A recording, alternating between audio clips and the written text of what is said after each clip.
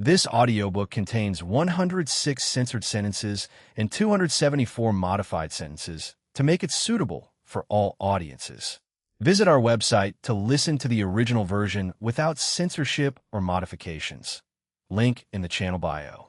But this will be your home from now on, but if you do want to speak, use the communication feature and contact me. Or you can always just teleport to where I am. Yes, she was giving me one-word answers, so I felt a bit awkward. Well, whatever, I'm done here anyway. I'll come back tomorrow and see where I go. Best of luck then. She didn't verbally answer but bowed to me and sat on the throne. It fit her in a way. She creates a book and starts reading away. I guess she won't be too lonely here. Japan, Kuo nighttime, Skyward household. So, will you guys be busy tomorrow or? Mission. Jin. I'm going out again, sorry, Jean. We didn't get to go everywhere today. Rennie Bear hugged me upset about having another mission tomorrow. And Ingvild was busy. No problems then. Sure thing. Have fun, and Rennie, I won't be in Greece for too long. Get some souvenirs, please, sure. Rennie, happy with my answer, starts to purr like a cat. Ingvild beside me laughed at her antics. Valerie was a bit tired. I don't know why, but she's already sleeping. I was contacted by Rias earlier saying they were doing fine and asked if I was going to join them for dinner, but I said I wasn't. I did tell them that I was going to Greece tomorrow. I don't know how long they'll be there, but seeing as how long I was in Ireland, there may be some nonsense afoot. I also still have Scat Hacks duel to do. Hopefully, things go smoothly next day. Heaven, Sixth Heaven Valerie, Seraphal, Penemu, Centuredo Griselda looks at me with a smile as Irina shivered beside her. Whatever. Ready then? Both newly reincarnated angels answered by letting out their wings. Griselda had 6 while Irina had 2. So she had 3 pairs of wings while Irina had 1. The difference in strength, they then retracted them. I look at Michael, and he nods. Gabriel was clinging on to me as Seraphal was seriously glaring at her. I tend to forget that she considers Gabriel as her biggest rival. I gently touch my barato to Gabriel's forehead as she sadly lets go of me. The girls that were going with me gathered around. Let's get going then. Greece, I checked out the mountain if there were tourists there, and since it was summer. I decided to teleport to a more secluded part of the mountain. The highest peak of this mountain is called Mytikas or Nose in human mythology. That's where the Greek gods reside. I look around and see that we were surrounded by trees. I had teleported us near the bottom of the national park. I'm assuming that at the peak is where the barrier between the human realm and where the Greek gods reside. The ruler of Mount Olympus is Zeus, who is the chief god of the Greek pantheon until he sealed himself in the isolation field barrier. His son, Apollon, became the new chief god of the Greek pantheon and ruler of Mount Olympus. I will be preventing that from happening. But that's in the future. For now, I'm just meeting them and making new connections. I look toward the top and could feel a strange energy coming from it. I could also feel multiple signatures around this small town. The town is called Lidicoro. It is located at the base of Mount Olympus, on the western shore of the Thermaic Gulf.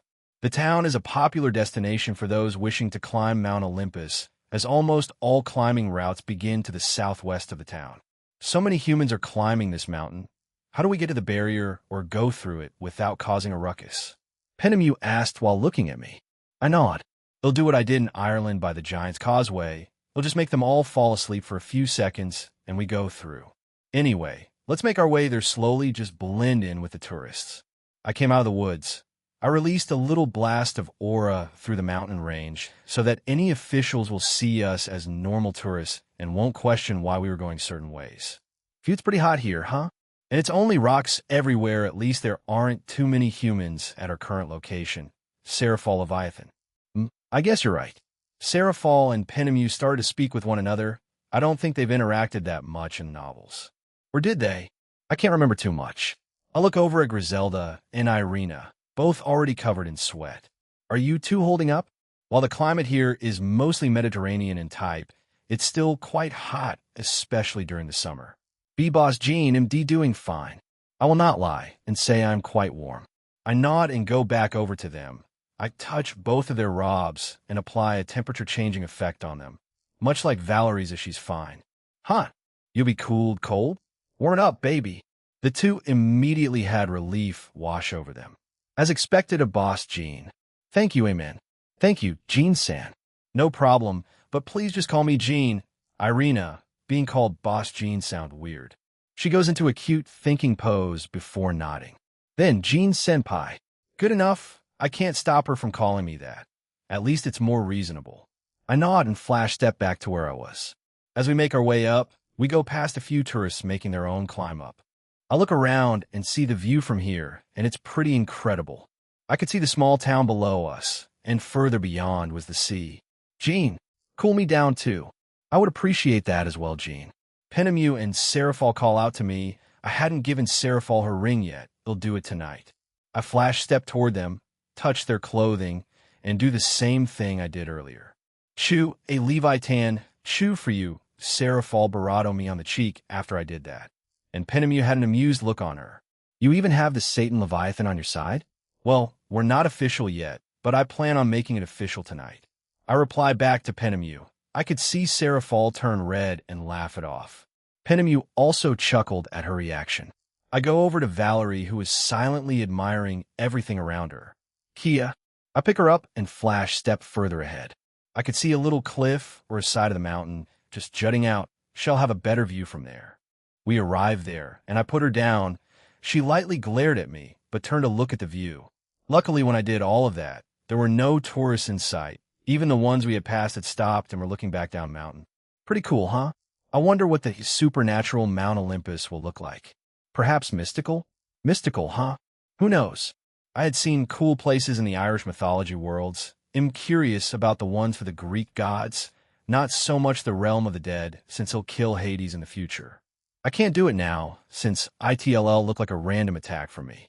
For now, he hasn't done anything to warrant that kind of action from me. After looking at the view for around 2 minutes, the others catch up to us, so we join back with them.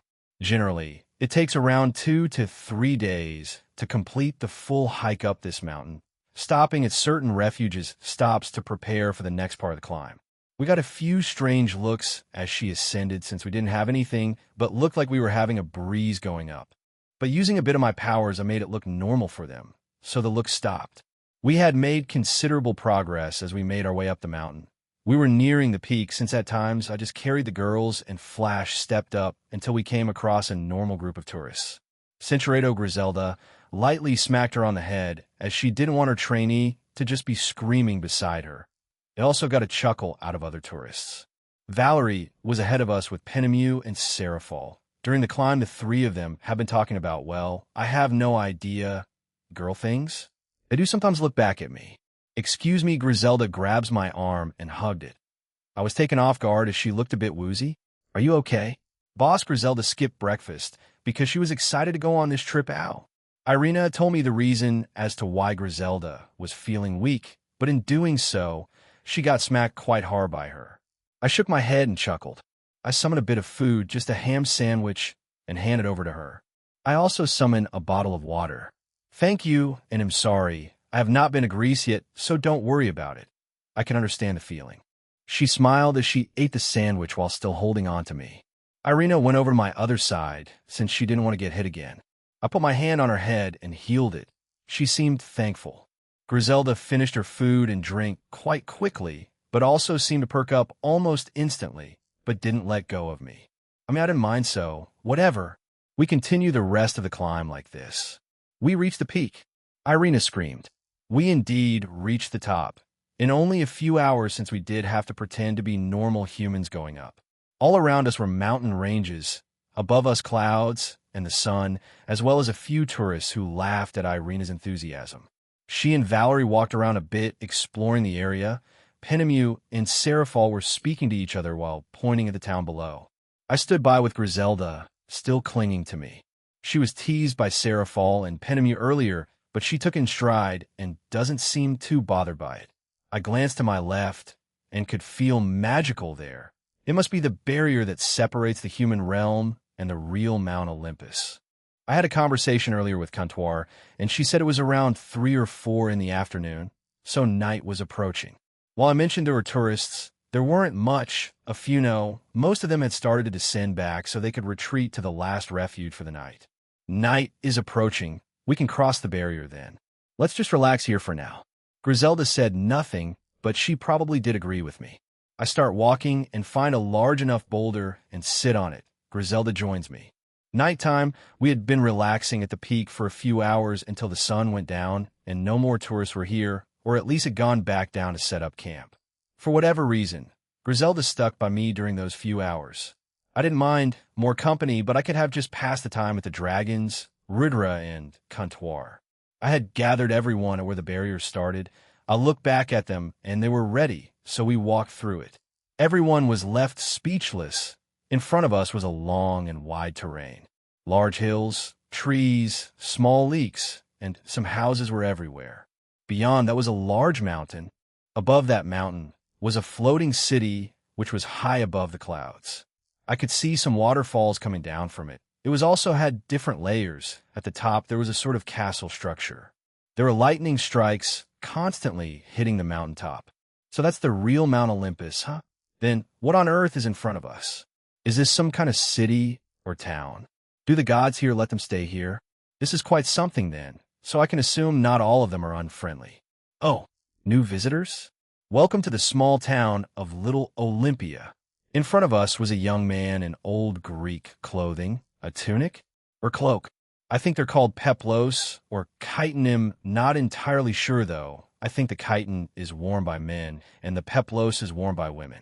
He had curly green hair, green eyes, and had two big front teeth. Anyway, it was mostly green and he wore some sandals with them. He had a bright smile and had a welcoming aura. He looked like a walking broccoli. Little Olympia? Is the floating island thing Mountain Olympus, then? Precisely. In front of us are the gates towards Little Olympia. It's quite large, so get ready to be surprised. He says happily and starts walking towards it. Now that I look at it closely, in the center of the city, I could see there was a huge tower. The city also had walls surrounding it in a circular shape. The walls were quite high and were mostly peach or gray in color. So what's Little Olympia like? Irina asked, and the guy let out a hoo-hoo type of noise and starts to speak. It's where the gods come down to relax. While they do relax over at Mount Olympus, they come here for more human-like activities. There's a gladiator-style arena in this town where we occasionally hold tournaments called Tournament of Power. The mightiest mortals will win a favor from the gods, and they can wish for, well, nearly everything. You can't wish to become a god, but you can ask to be trained by them. Though not all gods are in favor of this. But the leader of our pantheon, Zeus-sama, is a great guy. He's friendly and quite easygoing. Don't believe any of that nonsense your books in the human realm say. While some gods are accurate, some aren't. There are many shops and inns here, as well as normal houses that residents live in. We use human currency as many of us go to and from this realm and to the human realm. Interesting, this is such a weird setting. We were slowly approaching the gates, and I could see guards there.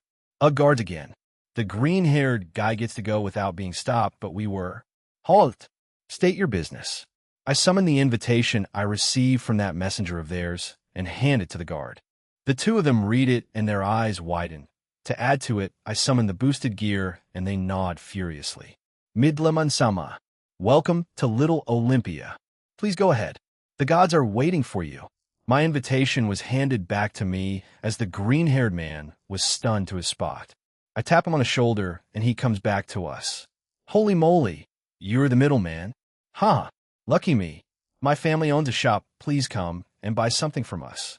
Talk about a change in personality. The houses here were mostly made out of stone, the roofs with redwood. They ooze some magic out of them, so they're not normal houses. What's that tower in the middle for? Valerie asked the man as she points at it. She nods sagely at her question. That's the Tower of Heaven. It has many high and luxurious shops in there. Each level is a different shop, while at the top is a teleporter that will bring you to the top of Mount Olympus. You'll need a sort of invitation to use it, but seeing as you have one, then you can use it. There are many shops in there that sell armor and weapons. The goddess Hephaestus also goes there on occasion, but she mostly stays in her own workshop in Mount Olympus. Goddess Hephaestus. Goddess? I thought Hephaestus was a guy. Hello. Oh no, please don't tell they're like from Oya. Tahami boy, who might these lovely people be? In front of us was a man. The man has blonde hair and orange eyes. He wears a feathered hat. He is slender and of medium height, with skinny arms and legs sticking out of his clothes, with orange hair with flowing locks.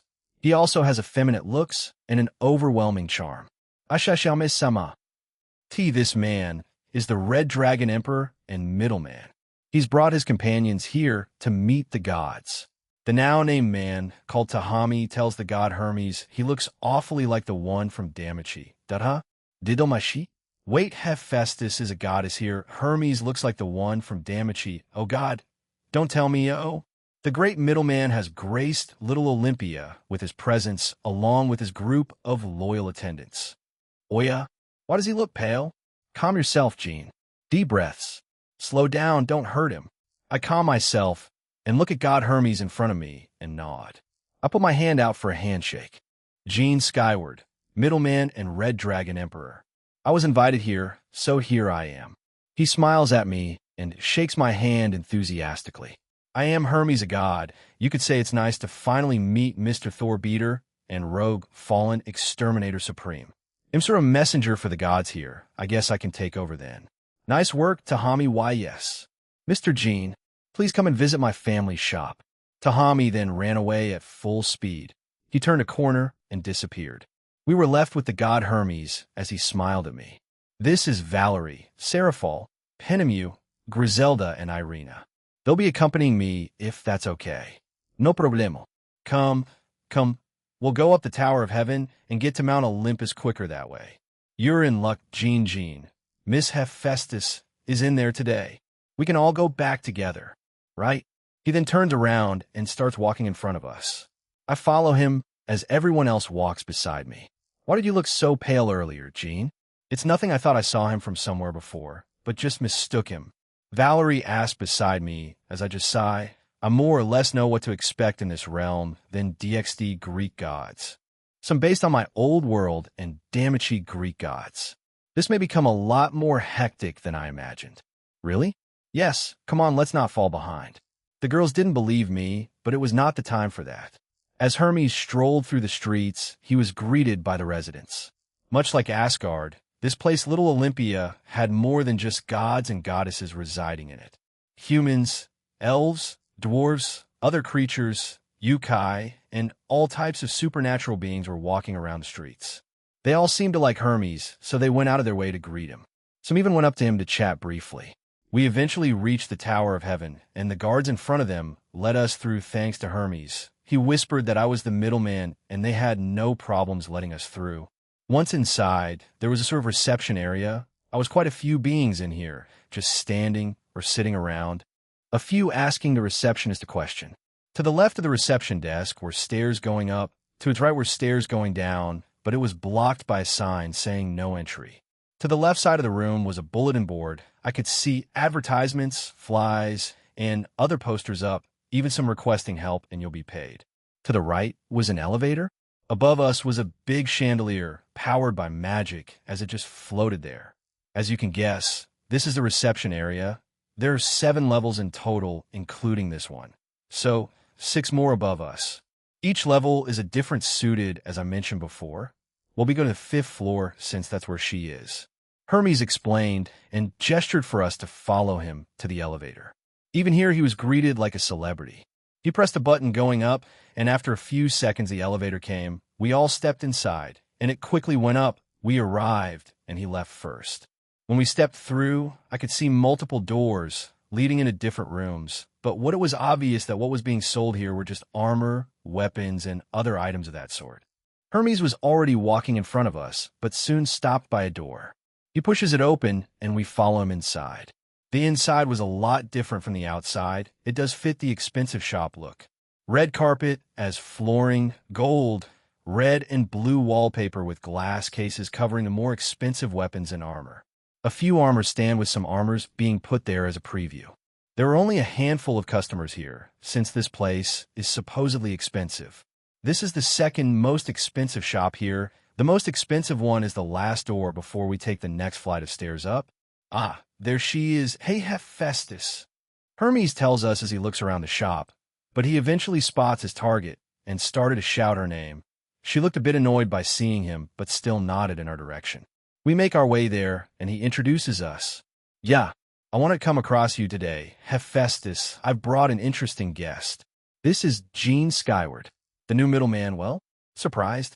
Hephaestus has a crimson eye and red hair reaching to the neck. She has a rather sharp face and slender body with an eye patch over her right eye.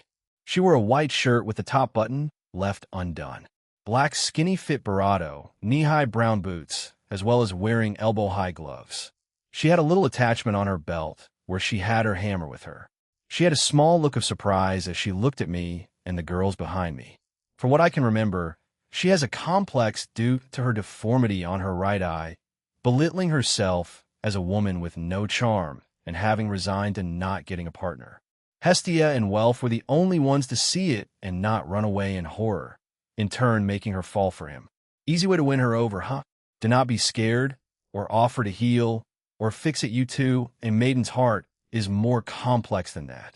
Comptoir. Answer. They're hopeless single dragons. Leave them be. Rudra. Jean Skyward. Pleasure to meet you. I put my hand out for a handshake. She stares at it for a few seconds before shaking it. Likewise, Sir Middleman. I hope you have a pleasant stay here. Hephaestus. Suddenly, a small girl hugged the Greek god of smithing. Hestia, please don't just suddenly hug me from behind. Hephaestus let out a frustrated sigh as she turns around to the now pouting goddess Hestia. Hestia is a beautiful and petite goddess with a youthful appearance.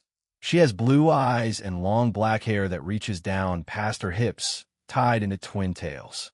Her hair is tied with hair accessories that feature blue and white petals along with bell-shaped ornaments. She has a small frame, 47. Her usual attire is a white mini dress with a blue ribbon around her neck and one tied under her barato around her arms and a pair of white gloves. She was barefoot. Why? Doesn't that hurt to walk in just your bare feet? Who are you trying to appeal to? Oh, Hermes. Who are they? Hestia reluctantly agreed to Hephaestus' complaint. She looks behind her to see Hermes and then us, and she points at us asking both gods. The middleman, he got an invitation here, so he's come to visit with what he'll assume is his group of companions. That's right, Hephaestus explained, and I confirmed while nodding sagely. Smack. As far as I know, only Seraphal and Valerie are in your group. The rest of us are just here to accompany you. Penemu smacked me with a clipboard. I have no idea where she pulled that out of. Hermes laughed at what just occurred. It's almost comical, like a planned-out skit due to my zero reaction to being hit. Oh, Hestia then trots over to me, circling me and poking at me. Since I was 63 and she was 47, the size difference was quite notable. Almost like an adult towering over a child. My God, you're like a strange one. Smack. Thud. He's knocked out. Barato. Was that really necessary? When the world happened, Albion has fled.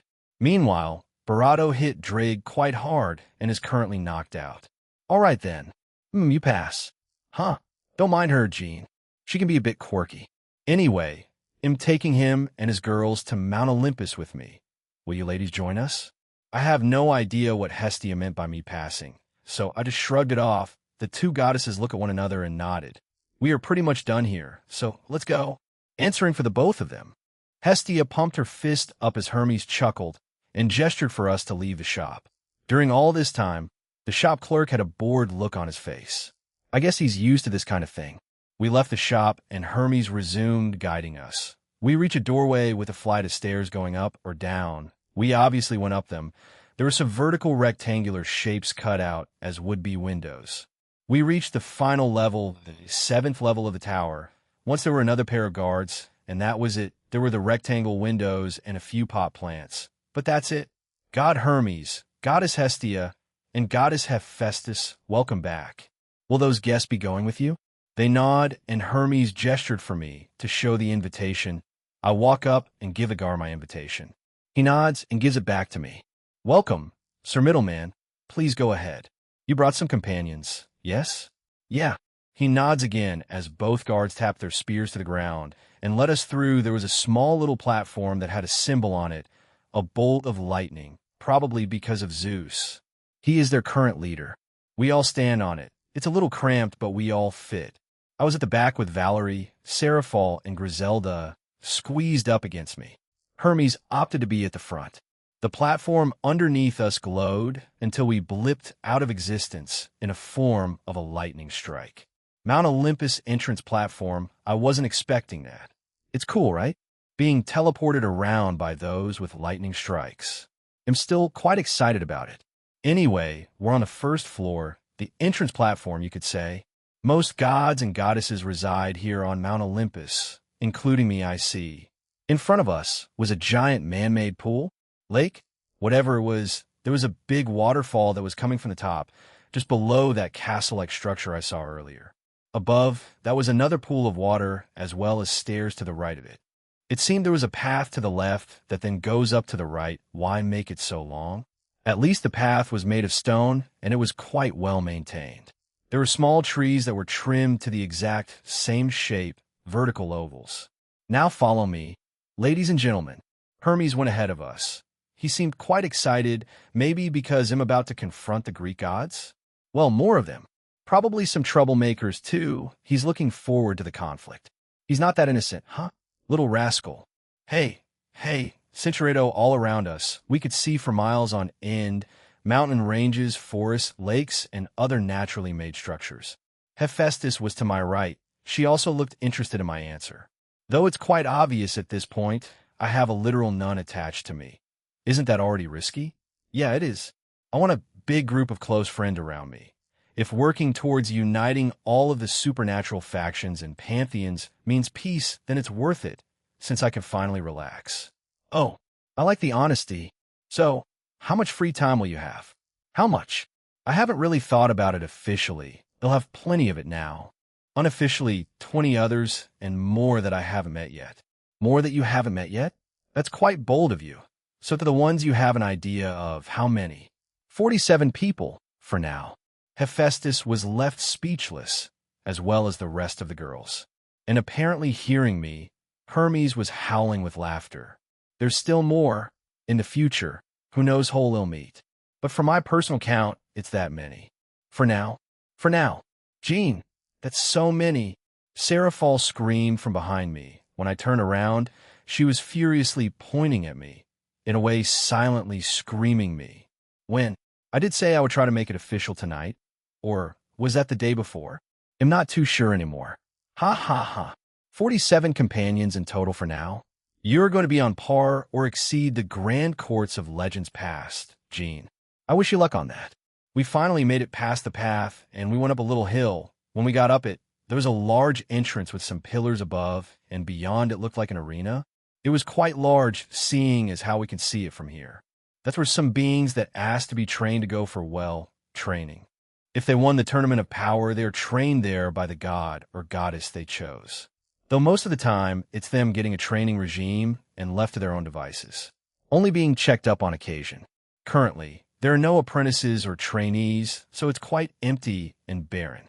The other use is if gods or goddess here have differing opinions, want it to be pushed, fight it out, whether it be an outright brawl or fighting in a different way. The most entertaining one is a cooking competition, since most gods and goddesses suck at cooking, since we have our servants and staff do that. It's a lot more amusing to have them cook. Of course, we other gods are the ones that have to eat the food made. Haha. That's the worst part. The food wars, but with gods who suck at it. Interesting. So, you're saying all the gods here are masochists?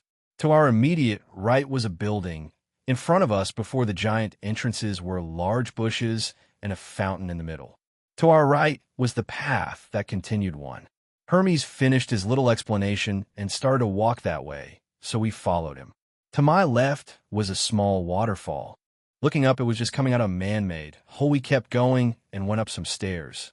To my immediate right was a large tree trunk. What happened to that?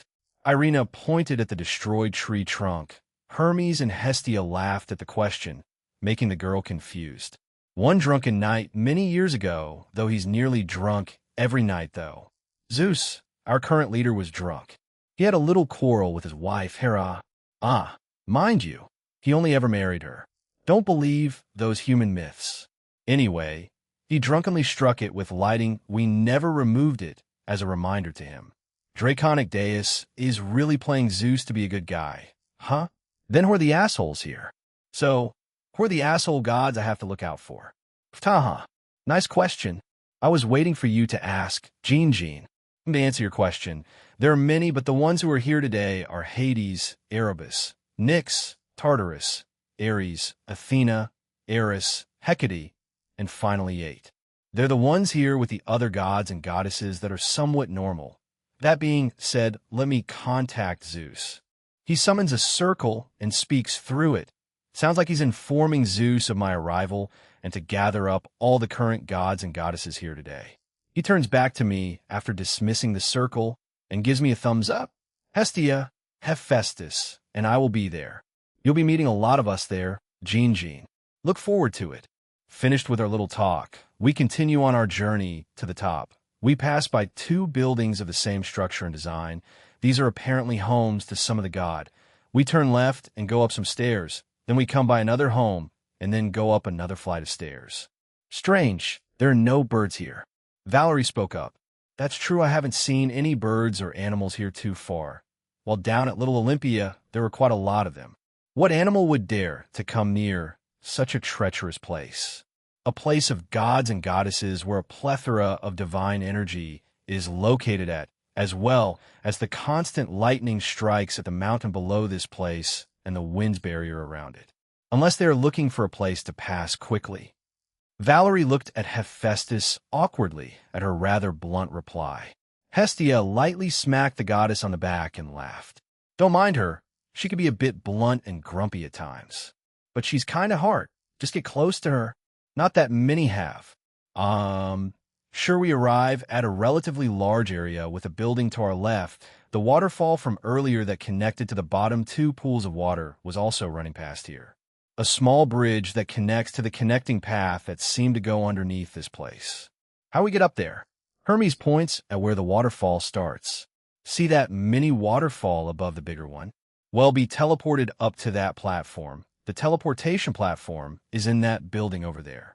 I can see you're curious on where this path leads to. We look up at what he was pointing at, and yes, it does seem like a platform is there. Interesting.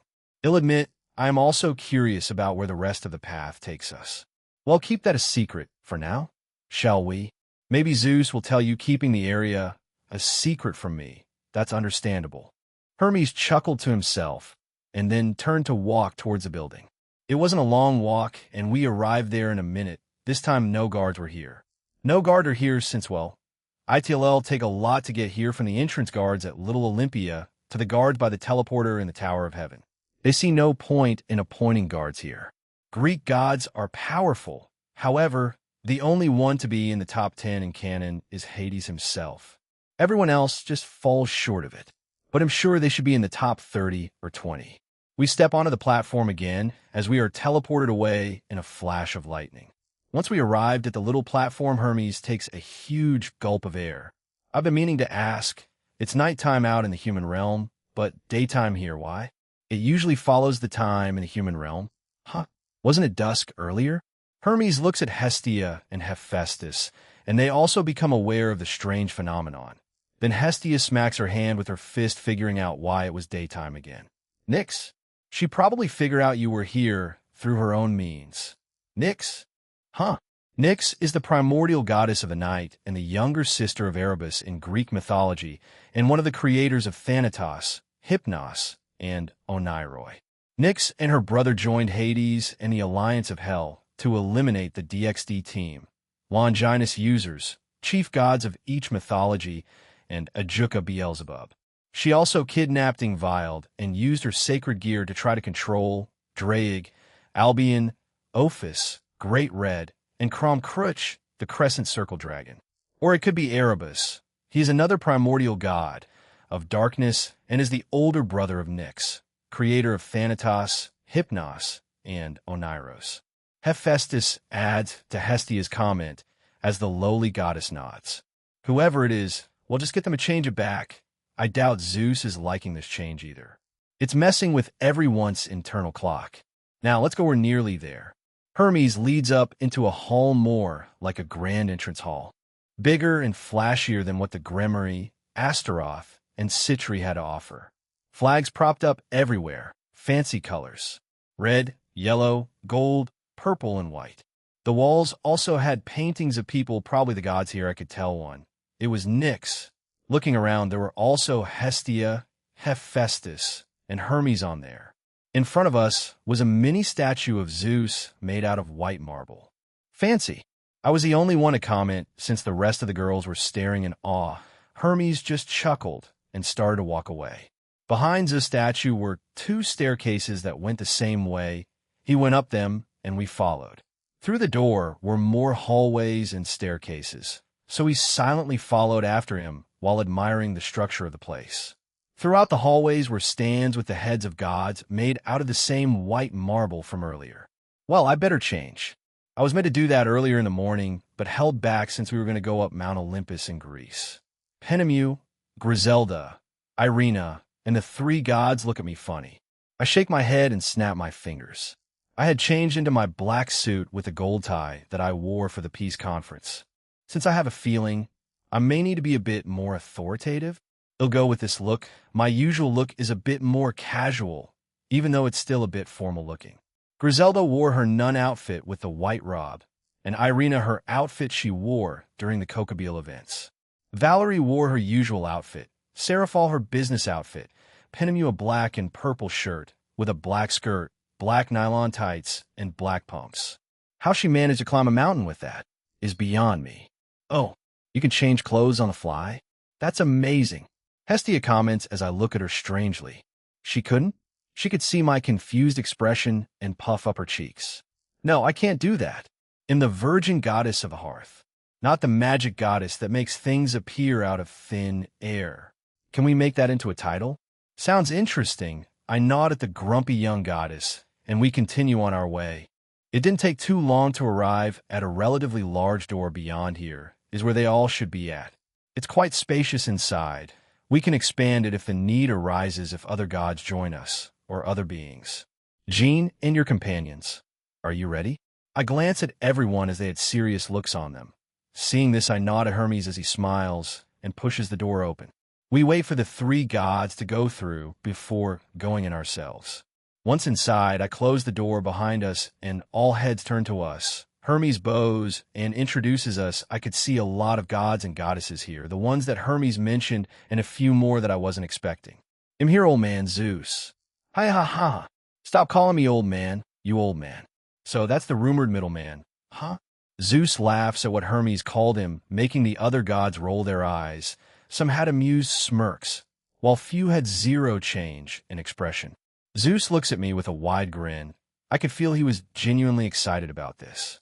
Yes, allow me to introduce to you Jean Skyward, middleman, and this generation's Red Dragon Emperor in the flesh. Sup? Chapter 8, Part 2, Greek Gods. Ares and Hephaestus Mount Olympus. Jean Skyward sup. I greet the gods and goddesses bluntly and casually while maintaining a serious look. Zeus and Poseidon grinned at me. Hermes, Hestia, and Hephaestus walked over to the floating seats that were elevated. A semicircle shaped like a courtroom. I feel like I'm in a fantasy court. However, there were a lot of gods here, more than I anticipated. I did feel a lot of godly auras earlier. Zeus, Hera, Hades, Erebus, Nyx, Ares, Athena, Eris, Hecate, 8, Apollon, Artemis, Kronos, Astrea, Aphrodite, Hermes, Hestia, Hephaestus, and Demeter. Those were the gods and goddesses that were currently present. The ones that Hermes told me to watch out for were already eyeing me up like some sort of prey or tool. The normal ones, he vaguely mentioned they were curious about me. Our 3 companions, Hestia, Hermes, and Hephaestus, were smiling. Hermes and Hephaestus looked a little expectant, while Hephaestus wore her usual stoic expression. I checked all their names using Observe. Zeus is very tall, muscular, and handsome. He had shoulder-length dark brown hair, a neatly trimmed brown and gray beard, and bright electric blue eyes. He wears blue and white robes with gold threads and golden accessories. Poseidon is shown to have a large, muscular build. He has long, silky silver hair and a long, silky silver beard that appears to twist at the end. He appears to wear a turquoise sash and multiple gold accessories. Poseidon has golden yellow eyes and wears a golden crown that signifies him being king of the seas. Hera has long aubergine hair that is seen to be tied in a braid with gold and silver ribbon weaved in. Hera possesses cyan blue eyes and is taller than the average human like all the other gods. Hera is incredibly beautiful and appears to be a magnificent woman. She wears a floor-length pastel purple dress adorned with golden trims and elegant detailing. Her dress features a stylish high slit on the left. Hera also wears jewelry, including her royal tiara and armbands, to necklaces. The most prominent is a golden choker decorated with aqua gems and clear ornaments. She's also shown to be wearing the golden fleece. Erebus is a handsome young man appearing in his mid-20s with black hair. He wears a black cloak, and his body radiates a dark aura. Hades has the appearance of a tall skeleton dressed in attire worn by high priests. Gives off a creepy aura. Despite having no eyes, his eye sockets can glow to give the appearance of eyes.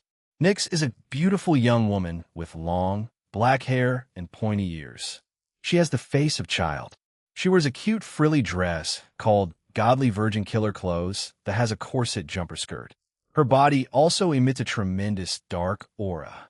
Ares wears an all-black chest plate and black terrages, skirts worn by Greek Roman soldiers. He is shown to be having spiked shoulder pads that hold his cape in place and forearm cuffs that have spikes. He has a faded buzz cut as well as a clean beard. He is the tallest and most muscular of Zeus' sons, possibly due to the fact he is Zeus and Eros' son.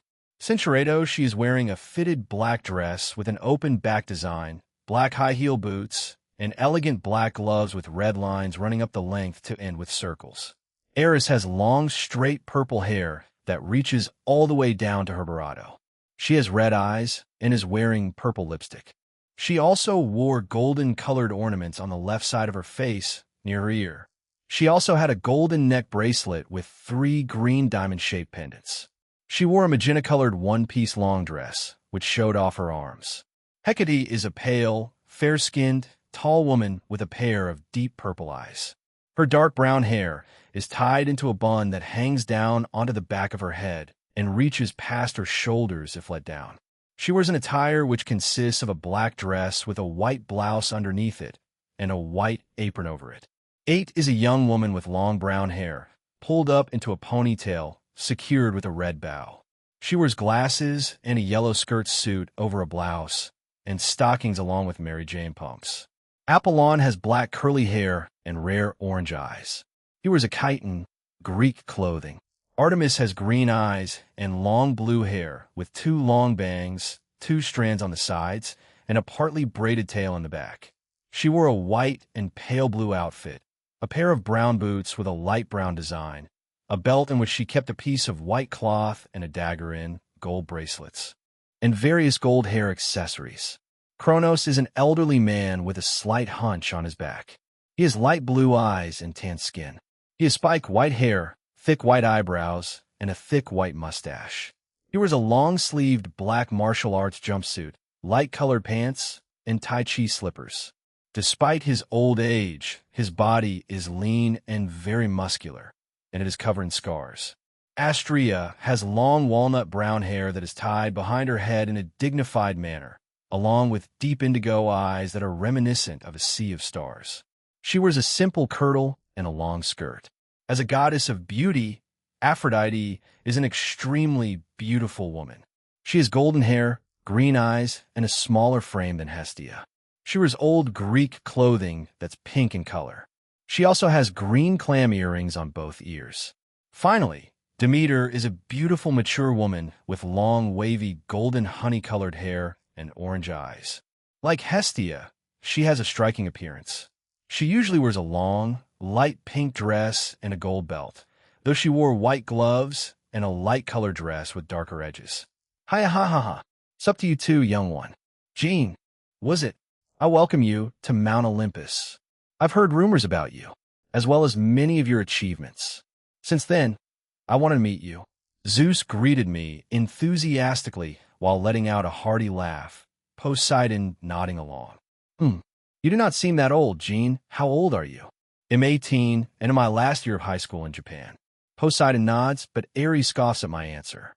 I could also see him looking over at the girls I was with, watching Valerie and Griselda closely. Both Irina and Griselda seemed tense since we entered this room. I can't blame them. While quite a few gods here had a friendly vibe, the rest not so much. And now they were being looked at with hostile eyes by Zeus' son, Ares. I don't want to mess this up, so if he does something, he'll make it look like 100% a defensive play on my part. You have all that power, but you still play human? For what? The same with the foolish devils of that academy. The older generation never did such a foolish thing. I also heard you were trying to gather a group of admirers around you? Huh. You don't deserve any of them. What is his problem? Did someone ruin his morning, Cinceredo? Sure, why not? Since coming into the room, Griselda had let go of my arm and was standing beside me with her hands in front of her in a respectful manner. However, she was clearly intimidated by Ares. It isn't easy for her to stay calm when facing beings she can't fight. Even now, her calm and stoic expression was on display as she looked at the gods. Doom, Ares, brother TCH. Zeus lets out a bit of his aura, making his son look away in frustration. Apollon just looked disappointed at him. Zeus' eyes turns back to me and gives me a thumbs up. What great guy. Smart thinking. Cinceredo, I am 99% sure he knows that I know about him. Ha! You're a very interesting Red Dragon Emperor, perhaps the strongest so far, however.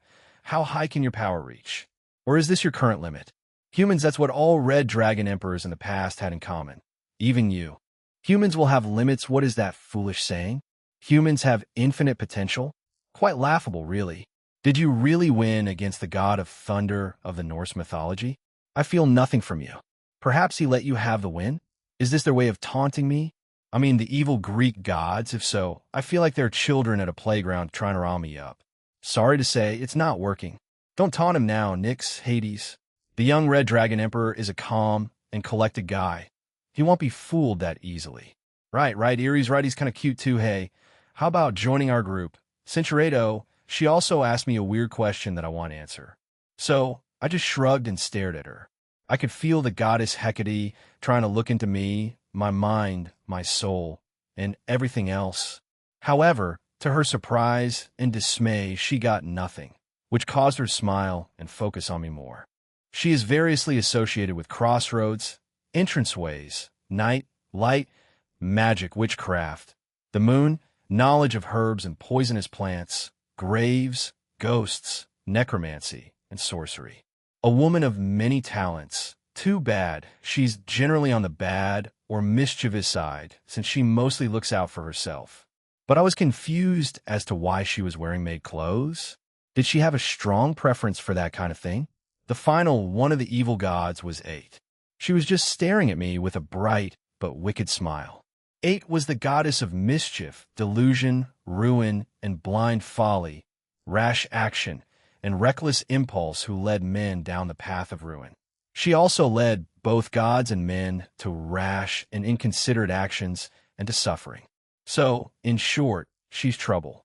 You'll need to keep an eye out on everyone here, maybe with the exception of Valerie, since she's above them in terms of raw power. But everyone else varies from middle class to Satan class, and those gods are low to high tier. You're so tense, all of a sudden. Jean's here to check our realm out. Will all of you relax?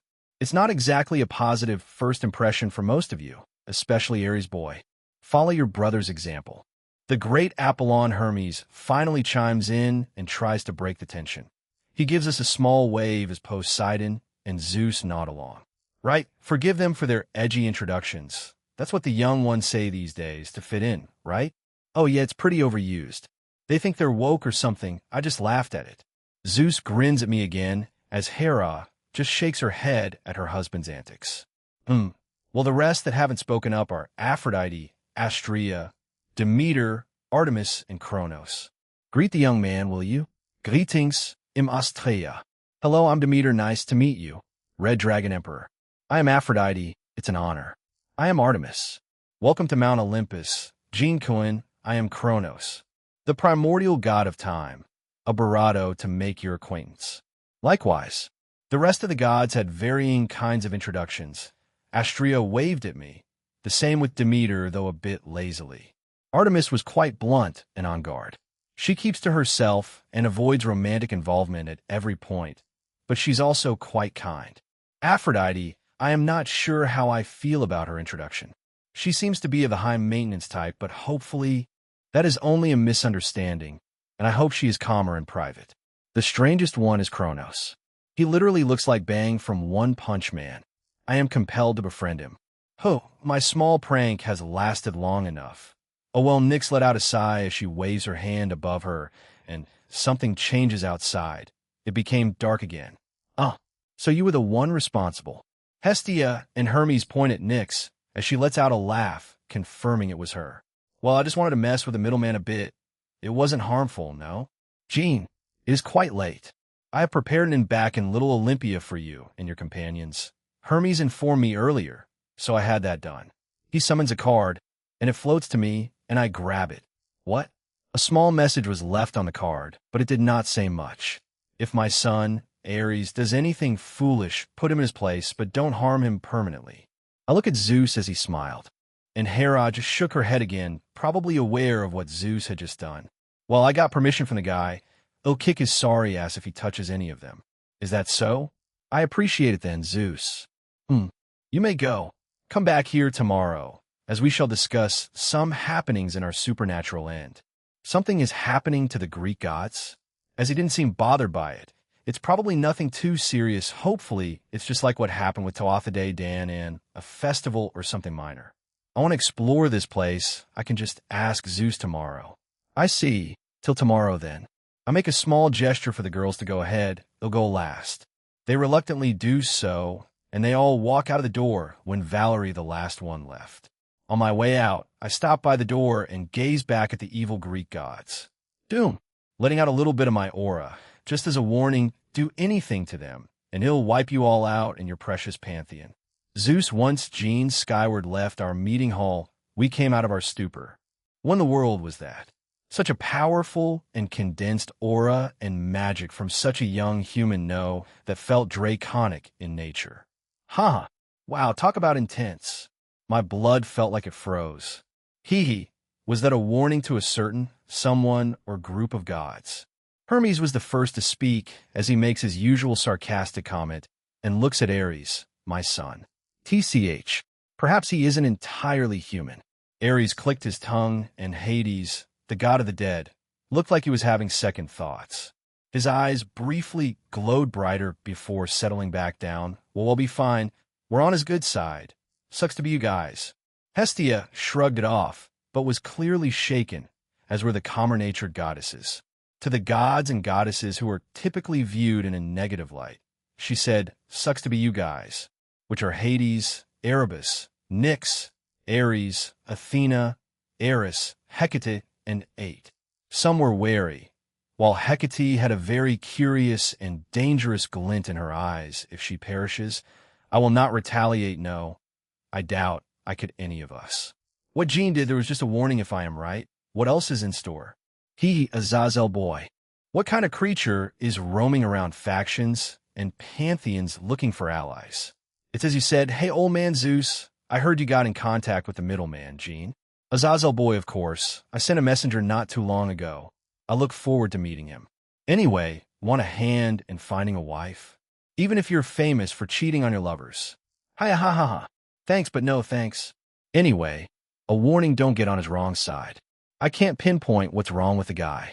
However, he's a lot more protective of his women as of late due to what happened to one of them a few months ago. Something happened?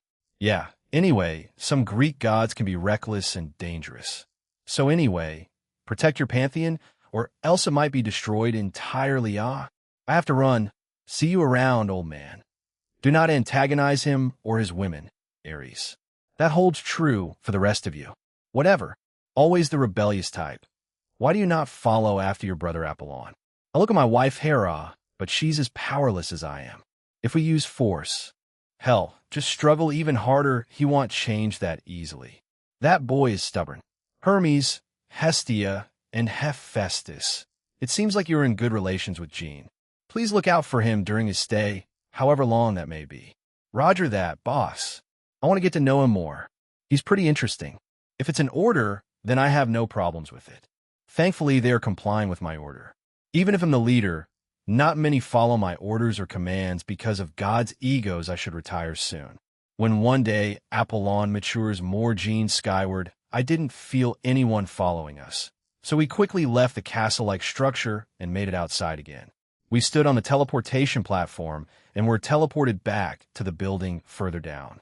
This place looks incredible at night, Myrina says. What we were all thinking since we were above the clouds. We could clearly see this realm's night sky, and it was quite a view. But not only that, but the terrain before us looked quite spectacular at night. We looked towards Little Olympia. We were quite far away, so we couldn't get a good look, but the lights it was producing were quite bright. The walls also had some light magic imbued into them, making them slightly brighter. I guess the nightlife down there isn't entirely dead, Hermes. And, you guys, what are you doing here? Wow, sensed us that fast, huh? Well, we do live here. I'll be blunt with you, Jean. We were told to be careful around you, but I don't care about that stuff. I live an easygoing life. I concur. I live how I like too, Hermes, and I just let them deal with the more complicated stuff. Even Hephaestus doesn't meddle too much with the politics. The gods who came with us hurriedly caught up with us. Hermes seemed to try and sneak up behind me, but that failed horribly. At least these three are more outgoing. I couldn't sense a lie in them, so that's good. Is that so? We slowly made our way back down, enjoying the view around us. Hestia was getting along with Valerie and Irina. Hermes and I were just talking about general things, trying to understand things we like and maybe find common ground. Griselda has been strangely quiet as she walked beside me, but pretty close. Seraphol was hugging me from behind while walking awkwardly. Hermes was quite amused to see that the Satan Leviathan had this side of her. We walked to the teleporter, and before we stepped in, I spoke to Hermes. Is there anything that I need to know about the gods and goddesses I met up there? About this realm? He looks at me amused and thinks for a bit. Cinceredo, hell, keep coming back, but just teach him a lesson in humility, and that should get him to calm down and out of his rebellious phase. Keep an eye out for those gods, the troublesome gods you asked about, while some are quite malicious. So just like annoying you, pranks and such. Pranks, ugh, no more. Hermes laughed at me. I clearly had an annoyed expression on me. I shook my head, and we joined the girls on the platform. Little Olympia, and if he doesn't calm down, let Zeus handle it. He's a good guy and relaxed about it. He'll put his foot down if he thinks someone keeps pushing it. He did win against the fight with Typhon all those years ago. So that legend is true? Hermes had a proud smile on his face as he nodded. Yep, that legendary fight between the Skyfather of Olympus and the king of monsters Typhon. Yeah, if the human history books knew of the truth and had seen that fight, it'll tell you, no movie can live up to it. Speaking of Typhon, where is he? From human legends, he was buried on Mount Etna, Italy, or thrown into Tartaros, but that's a living being in this world, so he probably has his own little world, or is literally living beneath or inside Mount Etna. Hey, where's Typhon? He and Echidna birthed many well-known monsters such as Orthus, Sphinx, Hydra, Ladin, and Regulus, who has been turned into the sacred gear Regulus Nemia. Anyway, Typhon and Echidna have their own world underneath Mount Etna in Italy. You could say a sanctuary or world for monsters, survival of the fittest in a way. By the way, Echidna is the opposite of her husband, Typhon. They reside there. I know that guy wants to fight strong opponents if he lost to Zeus in the world. Then what the heck happened to him? Is he humbled, or just still healing from the fight? You seem confused, don't be. We, the Greek gods and Typhon, as well as his faction, are in good terms. We did help make that little world for him, you know? Monsters, are they the same from the Monkai Association? But Typhon shouldn't be part of that unless he made some dealings with them. And Cow's Brigade, wait, what if that Black Alice chick, what if she was one of the ones birthed by Echidna? If we compare this Black Alice to the one from MGQ, then Black Alice is extremely ambitious and desires to rule the world.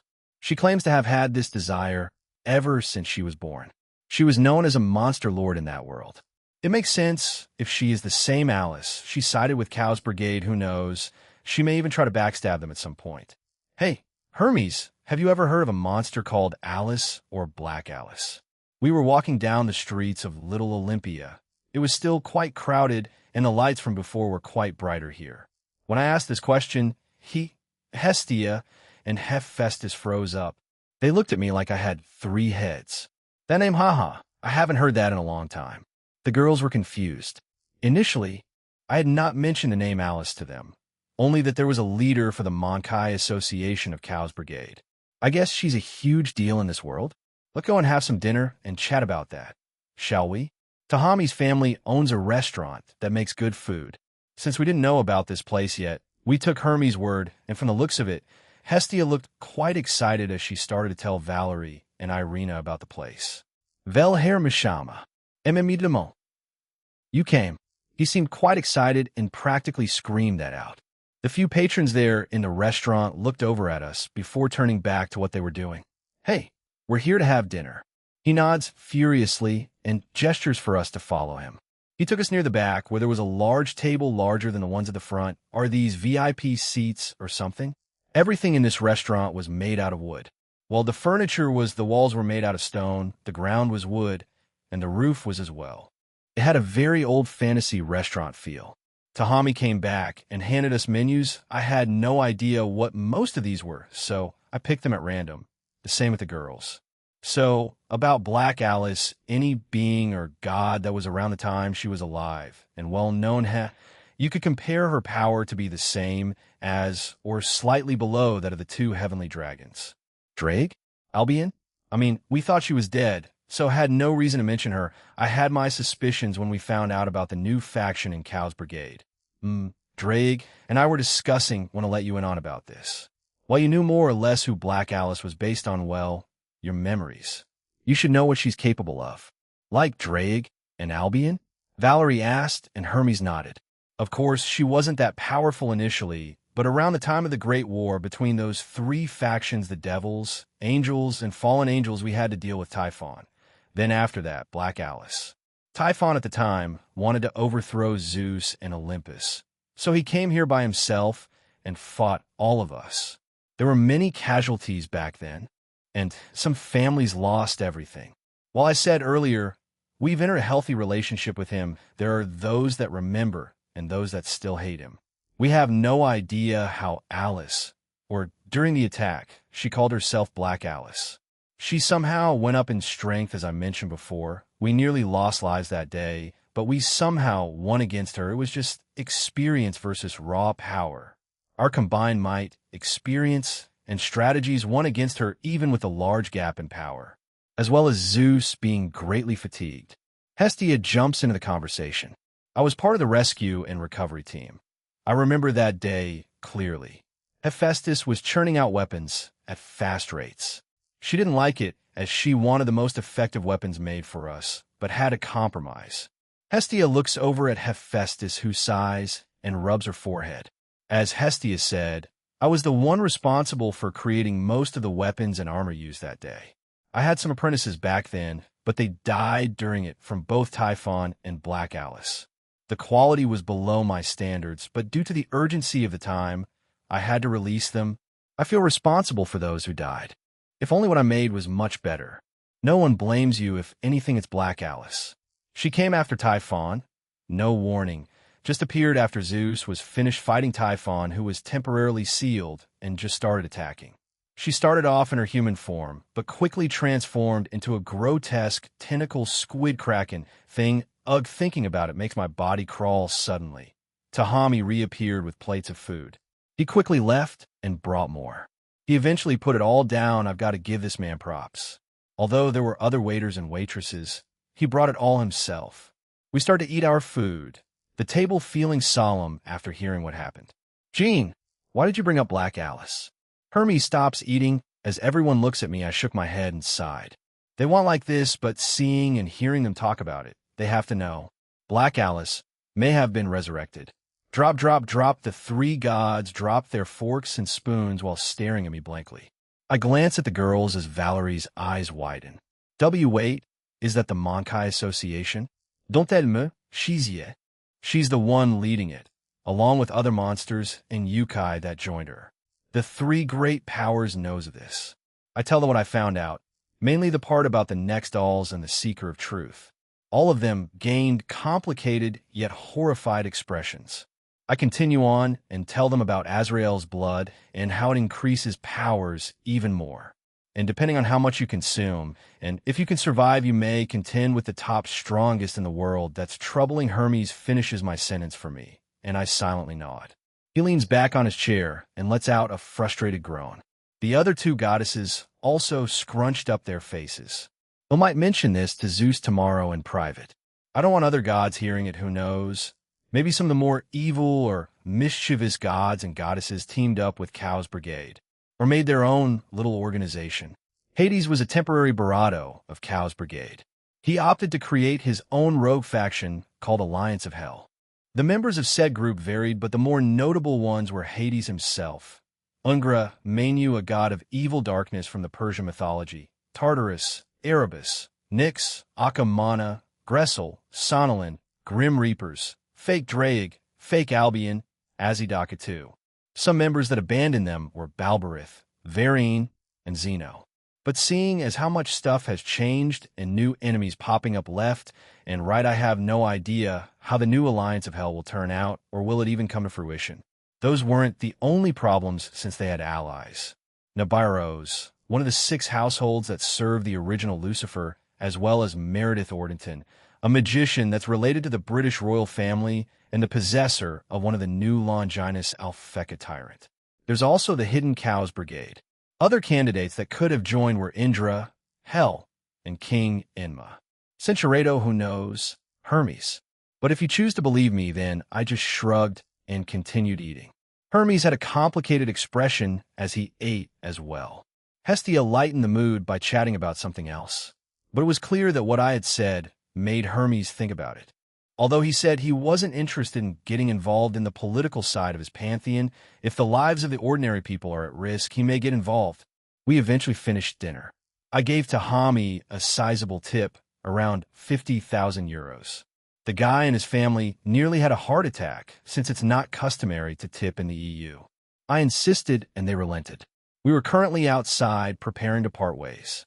Hermes was giving me directions to the inn that Zeus set us up with. Well then, good night, Jean ladies. Tidtumurov. Yes, good night, Hermes. Hermes and the 2 goddesses waved to us as they walked away. We watched on until they made it inside the Tower of Heaven. I look back at the girls and start walking towards the inn right now. The streets were still lively, but not as lively as earlier. Busy tomorrow, then, shit, you'll need to text Rennie and apologize. We'll be here longer than I anticipated. Also, Aquino, so she can relay it back to Rias and everyone else. Being away from them this long is quite difficult. But I mean, I have Valerie with me, so it's not as bad. The ball's on you, Jean. You have 3 friends close to you, and you're talking about another. As expected of the popular one. Popular? I mean, sure, though she has a point. To my right was Valerie, left was Griselda, and the one with her arms around me from behind is Seraphol. Irina was walking beside Griselda, as she was full and tired after dinner. But she was giving questioning glances at her boss, but generally just shrugged it off. I also don't know what her deal is. She's done this since we climbed up the mountain in Greece. Comptoir. Answer. Title acquired. Don't. This is it, huh? In front of us was the inn called Tired Travelers with a smaller sign beside it saying, this was originally in the Greek language, but people didn't know how to say or pronounce it, so we changed it much like the rest of the place. It was white stone and red roof, but this building was much larger, 2 stories in fact. I push the door open and go and follow by the girls. Seraphol was still clinging on to me. There was a little bell sound when the door opened. But travelers, welcome. A brown-skinned, bald-headed man with silver eyes greeted us. He had a muscular build and seemed friendly. Hello. Here. I summoned the card that Zeus gave me and handed it over to the man. He took a look at it, nodded, and handed it back to me. He grabbed 2 keys and gave them to me. 2 rooms, just in case is what Zeus said, haha. I glanced at Penemu, who had a thankful look. I guessed that Irina and Griselda were going to join her in the room. I handed the other key to Penemu. It had the number 34, and mine was 36. We have a bath well underground. They're separated by sex, so don't worry. Red for girls and blue for guys.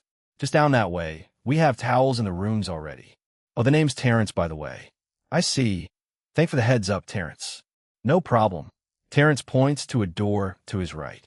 We thank the guy and proceed to our rooms. Seraphal and Valerie were going to join me, while Griselda, Irina, and Penemu were in another. Two reincarnated angels and a fallen angel. I wonder how that'll turn out. We arrive at our room, and it was, well, medium in size and was comfy looking. As previously mentioned, everything was made out of wood. I look at the lights and at Valerie. Centurado. Isn't that my shtick? In the clapping dragon emperor, damn it. What kind of title is that? The clapping of hands? I tend to forget that Albion just holds himself back from saying stupid things like you, Drake. Doom. Boom. AKM piaka. Come. Dragons. Ora. Mada.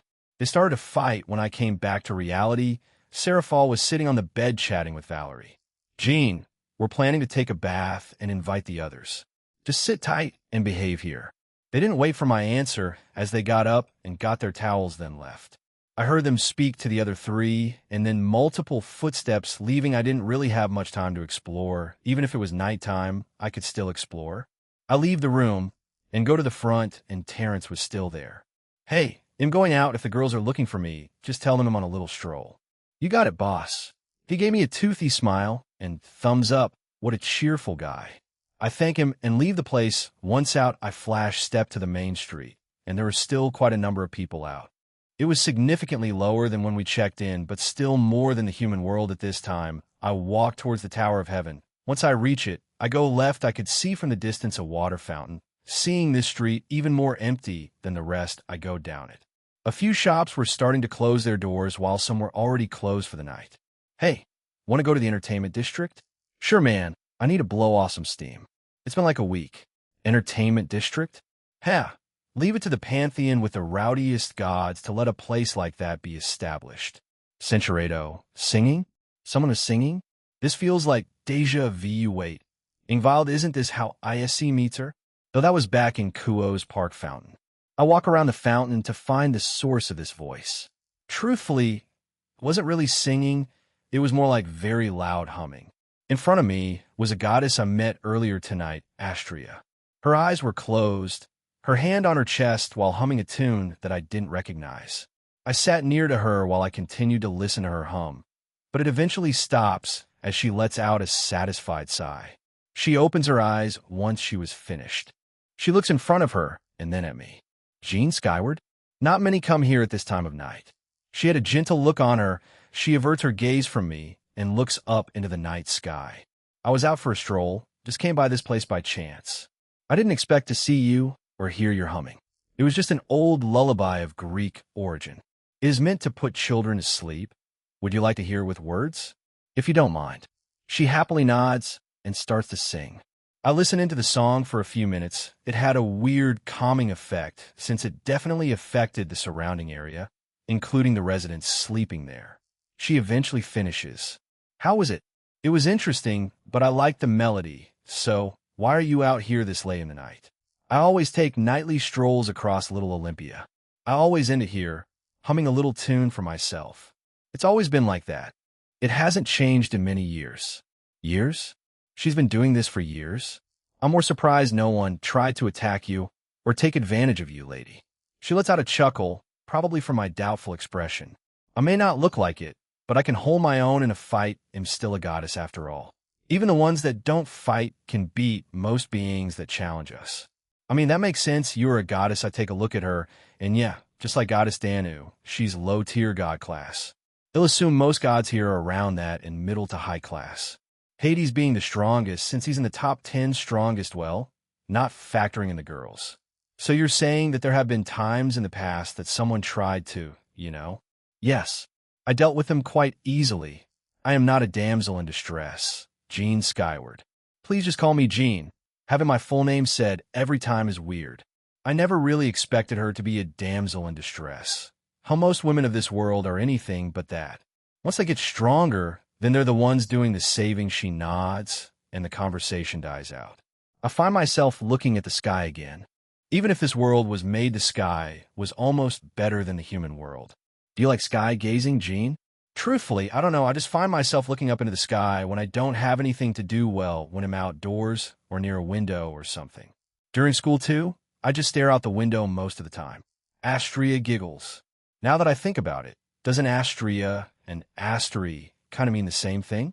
Astrea means I think starry maiden or starry night. Meanwhile, Astery means of the sky or of the stars. Starry one, basically stars. You found another loophole, partner. First with Shuri through Suzuku and Amaterasu, and now Astery through Astrea. How lucky. No comment. Is that so? Well, it's been nice chatting with you, Jean, but it's around the time I set for home. Good night, and we shall see each other tomorrow. She quickly got up and started walking away and didn't let me reply. I stare at her as her figure slowly fades into the distance. She is the virgin goddess of justice, innocence, purity, and precision. I wonder what her stance is on romance and love. Artemis is rather easy to read before she swears to remain eternally pure. Additionally, she goes as far as abstaining from relationships, from her appearance. In fact, that Artemis is what she is based upon. Time ago back then, when I was close to the inn, I could feel Sarah Fall's aura outside. I wonder what she was doing out here. Focusing my eyes, she indeed was outside the inn. She had her eyes closed, leaning against the inn's walls. I flash step beside her and tap her shoulder. She opens her eyes and hugs me. Dada, hey there. What are you doing outside? What about the other girls? They're back in their rooms. You stink, go bathe. Actually, wait here. Sarah Fall lets go of me, grins, and goes back into the inn. I didn't question it and waited for her. And she's back. It didn't take long. Her grin was even wider.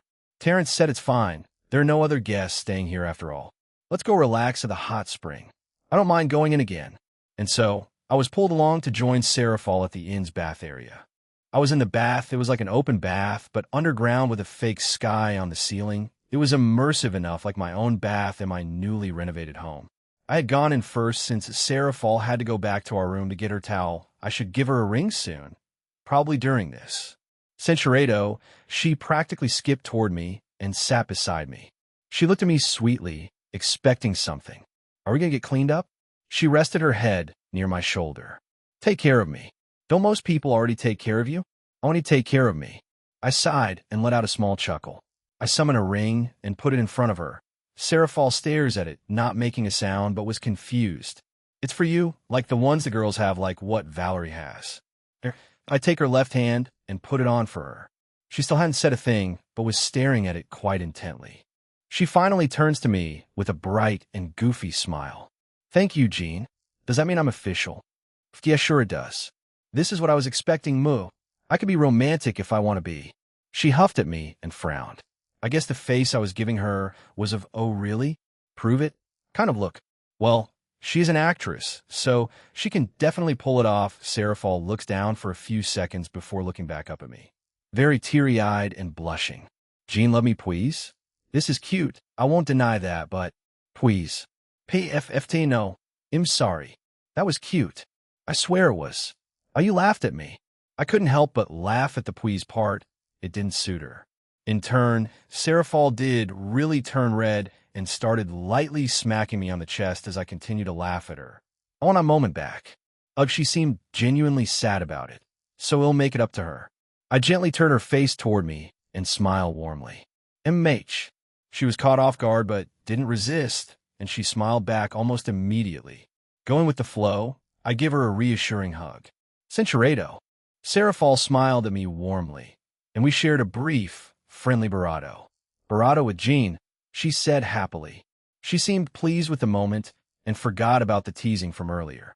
We continued to enjoy each other's company in a warm and friendly way. Centurado, I snap my fingers and my clothes, and hers appear on our bodies. I enchant her clothing, and we teleport outside. TCH, you're pretty strong for a reckless fool, huh? Outside, then was a man floating in the air. It was Ares. This guy doesn't give up, does he? But he looks pretty beaten up. His left arm was bleeding pretty badly, and he was clutching it. In front of him, the person he was glaring at was Valerie. She looked pissed off, as was I. What is this guy's problem, Jean? Let me handle this. I look at Valerie as she really is pissed off, This was the Barado I've seen her have that expression. Her eyes were so sharp and had so much intensity. I activated the communication feature on the rings. What did he do? He broke into the room through the window and lunged at me, but I woke up and hit him quite hard with my powers. Good. Zeus gave me express permission to deal with him if he messed with any of you. Do it for me, just don't hurt him too badly, because I might end up going too far if I fought him right now. I guess my warning meant nothing to him. Huh? Stop him, Valerie. Make it so he can never harm anyone again. Ares summons a sword into his right hand that was uninjured. He goes into a stance and releases his power. I cover the area with a barrier to prevent the houses and buildings from being blown away and destroyed. He notices this but shrugs it off. He had to focus on Valerie, otherwise he was a dead man by her, me, or Zeus. Jean? Valerie can hold her own. You know that she's a dragon god class being, and Ares at best is middle tier god class. She isn't limited in retaliating anymore too. Since I put a barrier around them, she can let loose. With that in mind, Valerie launches some fireballs at Ares. The Greek god of war quickly dodges, almost having an arrogant look, but done. It was a distraction. For some reason, he was still underestimating her. Perhaps he's a bit sexist? Valerie's fist hit him on the face. She followed it up with a barrage of punches. Don, Don, Don, Don, Don, Don. Crash. Ares was hit all over his body. He almost seemed like a rag doll in the air. Valerie ended it by kicking him in the stomach. Ares crashes into the barrier I had made. It was a physical barrier, so he or Valerie won't accidentally leave it. Ares coughs up some blood as I felt his anger surge. Doom, you absolute jerk. They'll beat you down and make you regret this. Excuse you. Valerie's body is incredibly strong. Valerie glances at me and smirks. Now is not the time for that. Valerie doesn't reply, but manipulates the blood around his wound by. Increasing its weight, Ares, caught off guard, plummets to the bottom of the barrier. She then traps him in her crimson binding, ultimately making him useless. What in the world? Ares starts to try to break the blood chains, but was unsuccessful. He was clearly using his full power as the barrier was shaking quite furiously and his veins were popping on his head. If he keeps that up, he'll lose control. Really? Fwash H.A., what is this foolish son of mine doing? Glad you guys could join us. Behind me were a few gods, including Zeus, Hera, and Apollon. It didn't take them long to reach us this ruckus. Thankfully, the attack earlier by Valerie didn't do too much damage. Terence was on the ground with a look of despair as his inn was just blown up, well, part of it. What did he do? Oh, try to harm my lover Valerie in her sleep. She woke up on time and blasted his sorry ass. I answered Eros' question as I hear her sigh behind me. Brother, stop this foolishness. Stand down and apologize to the both of them. You will have the appropriate punishment after. I feel Apollon looked at me from behind. Hey, I have the appropriate punishment when Valerie finishes this, so don't worry too much about it. Will you get rid of him? Zeus asked hesitantly, but I shook my head. Gods like Ares have enormous egos, so inflated they practically burst out of them. Taking that away, or sealing, it would be a far worse fate than simply defeating him. No, something better. I left it vague, so it would keep them worried about him.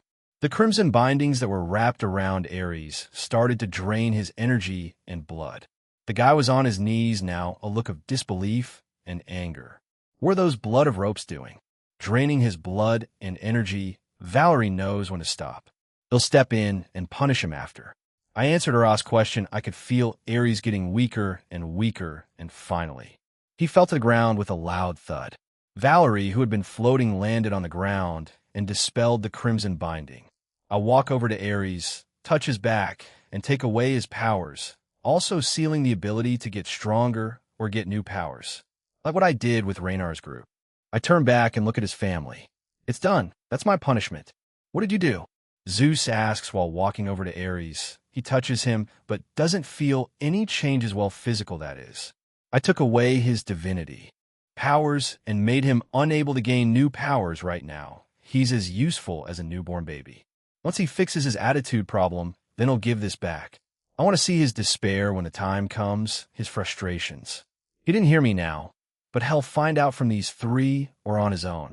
If he comes back to attack us again, then the Greek mythology will have one less god in its rankings. I summon a little red-orange orb on the palm of my hands, and all of them look at it. Yes, this was Ares, the Greek god of war's power. If I gave this to someone, they would gain all of his powers, and then some. I put it back into my inventory. I turned to the destroyed inn and also restore it back. Terrence saw this and jumped up, overjoyed.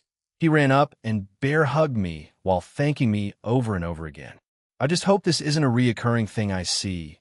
Thank you for now killing my son. We shall leave then. I still need to serve him a proper punishment. Hera and Apollon give me a thankful nod as they disappear in a flash of lightning. I sigh as Terrence had run back into his inn. We, Valerie, and Seraphol go back in too. Inside the inn were now awake Penemu, Irina, and Griselda. Cinceredo, I relied too much on my threat from earlier 5 dragon knights. Go into each of their shadows. Protect them with all your might if anything happens. Just like that, 5 shadows left mine and entered theirs. The other gods and goddesses were more interested in Jean than us, but we shouldn't let our guard down. The girls agreed with what Seraphol said. Better safe than sorry, right? I summon 3 more rings and present them to Penemu, Irina, and Griselda. The 3 looked at the rings blankly before Penemu started to hysterically laugh. Jin Zenpai. I tell them what the rings do, and who I usually give them to. Irina blushed at the gesture. So this is just temporary? No, keep them forever. I won't stop worrying about all 3 of you if I didn't do this. We don't know what those evil Greek gods will do. As far as I can tell, Hermes, Hestia, and Hephaestus are trustable, maybe Astrea. The rest are still unknown until they prove otherwise. Griselda follows it up with a question, but in truth, while also a bit forceful, I want them to have them, also for them to know I'm interested in them. They glance at each other before taking the rings and putting them on. I'm still naive. I guess he'll do this to anyone I bring with me from now on, well, to factions or pantheons that I haven't been to. Unless the girls in with already have those for guys. Maybe a bracelet? Or just a shadow, I'm not sure. He'll think about it. The 3 of them had their clothing from earlier in the day, so I touch them and enchant them too. They look confused, but I explain what I did. Wait. Why you have all of these protections on your companions? More or less, yes. Are you telling us you're working with us? Cinceredo, let's just go to sleep. We have more things to do tomorrow. Next day, Terrence provided us breakfast. It was apparently part of the experience while staying there. He even said that dinner was part of it, but seeing as how we arrived late and had dinner already, he didn't mention it. Let's go back to that place. Then you know that? Screw the scenic route. I gather the girls around me and teleport to the small platform before we enter the castle. This should be fine, well. Geez, Jean, a little warning next time. To my surprise, Hermes, Hestia, and Hephaestus were already there. A little bit in front of them was Demeter and Astrea. I skipped the scenic route and opted to teleport here. I can see that anyway. Only a few gods showed up to this meeting. It's not mandatory since it's just you and Zeus talking about that. It's nothing too serious. Don't look at me like that. Jean, geez. I heard about naughty boy Ares, so lighten up, will you? I can't exactly lighten up when he tries to hurt one of my lovers, Hermes. Point taken, but still come on. Hermes starts to drag me away as everyone else followed after us. The girls were joined by Hestia, who dragged Hephaestus with her and asked about what had happened last night. I was with Hermes, Astrea, and Demeter. Before you ask, I'll say what I did to Zeus again, so I won't be repeating myself. Roger, that it seemed trouble follows you wherever you go, Jean. It also happened after we parted ways, no? Hermes and Demeter look at Astrea strangely. She calmly explains what happened between us, and they understood. Her nightly walks are well known after all. We quickly reached the door again, but during that short walk Demeter kept glancing at me and lazily waved her hand at me. I did the same, just out of habit, I guess. Such a strange goddess. She's the Olympian goddess of the harvest and agriculture, presiding over crops, grains, food, and the fertility of the earth. Although she's mostly known as a grain goddess, she also appeared as a goddess of health, birth, marriage, and had connections to the underworld, but I'm not too sure about that last one, seeing how she is in the world. We eventually reach the door, and Hermes pushes it open. We all step inside, and I could see that Zeus, Hera, Apollon, Kronos, and Aphrodite were the only ones there. It seems like the evil gods opted not to be here. No, Nyx was to the corner. I turn around to face her. He to think I was found that easily high. Red Dragon Emperor, she giggles to herself and flies back to her seat from yesterday. The gods with us joined them too. I stood at the front while the girls were beside me. The atmosphere was a lot less tense as yesterday. Jean, good day to you. I trust you rested well after last night's events? Yeah, more or less. Zeus strokes his beard while nodding sagely. Hermes, for some reason, was holding back his laughter. Does he need to use the restroom or something? Zeus then proceeds to tell everyone there of what happened last night. A few of them were shocked at what I did. Show us proof. Nyx believed me, but wanted proof. So I pulled out the power I took from Ares and presented it to them. I could see a strange glint in her eyes as she grinned. That's enough, so I put it back into my inventory. So, what's this thing that's happening to you? Ha ha ha ha ha. He finally lost it and started laughing. Zeus just sighed. It's nothing serious. Jean, it's not even a request, but, well, maybe it is. We're going to hold another tournament of power. We would like you to be a judge or an exhibition match participant. Something like an extra opponent for the winner of the tournament, of course. You can decline and just be a normal judge. Usually, Ares or Apollon are the ones to be the exhibition match participant. But since you're here, you wanted to ask me to do it. Since Ares is out of action right now, Apollon will be taking over. Yes? It's happening in a week, Jean. If you chose the scenic route this morning, you would have seen the entirety of Little Olympia preparing. It was in our luck you teleported here. I see. That's why Hermes was laughing. Hully still was while telling me that what do I choose? Fight or be a judge? Honestly, I don't want to fight. Too much effort weight. I could just have someone else do it actually. I'll fight no, a subordinate will fight for me. How's that? A subordinate? You have subordinates? Zeus asked confused and I nod. However, I wasn't too sure in who to let fight and run loose. I'll decide when I see the final contestant then. I have quite a few. I'll let them come when the winner is announced. Zeus closes his eyes and seems to be thinking about this. He opens them back up and speaks to Hera and Apollon. They nod at each other before he turns back to me. I see no problems with that, Jean. I shall trust your judgment on this. You did spare my foolish son last night. Hi-ha. Well, that's it. You have a week before the tournament of power. You can leave and come back or stay here and explore our realm. There's more than meets the eye. After all, not only Greek gods and goddesses reside here, but also other beings. You saw them in Little Olympia. Great. We can go explore for a week before the start of this tournament. I also don't need to help out apart from being a judge and letting the winner fight someone. He'll decide before it starts. I have a week. It's a lot more relaxed than I thought. Go and explore to your heart's content, Jean. Sure. Thanks, I appreciate it. Nyx was still smirking at me. But I can't let my guard down until I leave this place hell for the three other girls' sake, since they can't compete with a god class being as of now. Valerie was the only one with me, not including Ophis or Irene, my shadows, or the guys in my rings. So, will you go exploring today, then? I can bring you around if you want. Jean Hermes offered to be our tour guide. If he means just Little Olympia, then I don't mind. I want to explore this realm with just the ones with me. Sorry, mate. Oh, just in Little Olympia. I do have some things to help out with after all.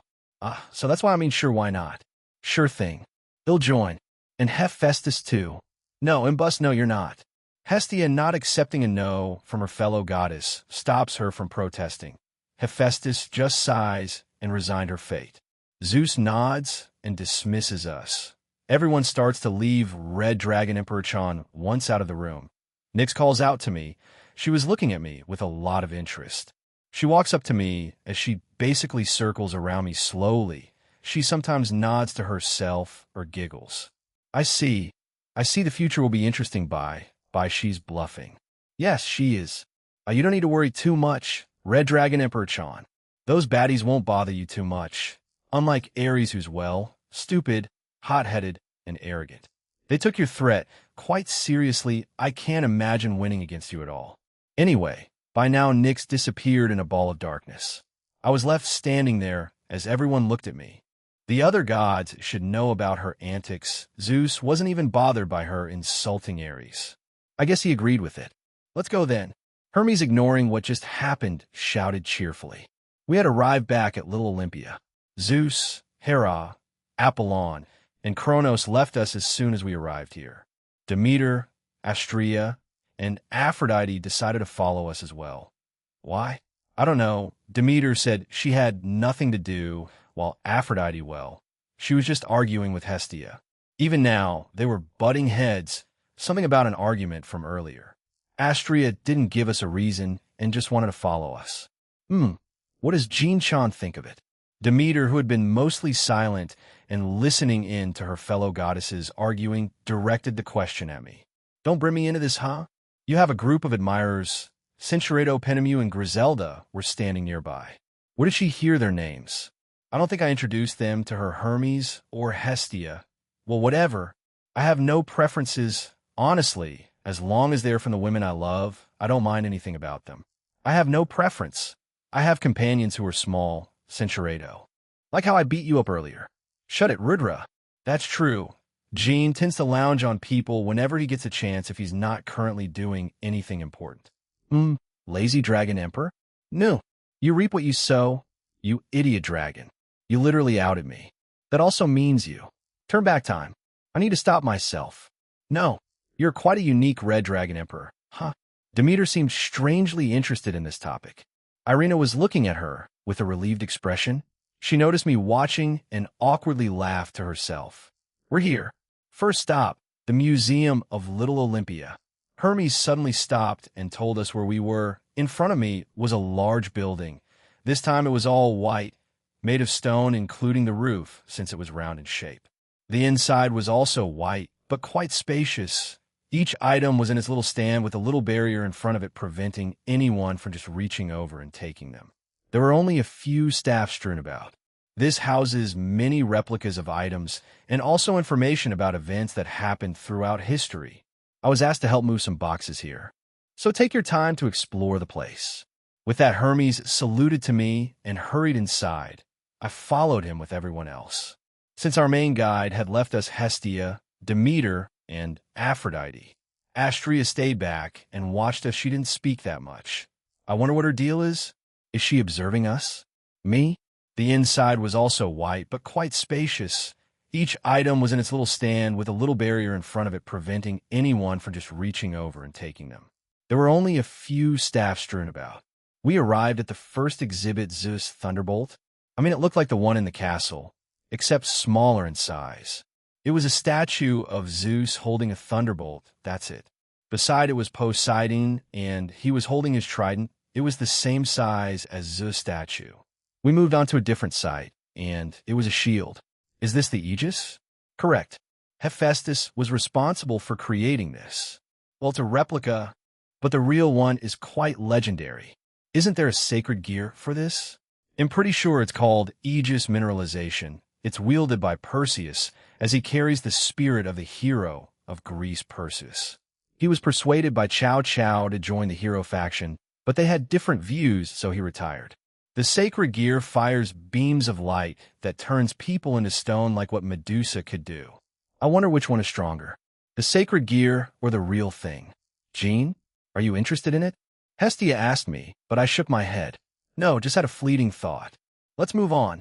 They were obviously curious, but didn't ask any further. We moved on to another replica. This time it was a bow.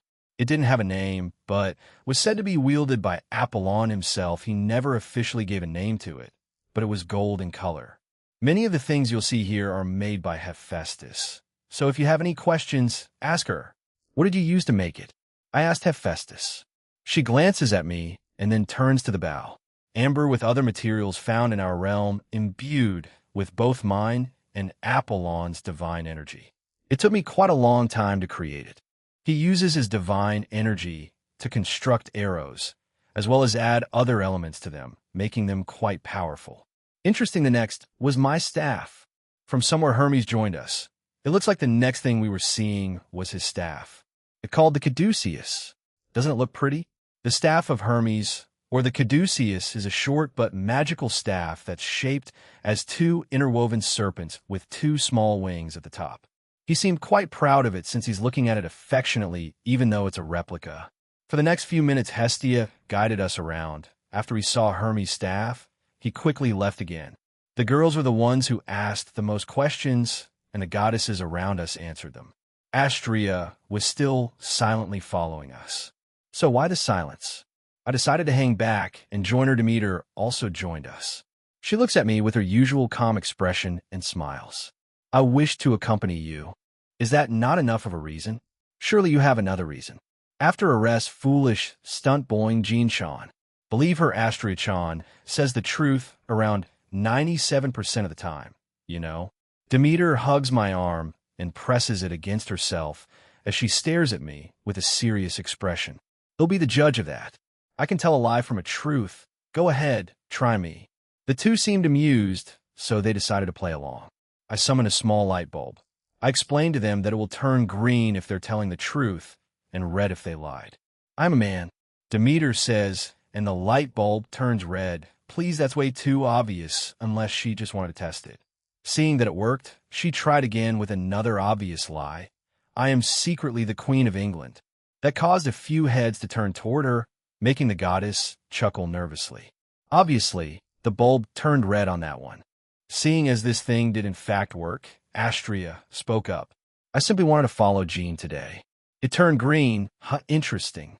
Was she curious about me after last night's talk? Demeter then started saying weirder and weirder things, making the bulb turn from green to red at an almost freakishly consistent rate. In the end, we saw a lot of replicas of weapons used by the gods and goddesses here. We also learned a few more things about them, since there was a little bit of information on the placards. Hermes also joined us once we left. He was quite a fast worker, it seemed. The man led us to a different part of Little Olympia that had a lot of things that seemed to be related to different Greek gods. Did they design it like that? I mean, maybe, right? Poseidon wasn't at the meeting today because he's here. Actually, this is a small aquarium. While he usually hates these things, many of the aquatic life in there voluntarily chose to live in the tanks. Apparently, they didn't like the surviving aspect of the wild and opted to be fed by the staff instead. Poseidon was a bit amused by it, so he sometimes visits here. He's normally just in the oceans of the human realm. You know, we go into the place well down. The aquarium had a hollow building on the surface with a small reception with no staff. There was a large staircase that led down into the ground. That's where the real aquarium is, apparently. Oh, Hermes, my boy, Jean. Welcome to All Blue. That's this aquarium's name. I named it myself, since all the oceans of the world are, well, blue. Mostly, all blue, like the one from One Piece. I can understand where he's coming from. A lot of the natural water of the human world is starting to be polluted, and it's quite disheartening to see that humans still take it for granted. A nice name, Poseidon. Cool me. He'll be your tour guide. Ho ho ho. He offered and we accepted. When I asked if he was busy or what, he replied that his wife Amphitrite was looking after the ocean in his absence, so he had time. Amphitrite was a sea goddess and wife of Poseidon and the queen of the sea. Hey, I only have one wife, like Zeus. Do not believe the nonsense that the human books and legends spout. While some of them are true in a sense, they're far from fact. Well, that answers my question then. I nod at him as he grins. He takes us around the underground aquarium. Most of the aquatic life here were small, nothing large, or big. I mean, that makes sense. The smaller ones want an out, right? Hey, look, it's Boss. He's bringing around a bunch of humans, or whatever they are, in our home again. Hey, Boss, you seem popular. The fish that we passed by started to speak. Most of the time, they were silent or minding their own business. Poseidon looks at me in surprise, but a wide smile stretches across his face. You can understand the fish? Does this extend to all sea life? I can understand all animal know, any type of creature's language. Probably supernatural too, but I hadn't many chances to test that out since they're mostly quiet. Smack! Smack! Happy with my answer, Poseidon smacks me on the back. The fish also heard and had surprised looks. Well, as surprised as you can make those faces as fish. I heard from Aquino that you scared a poor dog when it kept being mean to you. Valerie tilts her head and looks at me. I chuckle and nod. Well, by mean you mean, Jerk? Then sure, I mostly endured that crap for a few months. Another interesting ability from the middleman. Like Poseidon and Hermes grabbed my shoulder and forced me to keep both of them company. They just talked and talked about this place, how it was built, who built it, and why. I basically got a history lesson. Now that I look at it, it was mostly black. Blue, not just the lighting, but the walls and floor. He really tried to make it ocean-like, huh?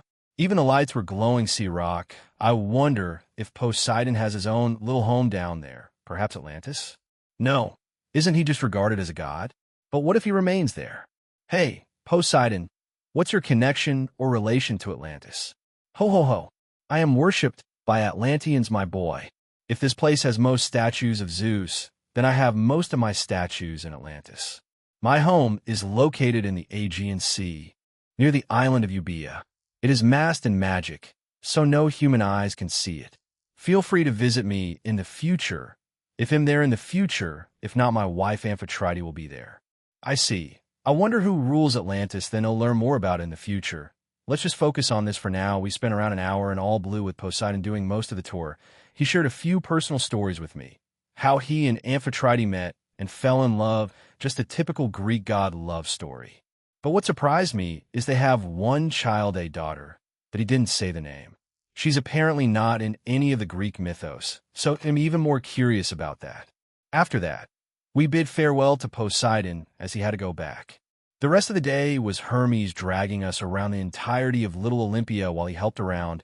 We just explored the general area he took us to while also eating food. I had to pay. I didn't have any problems with it.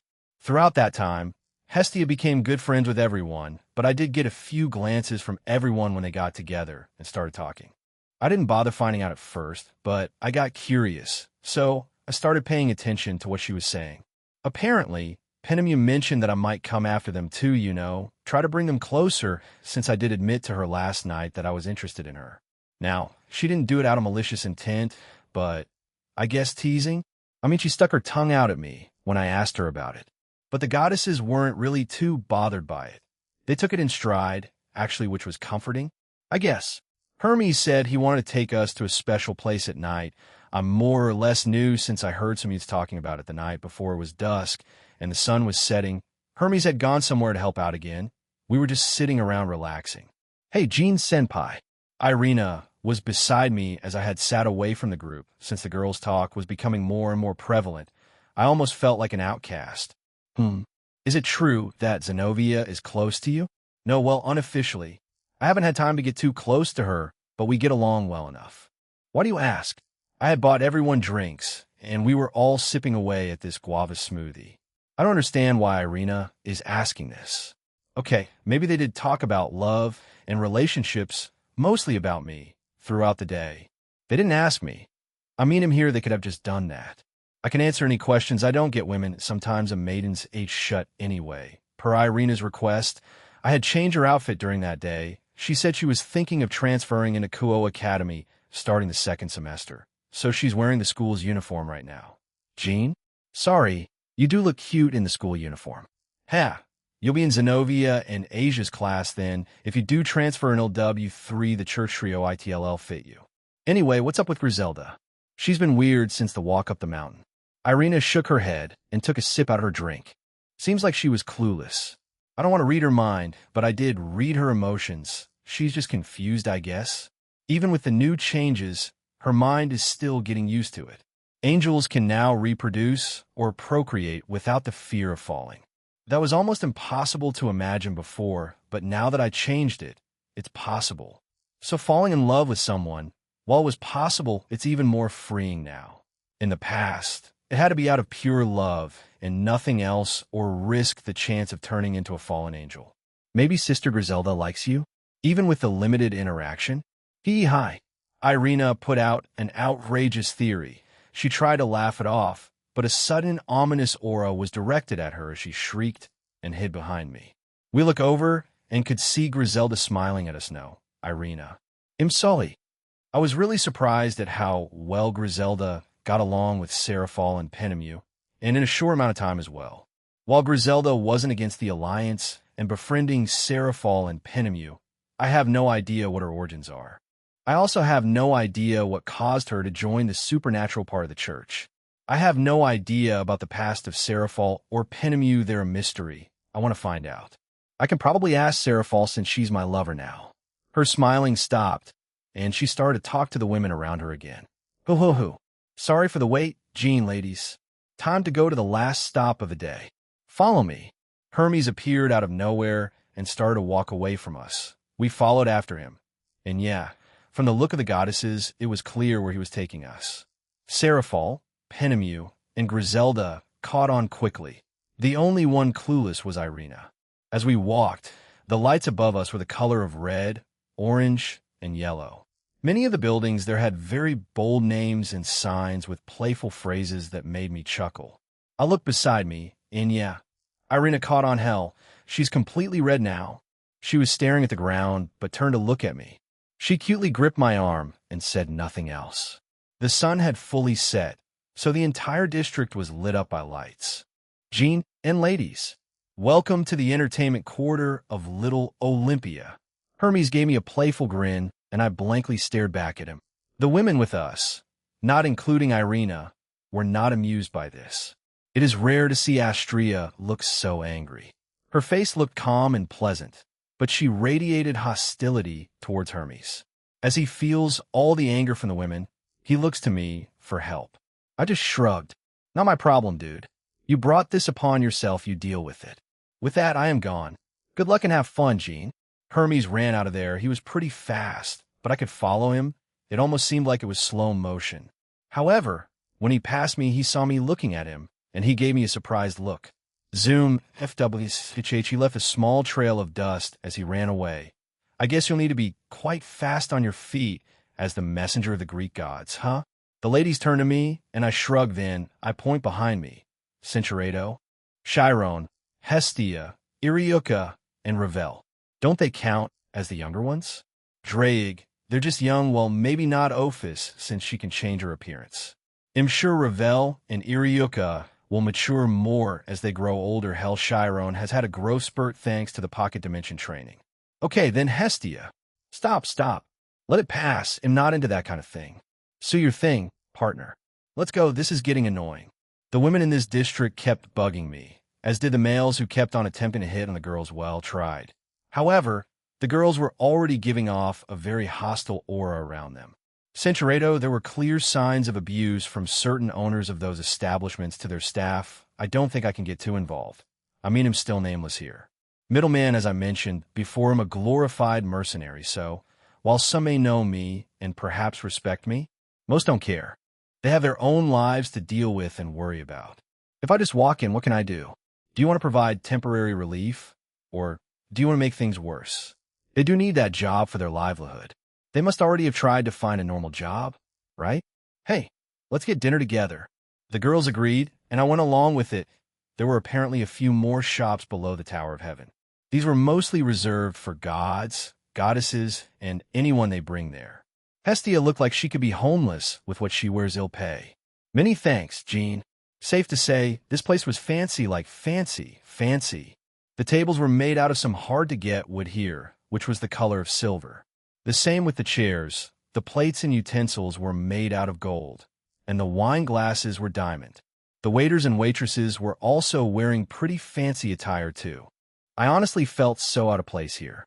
Before they walked in, we made a small detour to get changed. Everyone was wearing fancy dresses. Still wearing my black suit and gold tie, I was already ready to enter. Valerie was wearing a red and gold one-piece dress. She also had her makeup done the same as everyone else. Seraphol had a peacock green dress. Her hair was tied into a bun. Penemu had a lilac-colored dress, and Irina had a white-colored dress and had her angel wings out for some reason. What I was surprised about was Griselda. I've always seen her as a nun or sister, so her being out of that was a bit weird. I once saw her without her hood, but I was a bit distracted at the time, so I didn't really notice her appearance back then. Griselda had olive green hair. She had blue eyes, so her dress was a mix of the two.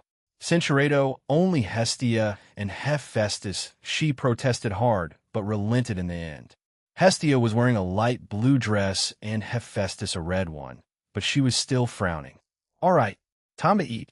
Hestia was quite pumped. The rest of the girls were hungry. I'm stuffed. Thank you for paying, Jean. That didn't make you go broke, right? No, I'm fine. And quite well off. Dinner was normal, well as normal as you can get with that place. Everything was high quality and expensive. Centurato idiot. Astrea and Demeter departed for their home after dinner. Hestia and Hephaestus came with us to our inn.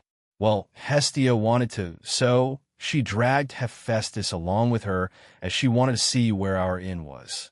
I swear these two are like best friends. Valerie, Seraphol, Irina, and Griselda had taken Hephaestus with them and were speaking with her ahead of Hestia and I. She did speak with him throughout the day, but not this closely or personally. She had some sort of, I guess, aura or barrier. I don't know how to describe it, but almost like, are you curious? I can tell from your expression that you're curious and confused. I look at Hestia as she was grinning at me. I was 63 and she was 47. This may look really weird to anyone looking at us right now. Yeah, why does she have that feeling? And why does she wear that eye patch? Are the legends of her true? Hestia shakes her head and shrugs. Hey, pay attention. Sorry, continue. None of the human tales about her are true. I mean, he is a she. No? Anyway, it's just a deformity. When she first showed it to us, most gods and goddesses were repulsed by it. So, she hides it with her eye patch.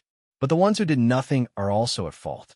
They confided in me that they didn't really think much of it at the time, but later said they regretted not saying anything. They've tried to address the topic with her, but she shuts it down quickly. That's why she avoids the whole thing, just like me, huh? I don't know why you're proud of that, Hestia. I mean, nothing's wrong with being one, but you wear like a proud badge. I guess you are sometimes referred to as the goddess of domestic and civic hearth, sacred and sacrificial fire, virginity, and family. Do you want to see it? I can see you're curious about it. I'm her friend. Maybe I can convince her.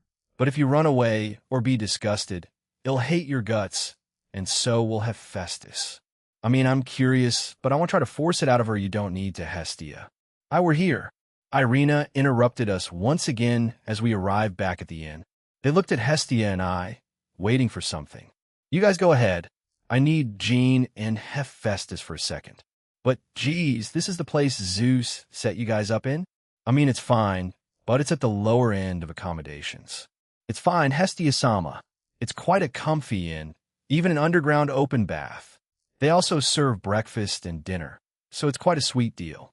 Irina answered her enthusiastically. She liked this place that much, huh? I'm glad then. Terence is a pretty chill guy after all. The girls were a bit confused, but complied, so they walked into the inn first. Hephaestus looked at Hestia with a questioning gaze, but she waved her off. Hephaestus, you guys go ahead. I need Jean and Hephaestus for a second. But, geez, this is the place Zeus set you guys up in? I mean, it's fine, but it's at the lower end of accommodations. Why does she want Jean and I to remain with her? I wasn't too sure why, but I had a weird feeling about it. The reincarnated angel. Irina was quite friendly, easygoing, and chatty. I had a hard time dealing with her early on, but she's quite simple-minded. I like her. The rest were also fine women. Jean at least knows how to pick friends and allies. Never in my life would I have thought I would get along with angels. Centurato, I glared at my self-proclaimed best friend. You don't look at me like that. Hep, come on, we're besties. So, what did you want me for? I stare blankly at her as she nods. She looks at me, then back to Jean. It has something to do with him? Can you take your eye paw? No. Oh, it's about that. Hestia, you already know my stance about that. I will not make any exceptions, even if it's you. I remember those looks from them. It's something that won't leave me. You know how it makes me feel. How it makes others feel. To take this off and show anyone is just asking for trouble. Please.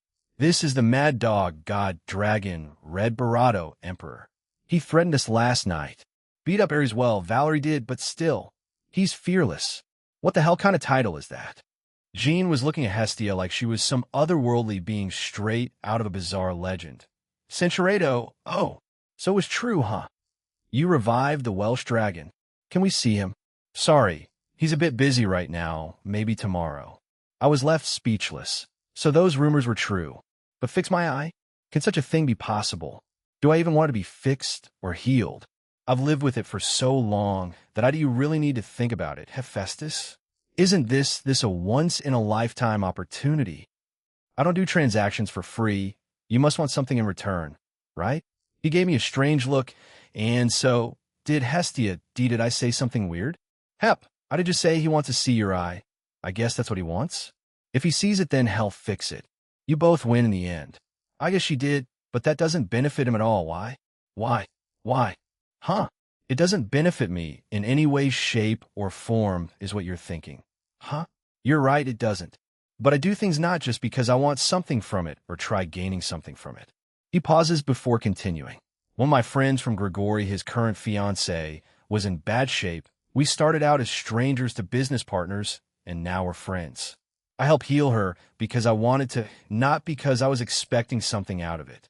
Friendships start somewhere, Hephaestus. However conventional or unconventional they may be, I have suspected it since I met you. You keep people at a certain distance at bay. You don't want them straying past a certain point. We've known each other for barely any time, but thanks to this gentle goddess, I feel like I've known you guys for a long time. She's just that easy to get along with. Ahem.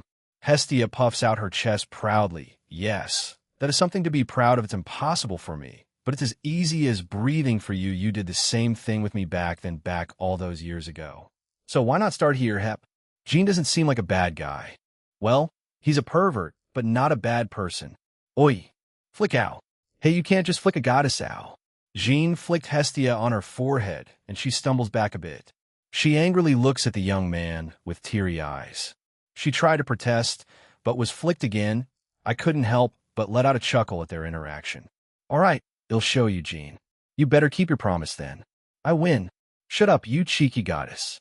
I slowly take off my patch. This has always been on when I go out in public, when I'm with other people for the first time in a long time. It's been a long time since I saw this.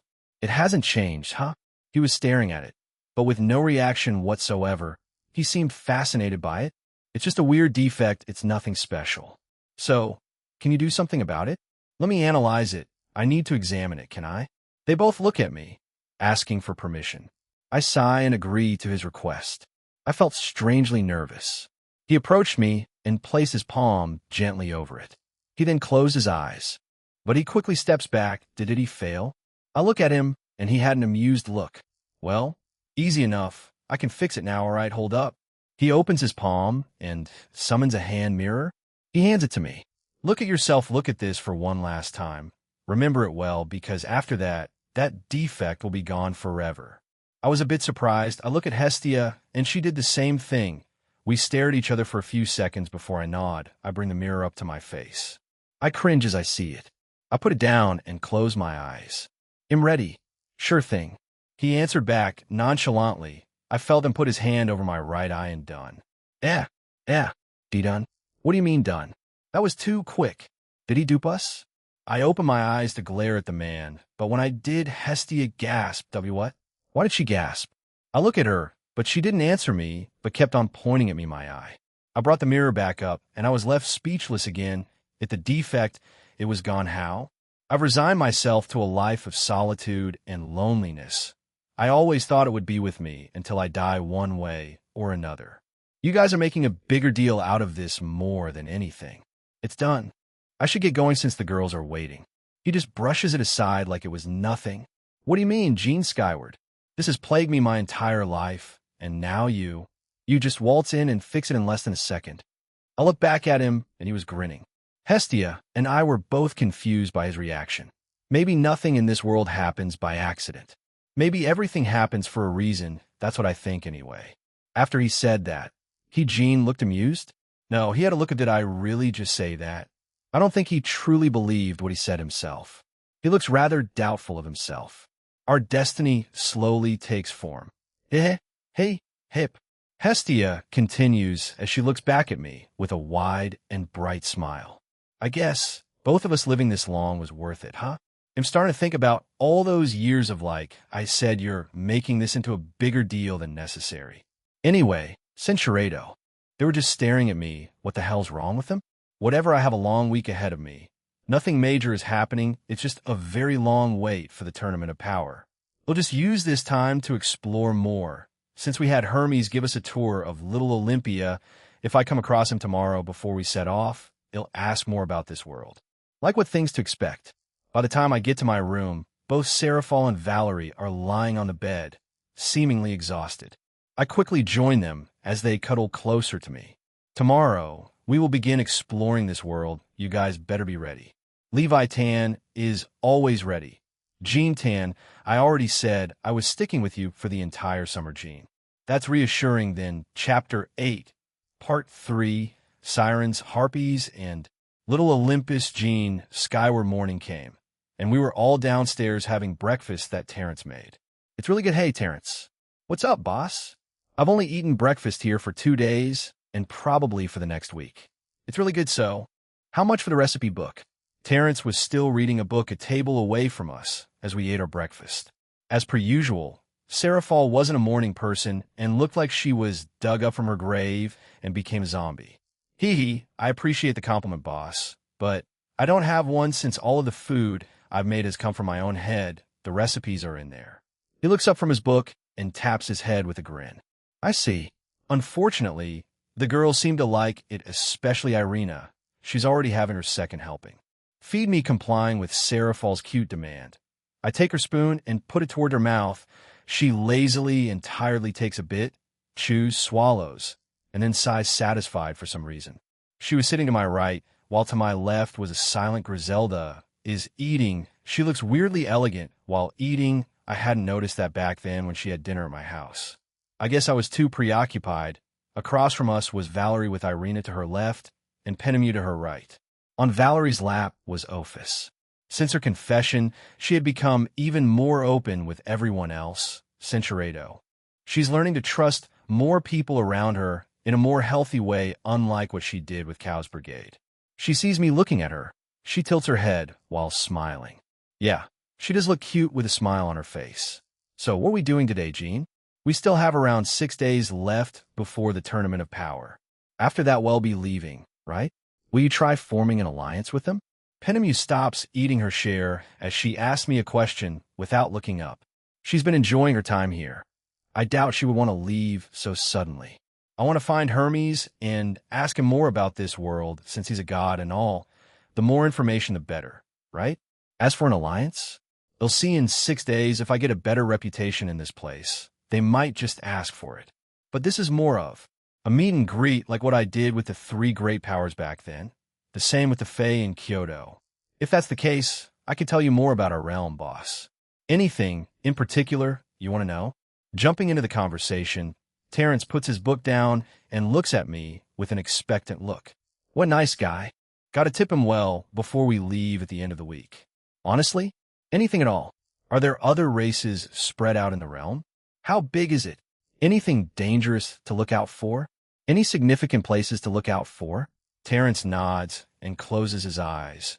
He remains silent for around 2 minutes, and during that time, we continue eating our breakfast. You may know that the monsters like Typhon are located at another place in the human world with their own realm, right?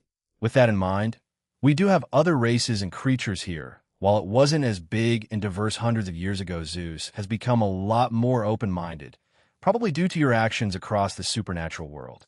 Anyway, there's a large body of water, well, an ocean to the west of Little Olympia. There's a small, quaint city that is mostly inhabited by sirens, both men and women. I trust you've seen some here? I nod. Yeah, I have. Well, I've been exploring the city so far, but I assume there are others as well. They're quite friendly, but only a few years ago, their tyrant leader almost brought it down. If our leader is Zeus, then that siren was more or less a mayor of that town. They had power and influence at that very place. So, is it like an underwater city? No, they can live both above ground and underwater, but there are 3 types of sirens. One, like the mare folk, like harpies, and a hybrid, which are rare. Hybrid sirens have the top half of a harpy, so wings and feathers, and the bottom half of merfolk. Their city is both above ground and underground. The sirens like mermaids have no problems going above ground and staying there, but the ones with wings have a more difficult time staying underwater. Hybrids possess both advantages, so they're in a way, the top of their race north of Little Olympia is where harpies abound. They live in a city in the sky. They made it themselves. It's like a floating city. Like the sirens, they have their leader that leads them They don't get involved in the political side of our realm, since the gods have a last and final say. They're an interesting bunch. They like asking for favors. I've seen way too many of them in the marketplace when Hermes dragged us there last night. Terence let out a small chuckle and nodded. Yes, they're quite fertile. That's why their leader has made it that they can only have 1 or 2 children per household. Otherwise, there would be way too many of them. A shortage of food, housing, and other things will, east from here is the territory of the Lamias. They're made up of only women. They need to find males from different races to help grow their numbers. Even then, only females are born. Such an odd race they are. So, they have a queen and a temporary king. When he passes, they'll find another. Centurado, so there have been Minotaur and Orc hybrids popping up over the last 100 years. The race can have both females and males. Both their races pride themselves in strength. So they joined hand in hand, and they have a king and queen in that city of theirs. Generally, they want 1 orc and 1 minotaur as king and queen. It doesn't matter which is which. Currently, there's a queen orc and king minotaur.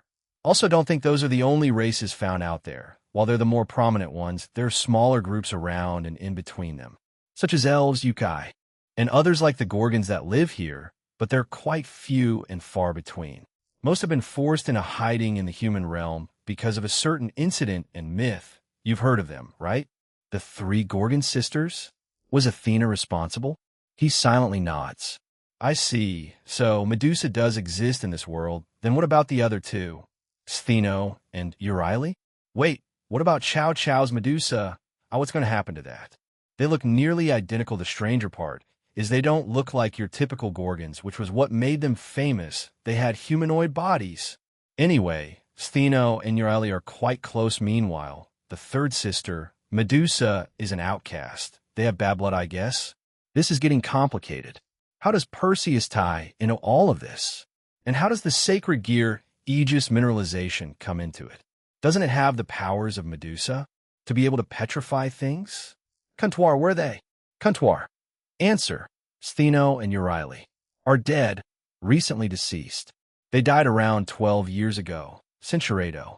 Their souls were completely erased from existence in this world, this timeline. So maybe we can assume she's part of the Monkai Association? Or just lying low somewhere in the human world. Thank you, Terence. We'll take a look at all of these then, and of course whatever else we come across before the start of the Tournament of Power. Glad I could help, boss. But please don't hesitate to ask Hermes. He may know more than I do. He gave me a thumbs up and turned back to reading his book. When I turned back to look at my food, it was all gone. I look at Seraphol. She hasn't recovered yet, so she isn't the suspect. Next was Ophis. She wasn't guilty, I can tell from her emotions and confused look. Valerie is also a no. Penemu was staring at Griselda. The same with Irina, though she looked horrified. I turn to look at her, but she has her face turned away from mine. Griselda, were you that hungry? You could have just asked for a second serving. Forgive me. Your conversation with Terence lasted longer than my stomach anticipated. Growl. It's fine. They'll get another serving for the both of us. Roger that. Terence quickly left as Irina held her laughter in due to Griselda, smiling at her.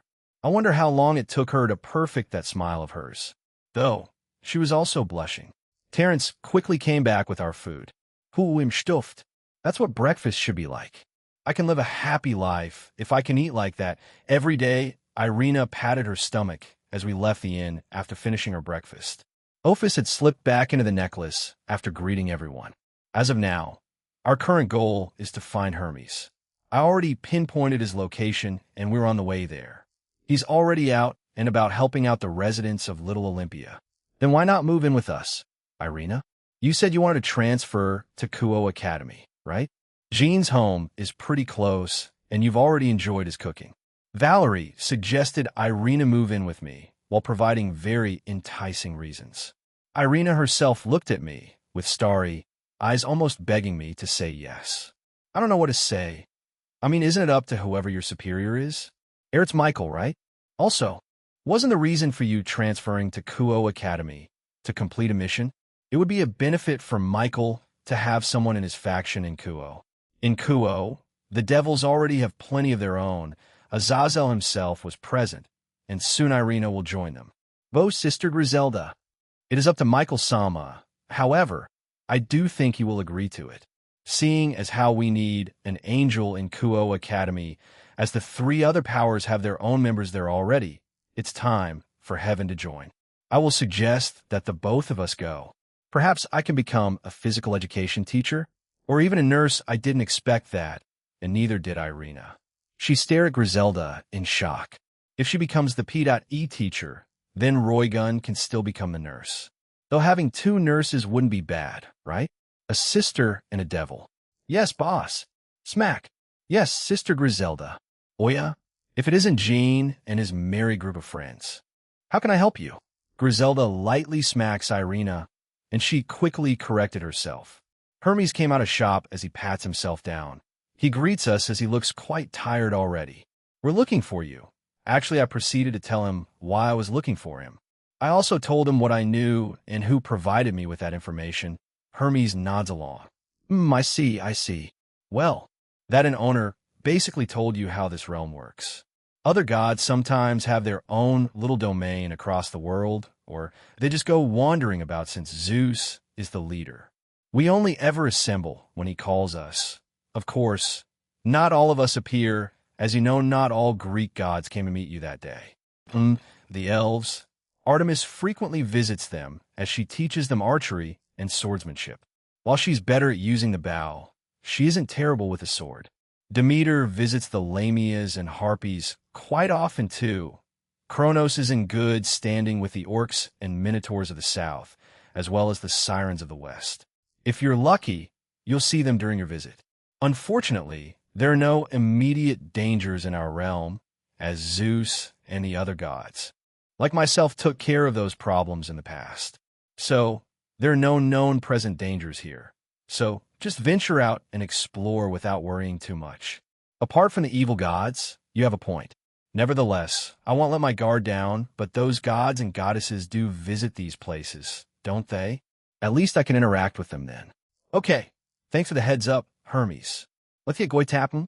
I turn around and see Hestia and Hephaestus. WW, where did your eye patch disappear to? W, wait, your eye. Oh, sweet mercy in the friar. It's normal. Hermes proceeds to freak out behind me. From the tone of voice and the emotions, I felt he was genuinely surprised. The calm look on Hephaestus' face changed into a glare as she glared down at Hermes, who let out an ugh sound. Hestia and Hephaestus, how can I help you? But you do look good with or without that eye patch, Hephaestus. Oh, you know, Miss Hephaestus wanted to see you avow. Bonk. Hephaestus smacked Hestia on the head. It did feel heavy too. She was sporting a small blush. She turned back to me and nodded. I didn't get a chance to thank you last night. Thus, I am here to do that today. Thank you. And if you need anything in the future, any assistance you deem necessary, don't hesitate to do so, Jean. She puts her hand out for a handshake. I looked at it and couldn't help but smile. I firmly shake her hand. Sure thing. A friendship. I look at the girls and nod. We'll get moving then. They'll see you guys around probably when the Tournament of Power starts. Actually, here is my phone number, assuming you guys have modern phones. I pulled out 3 pieces of paper and gave it to them. Hestia huffed as Hermes laughed behind me. Of course, we have phones. We're not cavemen or women, Jean. Thank you, though.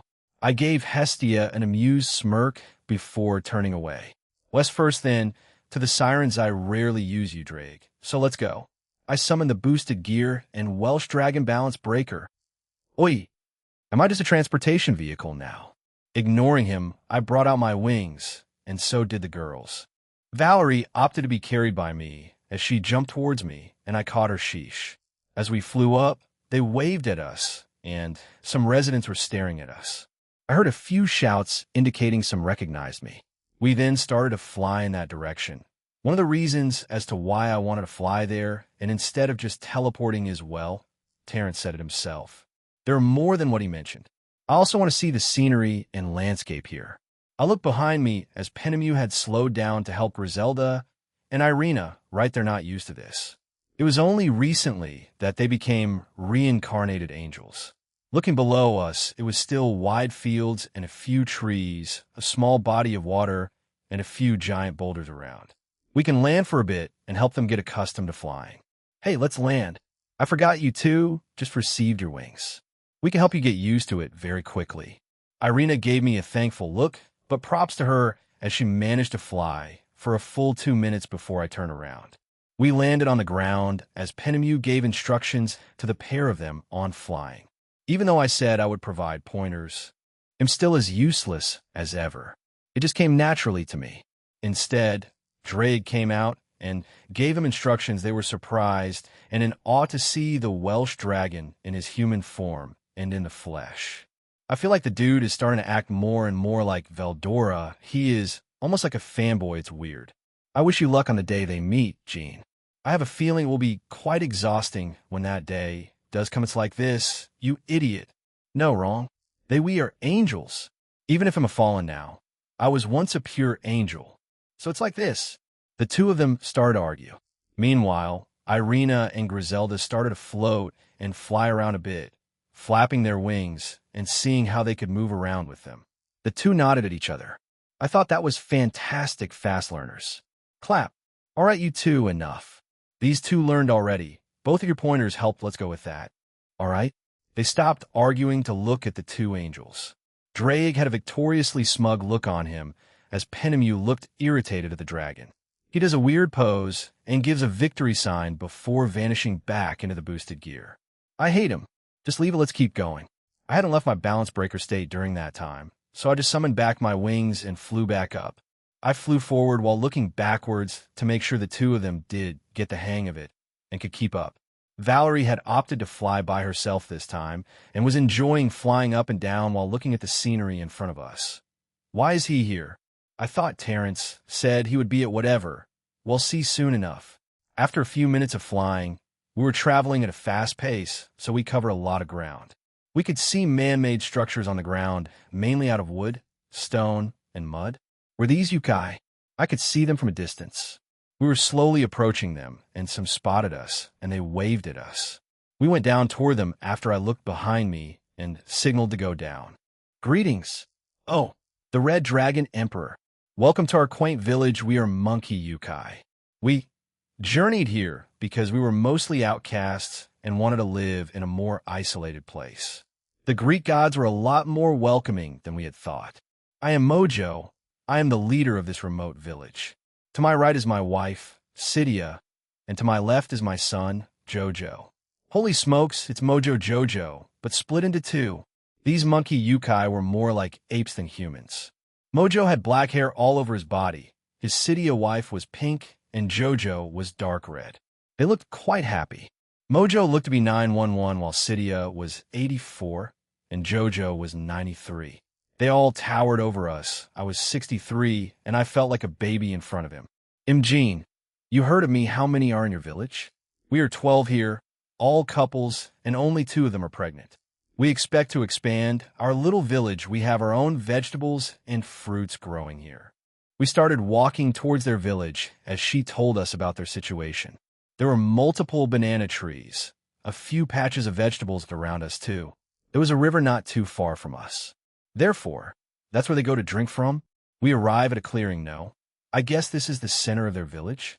There is a pole in the middle with a large ball of fire, probably used to light this area up at night. Can they use magic? But when I looked around, there weren't those floating lights. Mojo was greeted by his villagers, and we did the same. Where are you headed to, Jean? I'm heading to the Siren City. I was told my Hermes and our innkeeper about them, so my group and I are going to visit them before the Tournament of Power starts. I see. They are a peaceful group. We rarely interact, but the times we did, they were quite pleasant. Will you be participating in the tournament? My son, Jojo, will be participating. No, he'll be a judge, but I'm a bit involved near the end. He'll keep that a secret. But good luck in it, Jojo. His son smiles and nods in my direction. He wasn't a slouch. He was at least middle class in power, probably about to break into high class if he keeps training before the tournament starts. Well, keep moving. Sorry for intruding in your village. Don't mind it, Jean. Feel free to come visit us. We rarely get visitors. Farewell now. We summon our wings again and fly back up. I look back down and wave to them. I wasn't expecting to come across a small yokai village there, but it was welcomed. I also know a participant in the tournament. Huh?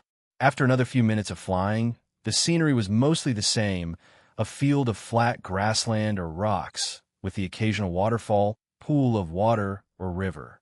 There was also a little jungle area, but nothing was there. It was mostly uninhabited. But that soon changed when in the distance I could see a large structure. Though it did not reach the same height as the clouds, I could see the structure descending into the ocean well. I assume it is the ocean. And what I think was the center of the home of the sirens was a statue of sort. The roofs of their homes looked quite interesting. Some are steep with a slant, and others are flat.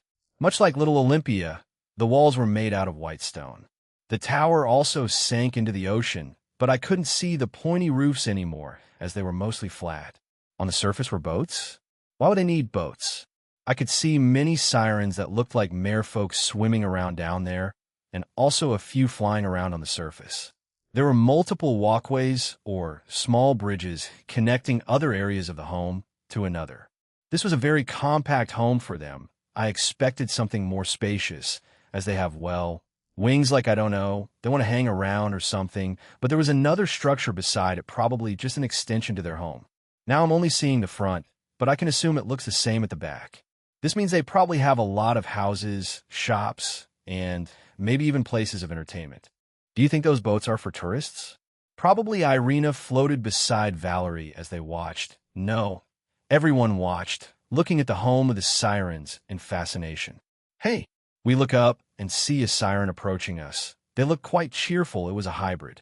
They had the bottom half of a mermaid and the top half of a harpy. She had red and white curly hair with orange eyes. Oh, the Red Dragon Emperor. We heard some rumors that he was in Little Olympus, but to think he would visit us, welcome. Yeah, Genuar? Eli. Welcome to Anthemoessa, our home. Anthemoessa? Isn't that the equivalent of the myths of the human realm? There were two mythical locations pertaining to sirens that I knew of. According to the Roman poets Virgil and Ovid, the Suriname Scopuli were three small rocky islands where the sirens of Greek mythology lived and lured sailors to their deaths. Similarly, Anthemoessa, or Anthemisa, was the island home of the sirens in other versions of the myth, although the name no longer exists. Varying accounts attribute Anthemoessa to the island of Ischia or Capri in the Gulf of Naples. Our queen is waiting. She's below ground and you guys can breathe underwater, right? A bit worried, Ellie looked at us, but I nodded in response. Yeah, we can. Lead the way. I point my right palm at the girls and give them the ability to breathe underwater. Ellie nods and dives into the water. We follow quickly behind her. I was kind of expecting the queen's throne or whatever to be above ground, but I guess she prefers to be underneath the water. After dismissing my scale mail, the girls retracted their wings, and we all started swimming after Ellie. The underwater portion of their home was relatively the same, structure-wise. However, there are some standalone homes, and even a small village as I could see some buildings that looked like shops. It was a normal day for the sirens as they carried on with their daily routine. At the bottom was an entranceway with a large open door, the top being a semicircle. When we stepped inside, we landed back on our feet. The waters disappeared. Is it like this everywhere inside? Valerie asked Ellie as she shook her head. No, just where our queen stays since the sky sirens need to be able to breathe. If a water siren comes here, a circular water bubble will appear around their head so that they can breathe. The sky sirens just need to hold their breath until they get here. I'm guessing the queen's a hybrid? Yes, generally speaking, our leaders are hybrids because they can do both business here and above, so they're not restricted. And the ones that leave are generally just sky sirens and hybrids. This led me to wonder if this was the source of conflict in the past. That apparent tyrant Terrence mentioned. We walked through the brightly lit hallways and corridors of the underwater portion of their home. I could feel magic was used everywhere as there were vertical rectangular windows, but the water didn't spill in. The areas were also lit up by glowing rocks. I think these things are called Uperlite stones. The rocks are composed mostly of syenite, a type of granite, which resembles any other dark stone or grayish stone, but there's a twist. Uperlites are rich with fluorescent sodalite. which glows a vibrant orange or yellow under ultraviolet light. However, I sensed that they had altered them for their purposes. There was a potent magic to them. I wonder who made them. Or the Greek gods, the ones responsible for them. It didn't take more than another minute of traveling, and we reached a large door. Ellie pushes it open and Red Dragon Emperor, Jean. I did not expect you to visit the land of the sirens first. In front of us was Kronos, the primordial god of time. He was wearing his usual outfit, but with a robe on as well. It looks like he was speaking to the queen. She resembled Ellie, a hybrid, but she had dark blue hair with white eyes. Hello, Kronos. I greet him as we stand beside him in front of the queen. She had a calm smile, but looked quite stern. Greetings, middleman. I am Philomene. I have heard from Kronos that you may be visiting some of the other races within our realm. I wish you luck. If you wish, you may stay here, though I have not found an opportunity to make arrangements. No, it's fine. We're only here for the day. We'll be leaving later on. We'll come back another time to be more acquainted. Is that so? Very well. Then please enjoy your time here if you'll excuse us. We were having an important discussion. Kronos winked at me, and so we left the throne room. That was a bit anticlimactic. I had felt his aura earlier, but didn't know why he was here. Hopefully, they'll be done soon so we could talk. They seemed friendly with each other like old friends. Do those two know each other? They seem like old friends. Penemu asks Ellie. I was about to, but she beat me to the punch. We look at her in anticipation. She sighs and nods. We may not look like it, but she is my aunt. Kronos has known my family for several generations. He knew about my aunt, and they were friendly with one another since she was young. I suspect she may have romantic feelings for him. Oof. I tried not to think about it earlier, since her emotions were off the charts towards him, excitement, love, and desire. Jesus Christ, but I do wonder if I'll reciprocate them. Kronos won't.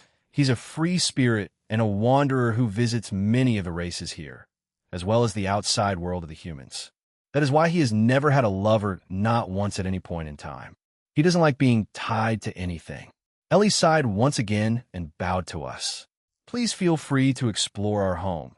While it isn't anything spectacular, we do have 2 other islands. You can call this one the main island, while the other 2 are mostly housing and entertaining districts. We do not have a king either. My aunt, as I mentioned, is set on Kronos. With that, goodbye for now. Ellie quickly left, and we were left to our own devices. I glanced over at the girls. Irina and Valerie looked like they were eager to explore the place. Serafal tried to hide it as well. Why? You've always been upfront and honest with your feelings. Don't hold back on me now. Valerie, Serafal, and Irina, have fun ahead and explore, but try staying with each other. They'll stick with these 2 ladies. Yes, boss. Irina answered back cheerfully. Valerie and Serafal agreed to it, and were the ones that dragged Irina away, much to her surprise. They quickly left our field of vision, and I felt them moving up to the surface. While there is a queen here, I haven't seen any guards. Do they need any? Did they get rid of them because of the tyrant from before? It didn't take us too long to arrive here. I can teleport us back to Little Olympia once night comes. We can eat here or there, I don't mind. Anyway, it's still early in the day, so let's take our time to explore this place also. I feel like Kronos will speak with me later on. I don't mind. I'm here to accompany you, Jean. I'm also curious about this place. I can't wait to see more. The Greek gods weren't as terrible as I thought. Well, some of them at least. Boing boing, both ladies hugged my arms, and I was a bit surprised by this. I looked at both of them. Griselda had her usual smile, and Penemu grinned at me. You did say you were worried about us, so we'll take full advantage of that. Be our personal guard for this short trip, then? Sure, that was the plan. You guys aren't as strong as Valerie yet, so I have to keep an eye on all of you, though I already have some of my shadows protecting you. They look at me puzzled, but I didn't elaborate. I started walking, and we walked out the same way we came in at. But instead of returning to the surface, I decided to explore the quiet town down here. The buildings here were small to medium in size, white stone and flat roofs. There were quite a number of male and female sirens going about their day. Is there a school here? They have to get an education somehow. Tug, tug. I feel Penemu tug on my arm and point at a shop. A bakery? See bread? Okay, I'm curious. I nod and let her pull us there. Once inside, it was unlike the place Ellie brought us, as the water was still present here. The bread looked green, and blue there was a sign in front of it, probably for tourists, and it said green is hard bread and blue is soft bread, whatever that means. Since they're still part of this realm, they use human currency too, so the euro. Neither I nor the two women knew what they tasted like, so I bought 2 of everything. The cashier was a bit shocked, but was happy to ring them all up. The total came out at 103 euros. I tipped the guy an extra 100, I spoke to him telepathically, and winked at him. I put the goods into my inventory, and we left the bakery. We swam around for a little bit, and the place mostly had homes and a few shops with a few bars, clubs, and a game center. Using my powers, I scanned inside and discovered it was mostly a fighting arena. The game centers are just training areas, so why did they name them that? Or make it look like that? Having the Uperlight stones around the outside made the place look bright and friendly. Seeing as there was nothing else to see here, we returned up to the surface. Since both women were still clinging to me, I just carried them up with me. I landed on one of the bridges or walkways without sirens, and we sat there for some time. I took out the bread from my inventory and gave them 1 hard and soft bread. We all had a taste, The hard bread tasted a bit like clam chowder, seaweed, and bagel. I took a bite out of the soft bread, next tuna, apple, and soda bread. I wasn't expecting that, and since I have a weird sense of taste, I would rather say I had unique taste buds. I liked them. I glanced at Penemu and Griselda. They both had strange expressions on them. So thoughts? It's unique. Yes. Unique. I don't hate them, nor am I too fond of them. Both of them agreed with each other's opinions, but still ate them, so I guess they didn't hate it. That's all I'm saying. I left the rest of what I bought in my inventory for the rest of the girls. The next stop was the entertainment district island thing, since Ellie did mention having 2 others besides this one. We got up and flew towards what I thought was the island. It was quite close, so it didn't take that long. This island was still the same, except the buildings were a bit larger. I could see casinos, hostels, inns, and taverns. There were also other little areas of basketball court of sorts, but they played it in the air. I watched for a little bit, and from what I could tell, you could only move for 2 seconds before needing to pass and shoot. It was pretty popular as well, because there were many sirens just floating there and watching them. I felt that the other girls were also here in the entertainment district, so I located them, and we headed towards them. Once we arrived at where they were looking at a group of sirens. A hybrid was being bullied. It looked like the sky sirens were bullying her. No, I shouldn't be surprised. If the devils have it, these guys should too. Discrimination is not isolated to one race. It works both ways, whether it's humans discriminating based on color or race, or devils discriminating based on your status in their society. We fly over to Valerie and the rest of the group. I don't know what to do, Jean. Do we interfere? Or just let it go on? We're outsiders, and if we get involved, why hesitate? If you feel that strongly about it, then go for it. This isn't some political or war situation. Valerie, well knowing what I can do, I could just do it, just watch. Oi! I shouted loudly towards the group that were physically hitting and verbally mocking the hybrid. The group stops and looks up at us. Huh, what do you want? Hi? Thud, thud, thud, thud, releasing a very, very weak blast of Conqueror's hockey. The leader's lackeys or friends all fell to their knees, shaking violently, probably due to an automatic fear response. I blink in front of a young sky siren as he looks utterly horrified now. His friends also look up. I raise my hand and summon the boosted gear. Editor Dr. Dragon. You know what this is, huh? And you're probably aware of my current goals, right? Peace, unity between the factions and pantheons. That also means no racist discriminatory crap like this. Now, I'm still new to this realm, but a little word of advice, kid. You better stop, or else. He didn't answer me. As I stopped my blast of Conqueror's hockey, he and his little lackeys just ran away in a panic. I look over at the hybrid still on the ground. Griselda was holding on to her as she was healing her. The hybrid had bruises just about everywhere. I would guess that this was a common occurrence, seeing how fresh some of those injuries are. Thanks to Griselda's healing, the young female siren wakes up. Jean, that was a bit much, don't you think? Shying. Bullying bad. They deserve that. Ophis came out of my necklace as Penemu. Irina and Griselda look at her in surprise, and then with disgust at me. Valerie sighed and pat Ophis on the head. Ophis, that's a bit of an overreaction. Ophis disagreed and shook her head. She looks at the siren, touches her forehead, and instantly healed her. When did she learn healing magic? Asia, Twilight healing. I mimicked the healing. Good job, here. I pat her on the head too. I summoned the bread from earlier and gave it to her. I explained to them who Ophis was, and safe to say they were shocked. But we had to move on, as the female siren was overwhelmed by all of this. Thank you. I'm fine now, G, goodbye. She quickly pushed herself off Griselda, bowed, and then flew away. I guess she's a lot tougher on the inside than she was on the outside. Huh? I better bring this up to Kronos and Queen Philomene. Tough girl. She should be fine. Let's keep going. While they were still worried about her, they decided it was time to move on. I would have healed more of her older injuries, but she left rather quickly. If I see her again, I will. It's been 4 hours since the incident, and we have explored most of the place. It wasn't big by any stretch of the imagination. It was quite small even with all the 3 islands combined, as well as the underwater portion. Ophis had gone back into the necklace, since she only wanted to heal the harpy. We had lunch at a restaurant earlier. They had a unique menu too. We had to be adventurous and tried quite a lot of it out. I mean, I'm all for different types of dishes since I'll be starting a restaurant in the future, so any dishes I come across are welcomed. While it was still around noon, we were nearly done here. We could move on to the next place. How about North End? To the Harpies, we were currently sitting by the same empty walkway when Fwip. Kronos. Jean. The girls look at him. Valerie, who was beside me, scooted over as she let Kronos take a seat beside me.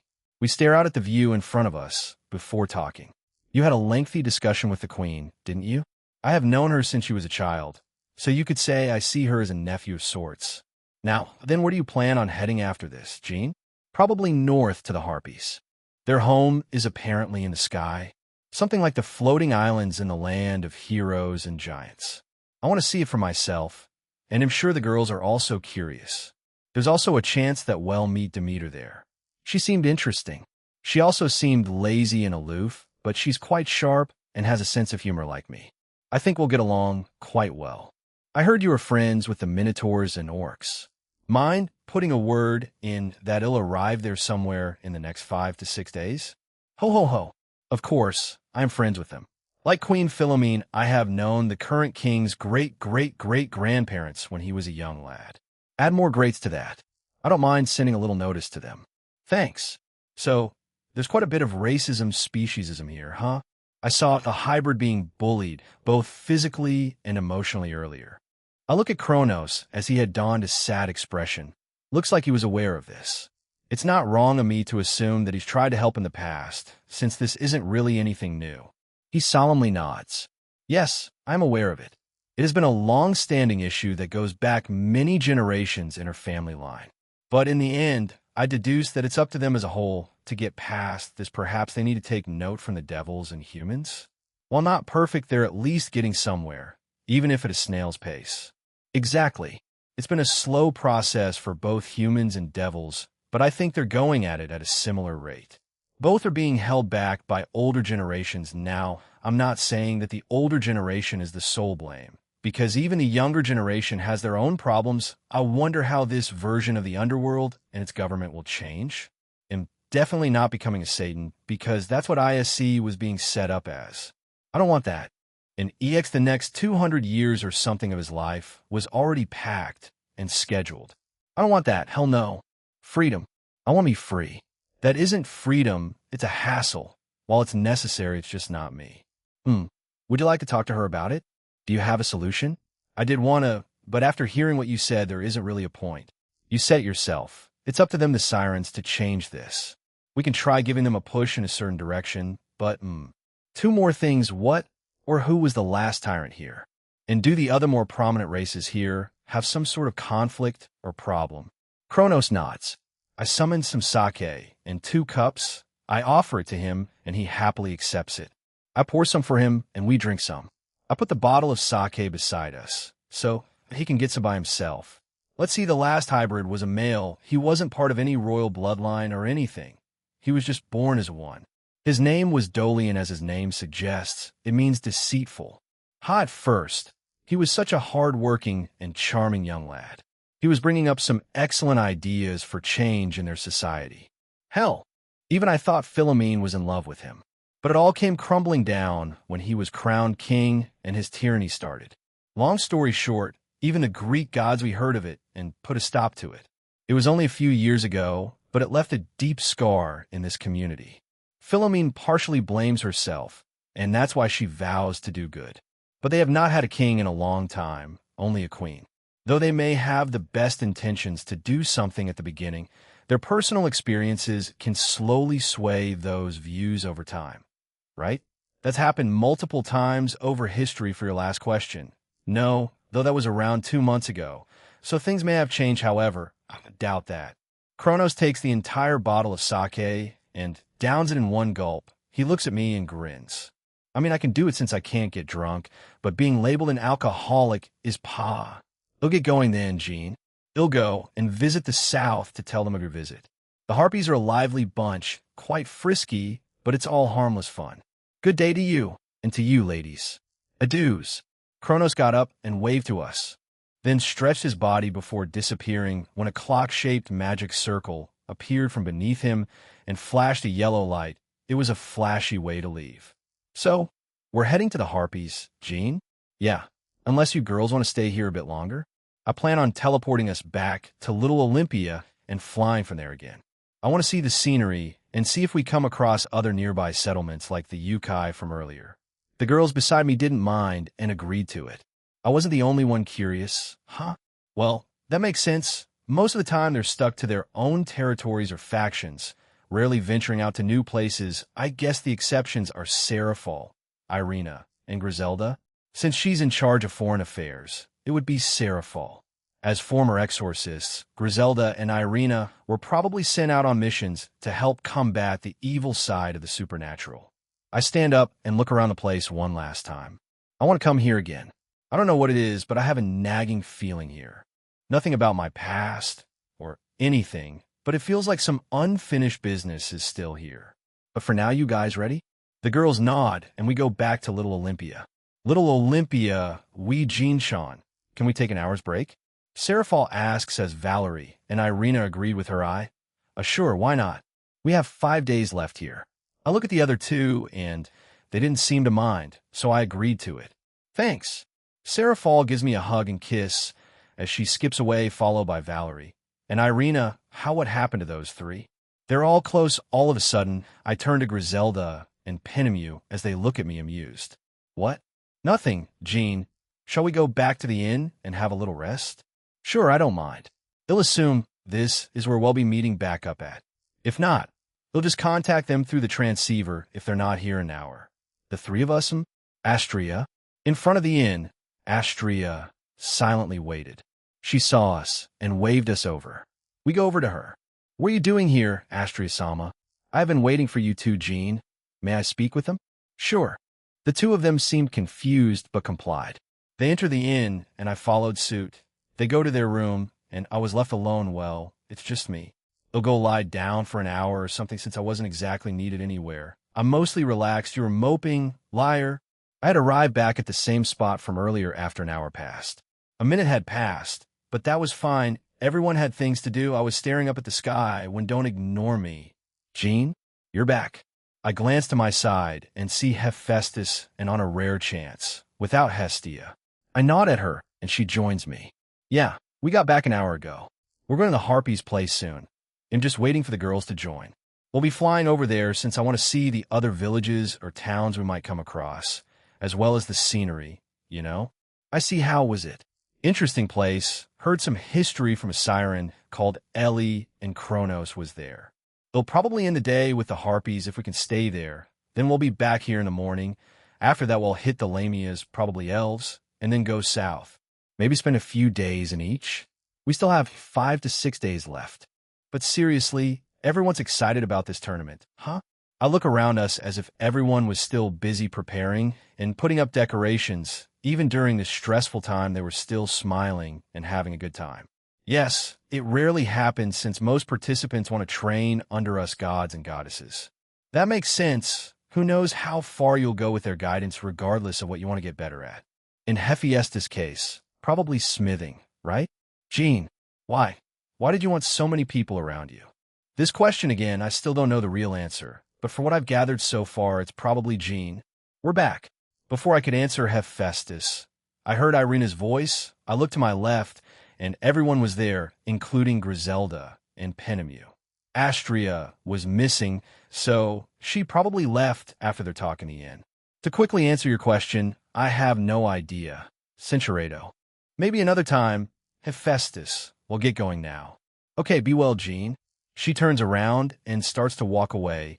By the time her figure starts to become smaller, the girls finally arrive at her meetup spot. Hephaestus-sama, what did she get here? Not too long ago, we were just talking about the tournament coming up. Now then, we're all set, right?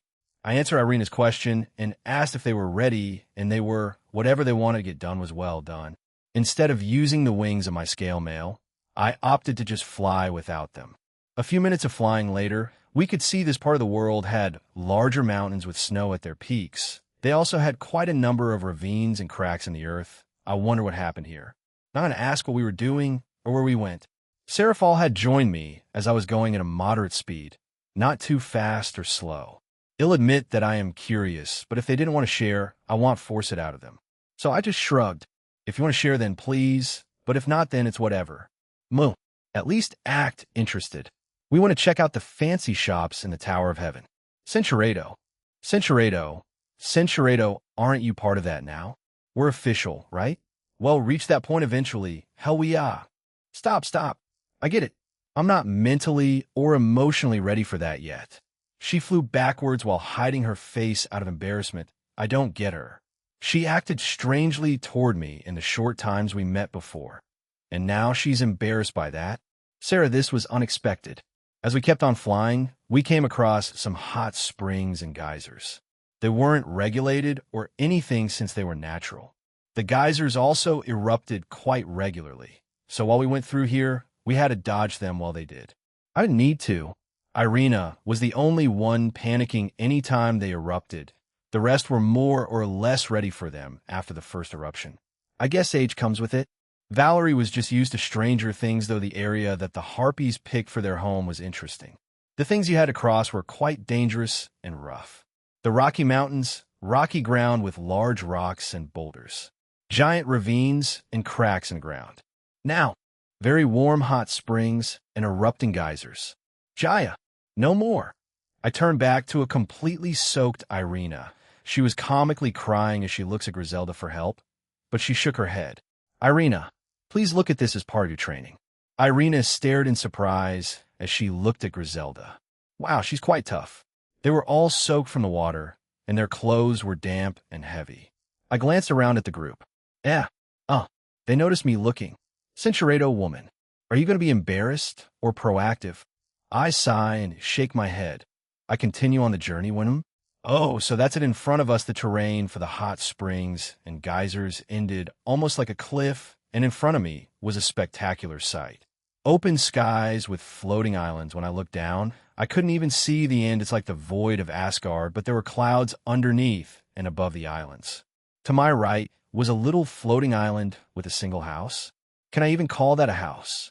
A structure. It had a round red roof, probably made out of tiles, peachish-colored walls, and a little chimney. It was made directly into the side of the floating island. In front of it was a singular tree. I wonder what the purpose of that building is. The rest of the floating island only had grass, a bit of its terrain jutting out, and what looks like stumps. Wait here. Not waiting for a response, I fly down and look at the underside of the floating island. This one wasn't as big as the others, so it didn't take me long to reach the bottom. Underneath them were glowing crystals like the ones in Tir Na Nog, except they're the color of maroon, a shade of red. It was emitting a low red pillar towards the void. Is this what they use to keep these things afloat? I could feel strong magic coming from Imjin. Hearing Valerie's worried shout, I go back up. At least I know what's keeping them up like this. When I got back up, Valerie lightly bonked me on the head. I looked back forward and could see a total of 5 islands if I include the one I just inspected. The left one had a large air mountain. Is that even a mountain? but I could see many homes on it and a few farmlands and animals that may be just some kind of outskirt home or village, as I could see a church. Do they have some kind of harpy goddess or something? Beside it, a little bit forward, was another floating island. It also had a little town or village on it, and also a lack. Oh my, what is that? My thoughts were interrupted by Penemu's shout. As she points up, I follow her finger and could see. Flying fish. What? That thing? No, those things aren't like the exocoetidae. While in the human world they're flying-ish, but they barely lift off the water. These things were literally flying. Is this a source of their food then? These flying fish behind that island was what looked like the main city, since I could see a castle-like structure and many buildings behind. That was a lone island with a very large mountain. I could feel animals or creatures on it, and there are a lot of them. Let's get going then. Continuing forward, we ignore the first 3 islands and go to what looked like the capital. We pass by the flying fish, and they seemingly run away from us, so they're not aggressive. That's reassuring. I hate things that randomly attack me for no reason. As we get closer, I start to scan for a platform to land on, and I find one. It was like the one on Mount Olympus, but larger. I fly towards it, and I could see female harpies, probably guards. As soon as I land, they're alerted and look at me in confusion. What seemed like another harpy arrived. She looked like an official or something. She was wearing a black and gold suit that covered most of her body. The harpy had blue and black hair, tied up into a ponytail. She had glasses on and looked at me with an intense gaze. The other 2 harpies had pink-colored feathers. The high-ranking one had light blue. I summoned the boosted gear before she could continue talking. Her stern gaze lightens a little bit as she nods. I then desummon it. I see. Welcome, Red Dragon Emperor. Goddess Demeter has mentioned you. Our queen also awaits. You please follow me. She has. Wait, she's here? When did she even know? She's smart, so probably assumed I would go and visit these places. The girls had landed behind me and listened in to the short exchange I had. We go past the gates that were made with metal once through the houses of the harpies were mostly made with the same materials as I saw from the little shack on the first island. Red tile roof, white or peach-colored bricks. The windows were also the same as Little Olympia. It was just vertical rectangular holes. Is that popular here or something? But it was just like any normal city. Houses, shops, and everything in between. The only thing that was strange was that all the harpies were female, not a single man here. Terrence didn't mention this at all.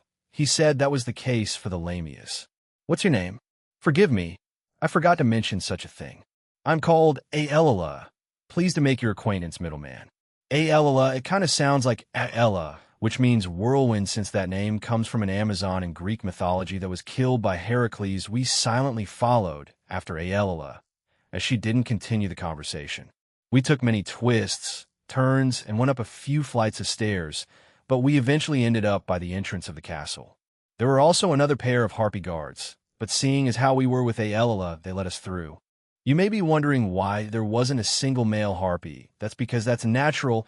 Most harpies born are female. There are rare instances that a male harpy is born. That is why we look for males from different races to procreate with.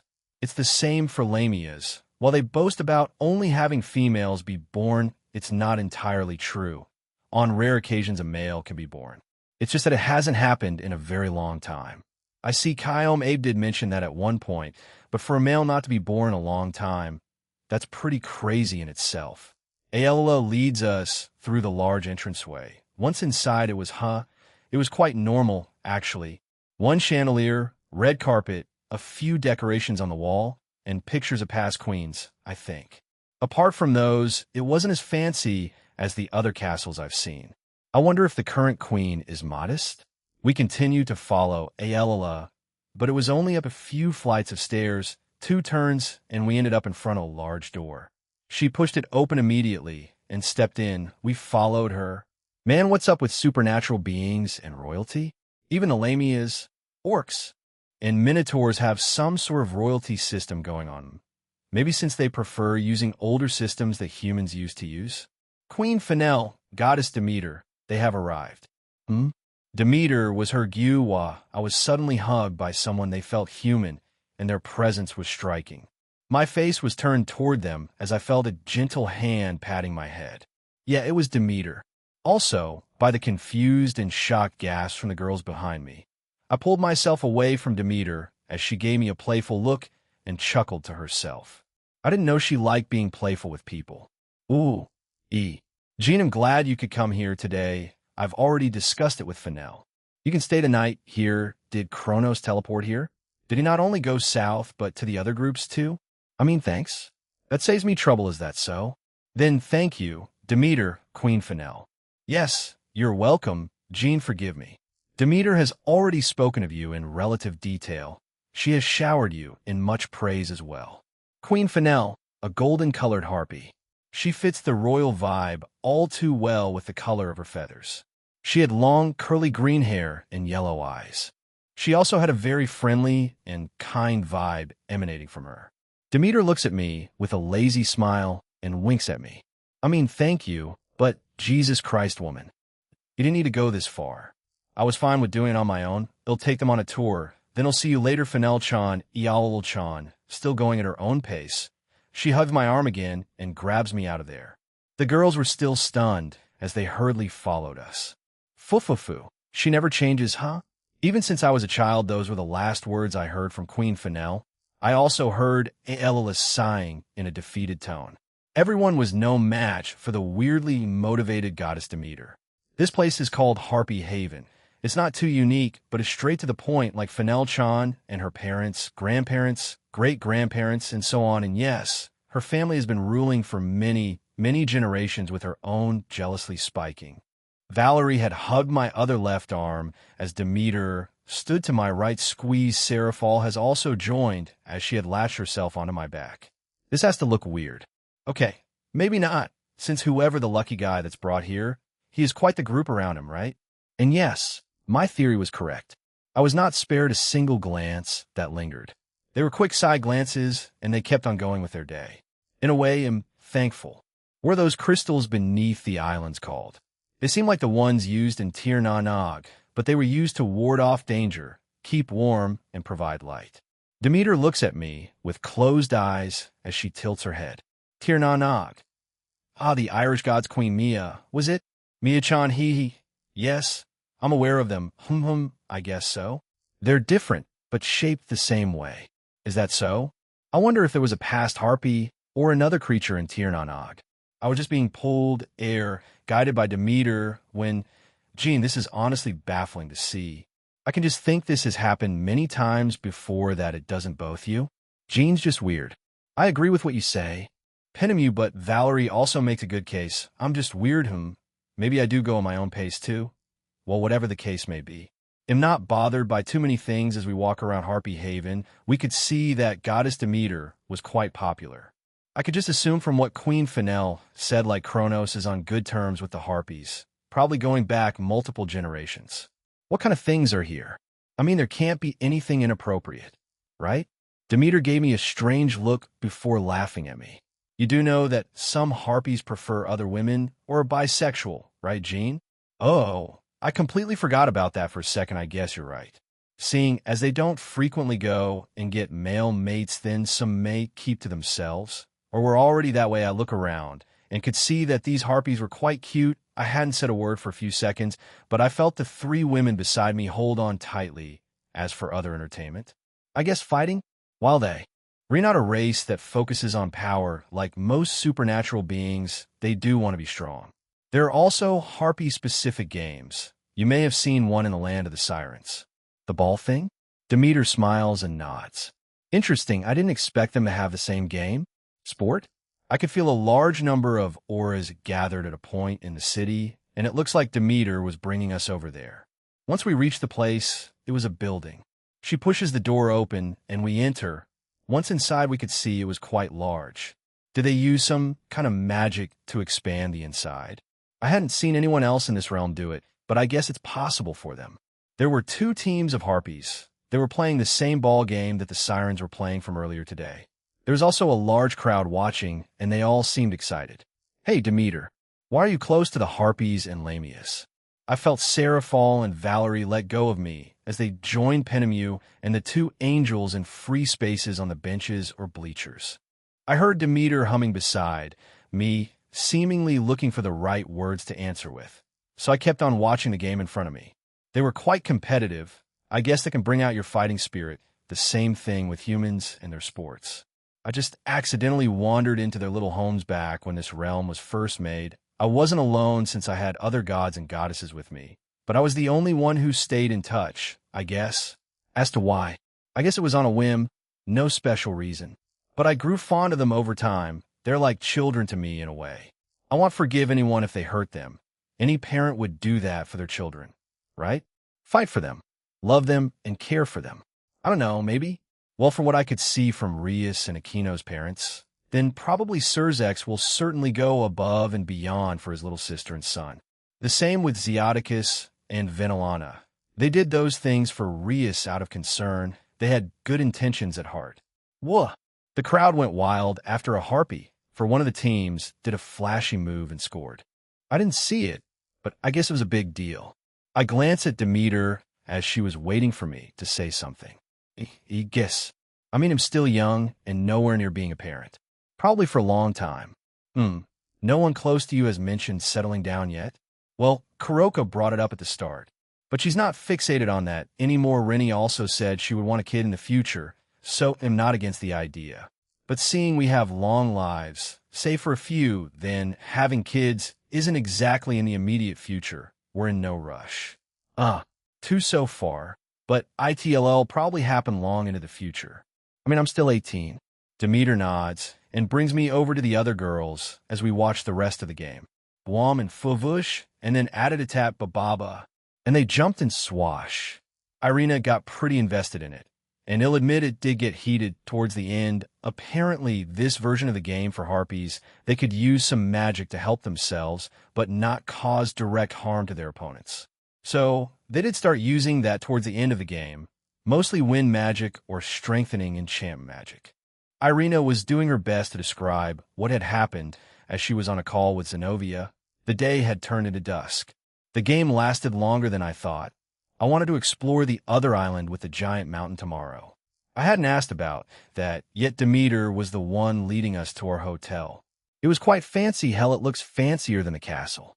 It looked like it was made out of red marble with its red roof. Hell, the glasses were tinted shade of red. We go inside, and thankfully it wasn't just red, but still looked fancy. Purple, blue, and yellow were everywhere. The chairs were royal brown with a lot of polish, and it made them all shine like a damn diamond. The female harpy receptionist was also wearing top-quality clothes. For my time here, no harpy wore pants, just clothing to cover their top half. I guess that makes sense. They need the use of their legs, claws, talons? But isn't that restraining for their wings? I was pulled again by Demeter as she stood in front of the desk. She hands something over to the receptionist as she looks at it and nods. Welcome Goddess Demeter, Red Dragon Emperor, and his entourage to the Kippy Hotel. Please enjoy your stay. She hands Demeter 3 keys. She gives one to me and one to Penemu. Jean has his room, so whoever stays with him, just go with him. The same with Penemu-chan. I have my own room. Looking at the key, it had a number of 04.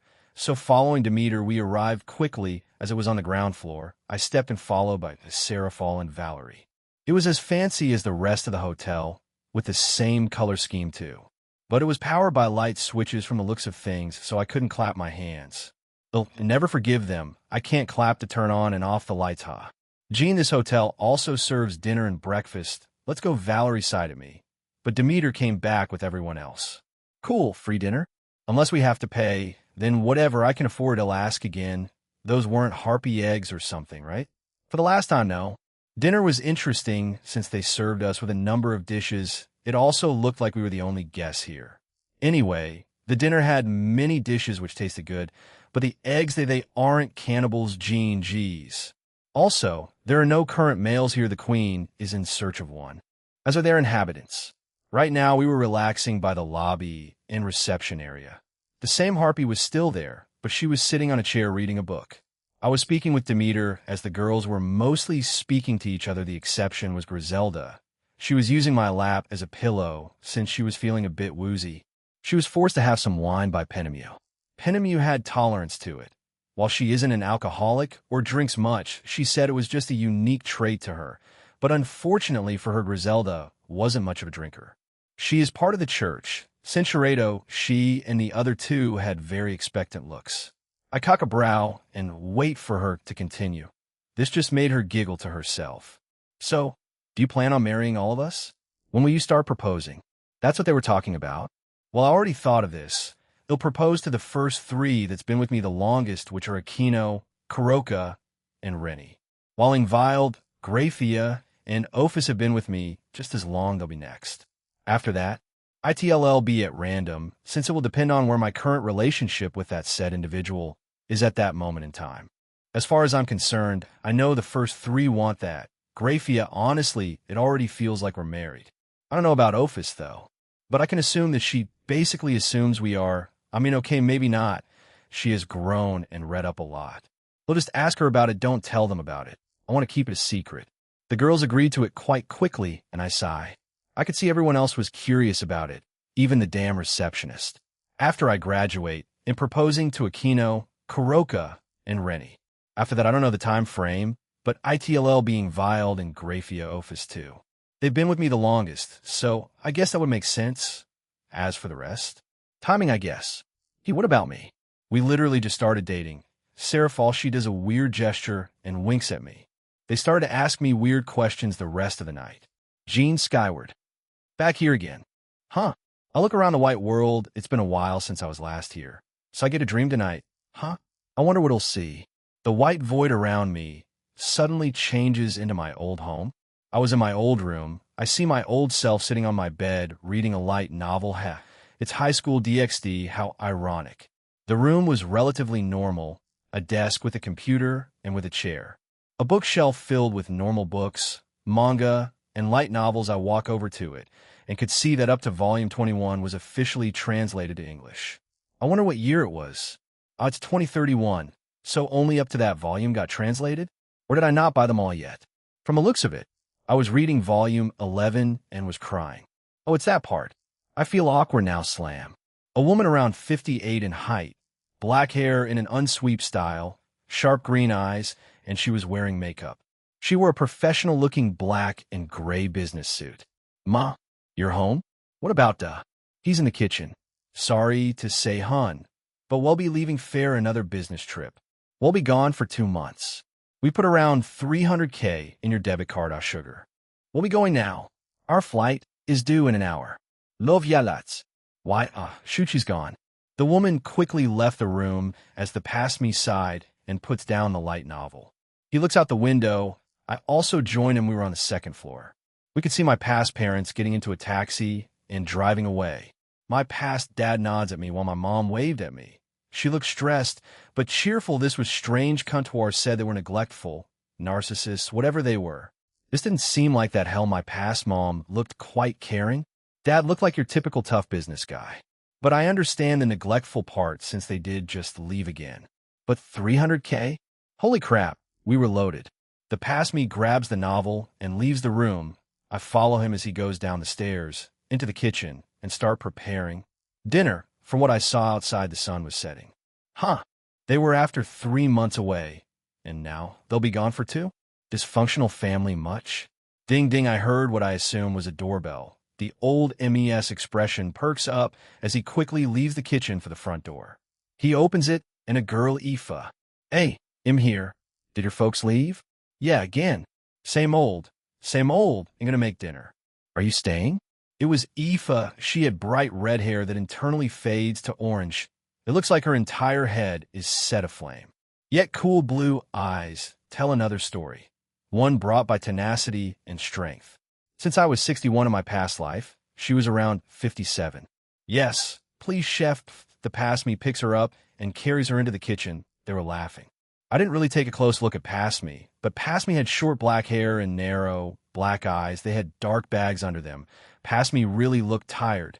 He wears a red jersey jacket that has white stripes on its sleeves over a black V-neck shirt and light brown pants. I follow them back into the kitchen. When I get there, Aoife was holding the light novel as past me started to cook dinner. Are you rereading the entire light novel series again? Are you waiting for the rest of the volumes to be delivered? Yep. I mean, the Shin volumes are nearly done, and I'm pretty hyped about them. I do read them online, but, you never know when they'll shut down or something. Better have physical copies on hand, just in case. You could always borrow mine, you big goof. Aoife also read that stuff? She didn't look the part, an otaku, a weeb. She puts the book down and walks past me.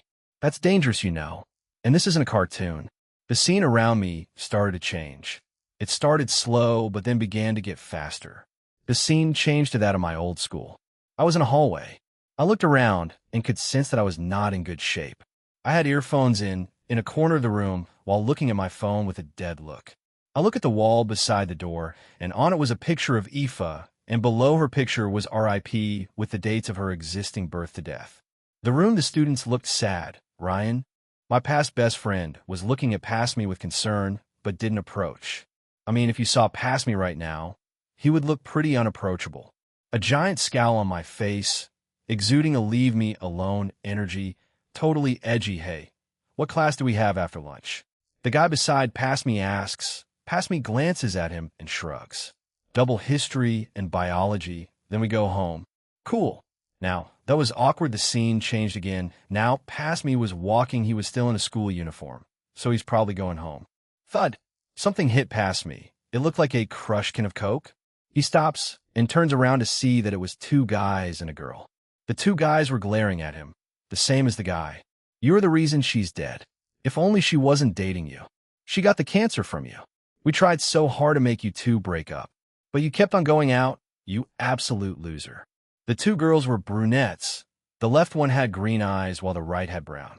The guy was bald, and he was still in secondary school. My condolences, dude. Also, I don't think you can pass on cancer like that. Teenagers can be so cruel and stupid. Cinchuredo. Past me didn't cause her death. It was cancer. Why the hell would they blame me? No, they probably didn't have the right outlet. Also, they don't look too right in the head or emotionally mature, so they took it out on me. The living former boyfriend, huh? This honestly looks like a movie, but people have killed and hurt others for far less. An example of this was the school shooter who killed a bunch of kids in an elementary school in America. Her reason? I don't like Mondays. This livens up the day. The scene changes again, this time a full view of the hospital room the past me was in. He looked older now, less angry than the two scenes I saw before me. He looked content with a smile that told he was ready. A doctor then walked in. He had a grim face on. He brings a chair over and sits beside his bed. Mr. A, I don't know how to deliver this new to you, but just give it to me straight. Doc, what's wrong with me now? Past me interrupts the doctor. He sighs and nods his head while taking off his glasses. You have a heart disease, ischemic heart disease. It's the term given to heart problems caused by narrowed heart arteries. When arteries are narrowed, less blood and oxygen reach the heart muscle. This is also called coronary artery disease and coronary heart disease. This can ultimately lead to a heart attack. It's silent. The people that have ischemia without pain, silent ischemia, they may have a heart attack with no prior warning. Additionally, you have SCLC or small cell lung cancer. It's a fast-growing type of lung cancer. It spreads much more quickly than non-small cell lung cancer. SCLC is the most aggressive form of lung cancer. It usually starts in the breathing tubes, bronchi, in the center of the chest. Although the cancer cells are small, they grow very quickly and create large tumors. These tumors often spread rapidly, metastasize to other parts of the body, including the brain, liver, and bone. Mr. A, don't. Let me die. I don't want treatment. Boo past me didn't look at the doctor at all. He kept staring out at the window, his expression never once changing. It looked like he already accepted his fate. ITLL need chemotherapy, right? I would rather not. I like my hair. Possibly radiation too, right? I had my suspicions of SCLC, but didn't have anything concrete. But today gave me that confirmation. Let me guess, I'm at a point that's far too gone, right? Do I have like a year to live or something? You're at the extensive stage. With treatment, we can extend your life to 7 or 11 months, but yes, most will succumb to it in a year's time. Then let me die on my own terms. I don't want to be bettered in or stuck doing chemotherapy before I die. That's not cool at all. Databeo, the doctor, who had a grim face, cracked a small smile. Looks like he understood the Naruto reference. What a weeb. I like this guy. Shine. All the dreams over Gene skyward. I wasn't expecting that. Expecting what, partner? I explained to Drake and the rest of what I dreamed of and what happened. I finally was given a little bit about my past life, what I died off. Why refuse treatment? I don't know. I mean, I can't really change what I did in the past, especially to a world that's long gone. I can assume that I had gotten better, got past the depression, or at least the deep one, made up with some friends, Ryan. But you ultimately were still depressed. Centuredo, you did I want to go out with him, seeing me, still happy? A smile on me before I get yeeted into the void. Sounds like what you would do, partner. Maybe good morning, what is she doing here? In front of me was Demeter. Centuredo, it'll get her back. This is some serious deja vu vibes. I'm getting like Penemu. I'm not repeating them going to that final island. That's where they keep the wildlife and food they eat. While the harpies do eat the flying fish, since it's in abundance, they have the more normal supernatural wildlife at that island. However, it's quite dangerous since those can fight back. Only the skilled and powerful harpies go there. Myrina will have some trouble, but everyone else should be fine. I'll protect her. It should be good training too. Let's go. This was my last stop here. I want to see what it's like also. The animals there range from middle class and up, probably up to high class. Griselda was ultimate class. The rest were still of the same rank. Yes. Boyin Senpai. I nod and start to fly in that direction. Demeter kept her hold on me as she stepped closer with a playful grin. Why are you acting this way? You even showed up in my room last night out of nowhere. Do I need a reason to tease someone? I might do this to everyone, generally, and personally, yes. I would think so. She crossed her arms and puffed her cheeks up. Aren't you too old for that? Well, whatever, you just look like the type of person to be teased. Well, to me anyway. So I went with it, I do. That's a first. She didn't say anything else, but we soon approached the island. Interesting. The island had a continuous dark cloud above it. There were also some droplets of rain starting to come down. It was also quite windy here. Below the ground was ocean bluegrass. Some parts were light purple, but it was mainly ocean blue, unlike the other islands where the grass was green. To my right was a small patch of red-maroon crystals, so this is where they get them. This whole island is one giant red crystal. The stranger thing is it regenerates, so they never run out. I believe this formed because of how this rel was made. It's an item that even intrigues us gods. Is that so? I could see some large animals' supernatural variants. A boar, a goat, and so on. There was quite an abundance of them, but how do they procreate so fast?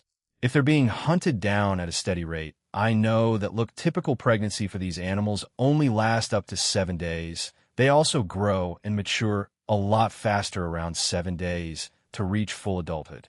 That's why their supply of food won't ever run low.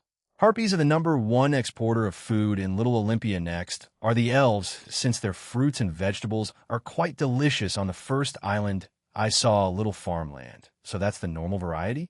And this is the supernatural side. Huh? Weird, maybe they had a taste of human food and wanted to recreate it? I nod and land on the island.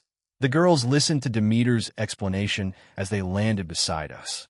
Jean, after today, where are you going? You only have a few days left before the tournament starts.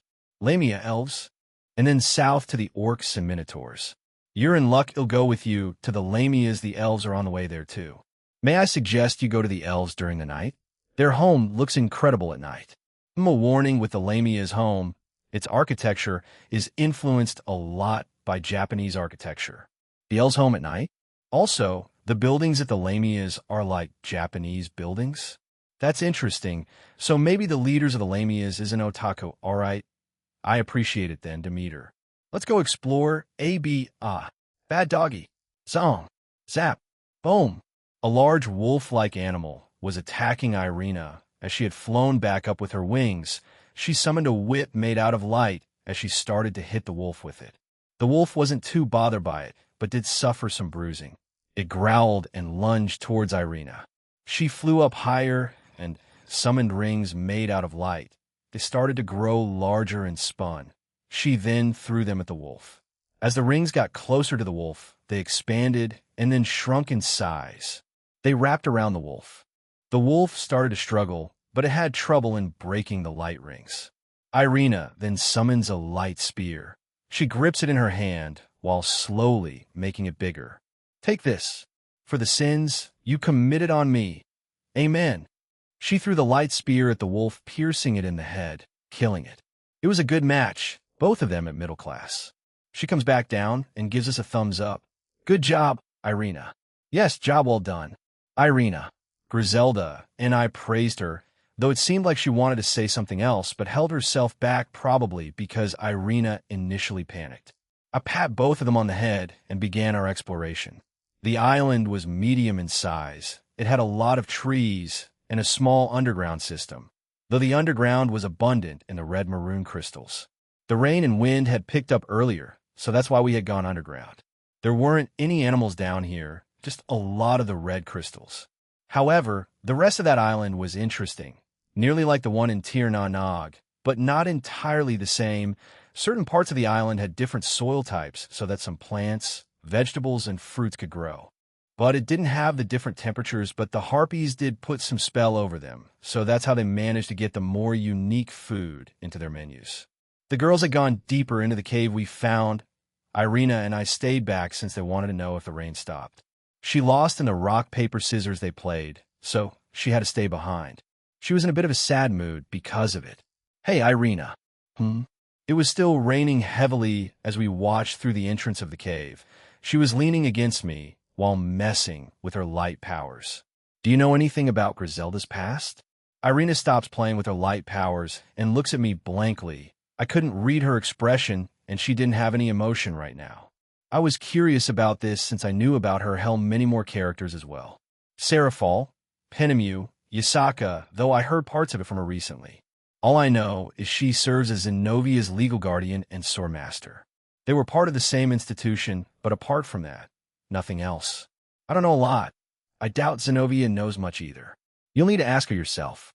But knowing most exorcists had the same enough background, either orphan or joining because of a tragedy that happened to them involving the supernatural, then there are rare cases of someone joining because of family, right? Or maybe they just wanted to. Irina looks a bit surprised and chuckles. Maybe. Step. Oh, hey Griselda, didn't know you got here. Irina, and I look at her as her usual smile was there, but the others weren't with her. I could feel them still deep within the island's underground system. Yes, I just came back. Liar. I felt you earlier but didn't say anything. That's why I brought the topic up with Irina. She approaches us and sits beside me. Irina, if you want, you can go down and join the others. Really? Yes. Thank you, boss. I'll see you in a bit, Jean. Irina immediately jumped up, happy to be able to explore the place, a heart of an adventurer. She quickly left, as the only sound that could be heard were her fading steps and the rain outside. You know, I can sense the auras of everyone around the world with some exceptions. Yes. We fall silent as she scoots over to me. I turn my head to look back outside. While we could have just left the island or kept exploring during the rain, we found this place and saw that it went deeper. That's the only reason as to why I'm here. Do you wish to know? If you don't mind telling me. Then wait until you gain more of my trust. Sure, it'll work on that. We only met a handful of times, and even then we didn't get to interact much. But we do have a few days left here, and I would like to think we became better friends thanks to it.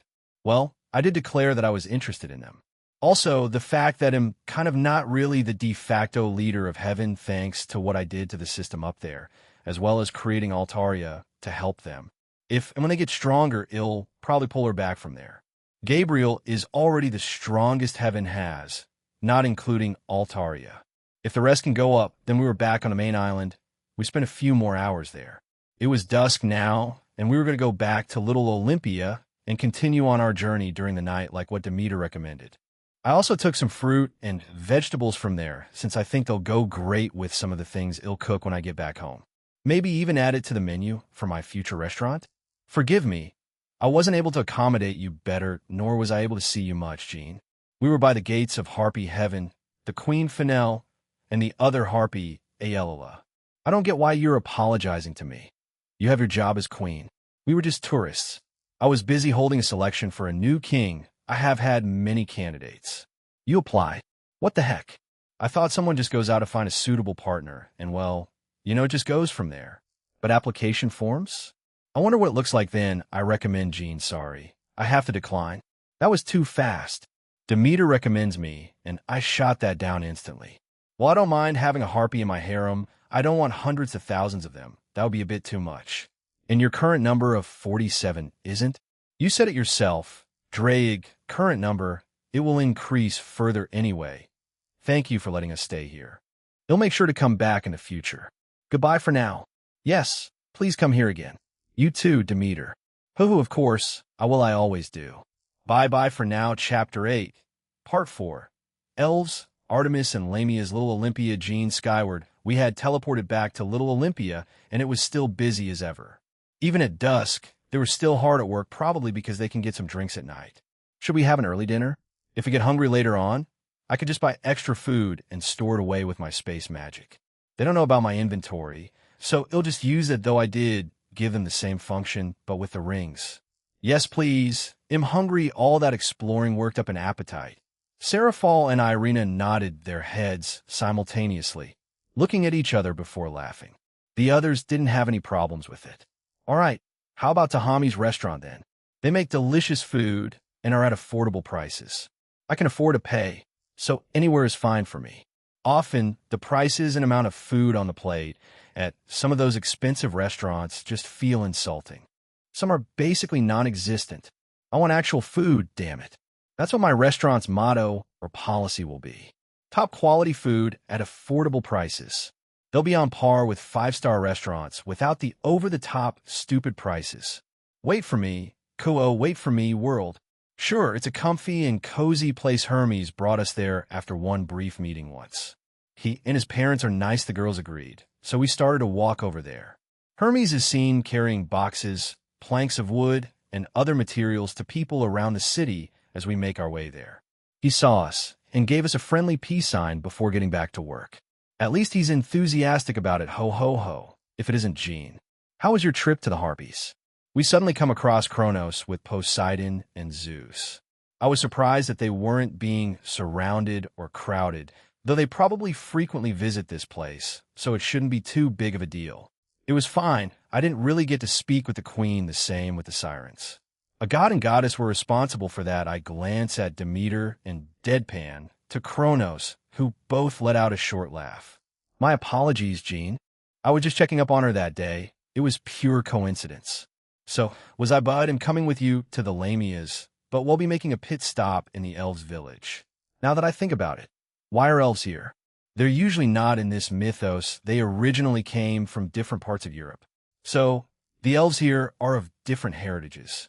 Some English, Irish, and Norse elves and whatnot. That's why you'll see elves there with a variety of hair colors. They're not just blonde. Zeus answers my question. I see, that makes sense. But why did they leave? Maybe I can just ask that when I get there. But I'll probably have to wait till tomorrow. I wonder if they've been contacted by. I look at Kronos, and he winks at me. Anyway, we're planning to have dinner at Tahami's care to join us. I shall fetch Hera, and we'll join you. Poseidon and Kronos agreed to come with us. Zeus disappeared, and then reappeared in a flash of lightning with Hera in tow. She greets us with a wave, and we continue on our way to Tahami's restaurant. Tahami brought us back to the same table as last time, but did not have enough space, so I just expanded the table and the area around it. I said it would be permanent and would be on the house. How has your time here been, Jean? I hope everything has been well for you. Yeah, it's been mostly pleasant. Not much trouble, so I don't really need to do anything, of course. We deal with them as soon as we find out. The ones you should look out for are the more rowdy gods and goddesses here. You should know who they are, no? I nod. Hermes warned me about them when I first got here. I haven't felt them doing anything so far.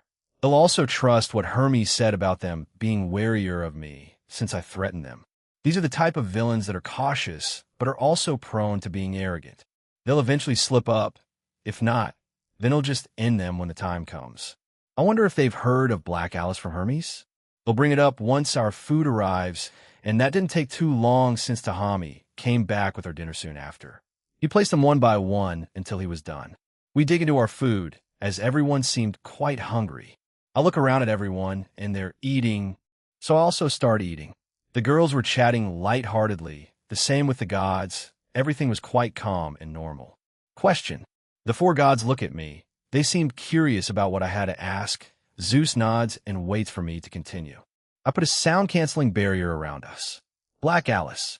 That name made them all frown. It looks like Hermes didn't say anything to him at all then. All right, I nod and tell them what I found out and what I told Hermes. As I spoke more and more, I could see the look of disbelief appear on all their expressions. I did not believe you would lie about something like this, Jean. How are you sure? Shrugging, I'm willing to share some things with you, Zeus, but not everything. The man just nodded, as he didn't push for it. It looked like he understood what I said. Let's go with my subordinates found out about it. I had them spy on one of their members and found out that way. A half-truth. Then, very well, Jean. I will discuss it with the saner gods and goddesses here. I may consider signing the alliance if that she really is alive. I didn't think that Black Alice put so much fear in Zeus of all people. I wonder what happened. I know Hermes told me the story of what happened, but it was mostly from his perspective. Would you like to know what happened on my end, Jean? I am curious about it. Zeus lets out a chuckle and closes his eyes. Kronos, Hera, and Poseidon had complicated smiles on their faces. I doubt they want to remember that day either, and I just moved ahead and asked for a retelling. Am I insensitive? Zeus then began to speak. It was an ordinary day in our realm. Our people carried on about their usual business. As the gods, we were aware of Typhon's rumors, but we didn't think he would act on such an outrageous claim. He wants to overthrow us and claim Mount Olympus for himself. For what? He never specified a reason. But then he came into our realm at night and began attacking us while leaving the humans alone. An initial firestorm, multiple of them, wiped out a few towns and villages towards the south. Typhon has weather manipulation skills at an unbelievable level. He used it very well. He flooded the west. That's how the home of the Sirens came to be. It was just a moderate lake before, and now he wiped out the North's landscape. You saw the ravines, cliffs, random drops, and destroyed landscape. Yes? Many of the trees in the east were also torn down and destroyed. A very prominent tree the elves planted there long ago was destroyed in the attack.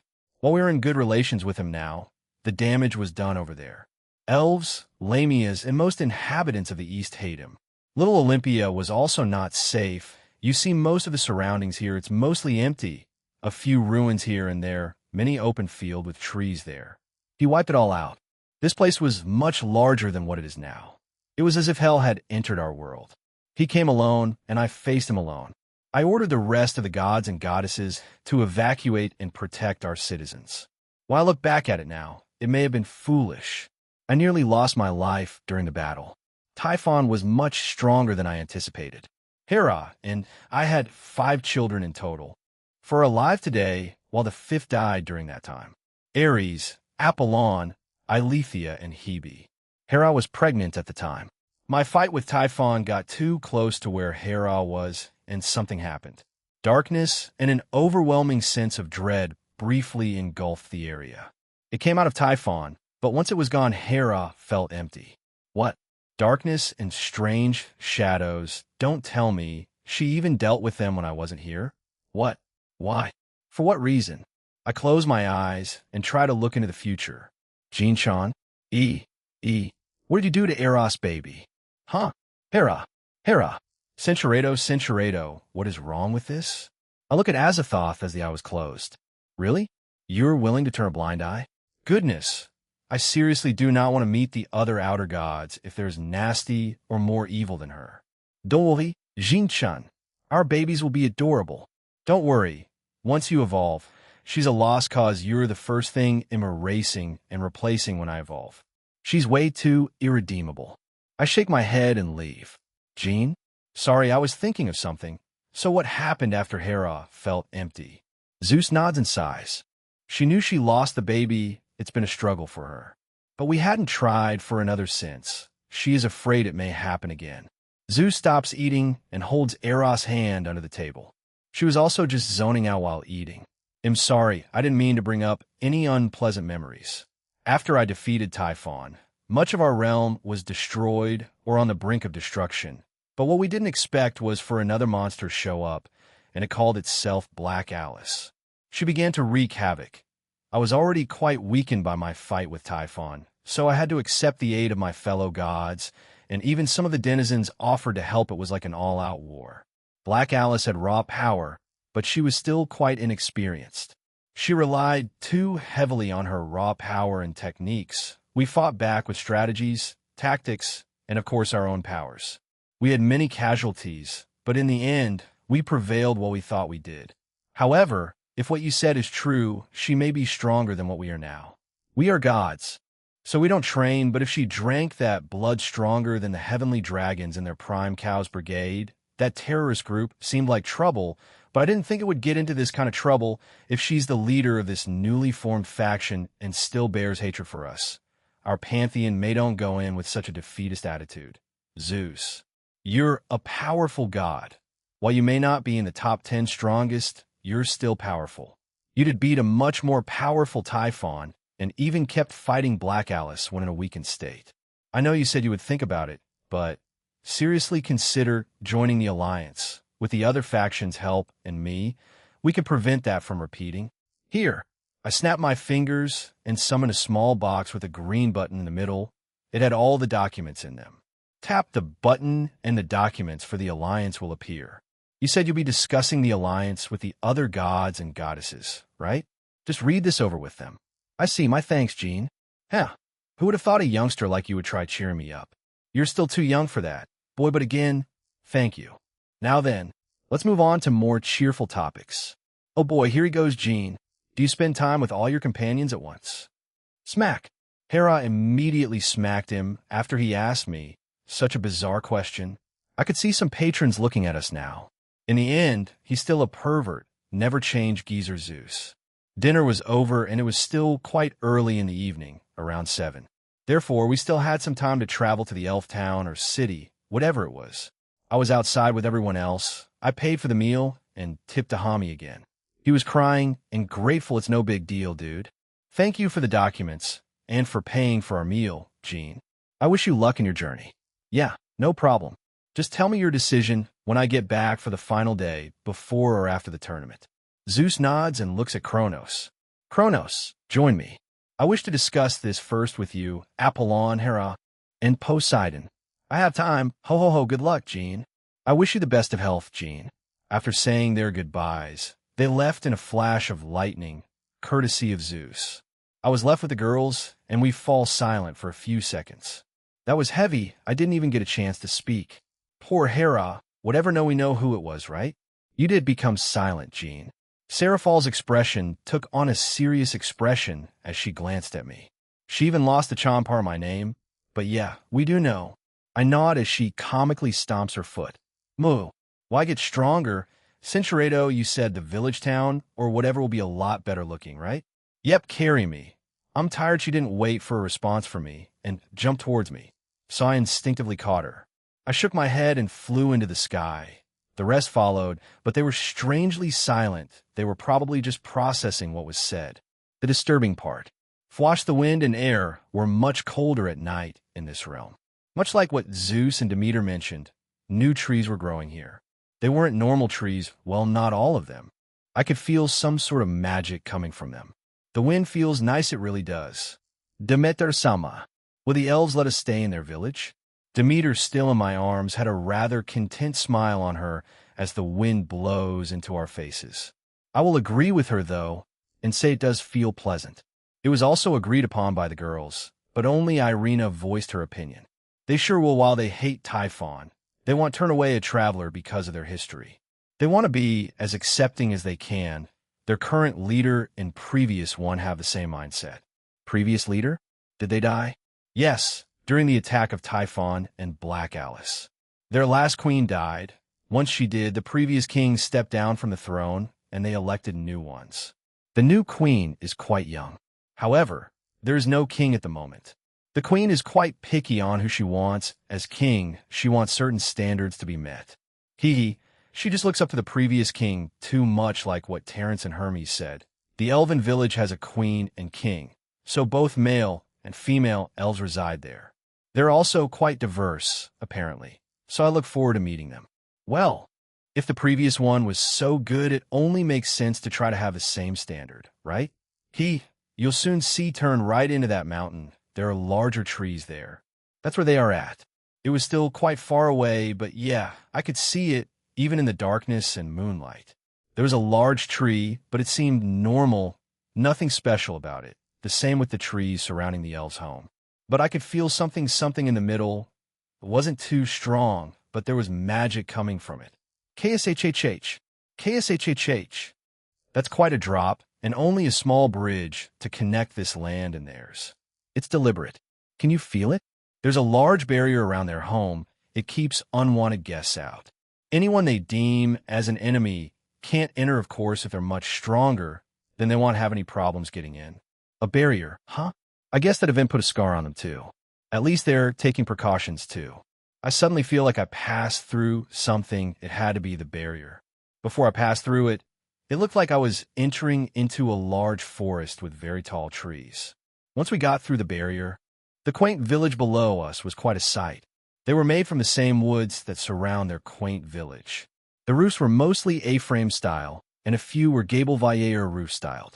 Many of the windows were circular or rectangular in shape. The walls were dark green, in color the same wood type as the trees that surrounded their village. Not all the structures were wooden, as there was some kind of middle area that was mostly made out of stone, the same with the buildings at the background. They had a strange blue glow that was dim. There were also small rivers and bodies of water around the village. As to where they came from, I couldn't see. I would guess it's somewhere beyond this barrier on the outside. Since it was nighttime, the area was quite beautiful. I'm not sure if it's because of the trees or the barrier doing something to this place, but it gave off a mystical vibe, if you get what I mean. I could feel something else here. It felt like fairies, Ariels, or spirits. Do they live alongside the elves? What's that in the middle? I can't answer that. Ask the queen tomorrow. Well, meet them, and well, stay at that cozy and Demeter points at a building to the top right of the village, a house that was built into a literal tree. The tree was also quite large. That's the inn? That's a first. Even the one in the fairy kingdom wasn't built into one, or the one in the land of heaven. Falls the queen. Should be over there. Let's fly over following her instructions. I fly over there with the girls. I don't think we can explore much tonight. Probably just stay in the inn and then sleep. As we approached the inn, we could see a lone female elf there. After we flew down, she had a calm smile on her face as we stood in front of her.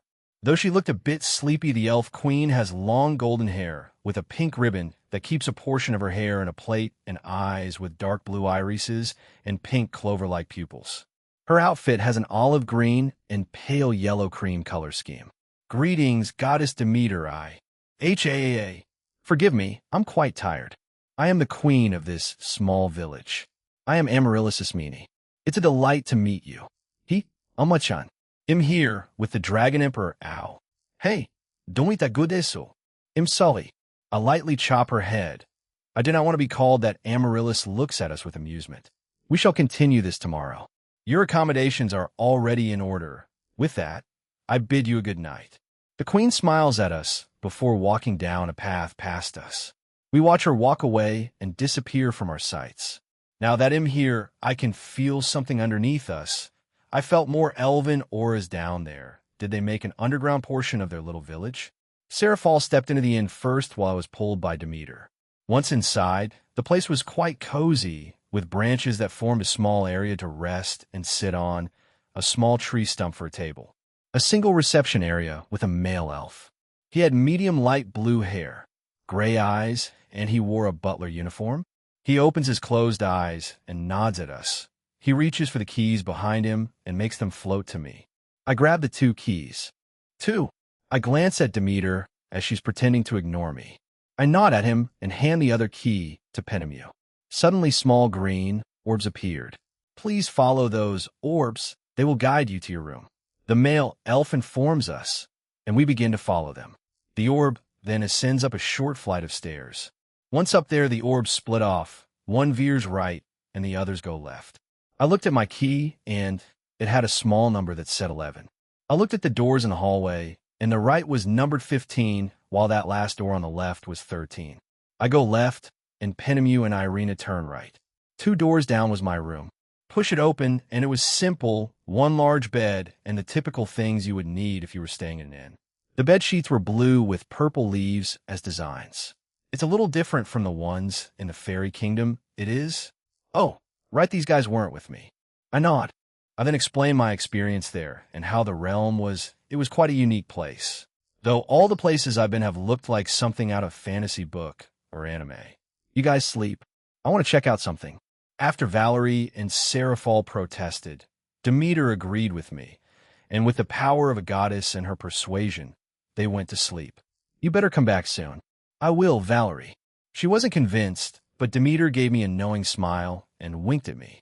I shook my head and left the room. I quickly headed downstairs and left the inn. The receptionist didn't even question me. I leapt into the air and flew to my right. There were some large trees behind the buildings, but I felt something, so I kept flying. There were no elves out, since I felt them all in their homes. As I broke through the large trees, I saw a large field beyond them. I could see some training dummies. Is this some sort of training field? I mean, it would make sense because of what happened with Typhon. Looking at the dummies, they had small holes on them. I fly over to one of them and land in front of it. I touch it. It was made out of the same wood as the trees around me. I suddenly felt someone approaching me. What are you doing? This voice, I didn't think she would be up right now. I turn around and see Artemis. I guess she was here, probably helping with this archery training. I was curious, so I came over here. I didn't expect to see you here, Artemis. She didn't answer me, but glared at me instead, trying to see if I was lying or whatnot. While glaring at me, she sighs and then summons a bow. Do not act like we are friends, Red Dragon Emperor. But since you are here, let us have a friendly competition. Competition? What's with the hostility? She looks like the Artemis of Damachi, but it's whatever. I doubt she would accept a no for an answer, so I wait for her to continue. I hear a low rumbling behind me, and a bullseye appears. I'll make it simple. A bullseye will award you 10 points. If you hit any areas that are yellow, it will be 5 points. Red will be 4, blue 3, black 2, and white 1. We each will have 5 shots. Whoever has the highest points wins. I looked at the bullseye, and it was normal. There had been no magic or tampering with it. Sure, thing, but if I win, you will answer my questions. If you win, you can request anything you want. That's one hell of a wager, lady. Are you that confident in winning? Also, I don't think that's fair on your part. If you win, I just have to answer your questions. But if I do I get to ask for anything? Silently, she points at a red line that I hadn't noticed before. I guess that's where we'll be firing from. It was around 120 meters away. Isn't the one in the Olympics just 70? She's pretty hardcore in her own way. Can the elves here even hit it? No, that's stupid. Of course they can. There's some holes in those dummies after all. We go over there, and she goes first. Artemis creates arrows out of her own divine energy. She aims and hit, ta. I watch her fire arrow after arrow as it hit the bullseye. After her 5 shots, she had 35 points. She seemed kind of angry for missing the last one. She steps aside and gestures for me to go ahead. I don't have a bow, I guess I'll make one now. The bow I created is a matte black, Western-style straight bow. It's a simple design, no need to be fancy. I could see Artemis giving a strange look. I just shrugged and created an arrow with my own energy. I take aim, hit, ta. I guess I win. All my arrows hit the bullseye. Seeing as how I didn't exactly want to answer her questions, I didn't want to lose. Artemis was clearly frowning, not liking the results. One more time. Sure. So we played another round, and another, and you get what I mean. I kept winning, and she kept getting more frustrated. She didn't show it, but I could tell from her emotions. This dragged on for a total of 10 rounds. I won them all. Artemis finally put her bow away and sighed. Centurato. Bring it, you fool. Do not fret. Drake and Barato are just playing a game of tag. I don't think attacking someone is considered tag. Rudra speak, Red Dragon Emperor. What do you desire? It'll have 2 number 9s, a number 9 large, a number 6 with extra dip, a number 7, 2 number 45s, 1 with cheese, and a large soda. That makes sense. She has no idea what I was referencing. My bad. Please don't look at me like I'm insane. I swear I'm not why are you here? I am close to the elves of our realm. I help train them in archery and swordsmanship. Why are you asking? Because that's what I desire. I just asked the question. She had a look of disbelief on her face as she stared at me like I was pulling her leg. I'm sorry, lady, but I don't really have anything I desire since I can just make most things come true if I want. I'm not lying. I do not accept this. Please suggest something else. Bunov. Fine. Lady, why are you making things more complicated than they have to be? Oh, I know. Why did she keep her chastity in this world then? Since I'll assume that it has nothing to do with her being a child of Zeus, or whatever, why did you make your vow? Artemis seemed to slip into thought as she closed her eyes. I could feel her emotions soaring, but I wasn't sure which was more prevalent hatred. Sincerado, we were once friends, but she has romantic feelings for Ares, so when he started to try to court me, our relationship turned foul. When she found out what I did to Ares, they started to conspire. She started to reconnect with me, and I genuinely thought that we were starting to be friends again. But then I was captured, and when I regained consciousness, I was restrained against a wall, alongside Ares and several others I did not recognize. They attempted to interrogate me. I resisted as much as I could. Fortunately, Zeus and Apollon had suspected Ares of plotting something against me since our last incident. So, I was saved that day. That's why we have limited interaction. I hated being in the same room as them, even during the time I met you. So, Zeus basically gave Artemis a restraining order, probably the same with Athena. Wait, then or yes, it's as you suspect. The two of them are now lovers. Sincerado, I do not know why. That is why I took my vows. I hate men. I can tolerate them. Zeus, Poseidon, Kronos, and Hermes. Those are the ones I'm in frequent contact with. There are more that I can tolerate, but the rest I want nothing to do with. Ares is the Zeus of this world. I'm not sure if that's irony or not since he's his son. So I'm not on the list yet, huh? Well, we'll work on that then. I see. Well, thanks, and sorry for having to share your reason with me. I didn't think it would be that dark, Artemis. I'll head out. Good night. Do you truly wish for nothing else? Even if you asked, I would have, nah, I'm good. I don't force anyone into anything. This isn't about anyone being a servant or anything like that. I care about them all equally. Anyway, see you tomorrow then. Even if I'm slowly becoming known as the middleman, Red Dragon Emperor, and probably a weirdo for wanting a big group of friends around me. I don't care. Let them think that. They'll prove them wrong on it once they meet me. But you are one. Okay, I know, but it's only with my close friends, all right? And to the people you're interested in, okay. Fine that too. But I am not that bad. I flew away while arguing with these two. I felt Artemis' gaze on me as I left. Why are you still up? When I landed back in front of the inn, Demeter was outside, sitting on a large root of tree with her eyes closed. When she heard me, she opened it and smiled at me. How was it? It was fine. She was a bit hostile, but we're fine. I beat her in a friendly archery competition. Demeter faked a surprise, and I rolled my eyes at her. She giggled to herself. She walks over and stands beside me. You know, I'm surprised that Artemis tolerated you that much. She had questions she wanted to ask me. If she won the competition, I would answer them, but I won, so I asked her why she made her vow. Also, maybe she tolerated me because I was invited here and am also the middleman. I have the three great powers, the Irish gods, and the West Ukai faction as my allies.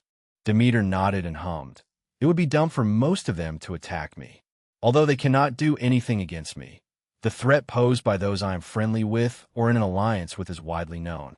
I believe that the three great powers alliance, as well as the Irish joining hands with the three factions, is spreading now. Yasaka's will also start to spread eventually. They'll probably snag a deal a lot sooner than I anticipated since Black Alice is involved with the Greek mythology. Oh well, let's go to sleep. She grabbed my arm and dragged me back inside. Sincerado, I allow Valerie near my neck, and she leans in to bite me. She does her thing, and after a few seconds, she steps back. That's the Barado I've seen that, Valerie-chan. Are you a vampire? I haven't told them about Valerie, so I might as well. I tell Seraphal what I did and who Valerie is. Demeter started to laugh while Seraphal looked stressed. Do you have any idea of the implications of what you did? We may want to form an alliance with them, both the Teeps and Carmilla faction. You know, business mode Seraphal had arrived, and she was scolding me. Yes, I am aware of what I did and the possible implications. I mean, they're still likely to ask for Gasper. They'll just be missing Valerie. But I understand why you did it. They hurt Valerie-chan, and that's unforgivable. Which is it, woman? Your personal feelings or business? I finally pulled Demeter off me and set her on the bed. Breakfast, huh? I wonder if the elves here are vegetarian or vegan. Oh, don't worry about that. You'll see soon enough. Demeter answer my question in a vague manner. I shrug and leave the room followed by them. I wanted to see what kind of breakfast, I still have the food from last night. The food that we were served for breakfast was a combination of both. Apparently, a lot of the elves here are omnivores. They consume both vegetables and animals. Even though I spoke briefly with the guy who brought us the food, I believe they usually eat vegetables and fruits more. However, eating animals like fish is not out of the question. Since we're guests, and they sometimes have travelers coming here, they have other meats prepared for such an occasion. But even without the meat, the dishes they served with just the vegetables were quite good, and from what I was told, they're really good. I wonder what they have in it. Oh my. Irina happily cheers while eating her second serving. She had a mix of vegetables and meat. She wasn't too picky. That's probably due to what she used to eat while being an exorcist. Everyone else was in agreement, and the chef who made it looked relieved as I gave him a thumbs up. Amachan is probably waiting for us. Let's hurry up and meet up with her. It'll take you there, so don't worry. We quickly finished our breakfast. I gave a chef a small tip of 5,000. Irina was disappointed since it ended so quickly. She was slowly turning into a glutton. At this rate, ITLB, Kuroka, Shigian, and Irina. We were outside, and the place had elves out everywhere. There were kids running around too. Demeter was greeted by them. It seems like she's popular here too.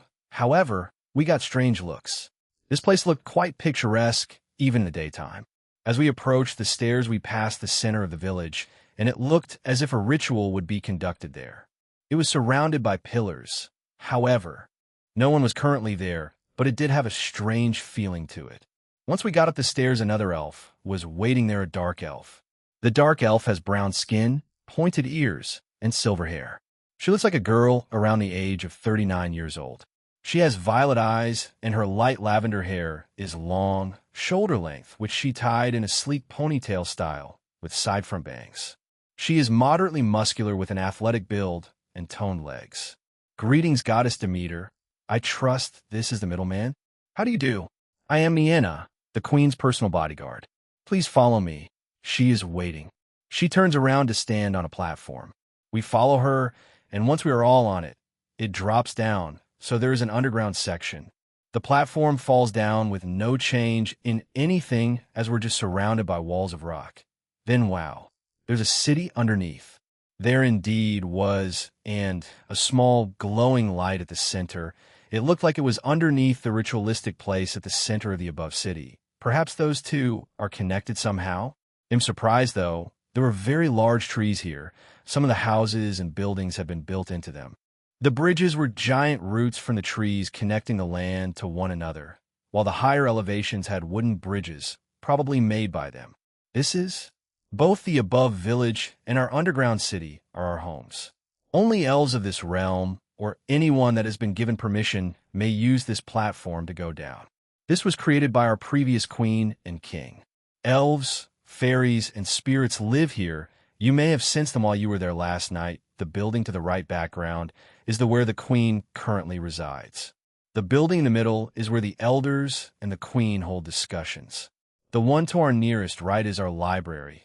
This holds more of our history, while the one at the surface holds just some of it. The buildings here were mostly made out of stone, but they do keep the color scheme of the roofs as purple. However, they're much rounder in shape. The lights here were powered by magic, just like the surface, but the magic density here is denser than it was on the surface. Are the gods aware of this? Yes. I turn to Demeter, and she nods. I saw a lot of plant life and insects around the place, as well as white mist or fog. In addition, there were waterfalls surrounding the area, as well as some bugs buzzing around. The platform eventually stops. Niena steps off first, followed by us. She starts to walk away, and we follow her. Is there anything beyond here? Just trees, plants, and a training area much like the surface. Why? Oh, just wondering.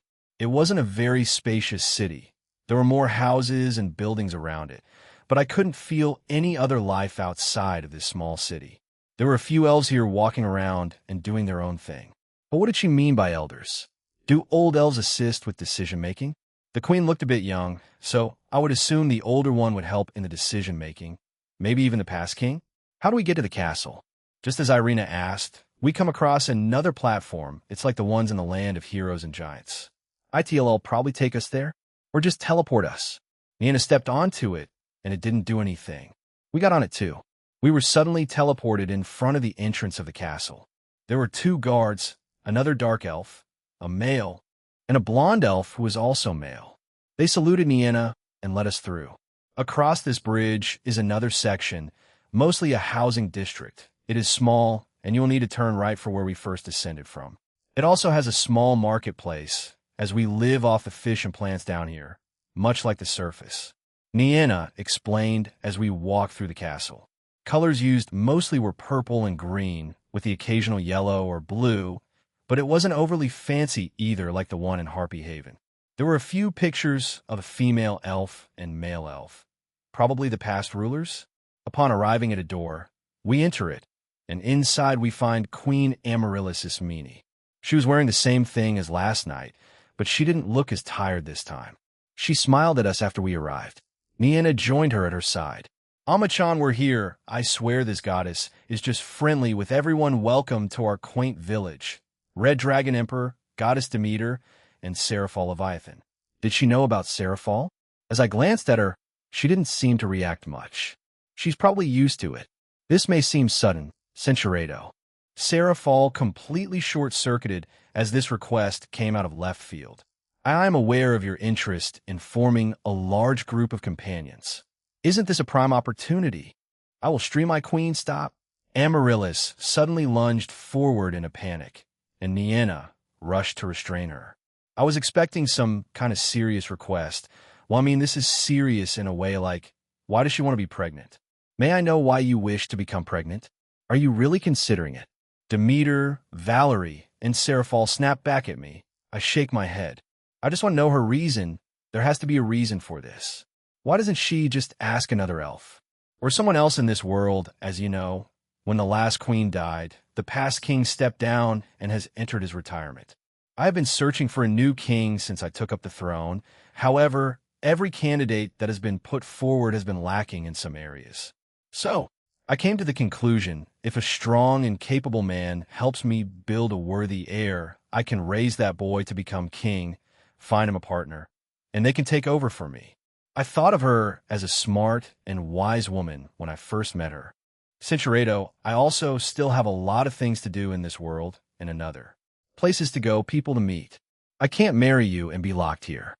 The girls had a look of relief. Please trust me a little more. I won't just accept something like that. Ha, if that's all, well, get going. We need to get to the Lamia's W8.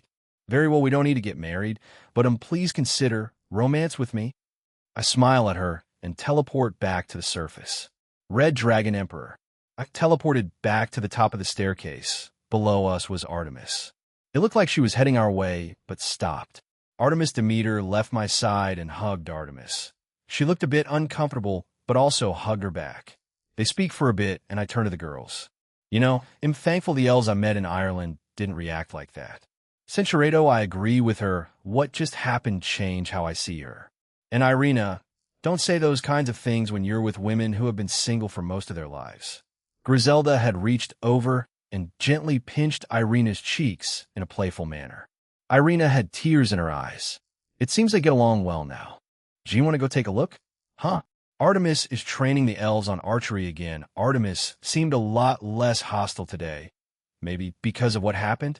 Or maybe because of Demeter. Whatever the case, I didn't mind going. Sure, we were at the same spot I was with Artemis last night, but this time there were multiple elves everywhere, some training in swords and some with bows. They all varied in height, color, hairstyles, males and females. Clap, clap, all right, everyone. Let's continue from where we left off yesterday. Artemis had all the elves present, and they answered her enthusiastically with a yes, teacher, which was pretty interesting. Did she make them call her teacher? She also doesn't seem to mind speaking with the male elves, though she was a lot sterner with them. Someone else, another elf, who looked like she was helping with teaching the class, was here. Artemis goes over to her, and they speak for a little bit. They laugh, and then separate ways. The young female elf with a long, luscious lime green hair that reaches to her knees and has light green eyes and pointy ears. She wears a princess vest with different shades of green, lime, and mint.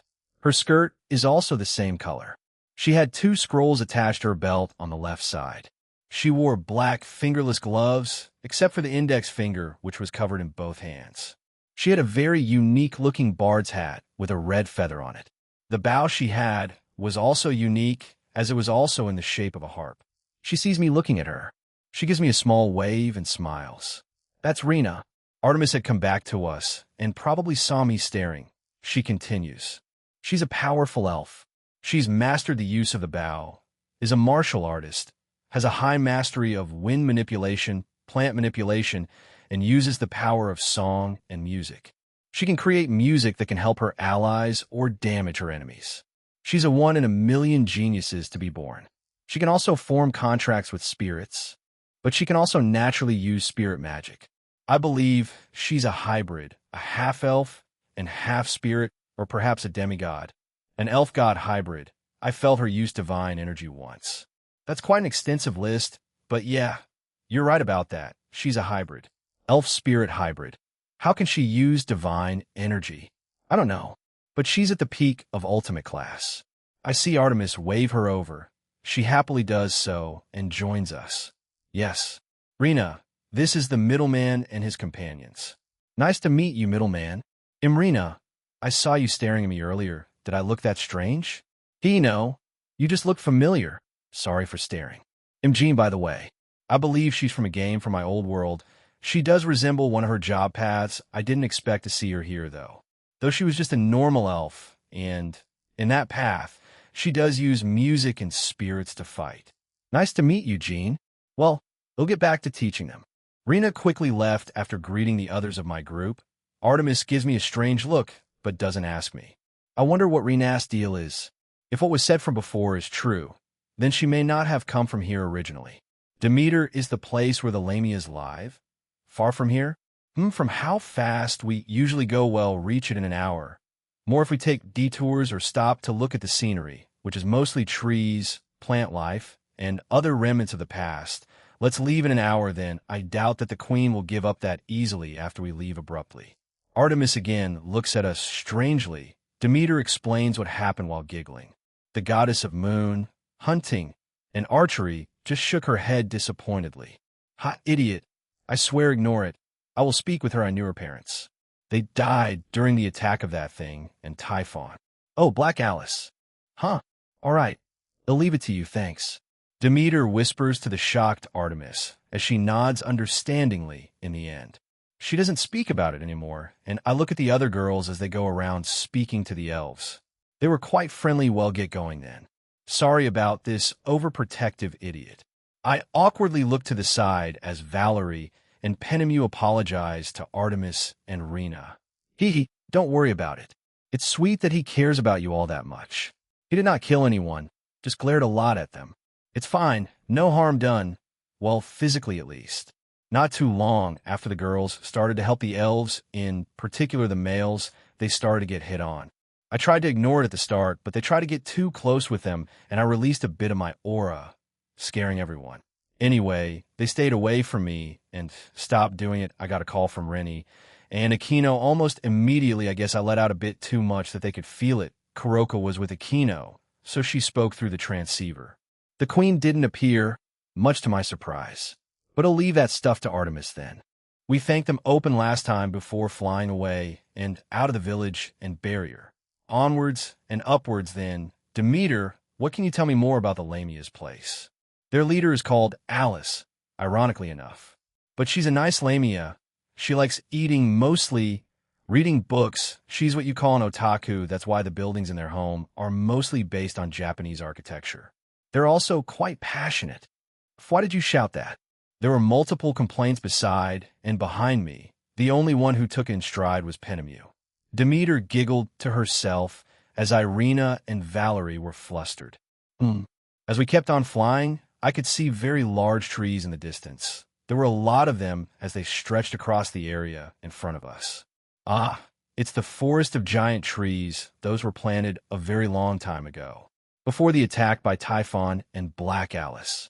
Miraculously, they didn't get destroyed. Nothing really lives there as far as I know, but that could have changed. I checked out the entire forest and couldn't feel anything in there, no life of any sort. We enter it, and we had to occasionally move around since there were a lot of trees in our way. I looked below, and there was a road in this forest. There's a road down there. Did someone carve it out? A long time ago, Zeus foresaw that it would be used, so he ordered a road to be built through it. Let's lower our flight path then. We'll have an easier time since we won't hit trees down there. Following my instructions, we fly closer to the ground, and being down here was quite something. I felt almost tiny being surrounded by these trees. There's also a constant breeze here. I didn't know where it could come from. I did a scan this earlier. Beyond this is a little jagged valley, and past that is their city. A lot of their city is built into the cliffs and mountains, but of course not all of it. There are normal houses. If I'm honest, it's probably the third largest city in the realm, before the attack in Little Olympia. The city of the Orcs and Minotaurs is the largest currently, built around a large mountain and open field. Interesting, so the largest current city is south, the second is east. I can guess that's the same with the population, though I doubt it since the previous places had very small populations because of their species being limited. We finally break through the forest after spending around 25 minutes in there. Once we did, I look back and it's still quite a sight to behold. I turn back and increase my speed while flying up higher. I could see beyond the valley, and the Lamia's home was interesting. It's like what Demeter said. It looked very much like Japanese architecture from the older era. The one building that stands out is the Japanese castle-like structure. I could see that a large wall was encompassing it. The same with the outer part of the city. The roofs were black, while the walls were white with red pillars of wood as supports. There was a small pathway that connected the castle and the inner city to the outer one. In the outer part of the city, there stood a large statue of a Lamia. It was female. We fly past the valley as I didn't see or feel anything there that was important. Maybe they used it as a sort of defense when and if they were attacked. Though Zeus did say this place was peaceful. We land in front of a giant torii gate, and were their female Lamia guards. They wore silver armor on their top half, while they had skirts to cover their bottom half, not including the tail. Demeter-sama, welcome. Is this the middleman? Queen Alice has been early waiting for your arrival. Please come through. One of the Lamias speaks up and easily lets us through. Demeter spoke with her for a bit before joining us in the city. Once we got inside, we could see Lamias walk slithering around. Like any other city we've been to, they were just doing their usual business, living their life. Follow me. Demeter was the guide again, since she's close to the Lamias. She took us around the outside city. There were some food vendors selling, well, food. But what stood out to me was there were so many inns and taverns everywhere. It seemed like every other building. I kept getting called out to by some of the female Lamias as we passed by. Centurado, what is wrong with you? Lamias are like this. Deep breaths. Jean, deep breaths. This is how they are in this realm. Just calm yourself, damn it. He's ours. Look, Seraphal shouted back as she grabs my hand and forcefully pulls me toward her. She glared back at the Lamias who started to encourage her. Squeeze, squeeze. I, on instinct, squeeze her shoulder, making her yelp in surprise. She immediately turns red and swats my hand away. You did this. I didn't do it. You squeezed her, though. Shut up, dragon. Boom. Bang. Bang. Crash. I'm in mine, too. Excuse me? Valerie-san. Valerie goes to where Seraphal was and does the same thing as her, but instead of me instinctively grabbing her, I accidentally bump into her. Hiya! Valerie slaps both her hands onto her mouth, looking horrified with herself. She also turns red like Seraphal, and the both of them fall back as they quietly walk behind us. Did the strange atmosphere of this place amplify? Or something? What's up with this all of a sudden? Demeter just laughed at me, while Griselda, Irina, and Penemu said nothing, Centurado. Behind her, Irina was shivering, and her face was pale. We finally reached the entrance to the inner city. We stood outside the door as another pair of Lamia guards pushed it open for us. Having Demeter made this a lot easier. I got to thank her later. We enter, and we were inside the inner city. While it was much smaller, the shops here seemed a lot fancier and bigger. The population was also around the same as the outer city. I don't think this place is divided by some sort of ranking system, but probably from wealth. I could clearly see that there were more adult entertainment venues here. Even still, some female Lamias were waving at us in a friendly manner. One of them waved to me, and I waved back yank. I was pulled away by Demeter. I could tell that she was getting annoyed. Her mood was going downhill quite fast, since the lamias had been greeting me more and more. She was fine with it at first. She increased her pace, as we were practically jogging now. We got a few weird glances, but nothing too lingering. In front of the castle was a large water fountain. Demeter pulls me forward again. We get to the door, and she pushes it open. Once inside, there was a lamia waiting for us. She has a long, white serpentine body descending from her midsection with long silver hair. Her upper body is humanoid with large, bright red eyes. She wears a black mesh suit under a strapless white top. At her neck is a dark choker, white with gold accents and red gems to match the rest of her outfit. Her sleeves hang low on her shoulders and spun around her like a shawl. She wears a black skirt with a red, black, and white tunic-like fabric over it with white panels on her hips. Atop her head is a nurse cap. Her tail end has red and gold cuffs. Welchme Demeter Sama, Midleman Sama. Queen Alice is waiting for you. Hi Cathasia-chan, we're here and ready to meet that otaku queen of yours. The lamia, named Cathasia, shows a strained smile. While her lip twitched, she nods and starts to slither away. We follow after her, and another lamia came out of a room and joined us. It's Gina-chan. The new lamia called Gina has medium-long blue hair, light skin, and brown eyes. She has blue wings, with their base color the same as that of her short, pointed ears. She has a long blue snake tail with yellowish plates across the bottom, contrasting with her predominantly blue color scheme. I can see the thin black strap of her outfit over her shoulders. She wears a white, feminine top with a black frill across the top. Didimite-sama, welcome. I'm sorry, I was just here to hand this to Kath, she said. She seemed a bit nervous. She glanced back and saw us, her eyes widening. Then she suddenly bolted away. Centuredo, the inside of the castle, was what a carbon copy of the old Japanese castles in Japan. Mostly made out of wood. With its typical design structure, this Queen Alice really went all out. There was no carpet or anything, just wood floors, wood walls with some stone, a wood roof. Everything was a different shade of brown, as well as the occasional red, gold, and blue. Most of the doors were screen doors as well. The lone exception was the outside. We eventually arrived at another normal door, and it was medium in size. I could feel two auras inside. Was there a king here? Calm yourself. Alice BB, but they'll be here soon. You're the queen. You have no time to be like this. Do you want me to make you your favorite snack? I could hear two voices beyond the door. Both were female, so no king then. But the other presence almost felt familiar in a way. Cathasia pushed the door open, and we all stepped through. Once we were in there, the queen stiffened and straightened herself on her throne. Queen Alice had long, straight white hair that goes all the way to her waist, the yellow eyes of a snake. She has two pink flowers on the side of her hair. She wears a black skirt and a black sleeveless crop top, both adorned with gold-red ornaments. Above her forehead was a red mark shaped like a vertically positioned eye. Strange-looking tattoos covered her face, arms, and body.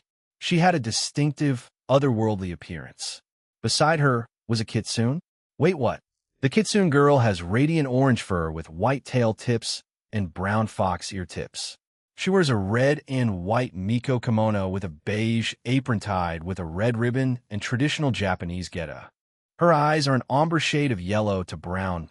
I am Aliphi's Fateburn III, but you may refer to me as Alice. I am the sea current queen of this city.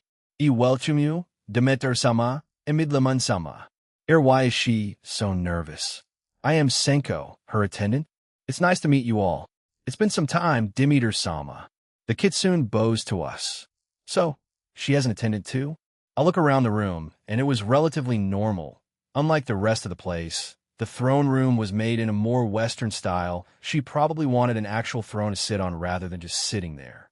Gene Skyward, middleman, and all that. Nice to meet you, Aliyah. Alice proceeded to shriek and lunged at me. I was mostly confused, so I didn't move. She then hugged me tightly. I'm a big fan. Why? Can I have you sign my shirt? No, please hold it for me. Excuse me. Alice Senko looks at Alice with a calm look, but she was exuding quite a lot of pressure, making the current queen flinch. Well, it'll be. She's at least peak ultimate class too. Alice lets me go and goes back to her throne. She was clearly flustered and coughed into her fist. Forgive me. Thank you for visiting our city.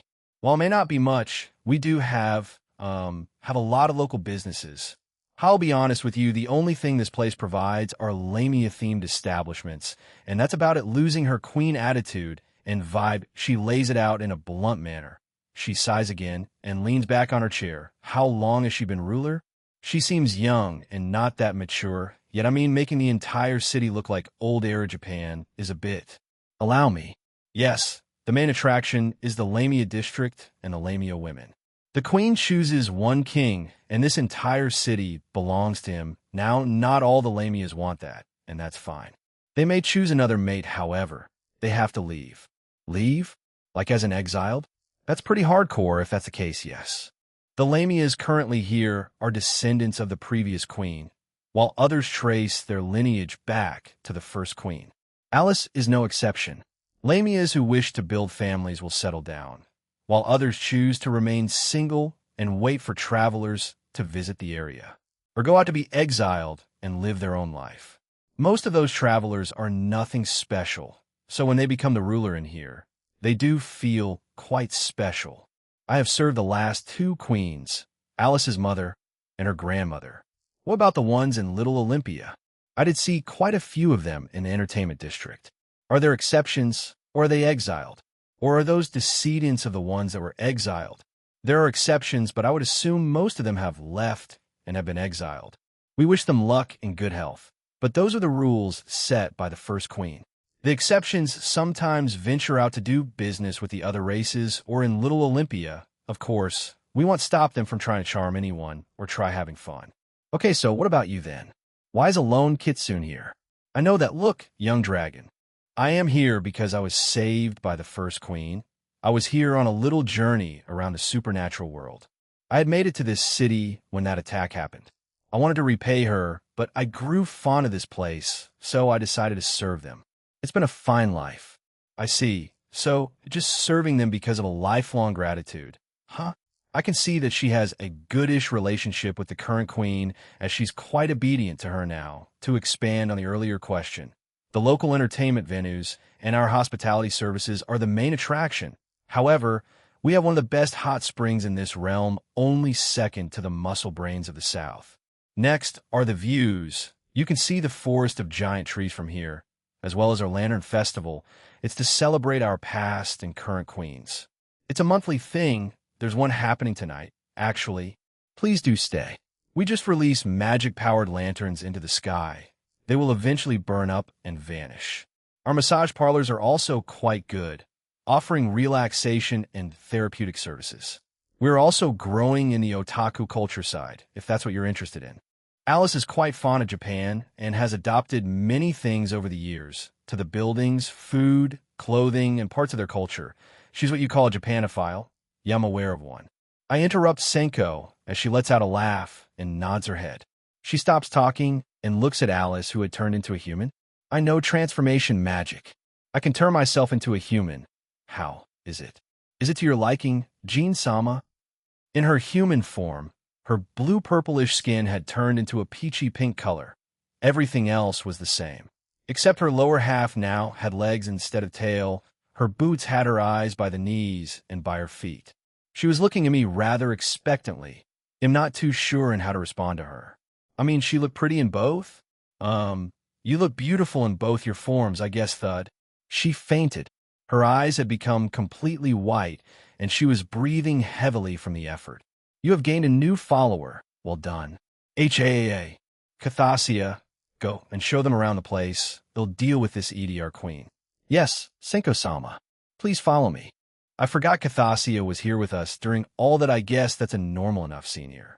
We leave the room. I take one last glance at the passed-out queen, who Senko was shaking her head at.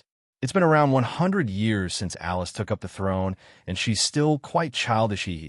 But she'll eventually grow, though. It's partially your fault, Jean. My fault? How? I haven't even met her until today. Demeter sees me with a confused look and continues. It's because of what you're doing. I mean, who's crazy enough to try and unite the entire supernatural world? That's almost unheard of. Even in a human world, that's impossible. You're like the knight in shining armor, or the superhero trying to make the world a better place. It's not like that at all. I just have knowledge of the future. Well, it's vague at best now, since a lot has changed. I also change a lot of its course. Also, peace is best, right? We can all just relax and go through our lives not worrying about wars or big conflicts. I feel like a broken record, but no true utopia or the perfect world will be ever achieved. Even when I do unite everyone, there will always be a group who's unsatisfied. They'll rebel or start their own terrorist organization, and the cycle repeats again. Like the never-ending fight of good and evil in comics, unless you take the supreme tyrannic or dictator route like an injustice. God's among us, and even then, in the good ending Superman loses, but when he does win, is it really peace? Is it really freedom? Whatever action he sees or deems evil will be stopped. So you need to watch your actions so as to not arouse that suspicion of his. And even then, acting too carefully can mess you over too. It's like living life in a minefield. How's that fun? Is that so? I just want to spend my days relaxing with my lovers. That's the only reason I'm uniting everyone. So when trouble arises, I can just let you guys deal with it unless I'm needed. Demeter looks at me before laughing to herself. The lazy dragon emperor, I'll admit that does sound enticing. A world that's mostly peaceful, huh? We can achieve our own dreams without worrying about war or some sort of conflict. We got outside, and Cathasia guides us around the place. Just outside the castle was a souvenir shop with some questionable items being sold. Even those places aren't safe. Now that I look around more past the decorations, there are some lanterns and other festival-like items around the place. Are those fireworks? Yes, we don't use many, but we do launch some after the lanterns have all vanished. I see, I guess that's fine. One last big bang before closing for the night, right? But this is a monthly thing. Should it be a yearly thing instead? That seems a lot of work. We have been trying to change it to be a yearly festival. It lasts a week, and tonight is the last day. It's usually toward the end of the month, but was pushed since you were invited here. So, and the reason for it happening sooner? I'm sorry, I'll try to convince Alice, since she's apparently a big fan of mine. We leave the area and go to another. There were a few fancy shops. Some were selling old antiques of, well, anything really. From the window, I could see old items of all kinds, swords, toys, even an old clock. For the next few hours, we went to every nook and cranny of this city, both inner and outer. A few notable areas were the hot springs. While we didn't go in them, we planned on tonight, after the festival. There were also the spa and wellness center, the biggest one in the city, but we didn't go in either. The Lamias, they were welcoming to everyone, so the girls opted out of it. They did have a museum, and we went in there to learn a little bit more about their history. A short version of it is that Alice's grandmother came from somewhere in Europe. They didn't specify where, but they came here once the Greek gods first formed it. Alice's grandmother, set out east and found this area. It originally looked like a normal Victorian town, the same as when Alice's mother was in control. But a lot of changes happened when Alice took over, especially the changes in building structure, culture, and the like. Most Lamias took it in stride and didn't mind it. They were quite happy that they were able to experience and learn new things, taste new foods, and the like. There were a lot of shops that had Alice figures, both the current and previous queens. However, there weren't any for the previous kings, because as it was mentioned before, they were mostly used to help continue the Lamia bloodline. In the museum, there was a last little tidbit they added at the end of the information booklet that was given. It was a new rule that Alice created. Centurado, so they have to be stronger than Alice. I checked her out earlier, and she was high-tier ultimate class. Just below Senko. I would assume that she's been training her too. Second, the man in question must wish to be married to the female. So, they don't just force them anymore. Interesting choice there, Alice. Finally, the last place we went to was above the city, actually. From there, the view was quite incredible.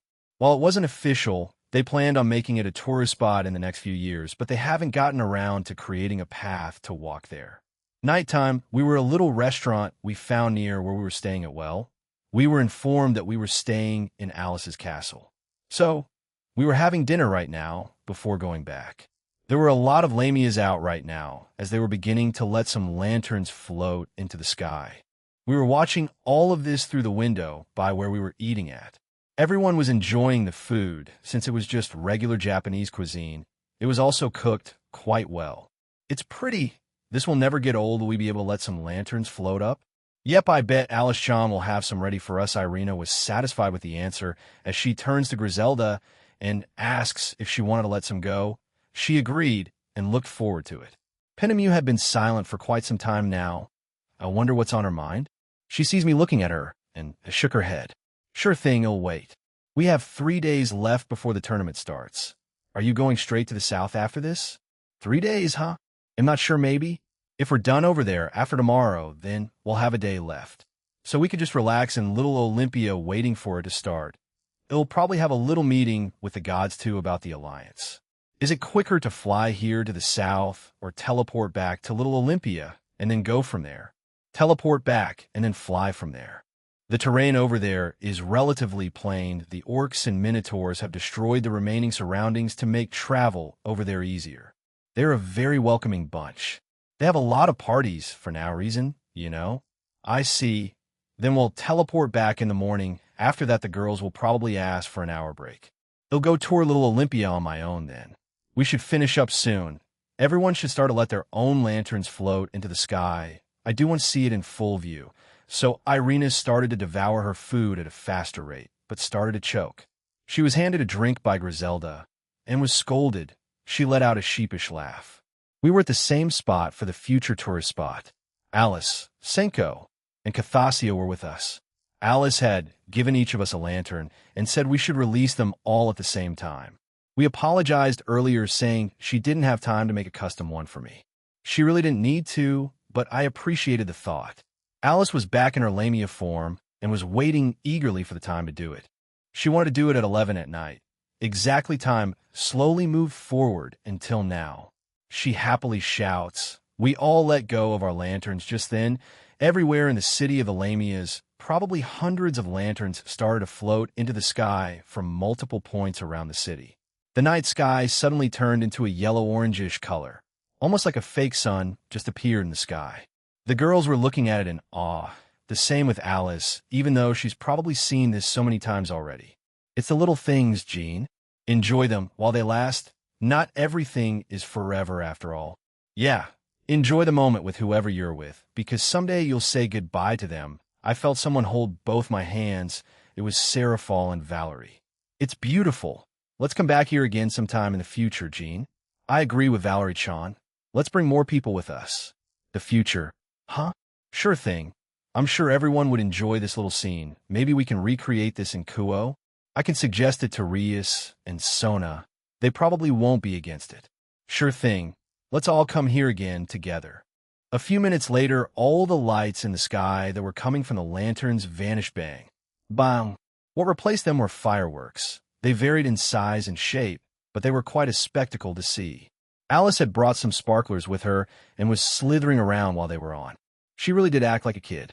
Senko watched over her with affectionate eyes, almost like a mother watching her child grow up in front of her eyes. I couldn't sleep.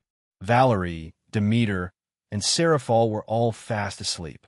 It's been around 2 hours since the final day of the festival ended, and it was around 1 in the morning.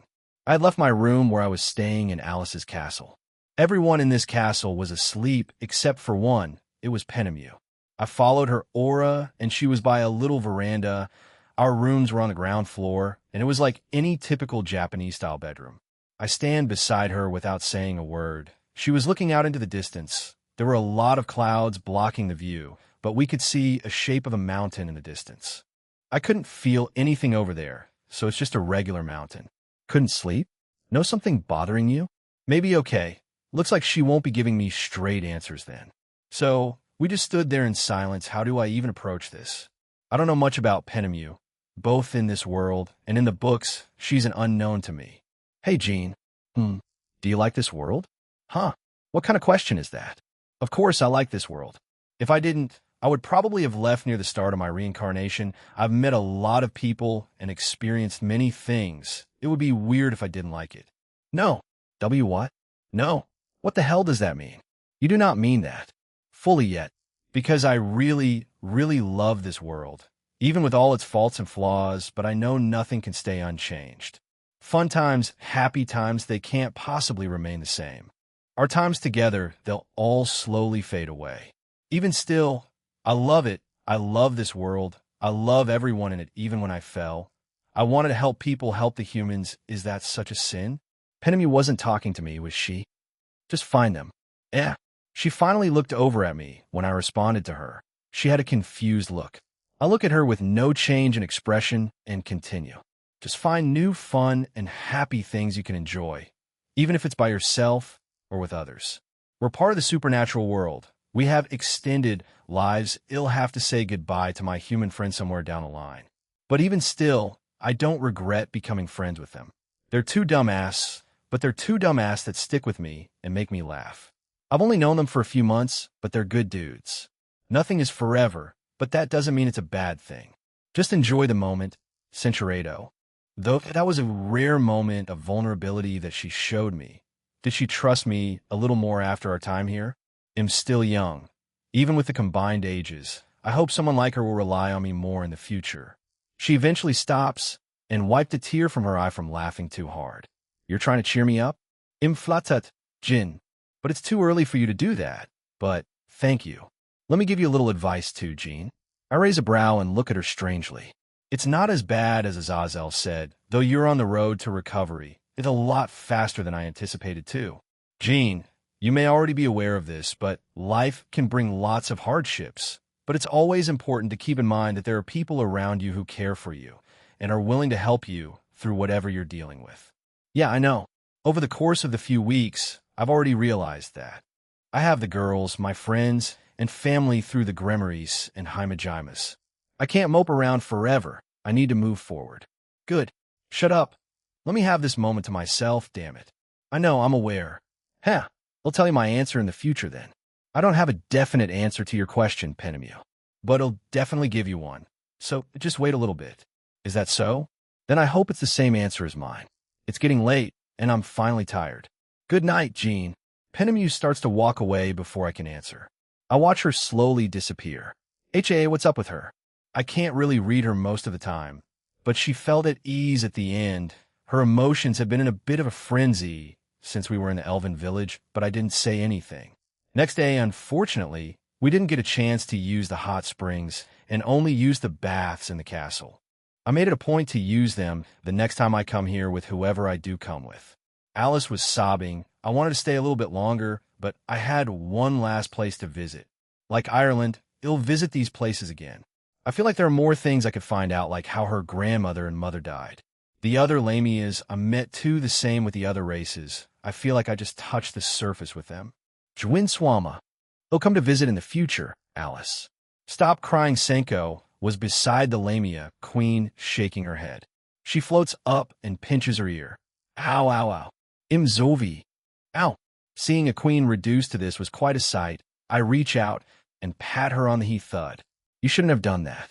Senko deadpan at me. Alice had fainted again. If me calling her beautiful made her faint, then physical contact would probably do the same thing to her. I hope she gets over this, otherwise being friends would be next to impossible. Duly noted. Anyway, we'll get going then. Thank you for the hospitality. Come back anytime, Jean. I nod at Senko as we wave to them one last time before leaving. Gina and Cathasia were also there to see us off. Little Olympia, is it just me, or is it even busier? When we teleported back to Little Olympia, there were even more people around us. They were all carrying something or just working on something on the street. I could feel that Hermes was running around the entire town. Poor dude. FWSHHH. Just the man I was looking for. Jean, come with me, please. Huh. Chapter 8, Part 5.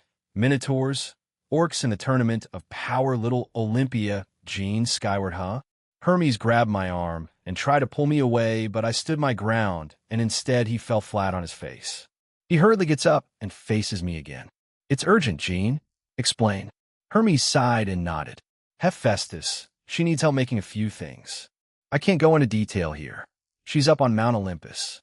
Hestia is there for encouragement. Anyway, Please just go there. Her home is beside the destroyed tree. Remember that? Does she need help with something? Seeing how it's drawing closer, it's probably something or other for the tournament. Yeah, doll. All right, he'll go there happy with my answer. Hermes quickly left, probably still busy with whatever he was helping with. I turned back to the girls, and they nodded at me. We were about to ask for another hour break. Let's make it 2. Valerie spoke for them, and they agreed with her. Sure, stay safe, all right? They nodded and started to leave. Valerie, Seraphol, and Irina continued on their way. Demeter was looking at me. Jean, I won't be able to come with you to the south. I have some things to do. I've been neglecting them because I didn't want to do them. It's for the festival, ho-ho. One irresponsible goddess. She literally ran away with us to avoid work. She walks over to me, holds both my hands, and steps close to speak to me. Cinchuredo, I brought our faces together as she looked confused. The closer we got, she slowly blushed, and then I lightly headbutt her. Ow! She pulls away in a bit of a huff and lightly glares at me. She puts her hands on her hips while giving me the look of, why would you do that? That's 1 for 1, Demeter. I was teasing you. No physical violence. Jean's a bad boy. He'll leave now. Demeter quickly left after calling me that. She looked at the 2 women leaving and shook her head disappointedly. Penemu just had an amused look while Griselda kept her usual composure. That was quite something, Jean. I did something similar to you a long time ago. I shrugged, and Penemu rolled her eyes at my answer. True, but it was a lot less violent, though it was more comical than anything. She just overreacted after. So, what are you 2 planning to do? They look at each other for a few seconds before nodding to each other. Man, they all have gotten a lot closer in such a short period of time. It's honestly weird. Meanwhile, I'm here moving at a snail's pace. Well, come with you. Go with me? I don't mind, but will there be space up there? I hope the inside of her home has some kind of spatial magic to expand it or something. Hestia is also there, and who knows who else is there? Maybe another god? Sure, let's go then. Scenic or instant? Scenic. I began walking away after hearing their answer, but they quickly caught up with me and walked alongside me. We bob and weave through the crowds of people busy running around the town. We eventually arrive at the Tower of Heaven and go in. We took the elevator all the way up to the last floor and walked through it again. There weren't as many people here as I initially thought, though I suppose only a limited number of beings will take part in the tournament. It is called the Tournament of Power. We walk up the stairs, and the guards let us pass when we get to the platform. We stand there and get teleported to Mount Olympus. Mount Olympus, we immediately started walking at a faster pace than the first time we were there. I didn't feel too many auras here, but Hephaestus was definitely here, as was Hestia and Aphrodite. Didn't expect that. There was an additional aura at her home. I wasn't too familiar with it, but shrugged it off since it wasn't the aura of a god, but of a human. We quickly walked through Mount Olympus. We didn't really say much except for pointing out some things that may have slipped us during our first visit. We go up the stairs and walk past the giant tree stump. To our right were 2 houses. I could feel Hephaestus in the house to the left, so the last house here. When we knocked on the door, we didn't hear anything. I looked around and found some weird lever, so with no other options left, I pulled it and a large whistling noise could be heard inside the home. In no time at all, the door opened with Hestia there. Oh, just like what Hermes said, welcome. Welcome. Come and join us, Jean. Hestia welcomes us in. We step inside, and she closes the door. She skips away, and we follow her. The inside of her home was much larger, so she did use it good. The hallway had 5 doors, 2 on the left and 2 on the right. The final one was in front of us. Hephaestus' home was quite plain. Royal blue carpet on the floor, white walls, and lights powered by magic. I could probably clap, and they would turn off. The doors were painted red. Hestia enters the last one on the right, and we quickly follow after her. Once inside, I closed the door behind me. The room was the living room. Well, it looked like it. Hestia was over by a bookshelf. She pulls a book and a hole in the ground appears. I glance around the room before walking down there. The girls quickly go after Hestia. There are 3 couches in total. They surrounded a single coffee table. And around the room were hooks with some hammers and other tools hanging from them. There were 2 glass windows, another bookshelf with what appear to be real books, and a few plants and vases on the ground and hung on chains. There was a desk with a chair and some documents on there. Maybe this was her office instead? After checking this place out briefly, I headed to the hole that appeared. There were stairs that led down, and I could hear the girls speaking to one another. I walked down, and it looked like the rest of the home, except for the carpet. It was actually just white stone. Upon arriving down there, I could see it was a large room. There were more tools, weapons, and armor lying around, a giant table in the middle, with other smaller ones scattered about. Anvils, hammers, and 2 forges. Hephaestus, Hestia, Aphrodite, Griselda, Penemu, and an unknown female were standing around the large table as they chatted away with one another. Hestia spots me and starts waving at me, prompting all of them to look my way. Hephaestus was sweating, and she wore her usual outfit with the exception of her top, which was just a plain white tank top. Centuredo. She carried a long spear on her back as her weapon. Hey, you needed some help? Yes, thank you for coming, Jean. The woman looked at me confused, so I put out my hand for a handshake and introduced myself. Jean, middleman, nice to meet you. Oh, the middleman. Imkanami Minajava. Nice to meet you. She enthusiastically shook my hand. Managawa? Like Natsa Managawa? Wait, are these two related somehow? Kanami-san. Are you perhaps related to Natsa Managawa? Uh-huh. Yes, I am. I'm her older sister. Who would have thought I would meet her boyfriend here? We texted a few days ago, actually. We look nothing alike, though. I guess I got my dad's hair, but we both got our mother's personalities, though. I see I haven't really asked about Natsam's family situation, but to think she had an older sister who's also part of the supernatural world. Even though I'm the older sister, Natsu is a lot more reliable than me. Uh-huh. She's got a job and works for Grigori. I'm just wandering the world, trying to find a place for myself. Oh, they'll be participating in the Tournament of Power. Before I could respond, I hear Hephaestus cough, interrupting us.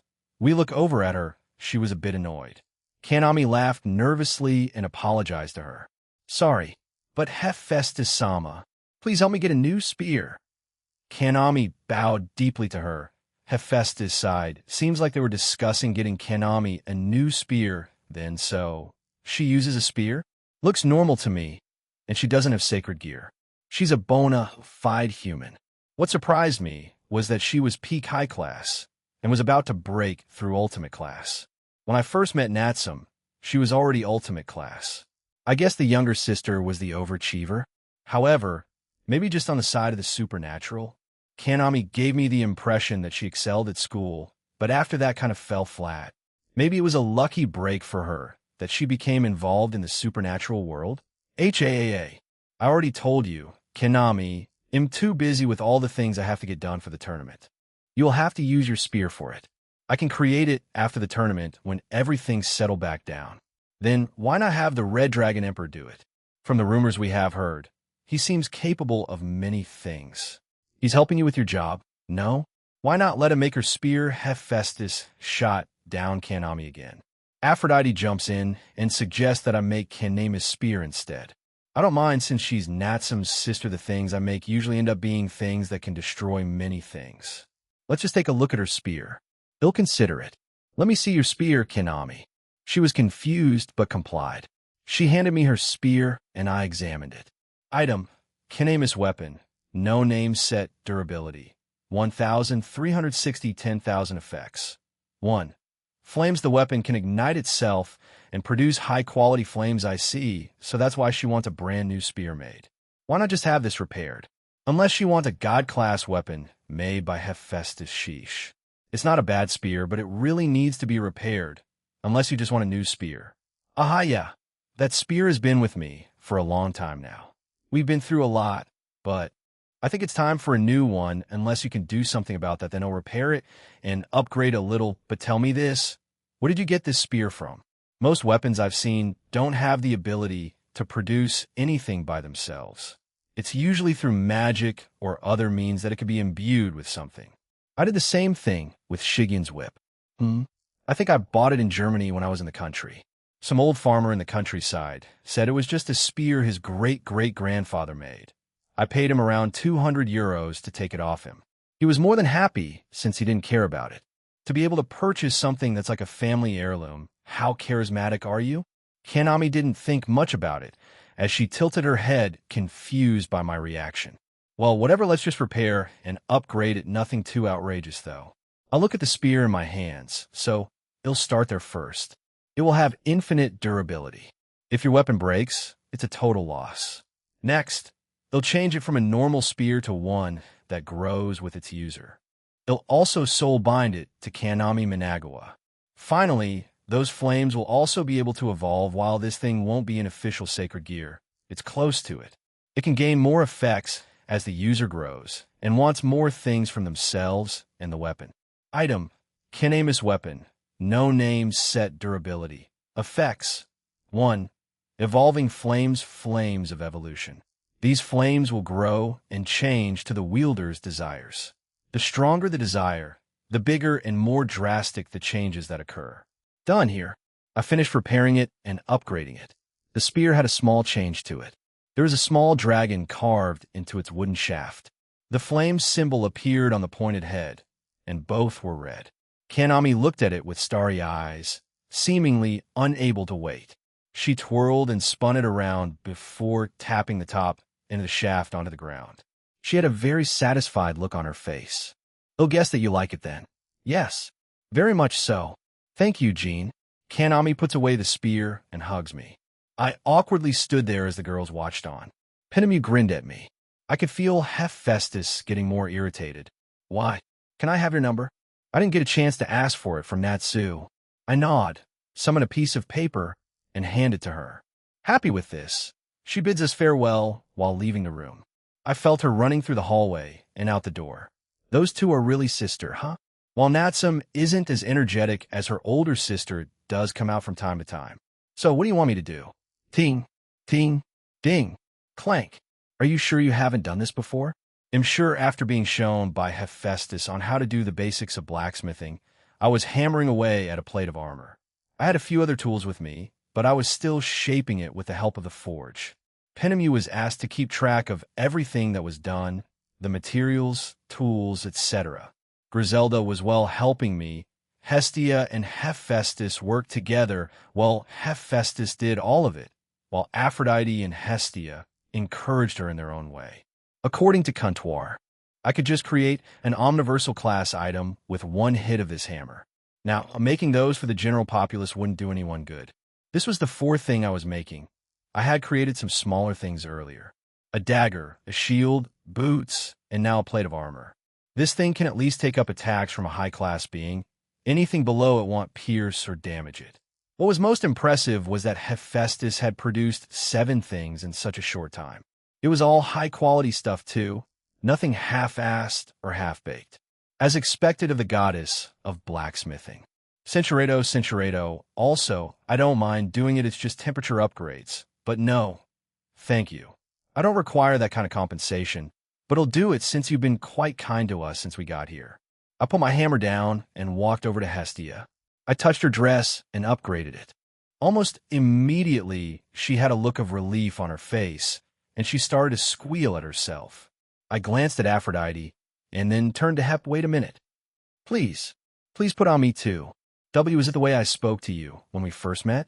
T, that's how I normally speak. I'm sorry, please.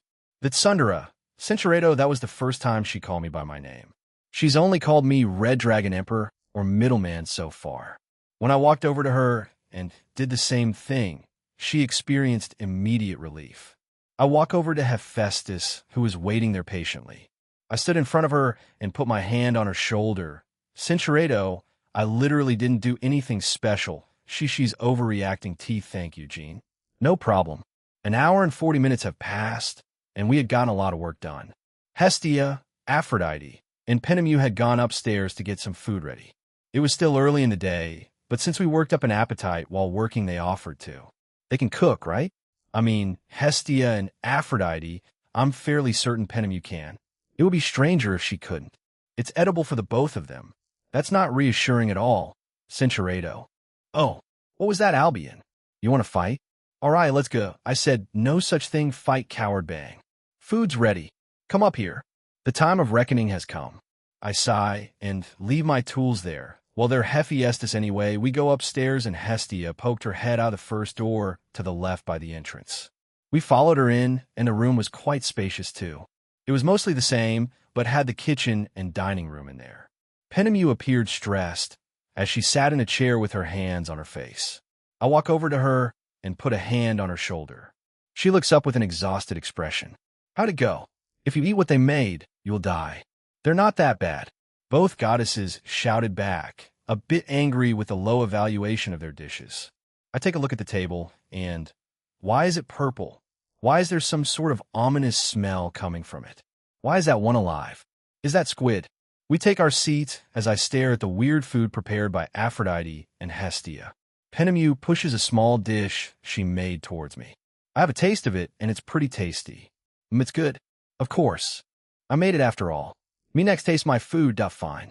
Thank you for your sacrifice, Jean. Griselda patted my back as I let out a sigh while I was outside of Hephaestus' home. 5 minutes remained until we had to leave for the south. The meetup time was rapidly approaching. Now you may be wondering, how do they taste? One word, awful. If I wasn't immune to poisons and other crap, I would have gotten food poisoning or died. That's how bad their food was. Penemu, on the other hand, well, it was great. For world peace, I must eat terrible food. You're exaggerating again. I chuckled and looked back at Griselda. She looked confused. Hey, you can cook, right? If you and Irina plan on moving to Kuo, can I have a bit of a taste? You're aware of me wanting to open a restaurant, right? I am not sure if my cooking will suit your tastes, but I do not mind. If and when we do move, then I shall make something for you. Enough chit-chat, let's get going. You already told them we were leaving earlier, right? Thankfully, Griselda agreed to it, but we were interrupted by Penemu as she looked a bit irritated while leaving. Yeah, I did. What's got you annoyed? It's nothing, just those goddesses refusing to accept cooking advice. Let them be bad at cooking. Not that I care. Penemu started to walk away before we could respond. I didn't know she was that passionate about cooking them. Maybe I can have her join my restaurant in the future. I'll ask her about it before this trip is over. Little Olympia, when we got to the meetup spot, the girls were already there. They were in a cheerful mood as they were happily conversing with each other. Though it's weird, Seraphal is the oldest out of all of them, but Valerie seems to be the one leading them. Yo, are you guys ready? We reach them, and I greet them. They respond with a nod, and we fly up into the sky. South Orcs and Minotaurs, I don't know how long we'll be there, but if we only spend a day there, then we'll have time for ourselves before the tournament. Let's go then. We have been flying for the last few minutes with the same scenery around us, which was just plain fields and trees. We did go by some old ruins of old homes and the like, but nothing of significance was there. Since Demeter wasn't with us, I had to rely on myself for this one. I wonder if Kronos is over there? He did say he had good relations with them. It's so plain. There's nothing here. Irina complained to my arms. She had asked me to carry her since she was tired now. I didn't believe that, but I didn't mind. Both Seraphal and Valerie giggled at her when she did ask me earlier. Well, we were already told on what to expect. We just need to travel further to see any change. Like those in the distance. Irina was looking at me, but when I pointed out what was in front of me, she turns around and I could see her eyes widening in front of us. Unlike the previous scenery were large rocks that went as high as the clouds. It looked like they were damaged during some kind of battle in the past, probably during the attack by Typhon and Black Alice. I could feel some auras around those rocks. I didn't think anyone would make this place their home. I fly down. The girls were confused but follow after me. I landed by one of the rocks and found only a few more auras like it. I let Irina down and jumped towards where the auras were. When I landed there behind one of the large boulders, it was a goblin. When they noticed me, they were a bit startled. Human? What is human doing here? I summoned the boosted gear and they nod. Red Dragon here. Welcome to Little Village. As I looked up and behind them, I could see a small settlement here with a few small houses made of wood. More were made of stones, rocks, and probably boulders scattered around here. Hello, you're a tribe of goblins, right? Why did you pick this place to live in? Near food and water sources. Rock's good shelter and peaceful. Discrimination. Makes sense. There's already a lot of discrimination against goblins, thanks to the media, folklore, and well, yeah, they're not seen in a positive light. Goblin Slayer, eat your heart out. These guys range in size, height, and build. Some were large and round, some small and thin, and others were large and muscular. Centuredo, who had a more humanoid shape and had better speech than the one I was talking to. He was a bit grayish in color. I wonder what that meant. Jean, Red Dragon Emperor. We do not have much to offer, Red Dragon, but please feel free to look around. I nod, and the girls and I go into their little settlement. It was mostly practical since they said there was a source of food here, probably from the water, so fish. But I did see some cattle around. They were in a fenced-off area. While they didn't have much, I could feel that the majority of them were happy. But how do they get those cattle? Since I am the most human-looking goblin, I go to Little Olympia to sell some of our fish that we catch. I bought 2 cattle a long time ago, and we've bred them. These are their descendants, you could say. But we can eat fruits and vegetables since we didn't have much luck in the beginning. I have been chief for around 27 years now. My father was a goblin, while my mother was a human. That's why I look like this. I'm more surprised that they didn't reject you, though. They probably saw value in you, so you could go into the town to get things. It seems they're not too dumb or barbaric here. Where are you headed off to, Red Dragon? Further south, to the city of the orcs and minotaurs. I see. I wish you luck, Red Dragon. He didn't seem to have an opinion on them. Did they ever interact? They are fellow monsters after all. This place is a bit sad. It'll help them then. I crouch down and touch the ground. I make it more fertile so they can grow things easier. I stepped towards the water source. It was a small to medium-sized lake, and there were some fish in it. There was a small hole near the bottom, so that's how they got here. We'll make a pump for them then. Placing an invisible pipe into the ground, I step back to the village. I create a pump and place it into the ground. Once there, I connect it to the pipes. I add some filtration so they won't be drinking crap water. A pump, so you can get water from here. You won't need to go over there to get water to drink, though. You'll need to still head over there for food. Speaking of food, they had cows and sheep, so I summoned some chickens and ducks for them. These ducks will go live by the pond. I've added magical filtration to the pipes, so it won't affect you that much. The goblins were in disbelief. I don't blame them. We just met, and I helped them so much. They were in need and didn't seem like a terrible bunch. This also didn't take too much for me, so it's no problem. Anyway, those chickens and ducks are magical, so they'll produce eggs at a faster rate and also grow faster. Just keep an eye on them and try to keep their population to a minimum. I made your land much more fertile, so you can grow pretty much anything here now. Well, get going. Good luck. I started flying again, same with the girls when... Thank you, Red Dragon. We will never be able to repay you for this kindness. The other goblins started to bow and kneel before me. Please don't do that. I just wanted to help you. That's all. I don't need some kind of cult to start. It's fine. They'll visit again someday, so just do your best. Bye now. I flew away with the girls as I heard them saying goodbye to us. Irina flew beside me and eased herself into my arms. Look at you being Mr. Good Boy. That sounds weird. Irina, around 40 minutes passed again as we kept on flying. What surprised me was the weird terrain change that we passed by. After the rocky mountains where the goblins were living at, we came across a few short lakes and streams of water. There were any creatures living there, but it seemed serene and calm. Past that was a bunch of small destroyed ruins, probably remnants of the past. There were also no value there, so we quickly moved past it. After that, to the right of us was some sort of mountainous village. I zoomed in with my eyes, and I saw a lot of webs, probably some kind of arachnid civilization. We didn't stop there, since we already had a tight schedule. They'll come back and visit another time. To the opposite side of it was a sea of lava. There were some drakes there, but no dragons. I wonder why. However, some of those drakes were humanoids, and some were normal drakes. They didn't have noticed us, so nothing happened, but I did see a lot of male drakes, very few female ones. Once we were past those areas, it was just plain fields again with the occasional tree and rocks. That was until I saw it in the distance. There was a large structure in the distance. Another tower-like structure could be seen that were in the clouds. This was the city, and it was huge. What the hell? From where I was, the buildings looked like they were made out of orange or red stone. On top of the castle was a flag. A few of the buildings had fires. Perhaps they were a source of light. Below those large structures were smaller buildings, probably the housing and shopping districts of the city. Around the city were also mountains, but they looked untouched. However, the land before the city was mostly green. Where did they get the orange stone? There were no guards or anything. We got closer and closer, then we landed at the entrance of the city. When we did, there were some orcs and minotaurs there just going about their day. They stopped to stare at us. They were interesting as they ranged from green, orange, gray, and other colors, as well as sizes and height. Some of them appeared to be humanoid as well. This place was quite diverse. There were also hybrids too. This place was interesting. After the initial shock, they just carried on with their day.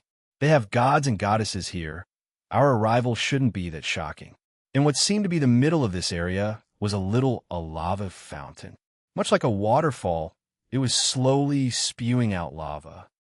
So hardcore, Irina says, while the others agreed. It was unique. I'll say that much, but not the weirdest thing I've seen. Ho, ho, ho. You finally arrived, young one. An all too familiar voice came out of one of the buildings. It was Kronos. He was here, and lucky for us, he could just help guide us around. He walks over to us and waves his hand. Kronos-sama, I didn't expect you to be here. I'm always on the move, little Leviathan. Now come with me, Jean. The king and queen, as well as both the princesses, eagerly await your arrival. I've hyped you up even more than before. This damn geezer. What the hell did you tell them? Also, 2 daughters, huh? By the way, what's this place called? It's interesting. It may be a bit cliché, but I expected it to be a bit more forced why, or at least simpler than what I'm seeing now. This place is called Minda Accruer.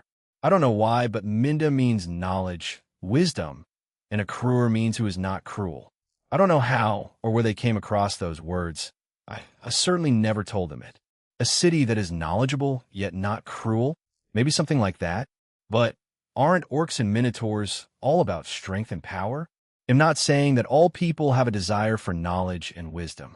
Maybe they wish to be seen more than just for their power and strength. Ho ho ho, perhaps that may be it, young Griselda. If you wish to know the true reason, you should ask the current rulers of this city. Those fires on top of certain buildings, what do they mean? As we walked through the streets of Minda, Accruer Kronos was stopped every few blocks by orcs, minotaurs, or hybrids as they wanted to speak to him. He's popular, and from what I could tell, it's for good reason. He's a gracious and outgoing god, almost like that cool uncle or grandfather you sometimes see, and introduces you to some cool stuff they found or got. Why is she here? Nyx, I could feel her aura, and it was in the castle. She just teleported in Kronos. Nyx is here. Do you know why? Nyx? How do you know? I felt her teleport in. She's in the castle right now, and probably talking to the king and queen. Kronos frowned, but didn't seem too bothered by it. Is this a common occurrence for her to do this? I mean, gods are generally free to do what they want to a certain degree. Evil gods like her, well, they don't care. So they have more freedom. We'll find out once we get there. So hurry up if you're that curious. One last thing, what are those fires for? A symbol of strength to them.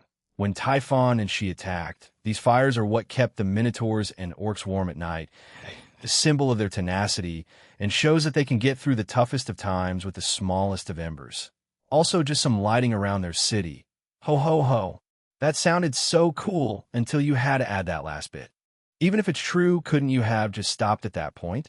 After that, we sped up our pace as I wanted to figure out why Nyx was here. Kronos probably saw how I was, so decided to speed up too. I did see more of the city, even with that goal in mind. Unlike the numerous shady establishments back in Lamia's city. But other buildings were the same, food shops, vendors, and a lot of weapon and armor shops. Though that makes sense, as they're mostly known for their physical strength, and now for their willpower. I saw a few library-like places.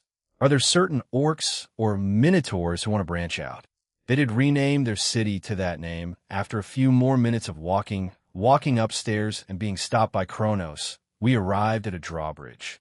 2 guards were there, an orc and a minotaur. One of them pulled on a lever, and the bridge lowered itself as they saluted Kronos with their weapons. Once it was down, I summoned and desummoned my boosted gear. I could see the excitement in their eyes, as they had no problems in letting us through, even though we already had the okay thanks to Kronos. Is this even a castle? I asked everyone as they stared at the place in shock. The inside of the castle didn't look like one. It was more, I guess, barbaric. Weapons, armor stands, crates, and other objects littered the entrance room. It was large, so a lot of random crap was everywhere. Inside some of the crates were ammo and more weapons like bows, crossbows, axes, javelins, and the like. I also felt some staff members and wands in a few of them. Feels like they're ready to go to war at any time. Add magic and weapons, and these guys are already quite powerful. They were born with superhuman strength. This time, no one was there to greet us, but Kronos did start to walk in a direction. And my god, the halls were also filled with random crates, or weapons that don't seem like royalty anymore. It's more disgusting than Zenovia's room back, when we were both exorcists. She did clean, but her room did get thrown back into a mess really quickly. Irina muttered to no one in particular, but then shivered as Griselda looked at her with sharp eyes. Is that why whenever I stepped into her room, it was like a pigsty? Irina nodded furiously at the question asked by her boss. Kronos laughed at their interaction while Valerie patted her shoulder in trying to comfort her. Irina and Valerie started to talk quietly to each other as we walked through the very clustered hallways of the castle. Why don't they have maids or servants to clean this place? Well, I guess no orc or minotaur wants to be the servant. How in the world did royalty come to exist? Do they fight over the place? The strongest in this city? Or is this a previous generation kind of thing? As I was lost in thought, we eventually stood in front of a large door. I could feel 5 auras in there. Cinchuredo, this is Jean, the middleman and Red Dragon Emperor. I've told you much about ho-ho-ho. Kronos introduced me to them as he laughed to himself. Nick stood there smiling and staring straight at me. I could see that the girls saw this and were looking at her funny. Jean Skyward, nice to meet you all. The king was staring at me. If looks could kill, his glare could. But after a few seconds, he lightened up and started laughing. The king Minotaur had brown skin, with smoke scars, and he was wearing gladiator-like clothing. Blue demicarry and brown arm guards adorned his appearance. He had hooves on his lower half. He had long gray hair tied in a ponytail with the tied part being brown in color. He also had light blue eyes and a light blue feather on the right side of his head. He had 2 white horns with blue ornaments attached to them. He had a small chin-strap beard. The queen was dressed kind of strangely. She's a typical green orc muscular. She had short, messy black hair, white eyes, and a cross-shaped scare that ran across above her nose and her left eye. She wore a black shirt with a green apron on her, as well as black jeans with brown sandals. She had a black choker around her neck. Princess Kara is a very tall, dark-skinned woman. She resembles her parents well as she's quite muscular. Her hair is short and dual-colored, white in the front and dark brown in the back, and usually hangs loose. As a minotaur, she has a pair of large upward-facing horns on her head, cow ears, a cow tail, and her legs have hooves instead of feet and are covered with fur. Princess Ruka is an orc girl. She has pointy ears, hooves for feet, and a pig's tail. She looks nothing like her sister as she's slim and a lot more feminine. She does not look like the typical orc.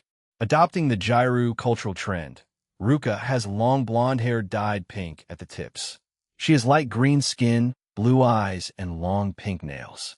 She is wearing a ripped-up white t-shirt, a pink sports bra, jean shorts, bracelets, pink sunglasses, and pink upside-down heart earrings. So you're Jean. We're glad to meet you, lad. Welcome to our city. Minda Akrur. The Tournament of Power is coming soon, right? Are you participating in it? He asked me excitedly. I looked at Kronos and Nyx, as both had different reactions. Kronos just laughed without really giving me an answer.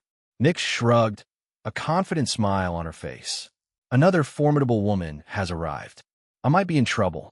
I'm not personally fighting, but one of my subordinates is. They're quite powerful, so whoever does win can fight them, as sort of an exhibition match. It should provide a worthwhile challenge for the winner. You have subordinates? Huh. Now I'm quite excited. Should I particize, Smack? No, you will not. We already have Kara participating in this, as well as others in our city. You will not participate. King Kurtuz was quickly denied by his wife and queen with a smack to the head. The king clutches his head as if in pain.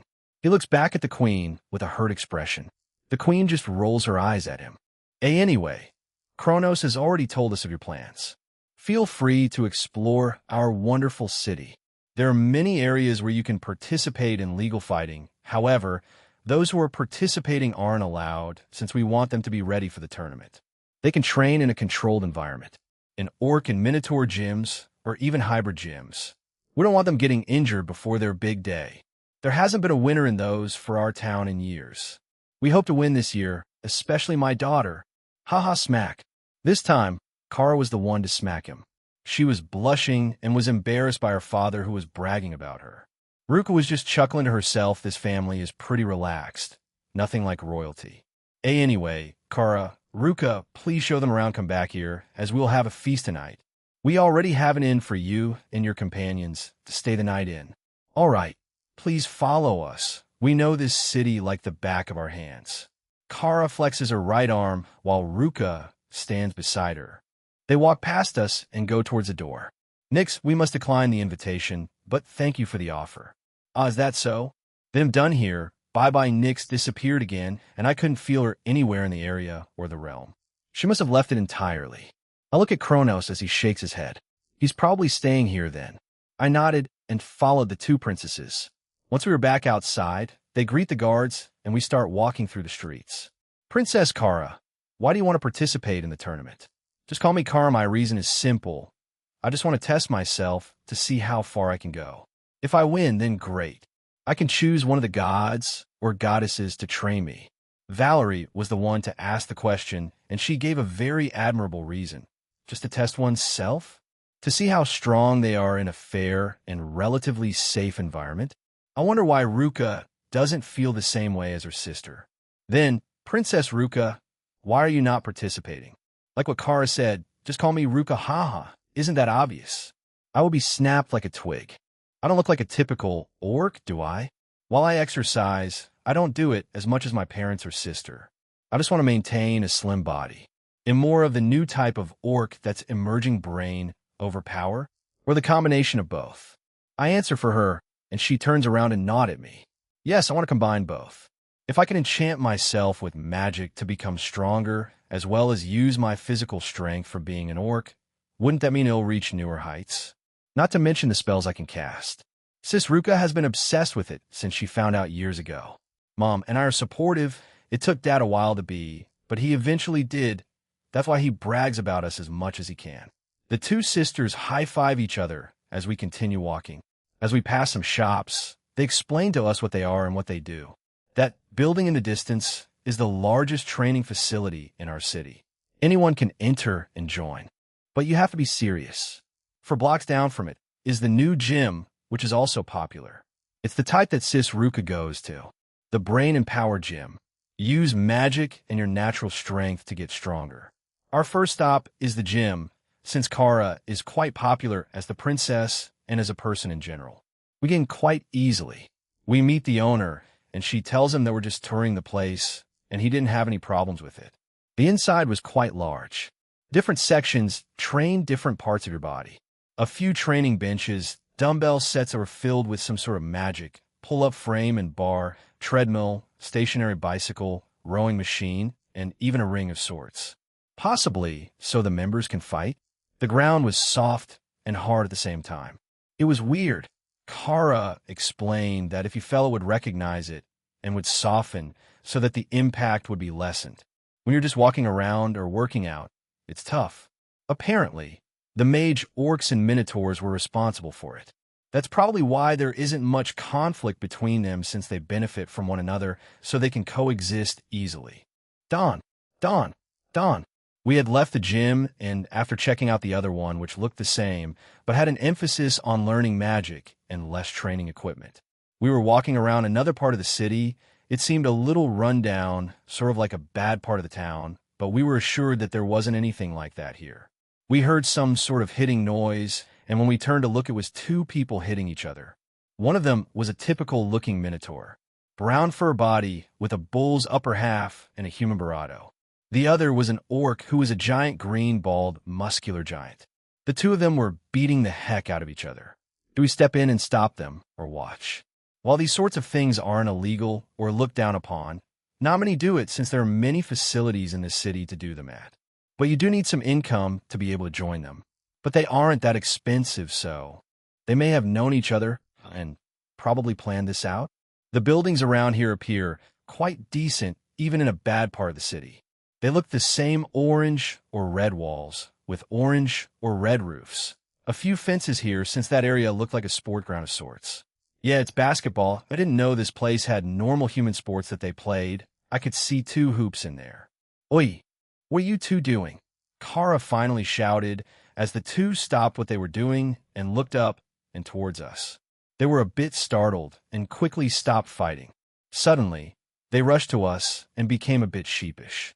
Sorry, princess, we were just preparing for the tournament, you know how it is. The ones participating can't fight unless in gyms, but we're a bit too poor to go, so Kara and Ruka sighed and nodded. They're quite level-headed princesses and understood their reasoning. I also didn't sense they were lying. I understand. Try not to get caught by anyone else, and also be careful, all right? Yes, ma'am. Kara was satisfied with their answer and left with the girls. The two walked back and started to spar with each other again. I ran up to the girls to catch up. We were taken around the city for a few hours, but there weren't many places they could bring us since this city mainly focused on getting stronger, whether that's physically or in a new way. But they did take us to the library and teach us a bit of their history. Long story short, their mother and father are from different backgrounds, and a few years ago, around 30 or 40, they became the new king and queen, and it was as I thought, through combat, a small tournament here. Whoever won, they had to be female and male. It didn't matter which was which, they would become the new king and queen. It will repeat when those two step down. Kara and Ruka are not guaranteed to succeed their parents. If they want to, they have to participate like everyone else. Unlike other royal families, they don't have maids or the like. They do have cooks, though, so that's one perk they have. That's why they invited us earlier for dinner. There were other kings and queens of the past they mentioned, but what stood out to me was that they were mostly hybrids. Hybrids like the Sirens had more advantages in this city, due to hybrids getting the benefits of both orcs and minotaurs. They're born stronger and are generally looked up to since birth. That's why hybrids are stronger than only orcs or minotaurs. These two, Kara and Ruka, are hybrids, so they were already stupidly strong since birth. Both trained at their own pace, Kara focusing more on the physical department and Ruka in both. It also said that they had to rebuild their city after the attacks of Typhon and Black Alice. However, it didn't mention the name Black Alice, but it did say some other monsters attacked. They also explain why they have fires above certain buildings. After the attacks, those buildings remained intact, so they decided to use them as symbols. It was night, and we were in the dining room of the castle. King, queen, and the two princesses with us. On the table was a lot of food, mostly meats, different kinds, but mostly meat. There were a few fruits and vegetables, but like I said, meat. Go ahead and eat, Jean. Enjoy the food that was prepared. Without further ado, he dug into his share. It was quite a spectacle to see him just eat it all with such rough enthusiasm. The queen, while still a bit wild, tried to eat a little bit more modestly as she sat beside her husband. Kara was trying her best, but eventually succumbed to her natural instincts and started to devour her food like her father. Ruka looked fine and was eating normally. This was such a weird sight. Griselda, Irina, and Penemu were a bit stunned and stopped eating. Valerie wasn't too bothered by it, since she was used to watching Kuroka eating like that. I was surprised that Serafal was fine with it. I took a bite and it tasted well normal. They don't seem to be picky eaters. I wonder where Kronos went. He was not in the city anymore, because his aura had left as we toured it. Jean, join me for tea on the porch behind our home. We built it a few years ago. Kronos will be joining us. He had something to take care of, something pertaining to an alliance with you. I wasn't told of the details. It's really spacious out there. Everyone is welcome to join us.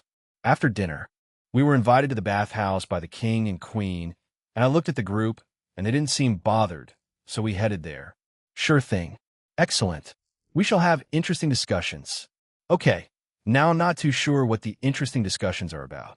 I feel like Drake is becoming stranger by the day. You need to lighten up a bit, Albion. Stop being so rigid all the time. We can be wise dragons when needed. However, I would rather sleep, relax, or do something I want rather than just being a pest. I just can't keep up with your energy. They cut the link, as they're probably planning to have a civil conversation. I didn't expect that from Drake just now. Open Bathman, I was last in as both King Kurtuz and God of Time Kronos were already in the open-air bath. I was checking out my room with Seraphal and Valerie earlier. It was normal plain is the best way to describe it. Nothing special, just the typical king-size bed with lights that could be turned on and off with a clap.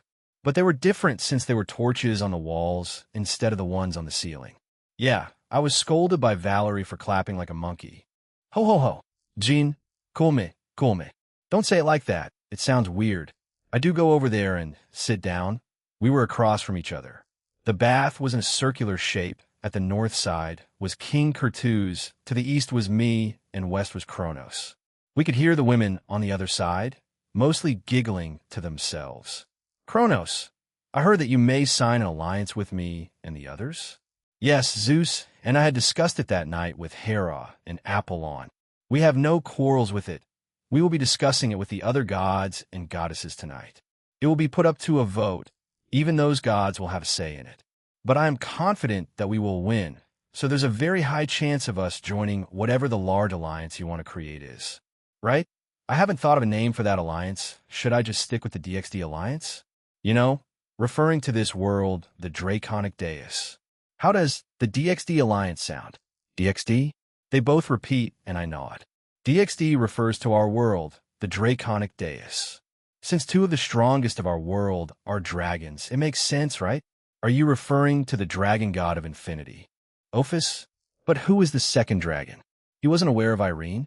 I thought they were, Interesting. Given the possibility of this alliance, I will tell him. I nod and tell them of Irene or Great Red's existence. They were quite shocked.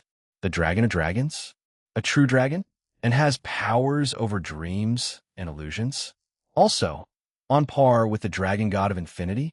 I'm quite surprised that I wasn't aware of its existence, though it is in the dimensional gap. I didn't tell them that both of those dragons were in the necklace around my neck. But it's fine for now. I don't want them being too shocked. Anyway, Jean, do you plan on being a parent in the future? Kurtuz decided to change the conversation and did it quite loudly, making the girls on the other side go quiet. I know your plan, dude. But whatever, yeah. Though since I have an extended life, I don't plan on being one anytime soon. Probably far in the future, unless one of the lovers asks for one, then I don't mind. Ho ho ho. Good answer. The two of them proceeded to ask me more and more personal questions. Some I answered, some I didn't. The other side became completely quiet after they started asking those questions. A few days later, the day of the tournament, well, get going then. We'll see you all there. Yes. See you there, Jean. We had spent the next few days in Mindauakrur instead of going back. We participated in a few activities, such as a public fighting tournament I didn't, but Irina tried to. She was suplexed by an orc and was knocked out. Penemu gave it her best shot, but only finished fourth. The tournament was mostly about physical strength, so no magic. So they didn't have a good time, especially Irina.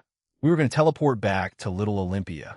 It was around 10 in the morning, and we had to go and find seats in the Colosseum, though I feel like we'll be getting VIP seats. I nod one last time to the orc and minotaur rulers and left.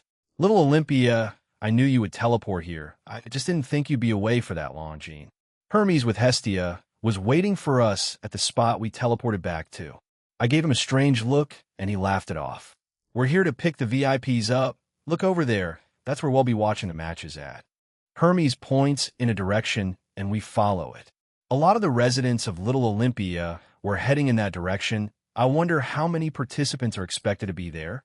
What the heck? They were all en route to the gladiator-style Colosseum.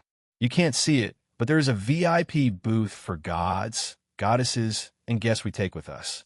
You better dress up. Jean, girls. It's a special occasion, after all. Come. We'll be teleporting to that place from Mount Olympus.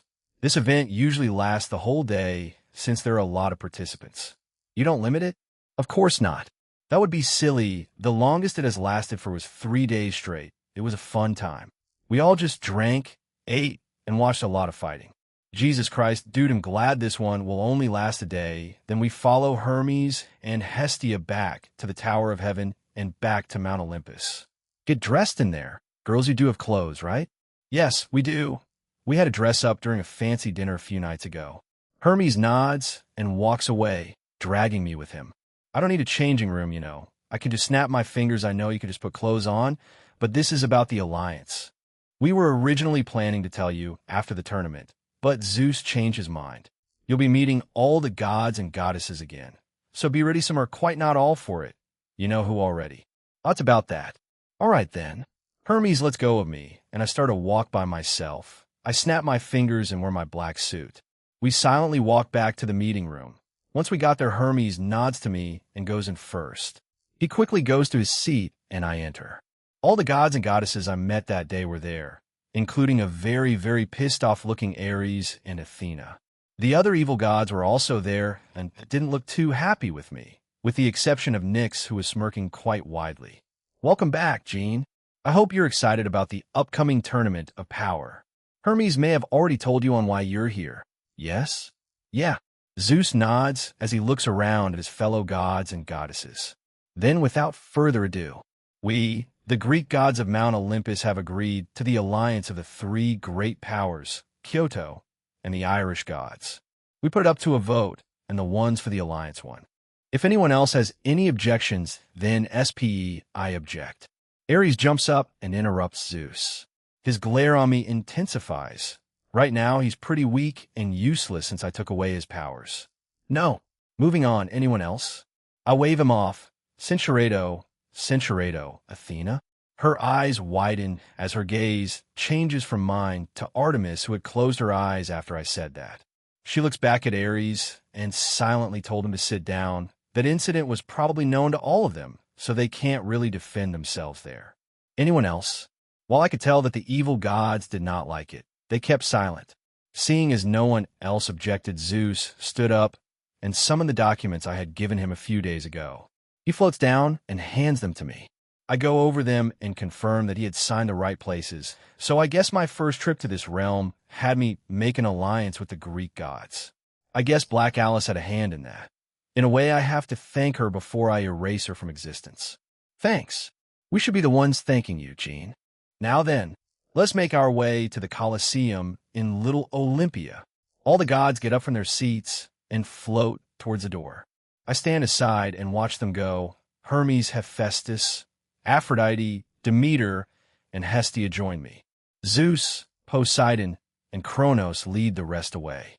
When Hades, Erebus, and Nyx stop by in front of me, we stare at each other. I look forward to our next meeting, Red Dragon Emperor.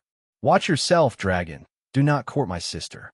Boo, in reality, I am the one courting him. Hades left after saying that, followed by Erebus and Nyx.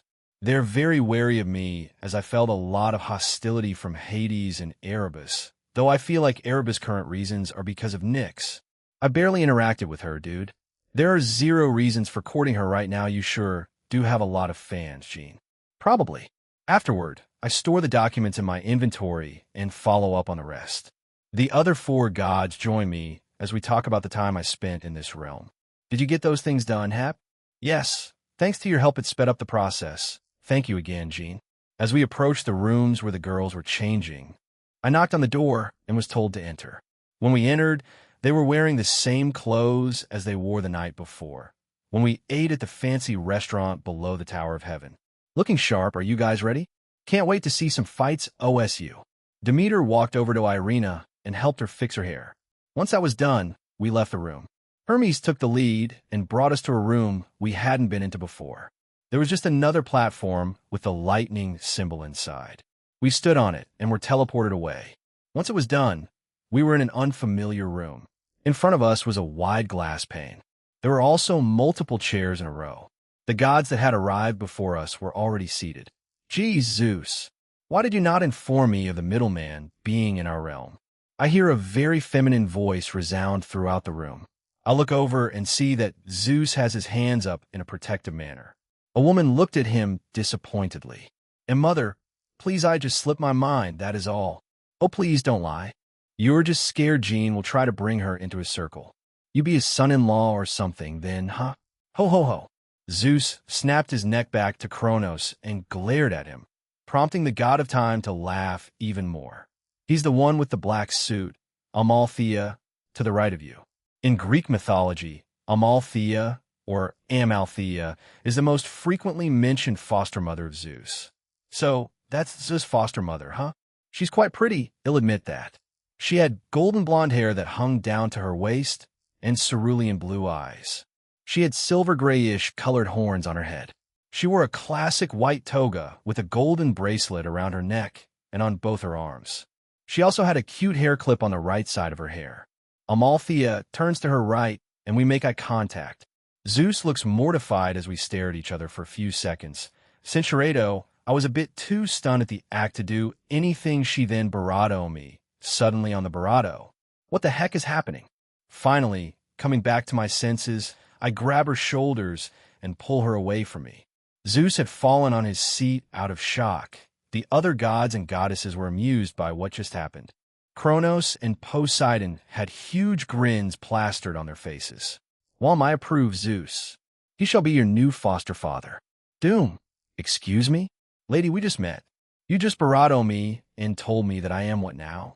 Everyone else was too stunned to speak or do anything. I could even feel the confusion of the evil gods as they stared at Amalthea in disbelief. Lady, I don't just accept everyone into my circle, you know. Then I shall work on earning your trust. It will take time, but I believe I will succeed. Now then, let's all take our seats. Amalthea answered in her usual tone, left me, and sat down, leaving me to look at everyone beside me and shrug. I decided to pick a seat away from her since I had no idea what she would do. Partner, you're a mess thud. Barato, answer. He's taking a nap. Guys, chill. Anyway, Valerie and Griselda sat beside me. Seraphol and the rest sat beside them. Behind me was Hephaestus, who had become furious. She was still frowning and glaring at Amalthea. The lady in question just smiled back at her. Hep, calm down. I understand you like me, but calm down. Zeus coughs into his fist, seemingly having recovered from the shock. The tournament should start soon. The participants should be running through last-minute checkups before we start. Zeus was awkwardly looking at me and Amalthea. He felt complicated about the whole thing. I don't blame him. I just met her, and she came at me aggressively. I didn't feel any malicious intent, so my true infinity didn't activate, or I didn't manually activate it either. Are you okay, Jean? That was a bit of shock, huh? Griselda asked beside me. I look at her, and she still had a look of shock on her. I nod at her. It wasn't too big of a deal. I'm fine. I was initially a bit shocked, but I'm fine now. Let's just enjoy today. Oh yes, Jean. Have you chosen your subordinate you'll be sending out for the exhibition match? Yeah, I have. They'll be ready. A few minutes later, it finally started. Ladies and gentlemen, welcome to the 34th Tournament of Power. An announcer's voice resonates throughout the area, and both crowds of beings that were inside and outside the stadium go wild. There was some sort of blue hologram screen in the sky. I would guess this was the case outside the Colosseum, too, since not everyone could fit in here. Without further ado, let the Tournament of Power begin. An hour had passed, and the fights were interesting. I mean, the crowd loved it. Some were actually interesting to watch as they were evenly matched, while in some other fights the other fighter clearly dominated. There haven't been too many notable names that popped up. Our next participant is from the West. In a small little village, a monkey yukai. He is Jojo. From one of the doors came out a monkey yukai, and it definitely was Jojo. It was his first match in this thing, and he had a serious expression on him. His opponent comes from the Southwest, a small little town full of rabbit yukai. She's quite well known throughout our realm. A great fighter and has participated before and is the fan favorite to win. It's Kurosagi. From the opposite side came out an attractive young woman with long blue hair, red eyes, and the distinct rabbit ears unique to her race. Her regular attire consisted of a black collar with white frills, a black, double-breasted thigh-length vest, a red mini skirt, black stockings supported by garters, red shoes, and large wrist cuffs, all lined with white frills. Kurosagi means black rabbit. Interesting. Oh, it's Jojo Koen. He's finally made his appearance. Yes, though we came across a monkey yukai village when we traveled west. Irina began to cheer on for Jojo, even though the announcer just said that Kurosagi was the fan favorite to win this time around. I also agree with Penemu. How do we not see their town? Was I too distracted by what I saw after meeting Jaja's village? Doom. The fight had started. What was surprising was that Kurosagi's hair had turned bright pink, and she got into a stance and readied herself for JoJo. Both fighters were in a large square-type arena. You didn't necessarily need to win by knocking your opponent out, and that's how some previous fighters fought. While not a favorite by the crowd, it's still a good strategy. FWSH. JoJo disappeared from his spot and appeared beside Kurosagi. He followed up with a straight punch to the bunny girl's face, but with very minimal movement. Kurosagi shifted her some of her weight, caught Jaja's punch, and threw him to the ground. Ack! He let out a pained cry. But Kurosagi wasn't done, as she jumped into the air and landed a powerful stomp down on JoJo, causing more pain to the monkey Yukai. It was a bit surreal to see this, since JoJo was 93 and Kurosagi was at best 57. But the crowd as loving it as many cheers and shouts resounded throughout the stadium. It seems she got even stronger, that Kurosagi. She may win this year, Zeus comments as Poseidon and Kronos nod along. I could see Ares was watching her with fierce competitive intensity, ready for a serious fight. Seriously, dude? Doom. Dawn. Crash.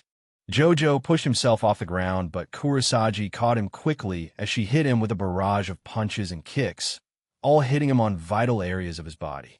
The large Yukai fell to the ground face first, seemingly unconscious. Oh no, JoJo winner. Kurosagi. The crowd went wild after the match. There were a lot of cheers for her winning this year, since her bigger rival wasn't participating. I wonder who that is. Irina sounded sad for the guy. We did briefly know him, so I sort of share the same sentiment. But the stronger or smarter one will win this tournament. We can't really do much in that regard. There was still Kara that was participating. I wonder who else is going to appear from the places we went. Hey, who's the rival? Another rabbit Yukai. We do not know why she isn't participating in this tournament, but she came close to winning the last one. Her name is Vera Hermes, answered from behind me. Another rabbit Yukai, huh? I wonder what she looks like. Squeeze. I feel a pinch to my left side and see that Valerie hadn't taken her eyes off the arena, but had pinched my arm. I just wanted to know what she looked like. Valerie, is that a crime? Another hour passed with some good and one-sided matches that took place. There was a short break to get some food or go empty your bowels. I didn't expect this, but apparently it will keep happening depending on how long this takes to finish. The girls went out to buy some food and drinks. Valerie can teleport them to and from this place, so it wasn't any problem. Ares and Athena were whispering amongst themselves while sometimes glancing at me, even during those 2 hours of fighting. It consisted of mostly empty threats, cursing, and plans of ambushing me either in my home or before we left. Athena suggested on targeting the girls, but Ares quickly shot it down since he had a weird feeling. Smart guy. The Shadows would have murdered you if you did, since they prioritized their safety. I didn't give any instructions to the Shadow Knights about keeping anyone alive if they attacked them. Amalthea was speaking with Zeus and Hera. She kept glancing at me and Zeus sighing. I didn't listen in, but I could more or less tell what they were discussing. You're going to get some food for yourself, Jean? Demeter had come to sit beside me while the others were gone. She had been energetically cheering on everyone that was fighting earlier. I glance at her and see she had nothing either. How about you? You don't seem to have Tada. She pulled out a bag of popcorn from behind her back. How does that even work? She opened it and offered me some. Well, it's food, so why not? I reach over, boing. She removed the bag of popcorn and set it down instead, so I ended up grabbing the empty space awkwardly. Ho ho ho. I look over to the other side, and apparently, we were the center of attention. All of them had just seen me approach this goddess. I sigh and step back from her. On second thought, never mind. Kronos was laughing to himself as Amalthea nodded and seemed to take note of what just happened. Please don't get weird ideas into your head just because of Demeter. Also, don't go to her for some weird advice. Aren't you older than Zeus? Why do you need advice? Don't you have a husband or previous one? Shouldn't you be knowledgeable about this kind of thing? Apart from raising Zeus, other myths suggest you raise the other gods and goddesses too. Now, don't mope. Here, you can have some this time. I'm not joking. She brought back the bag of popcorn. I quickly got some using speed she couldn't follow. She blinked, and I already had a handful of popcorn in my left hand. Eh? She looked stunned as I kept eating my little share. I read you. You little punk, you were going to do the same thing again. I had a smug look on me as she huffed beside me and just decided to eat the popcorn instead of teasing me. 1 for me, 0 for Demeter. I'm pretty sure it's a draw at this point. No. 42 minutes passed, and the matches had resumed a few minutes ago. Now fighters and back out if they won at the last minute. So quite a number of them did once they found out Kurosagi was in the tournament. So it cut the number by a huge amount. Ha, cowards. Whoever decided to quit after witnessing the power of others are nothing but cowards. Put yourself out there and test yourself. How will you know your limits? Aries went on a little rant. While I do agree to what he's saying to a certain extent, just because they forfeited doesn't make them cowards. I think they just know their current limits, but I may be wrong. Oh, it's Kara. Irina pointed to the right side of the arena, and it was indeed Kara. She had come out with some gauntlets on her hands that went up to her arms. She didn't mention using gauntlets during our time in their city, but we never did outright ask what she used when fighting. All she said was, I use my fists, or something along those lines. There were also no rules regarding if you could use weapons or items, so there were a few other contestants that used swords, daggers, axes, staffs, and other unique weapons. A human man entered earlier. He had what he called paint magic. He could paint whatever, and it came to life, though it was tied to his own power and mana. His creations were as powerful as he was. Also, each time he used it, a significant amount of his mana was consumed. It was interesting to watch until he lost mana and was practically beaten down. Kara's opponent was a hooded figure, but once they stepped into the ring, the hooded figure took off their robe. It was Kanami. Oh, so it's her first match against Kara. Oh, no, who do I cheer for? Interesting matchup. Kanami versus Kara. Who will win? Kanami brought out her spear and spun it around before pointing it at Kara. Kara punched her gauntlets together as both women had confident smiles on their faces. Let the match begin. Kanami Managawa, let's do this. In front of me was to be a young Minotaur girl. She towered over me by quite a lot, but I have been traveling and training for the last year for the next tournament here. I also got a gift from Jean Cohen. I want Luz here. Dashing forward, I quickly closed the gap between the female Minotaur and as she was caught a bit off guard and sent a punch downwards. I quickly dodged it. Dumb. The ground where I once was had a small crater. What a destructive punch. She isn't even trying yet. Those gauntlets are also amplifying her power. I have to be careful. If what Jean Cohen said was true, then this spear will grow with me dance. Flames. Flames engulfed the entire spear. They seem much stronger than before. Did these flames also grow stronger with me? Interesting. Amazing. Jean Cohen is amazing. I felt myself grow a little more confident. The young Minotaur became wary as she had gone into a defensive stance. Then I'll go to you. Dash. Clang. Clang. I quickly dashed behind her and swung my spear down. But she turned around quickly and blocked my attack. I did another, but was also blocked. This girl is stronger than me. Interesting. As expected of your race. But I won't give up. I want to catch up to my little sister. Clang. Clang. My spear wasn't getting through, so extend. Flames. The flames that cover my spear then burst forth, hitting and covering my opponent. Did I get woe? The flames disappear as she violently shook them off. She didn't look hurt. Just a few burn marks here and there. My turn. Dawn.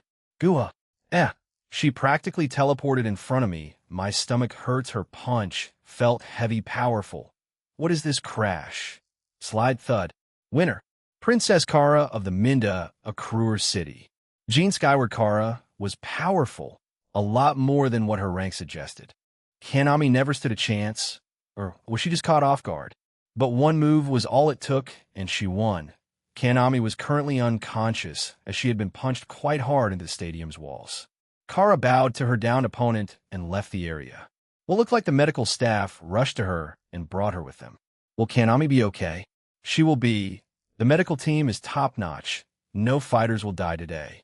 Griselda seemed concerned, but Hestia answered her concerns with an upbeat tone. If she's that confident, then she'll be fine, physically. She seemed like a tough girl to crack mentally, so she should be fine. We'll check up on her before we leave if she's still here. A few more matches happened, and we were nearing the climax. It was the quarterfinals.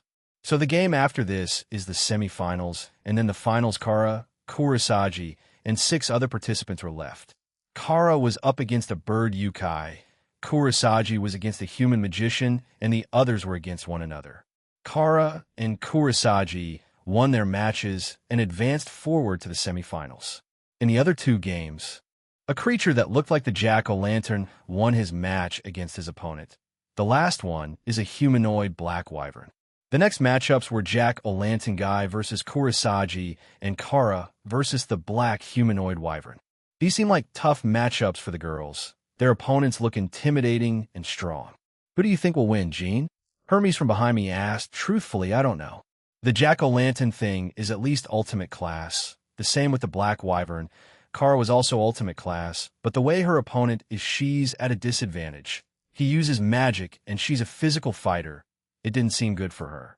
Kurosagi and the wyvern were also going to be an unknown. Both of them dominated their matches so far, so I can't tell who'll win. Both are also ultimate class. It can go anywhere. They're all good fighters. We all became quiet as the match with Kara and Jack-o'-lantern started. Kara, I stood in the arena once again. I felt many eyes on me. My family is also part of that. My people too. I have gotten this far. I have proven my strength. If I fall here, then so be it. But if I can keep going forward, then I can keep testing myself. I received these gauntlets from my father. Apparently, Ruka made them. I was against using them a long time ago, but as I grew older, I grew to love them. It was made by my sister, after all. This jack-o'-lantern fellow looked quite creepy. He wore a dark purple pointy witch hat. He had a pumpkin head with green eyes that looked into your soul. He wore a battered and torn-up magician's robe, brown gloves, and shoes. He had a red cape behind him and was holding onto a small lantern that glowed. Begin.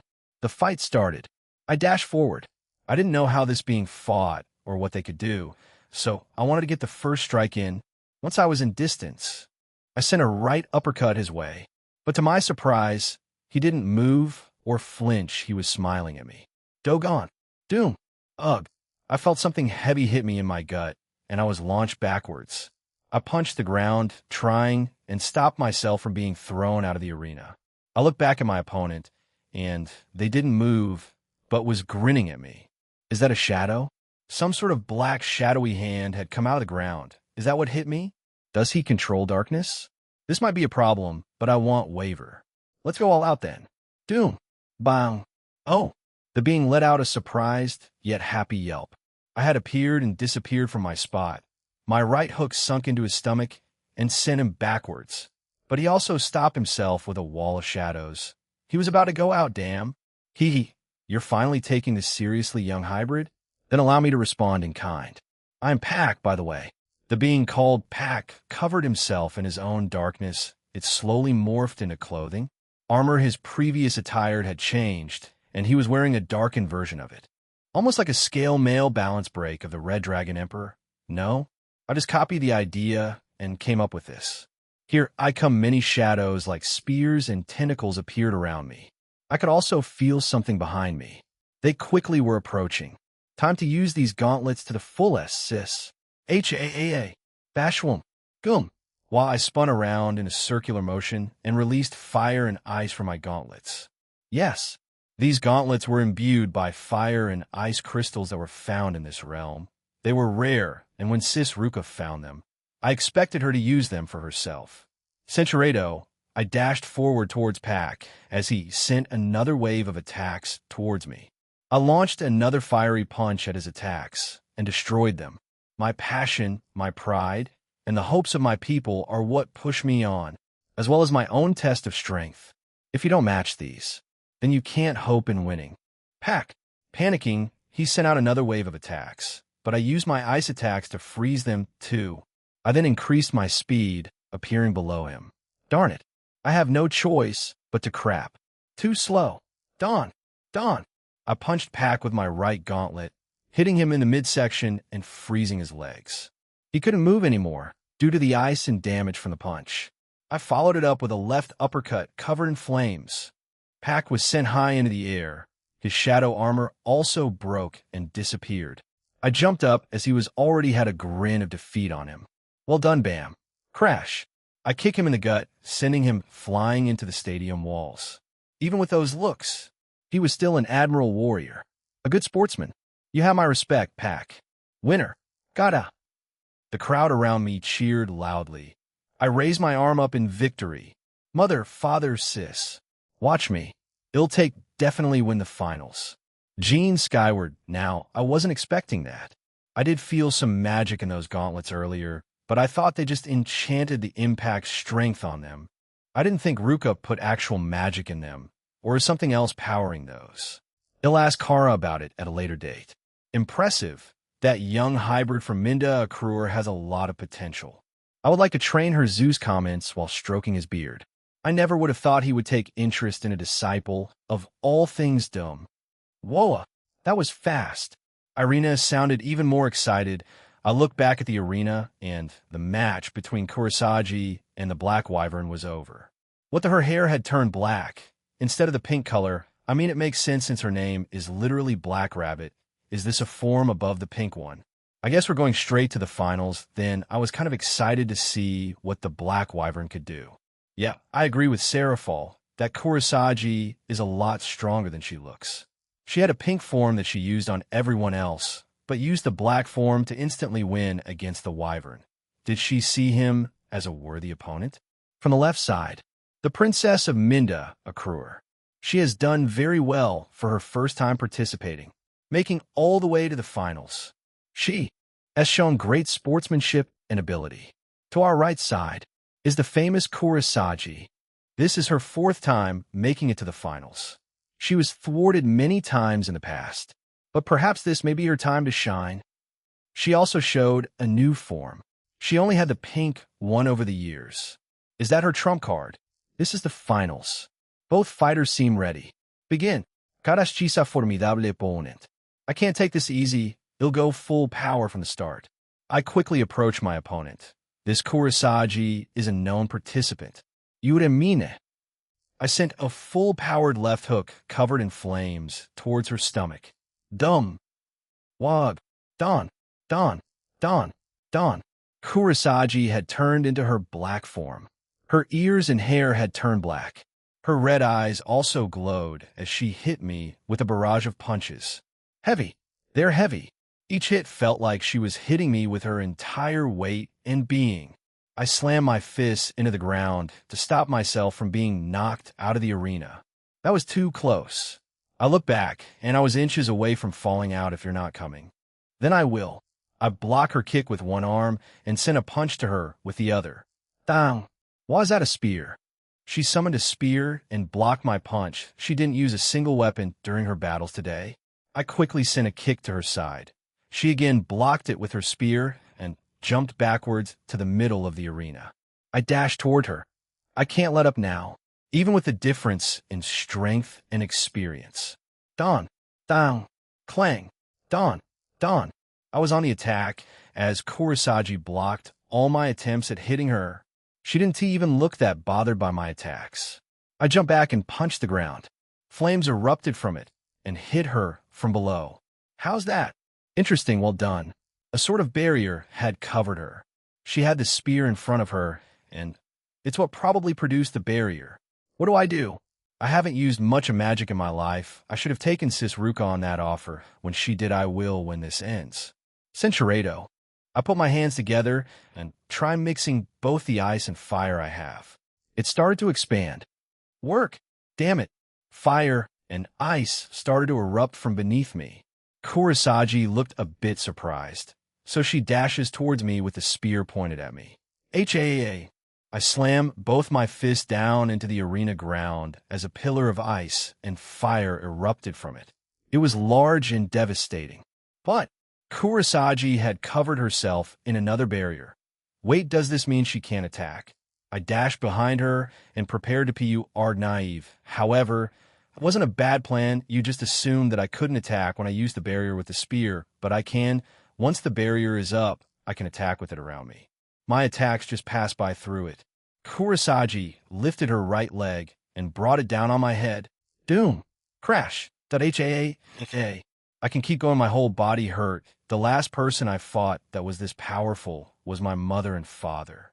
Did I get too overconfident in my victories in this tournament? Or was this person who has participated in many of these just that overwhelmingly strong? You should quit while you're ahead. I don't want to hurt you anymore. As the Princess of Minda Akrur, I can't fall here. I came into this tournament to test myself, to see my current limits, and go beyond them. That's right, that's why I am here. It doesn't matter if I win or lose. I'm just here to test myself and nothing more. Win or lose, I gain experience and find what my current flaws are, and I did, during this and the past match. So I thank you, Miss Kurosagi. Princess, do your best. You will. The crowds were cheering me on. I can't disappoint them. Either here I come, Kurosagi. I charge forward with my right fist clenched tight. I see. You at least bear the will of your race. That's something praiseworthy, young one. Dumb. Everything went black. Jean, skyward winner. Kurosagi. The crowd was already in a stir with a little speech from Kara, but they went even wilder after Kurosagi won the match. It was pretty one-sided as Kurosagi dominated the match, even more so when she pulled that spear out. That spear, I felt divine energy coming out of it. I also took a look at it from earlier. It said, Divine Spear of RA, and one of Kurosagi's titles was the Spear of the Sun God RA. Haha. Who would have thought I would come across someone from the Egyptian mythology here? Why is she part of the village, though? Is she undercover? Or is she a former spear of Sun God RA? Is she in hiding? So many questions, yet so few answers. Zeus gets up from his seat, and the window in front of us disappears. He floats to the middle as the crowd goes silent. Winner, Kurosagi. You are the winner of the 34th Tournament of Power. What is it you wish of? Nothing. Perhaps in the past, I would have wished for something. However, I do not anymore. Is it possible to give it to the young warrior, Kara? Zeus looked a bit stunned, like the crowd as they began to murmur to each other. Zeus then lets out a chuckle. If young Kara has no problems with that, then I don't see a problem with it. However, there is one last thing left in this tournament. Zeus looks at Kurosagi and then at the confused crowd of people. He looks back at me, and I jump out and float beside him. This is the Red Dragon Emperor and Middleman. And as of earlier today, we the Greek gods have decided to join in the alliance of the three great powers, Irish gods, and the Kyoto Yukai. As to why he is here, right now, we will hold an exhibition match with one of his subordinates and the winner of this tournament. How does that sound, Kurosagi? The crowd was stunned, but began to cheer. They were excited about the alliance, and also about the extra fight they'll see. I am fine with that.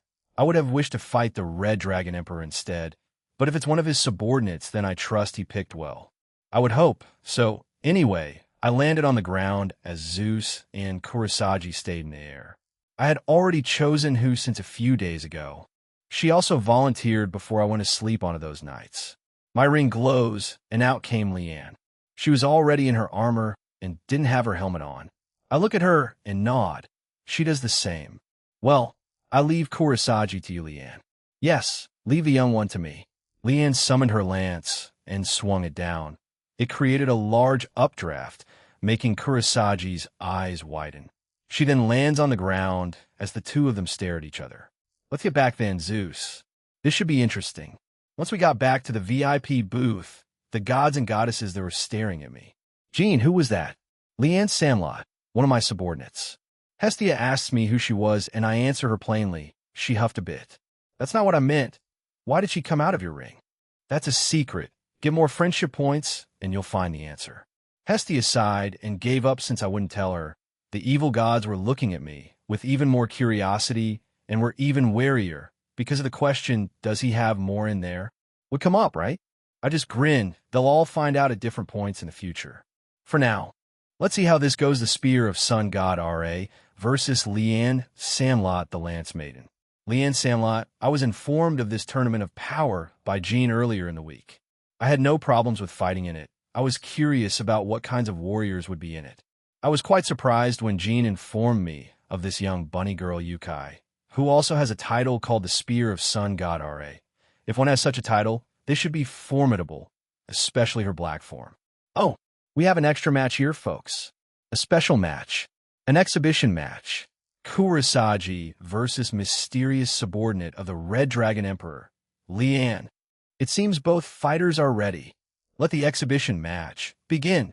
Kurosagi immediately turned in her black form as well as summoned her spear, the Spear of Ra Tang. Clang! Dang! Dang! Such a wild spearmanship. She was using more force than earlier. Kurosagi disappeared from my sight and started to run and dash around me. To the untrained, she will look like a blur, almost like she was teleporting around. She was ultimate class in her pink and normal form. In this form or black form, she is peak Satan class. HAA. She appeared above me and summoned flames. The flames came out of the spear. Those weren't any normal flames. They were flames produced by the god of the sun in the Egyptian mythology, flames used by Ra himself. Did he imbue it into that spear too? The flames made of God came down on me, but I swung my lance at it and destroyed them. Unfortunately for you, my powers are above that of typical gods of this world, Jing. You still have much to learn, young Yukai. Why had appeared behind Kurosagi as she wasn't able to follow my movements. It has been mentioned that she has lost many times before and has reached the finals 4 times in a row, perhaps looking for something, wishing for something. Did she purposely lose in those previous attempts? What about the rivals she has? Did they hail from the same species in Egypt? Kurosagi began to turn around, but I struck her on the back with my lance. I didn't use too much force since I only needed to stop her. Crash! Boom! When the dust settled, Kurosagi stood up. She was clearly injured and most hit by that would usually stay down. But she stood up. She was glaring at me. What drives you forward, Kurosagi? I am my master, creator, and husband. Jean would like to know too. I glanced at him, and he had that look on him. Down, down, down, fwash, boom, boom. Kurosagi came back up as her spear and my lance clashed. The strikes of the 2 weapons created large gusts of wind and shockwaves. I could feel her anger, but she was controlling it and was becoming faster, her techniques sharper. One interesting fellow. She summoned 6 red-orange, glowing fiery balls behind her. Then they all flew towards me, another use of the flames of Ra. I pulled my arm and lance back and quickly did stabbing motions. All of them hit the glowing red balls, destroying them. Kurosagi seemed even more shocked. Did she not expect me to destroy them? Next, she created tornadoes out of flames, which is quite dangerous as the crowd could get hurt. I could see the crowd become nervous too. I shall end this. Bang! I appear behind Kurosagi and used a little bit more strength and hit her on the side of her stomach. The young girl crashed into the ground, creating a large crater. She did not move or get up from that. I finally land on the ground too. W winner. Elian. Wow, she took out the winner with such ease, like she was toying with her. Do not be hasty, young Kurosagi. Whatever is troubling you, you will move past it in due time, like my husband. Gene Skyward, I guess that's that then. That means we'll be going home soon also. My summer vacation is ending soon, damn it all. All that's left is fighting Scat Hack for the duel she wanted, as well as the raiding game between Sona and Rias Ho Ho Ho. Eager on leaving, Jean? Leanne came back up as she passes through the window. She stands in front of me and nodded before going back into the ring. They were looking at me, but I just shrugged. After the award ceremony, when Kurosagi woke up, she declined the invitation by the gods. The same with Kara, which was surprising. She said that she already knows of her own faults and wishes to get that wish when she can do it on her own violation and power. So in the end, no one's going to be trained by the gods or goddesses. But the crowd and gods were satisfied with the fights they saw. When all calmed down, I went over to check on Kanami, but she had already left.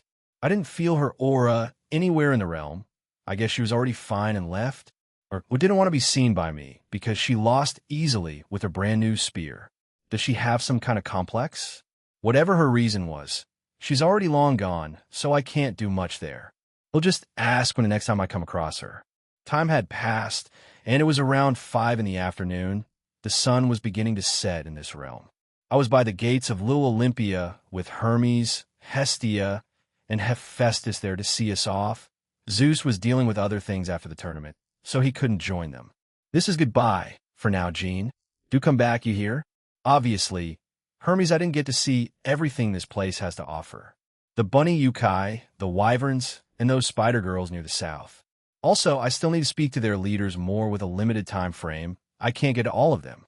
Huh, is that so? Then I look forward to it. I shook hands with him. While a bit two-faced, he generally means well, so I have no problems with it most of the time. He's just mischievous. He'll probably deal with Ares, Athena, Eris, Hecate, and 8 at different points in time. They became more interested in me. After Leanne came out, they obviously didn't feel her powers, since it was much higher than theirs, though this should have alerted Hades. I'm curious about what his next move was. I waved to them one last time before I left with the girls. My time in this realm meeting the Greek gods was over. Black Alice, who would have thought a fool such as that thing would join us. His grudge against that young boy is quite something. And for the petties of reasons beside me was Promestine and her 4 creations, the next dolls, as well other high-ranking monsters in Yukai.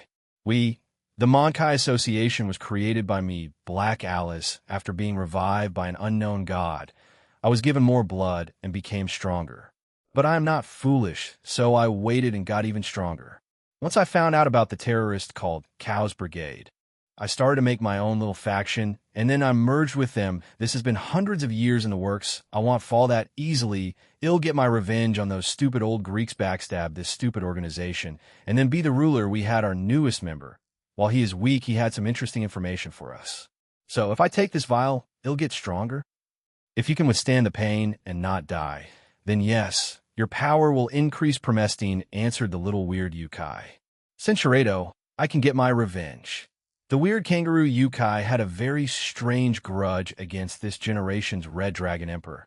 That was the sole reason for joining us. He wanted power, he had information, and we accepted him. Ho-hoo, then welcome to our organization. Kangaroo-san, pleased to be here. He had a very wide grin on him. I liked it. Chapter 9, Part 1. Azazel, Dream, and Scat Hack. A few weeks later, Mount Olympus, Hestia. It's been a few weeks since Jean has been in our realm. Things have gone back to normalcy since the Tournament of Power ended too. However, there's another problem at hand. My longtime friend, the goddess of blacksmithing and divine smith, Hephaestus. While I was at her home, she was acting like a love-struck woman. I am happy for her, but at the same time, it seems very strange. The calm, collected, and serious Hephaestus has been left in this state. She didn't have a modern phone before Jean left, but she dragged me with her to the human realm to buy a phone for herself. I helped her set it up, and the first thing she did was put Jean's number into it, load it up, buy a plan, and start texting the guy. Hermes and I have been communicating with him too, but she's a bit excessive, I think. Hephaestus had finished doing some orders for the armor and weapon shops in the Tower of Heaven. We were in the dining room as she sat on a chair, giggling to herself and waiting for Jean to respond to her, Hep, let's go out and enjoy the day. She barely acknowledged me, having a grin forever plastered on her face. However, went out for business or just when we were somewhere together. It's the usual calm face and demeanor from her. Is this how love affects people? Such a strange thing. Since I didn't have anything to do, I decided to head to the kitchen and practice my cooking. That comment from Penemu annoyed me, and I also felt sorry for Jean. He looked so uncomfortable eating mine and Aphrodite's dishes. Therefore, I vowed to get better and show them. I wanted to start out making something simple, so I was making an omelet. For some strange reason, it became purple. Am I just naturally terrible at cooking? No. Hestia, fight on.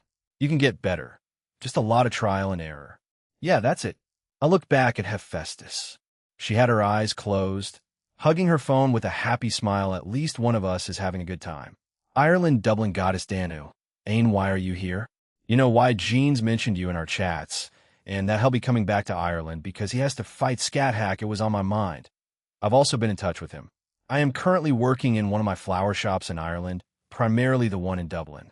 I do have employees, but since I'm here for the day, I gave them the day off. Ain had waltzed into the shop with her usual attitude. She was looking around the shop, taking glances and sniffing at different flowers. Did you know? Jean got into an alliance with the Greek gods a few weeks ago. Our own Gaelic alliance, and now the Greek gods alliance have spread throughout the supernatural world. She looks back at me with a smirk. What does she mean by that? I know his name will spread across the supernatural world. That's only natural. You seem confused.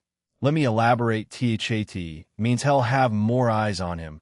Not just the gods and mystical beings, but also women. He is also known as the Dragon Emperor now. What kind of title? Is Jean fine with that? No. Knowing him, he'll most likely embrace it with open arms. That means the group of people close to him will keep on growing. Didn't you say the two of you are intertwined by fate? How about others across the globe? Do you think you're the only special one? From the conversations we had with Valerie and Ophis, I am aware that he loves many women and how he feels about them. But how does that relate to me? Are you really intending to ignore the intertwined by fate thing, Danu? For the past hundreds of years, you refused to be found by anyone until he came along, and bam. You let yourself be found, and even showed up to the festival. Ain looks at me with a frown and sighs. I do not know. I am just compelled. Perhaps Jean is just another primordial god? But that doesn't make sense since he has the boosted gear, maybe a demigod. But I did not feel any divinity from him welcome. Just then a couple came into the store and started to look around. Ain glances at them and smirks. She is also a mystery. I know of her tragic past and how she hates men, even her own offspring from many years ago. What is she planning with Jean? She has acted like a typical teenage girl. You have been wandering Ireland for many years, barely staying in one place for too long. Keeping everyone at arm's length. Why change now? I have my reasons, Danu. We've heard of many Red Dragon Emperors over the years. Jean seems interesting, right? I want to see how he really behaves under pressure, like how most leaders are when tested. How he really is. Not every man you come across will have ill intentions. And not just men, but people beings in general. Well, I'm leaving now, but I'm expecting to see him within a week. He'll be sparring with Scathack after all. By now, goodbye. I watch Ain as she leaves, the young couple still looking around my shop. Does it still haunt you after all these years, Ain?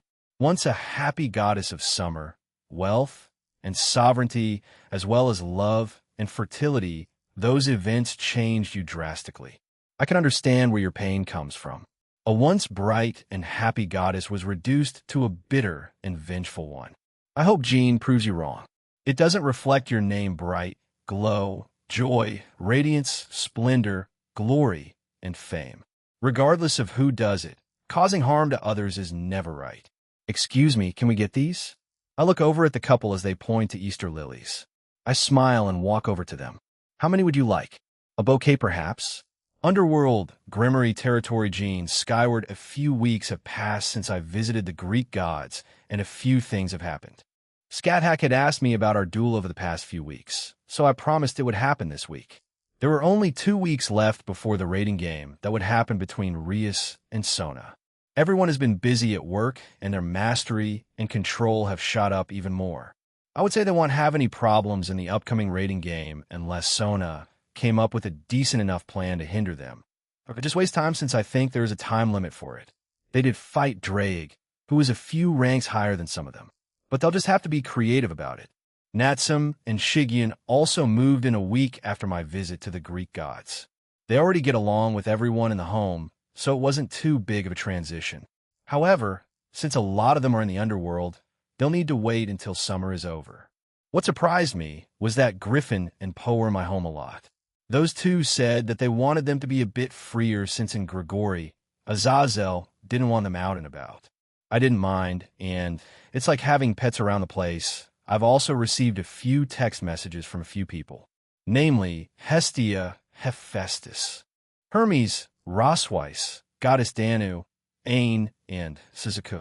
The Greek gods were just checking up on me. Okay, 2 of them were Hephaestus wanted to, chat, and we had done that the last few weeks. I didn't think me getting rid of that defect in her I would make her fall for me. But I guess that happened, so it'll work from there then. I received updates from Hermes and Hestia on how their realm is taking the alliance, and there was a lot of support for it. There were some that were against it, but Zeus quelled those by mentioning the name Black Alice. I don't know if that was the right call or what, but he's the leader, so whatever. Hermes also did tell me that Ares was getting a bit sneaky, the same with Athena, Though now that I think about it, she fell off somehow. I don't know how though. Danu and Aim were just checking up on me and asked when I would visit the country again. Well, I'm headed there this week, so they're probably planning to be with me when I go there. Rose was complaining to me about her job, as usual. Since that incident happened a few months back, we rescheduled my meeting with her grandmother, so it would happen when the school term starts up again. She was busy with her own thing, whatever that was, since Rose didn't know either. Suzako also double-checked with me on my plan. You'll need to make contact with the Shinto gods and form a relationship with them. Cinchuredo, they'll try to get as much info from her, since my own knowledge might mean nothing. I mean, Zeus and Poseidon were a surprise, right? Who knows what might be relevant to the Shinto gods? I also plan on getting that alliance with Asgard, though I might also check out the Egyptian mythology Kurosagi. She had the title of the Spear of Sun God Ra, so I became curious. In the future, I will check it out. I wonder what it looks like and where they live. Apart from that, both the Gaelic Alliance and Greek Alliance became widespread around the supernatural world. This also meant a lot more attention was on me because, well, I was responsible for it. Although Chaos Brigade attacks have increased as well, it's in mostly random places so far and hasn't affected any noteworthy locations. They were able to defend themselves, which was good. Ting. Leanne was training Zenobia and Kiba. The rest had their turn earlier and were resting. They were meditating to recover faster. In her casual clothes, Leanne carried her Bakken sword casually, fending off their attacks with it. But she had a look of a proud parent, seeing her kids growing stronger. Zenobia was in her scale mail for Grand Chariot, and Kiba was training with his blade blacksmith. Even though those two were working together, and Kiba using his full speed, they weren't pushing Leanne that much. 2 weeks are left. What are your plans, Jean? Azazel was sitting beside me. He was reading something in the Underworld newspaper. I decided to join them here, since I didn't have anything planned. Altaria had given me updates during the past few weeks, and things have been relatively fine up in heaven. But Gabriel does apparently visit her quite often. They become good friends, and she asks about me a lot. Gabriel, you can always visit or talk to me through the transceiver, you know. Well, ding.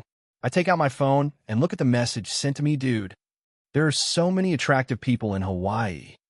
So much fun. I might have a big week ahead of me.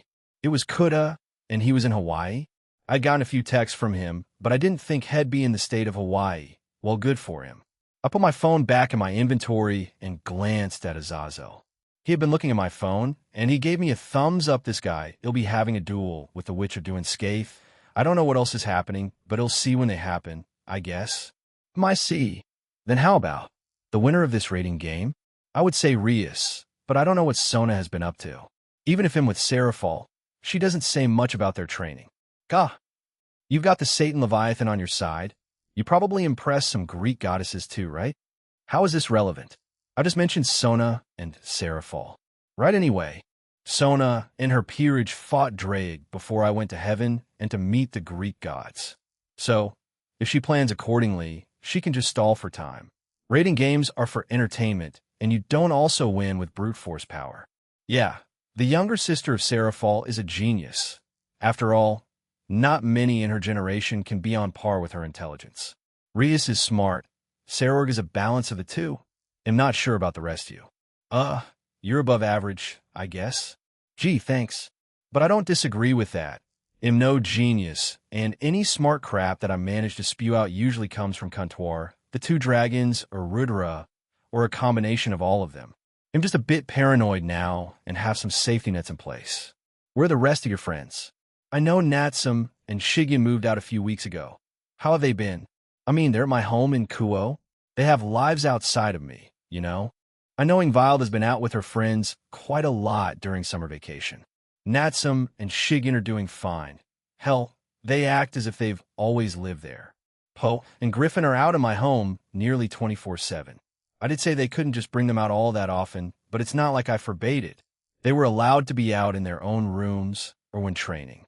That makes sense, but I think you should have said it like that. From what they told me, it sounded like it was outright forbidden apart from when they decided to train Doom. We look over at the field. Kiba and Zenobia were on their knees, defeated by Leanne. She says something to them as they nod. She looks over at us and appears beside me. That never gets easy. I couldn't even sense anything. I would be more worried if you could. Leanne leans against my shoulder. I've been wondering if I should make another being that'll be a suitable sparring partner for her. Maybe the Golden Rakshasa. I don't know, maybe. Time for a break then. Graphia should be arriving soon. As if on cue, Graphia and some other maids arrive with a tray of food and drinks for everyone. The Grimory group flies over and starts taking their refreshments. Good work, guys. Aquino takes a seat beside me as she happily eats and drinks away. Chiron and Asia looked a bit annoyed by her clingy behavior.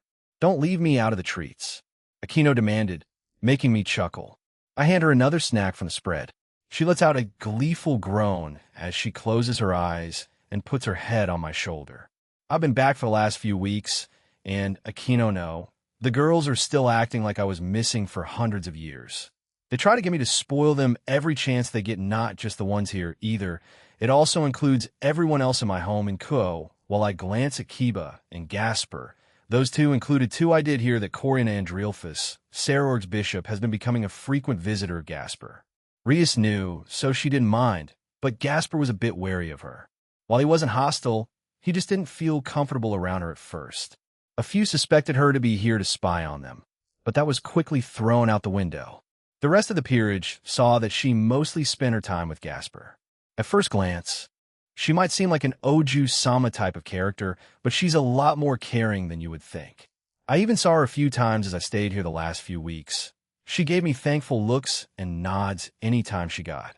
Anyway, Gasper started to loosen up a bit in her presence. She's even made the guy blush and be flustered at times. I brought Valerie here for those few times. She was happy for him, though. I don't know if any of his feelings are romantic yet. She's definitely not giving up that easily. She has forced him to be more confident or courageous, as she sometimes drags him out to places with a lot of people. She's doing my work for me. I'll have to thank her for that. One thing in particular that Coriana and Valerie share is they don't mind Gasper cross-dressing. Cinchuredo, though, I think he's just having fun, all right, Jean. Surzex, the four Satans want to speak to you. Just, general stuff. Maybe even thank you for the work you did. Oh, when? Any time today would be convenient. Why would they need to thank me? I'm doing this for my own reasons, Well, whatever. I can go meet Seraphal during this, so it's not all bad. Can I bring someone? Or do I have to attend by myself? Official business, so by yourself. Unfortunate, but today, huh? I have nothing to do, so I might as well go early and see what it's all about. Then, I tap Aquino on her back as she looks up at me a bit upset. I'll head out now, so I can have more time later. She did not like that. She clung to me harder while aggressively rubbing her head against my chest. Azazel let out a chuckle and shook his head. Come on now, Aquino-chan. He'll be back soon. I'm pretty sure Surzex said he won't take much of his time. Slowly but surely, Aquino took herself off me, still looking displeased with it all. All right, let's resume training in a few minutes. All right, Jean. What the hell did you do to Penemu? Huh? She's been acting strangely after getting back from the trip you guys went on. Did you put the moves on her or something? No. I would say Penemu and I have become slightly closer friends, but nothing past that. We had a short bonding moment, but apart from that, we've been normal. No? Azazel shrugged at my response. Whatever. They'll deal with it or check on her sometime in the future. How about you? I don't mind. Anyway, they'll get going. I'll see you guys soon. I walk over to Graphia and give her a kiss before leaving. Lilith. Current Satan territory. Lilith. The current capital of the Satan territory ruled by Surzex Lucifer. It has one of the most advanced hospitals, which is named Seraphal Memorial Hospital. During the demonic beast riot, the city came under attack by the Bandersnatch and Jabberwocky, created by Annihilation Maker, forcing an evacuation of the city residents. I would like to take a look around here in the future. Nevertheless, I wanted to get this short meeting completed as soon as possible with the Satans. After finding their auras, I quickly flash-stepped towards them. Like any major city, it has shops, bars, and other businesses all over the place. There were many devils walking around doing their business. No passerby saw me unless I stopped for a second to look at a particular shop that caught my eye. But as I mentioned, I was in a hurry, so I didn't stay for too long. There was a very large building that was unmistakably the place where the Satans are currently. I mean, it had their auras, and it was huge. I quickly got there, and I stopped in front of the steps up to it. Sighing, I decided to slowly walk up it. I was a bit surprised that there weren't any guards or a giant gate to this place. The last time I was here, Sarah Fall was the one who teleported me into a room in there before I met the others for the first time. Therefore, I had no idea where I was back then. Even though this was their headquarters, it was surrounded by normal buildings. They're quite relaxed, I guess. When I got to the top, there were guards positioned there guarding the place. They noticed me and started pointing their spears at me. I summoned the boosted gear. They stopped their motion, gnawed, and put their spears down. Ah, the Red Dragon Emperor, the 4 great Satans are waiting for you. Please go ahead. You guys thirsty? Hungry? They seemed a bit stunned, but both replied that they were thirsty, so I nodded and summoned 2 bottles of water. I gave them both one and continued on my way. I heard them thank me as I continued. The inside of the building was quite interesting. I didn't really pay much attention to it last time either. It was rather simple and sleek while also giving the vibe and look of royalty, if you get what I mean. There were smooth stone walls that were bone white, purple carpets on the floor, and African blackwood furniture, such as tables, chairs, and couches. Not to mention the chandeliers above me. I walked up to the receptionist, who was a female devil with black and gray hair that was in a bob cut. She had yellow eyes and was wearing a professional suit. She looked at me as I summoned the boosted gear. There weren't any other devils there except for her. She smiled at me and gave me directions. Near the reception desk, there was a flight of stairs. I took them, and of course the last floor was mine. I didn't think I was up that high. Not wanting to delay this further, I stepped up all the flights of stairs until I arrived at the top. After arriving there, I took the left, then the right, and I returned along the same long hallway. I quickly moved down the hallway and arrived at the door. Knock, knock, enter. Surzek's voice prompted me to open the door. Once inside, I saw the 4 Satans in Astery. Sarah Fall starts to wave at me when she stops suddenly and assumes a serious expression. I shake my head at her as Surzek chuckles at her. Sup, y'all need me for something? So hello there, Jean. Surzek tried to greet me the same way when Astery put a hand on his shoulder, making the Lucifer's mouth twitch. It makes me wonder who is in charge of their marriage, Satan Lucifer or the wife. Yes, we would like to extend our thanks to you for getting quite a number of alliances during your summer vacation, though. But did you get enough time for yourself? Yes, I had time. I mean, those were basically trips I embarked on across the world, so it wasn't all a waste. I met some people, made new friends. So, I didn't really see it as a terrible thing. I didn't expect Surzek to worry about me, no. It makes sense. They already see me as part of the family, I guess. It makes sense for him to worry, and also to keep up positive relations with me personally. We've had some discussions through magic circles. The attacks of the Cows Brigade have started to increase. After all, you also informed us of a brand new faction within them. Yes? Yeah, the Monkai Association, mostly made up of monsters and yokai. Azazel told you what I told him, right? I did find out more since their leader is Black Alice. She had a run-in with the Greek mythology years back.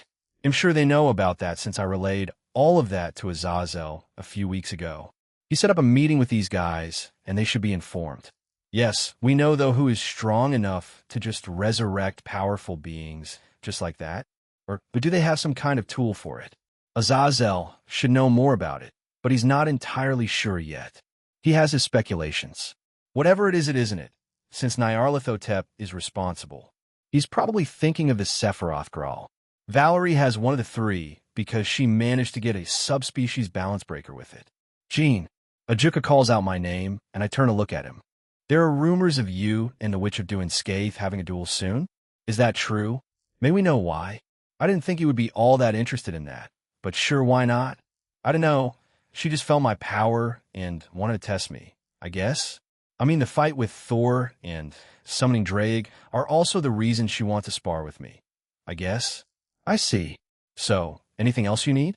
If not, I'm going to go. I start to turn around when Falbium calls out to me. I stop and look at him. Jean, skyward you met my granddaughter, Iriuka? Oh, he's asking about that.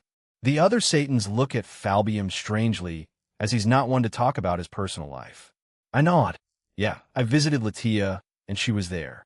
We spoke for a bit. Falbium nods and doesn't say anything else. What the hell was that about? I look at the other Satans, and they shrug.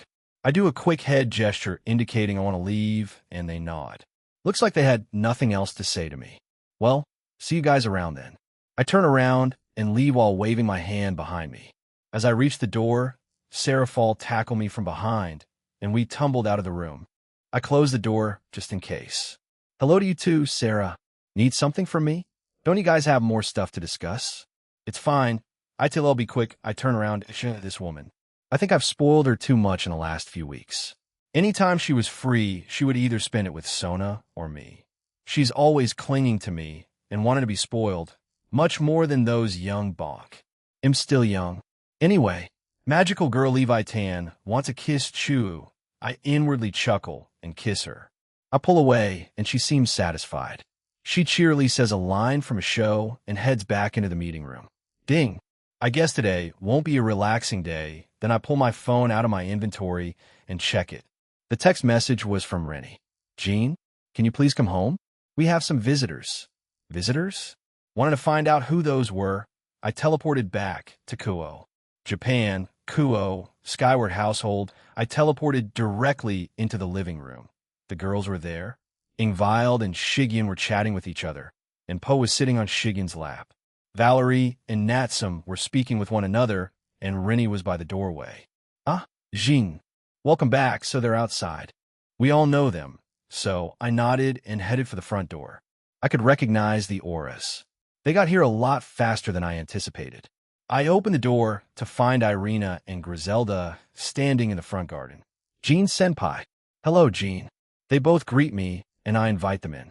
They come inside and go to the living room first. Whoa, when did you upgrade your house? It wasn't this big last time we were here. At the start of summer vacation, if you come to the living room, we can talk about why you are there. They both nodded, and we went over there. The girls looked up from what they were doing. Rennie was already sitting on the couch and patted her spot while staring at me. I inwardly chuckle and join her. Irina and Griselda sat on the couch beside us. So, you're both transferring in? Yes, I'm going to be in. The second year. Sir's ex Lucifer Sama managed to get me into Asia and Zenovia's class.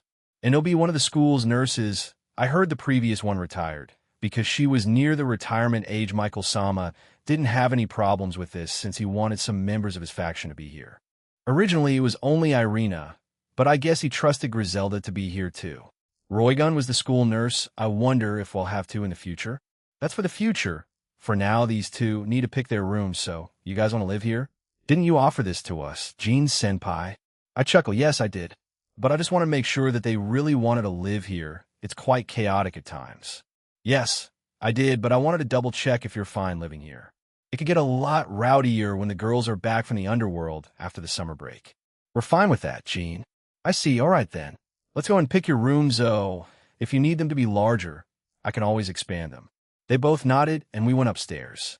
We strolled past a few rooms, and then found ourselves in an endless hallway with doors. I just told them to pick any and explained to them what it was, but they both just shook their heads. Centurato. Griselda explained it in a more logical approach. I did hear that last bit, and I smirked at her. She had her usual smile, but sported a small blush. Since they didn't need help, I headed back downstairs to the living room. Looks like we have new roommates. Potential new team members. They already have the rings, Jean. Natsum quickly corrected me with a smirk as Valerie awkwardly laughed beside her. Shrugging, yeah, I'm interested in both of them, so they will eventually join. What to do? I'm not in a hurry to return to the underworld, and it's barely 1 in the afternoon. Are you heading back? I felt Rennie hug me from behind and ask me in a sad tone, Geez, if you say it like that, then how can I say yes? No, I'm not heading back yet. I turned back and sit down with Rennie. She decided to use my lap as a pillow and closed her eyes. I pulled out my phone and checked my other texts. There weren't many. Only Kuda complaining about being ignored in Hawaii. Keep trying, buddy. I'm sure things will work out. Suddenly, the grand piano that Shigyon requested started to be played, and Ingvild started to sing as well. We all grew silent as we listened to the duo do their bit. It sounded pretty good, but the song sounded familiar, like It was from Doki Doki Literature Club Your Reality. I have no idea if Ingvild came up with it or if that visual novel exists in this world. I did a quick Google search and it turned up no hits, so I guess it's another original Ingvild came up with. How the hell does she do it? The performance ends, and we all clap. Poe was quietly sleeping beside Shigeon during all that. He's a lot more behaved than I initially thought. The same with Griffin. I made a few bird stands for him so that he can just perch on. What's the song called in? Your Reality. I've been working on the lyrics for a while now, but I didn't know what to do with the instruments, I guess. But Shigeon can play the piano, so we collaborated. I think it turned out well. I just needed Ingvild-san to help me with writing the score. These two quickly became friends, even during the 5 years in the pocket dimension, because of their love of music, I guess. Though I only knew about Shigeon's love of music around 3 years in. Ingvild has an electronic piano in her room, but was excited when Shigeon asked for a grand piano. I asked why Ingvild didn't request for one. She was embarrassed and said she might have been ordering too many things. I mean, we have space, so who cares? We also have money too. I looked down, and Rennie had fallen asleep. Geez, how tired was she? Maybe she just missed you? She did say that every time she spends time with you, it's the best part of her day. Maybe it's true for some of the others. Okay, I get it. I started to gently stroke her hair and pat her head. The two started up again, but it was a different one. It was the one Ingvild sang to me in the park after Rias' rating game against Riser. Music, huh? Perhaps I can broach that topic with Shigeon to get closer to her, and Natsum with her sister. Kanami is in Russia. Why? I don't know. I just checked her aura around the globe after I got back to Japan a few weeks ago. I spent the next few hours there with the girls. We chatted and just became lazy. Griselda and Irina joined us around an hour later. They both didn't have much to unpack. Nighttime, underworld, Grimory territory. I usually split my time by spending the night here or back in Kuo. However, I couldn't stay here all the time since not all the girls were in the same place. I slept last night in Kuo, and tonight it'll be here, although I couldn't sleep and was walking around the Grimory home in the middle of the night. Everyone else was asleep except Azazel. I want to chat with him for a little bit. I had already located his aura and was making my way to where he was. It appeared that he was in the back garden of the house. I hadn't been there, but essentially it was a giant field with some trees. I didn't bother looking further since I had a goal for being back here. Oh, Jean. What's up? Just wandering. Found out you were awake, so I wanted to talk. Good, I wanted to speak with you too. I wasn't expecting that, but I guess it works out for the both of us. I stand beside him, and we look up at the moon. Even though the sky is artificially made, it's not bad. Did you guys move into the underworld yet? Nearly. We started moving after the treaty was signed. The underworld has a lot of space. After all, we're also a relatively small faction. But we should be done soon. I see. Although it makes sense that it has taken them a while. I mean, with all those things they have at their disposal, research facilities, equipment, and all that nonsense. It makes sense that it would take a while. I wonder where they'll go, though. Did Surzex just give them a random place that's unpopulated? Why wouldn't you create your own reincarnation system? To that, Azazel laughed at me. I already knew the answer, but since I've done a few things differently and fast-forwarded certain things, I wonder how his answer will be.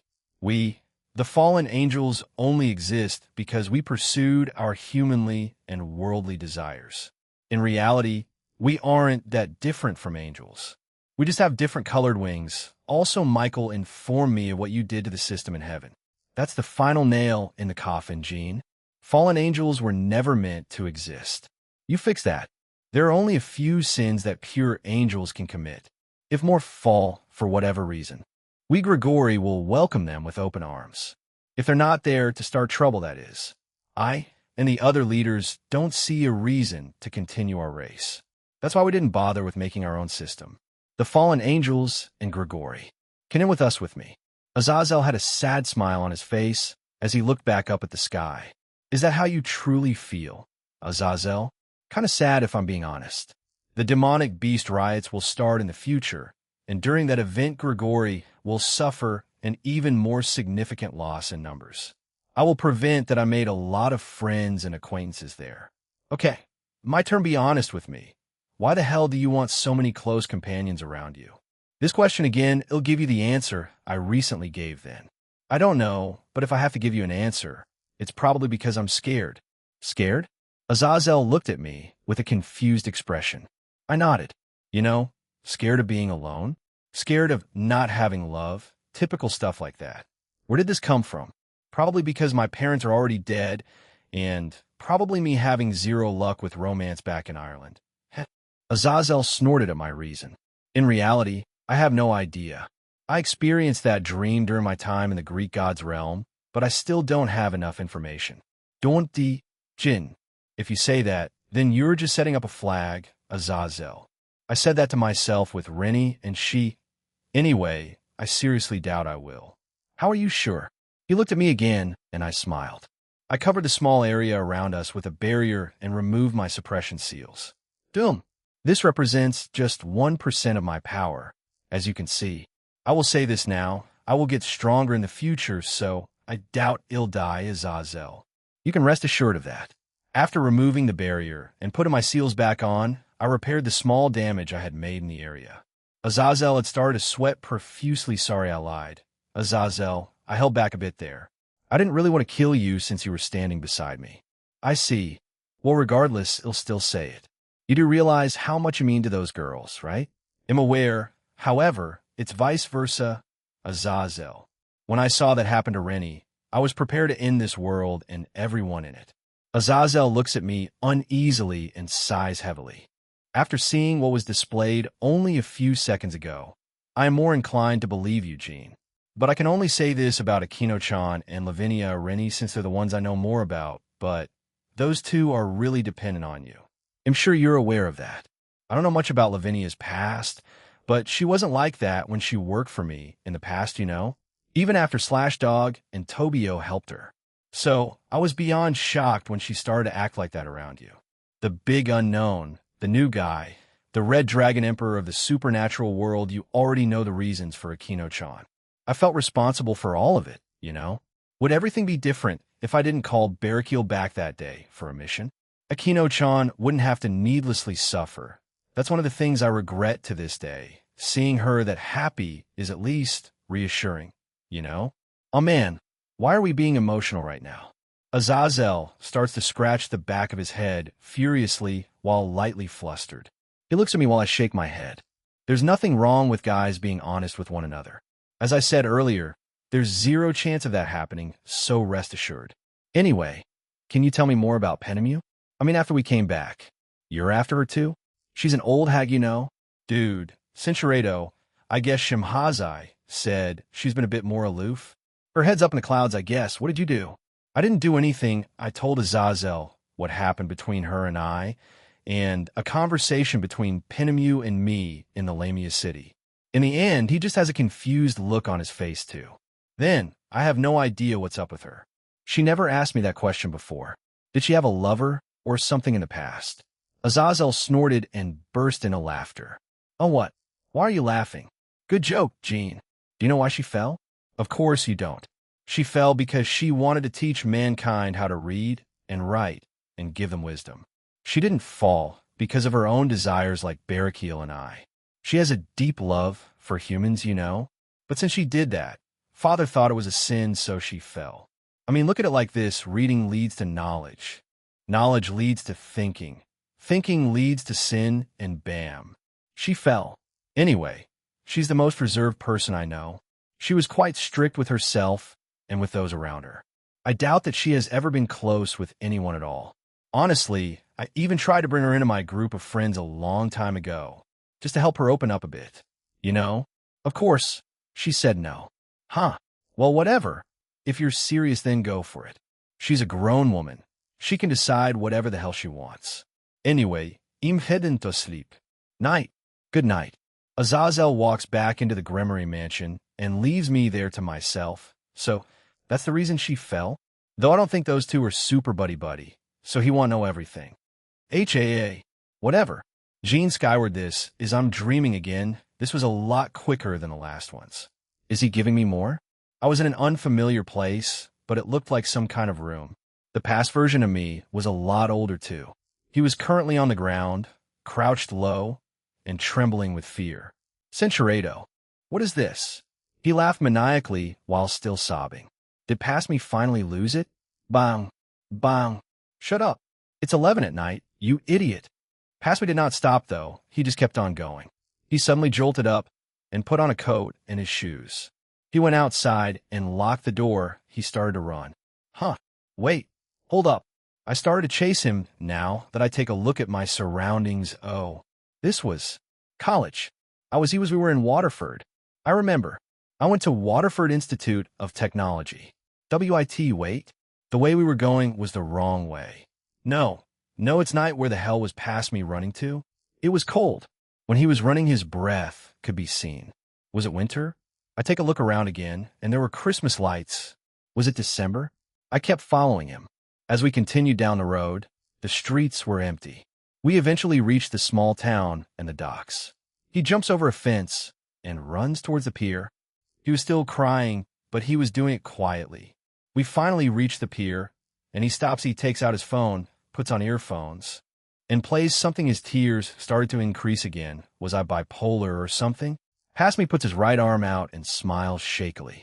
I couldn't hear him. What the hell was he saying? Oh, come on. Why'd you cut this part out? Wait, I can hear him again. He puts both his arms out and seems to be stupidly happy and shouts, "Oh, I've been such a fool. Darn it. This silly fan will move forward with his life. Hey, Waffy, watch me." After past him screamed with all his might, he looked down at his phone. I walked over and took a look. The song that was playing was the High School DxD original soundtrack. Show Yuri, the one where it plays when Issei first chants his Cardinal Crimson promotion. My God, you motivated yourself with that?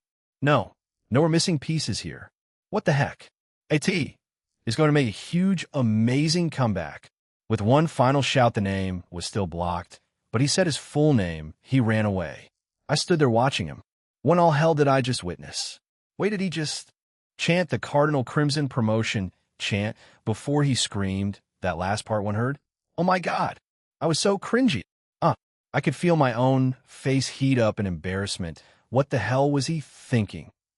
I look around quickly, but couldn't see anyone. Thank goodness no one saw that or heard it. Damn it, past me. What the hell? The scene around me began to change. It changed to Phoenix Park. I was there with Ryan. I was bowing to him and saying some stuff. Ryan was smiling and smacked past me on his back. He looks back up as he puts past me in a headlock and started to laugh. Centurado, it's still 5 in the afternoon pub. Past me had a complicated smile, but still let himself be dragged to the pub in Dublin. The scene changed again. No, it was rapidly changing. It showed past me apologizing to several people and reconciling with them. But it has never once shown my parents. Why? It's the white void again. Was that it for now? It took past me a while, but he did move forward. In the most cringiest way, I won't tell them about this. I would die of embarrassment. Centurado. We stared each other down before she starts to laugh to herself. You did not hear his chant, did you? Huh. I heard it. He did not chant the same thing Issei Hayuda did.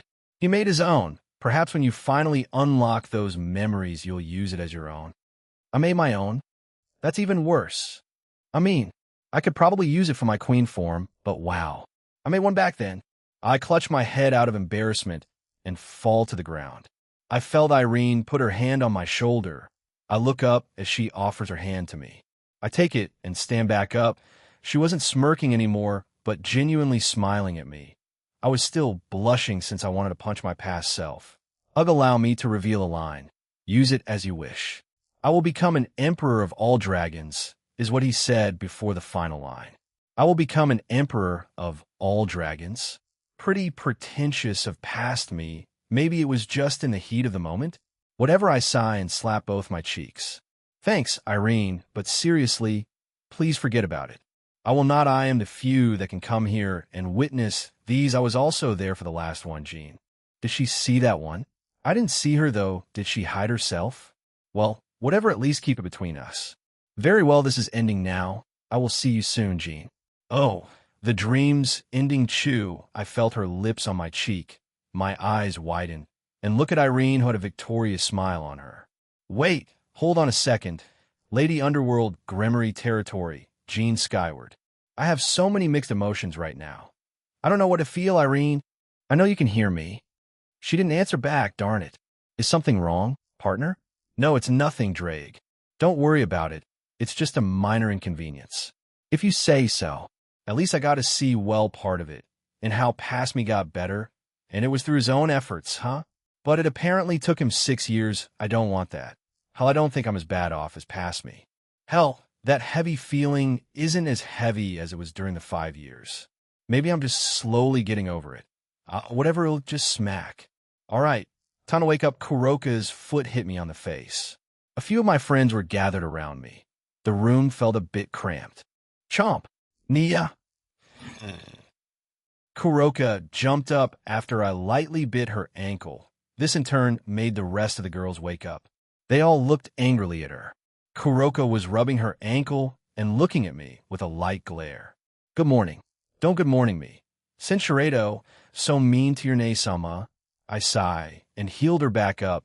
She instantly forgot about what had transpired and forgave me like I said. I didn't even bite that hard. Sheesh. Another hectic day. A few days later, Japan, Kuo, Skyward household, so we're all ready, right? Today, I go back to Ireland for the sparring match with Scathach. I was bringing Shigyun, Natsum, and Valerie with me. Rennie and Ingvild were going to take Griselda and Irina around town and beyond. They hadn't had time to check it out themselves, as they had to go back to heaven a few times for something. I didn't ask, so they didn't tell. I had made the offer to everyone, and the ones left were these three. But every time they did come back, Gabriel had asked about me, and also said she'll visit soon. Apparently to them, she was quite grief-stricken. I should visit her, just so she doesn't get too sad. Or I should talk to Michael about her moving in with me. Yep, guess we get to meet them again. It hasn't been that long, huh? That's true. It's only been a few weeks since we've been to Ireland. ITLL also be the first time for Natsum and Shigyun. I look at them one last time before we left. Ireland, Dublin, we decided to meet Danu and Aine by our flower shop here in Dublin. She gave me instructions on the phone, but it'll just search for her aura, the same with Aine. From where we were, they were quite close. We were in an alleyway away from prying eyes, and the two girls were looking around the place, eager to see the country. I chuckle and start walking. They quickly follow. I did take them here before, but it was on top of Cran Sayag and not down here. Once we were out on the main street, it wasn't too far from where we were. The streets were crowded since it was summer, and the girls got a few glances and a few people just staring at them. Shigyun was feeling pretty self-conscious about it. I feel her hold on my arm as I hear the other two chuckles, making the girl even more flustered. The two join in and walk beside me, making many guys that were walking past us glare at me with jealousy. Ha ha! Jean, what in the world happened? You've been acting strangely the past few days, partner. Is something wrong? Barato. Answer. Jean was shown a dream by Azathoth a few days ago. Irene was also there to witness it. It made him embarrassed. Shut up. Don't tell them. Comptoir. I see. Don't worry, partenaire. We'll find out in the future. It is inevitable, Jean. Whatever. Let's just hurry to the shop. It didn't take us long to get there, as it was mostly straight. The shop was before a crosswalk, so in a way it was a corner shop. The four of us go in, and the two of them were there. Valerie and Natsum had let go of me. Shigyun was still holding onto my arm. Then I'll leave it to you, Deirdre. Yes, ma'am. Danu nods at the girl as both she and Aine walk towards us. She gestures for us to step out, and so we do. Once outside, we stand beside the wall. You goddess, Danu suddenly hugs me. This makes Aine snicker as she was staring at Shigyun and Natsum. I turn to look at them, as both their eyes were wider than I had ever seen. Why were they so shocked? Tug. I was suddenly pulled back by Shigyun. It took her a few seconds to process what she had done before turning even redder and letting go of me. She slowly went behind Natsum and went completely silent. Looks like you've got an admirer, Jean. She's a shy one, huh? Aine giggles to herself while taking peeks at Shigyun, who had her head pressed against Natsum's back. Right? Anyway, we'll be going to the Land of Shadows, so we'll head to Portee. It's the nearest town to the Isle of Skye. From the text Scathach and I exchange, her little realm is on the Isle of Skye. Once there we just, well, she said I would feel it, so we'll just trust her on that. I tried to enter before she wouldn't let me. I guess Scathach didn't want to let her? Or is Aine just that weak? No, looking at she's the standard, though even with that raw power, she's probably not that trained. She probably does no basic self-defense, right? If I take into account 2 or 3 of her myths, I mean, she has to learn self-defense. I want to make sure, so I pulled out my phone and checked the map. Portee is still quite a long way from the Isle of Skye. We'll need to take the 87, and then once we reach a certain point, we'll need to go off-road. But there's a place called Sligaken. There's a hotel there as well as a camping site, but I doubt we'll be there for too long. It's just a quick sparring match between Scathack and I. Remember, partner, sparring match, I know Draig. I won't just end it quick, she wants enjoyment out of it. So we'll do what I did for Dulio and Sarorg in the past. I put my phone away and tell them I plan to get there, or suggested we just teleport near Sligaken. See, can we take the more scenic route? Shigian, who was still behind Natsum, spoke up. Valerie and Natsum were in agreement, and I look at the 2 goddesses. I don't mind I get to spend more time with Jean, a bit more. I do not mind how we get there or how long. I am here to accompany Jean. That is all a bit dramatic there, Danu, but alright, I start walking away towards the same alleyway, since no one ever uses that place, not even the usual people who hang around there. I don't know why, nor do I remember the reason, but it's convenient for me. I don't feel magic from it, so it definitely wasn't the supernatural at play. Once we arrived there, they all gathered around me. I decided to teleport to the Isle of Skye Candle Company. Visitor Center, United Kingdom, Scotland. Portee, when we teleported there, it was mostly quiet and empty. Dublin was the main city, so it got a lot of traffic, so it made sense that there were already a lot of people there. It was still early. Well, by my own standards, it was around 10 in the morning. The building was mostly made out of wood, the walls were red, and the roof was made out of black tiles, I think. We make our way to the front of the place, and there were a few cars parked to the front. I look into the place, but there was only a receptionist, and they looked tired. No one was here, so they'll take advantage of that. I turn to the girls and make them invisible, the same with myself. Once that was done, I gesture for them to follow me. I turned south and stretched a bit. They'll go at a moderate speed.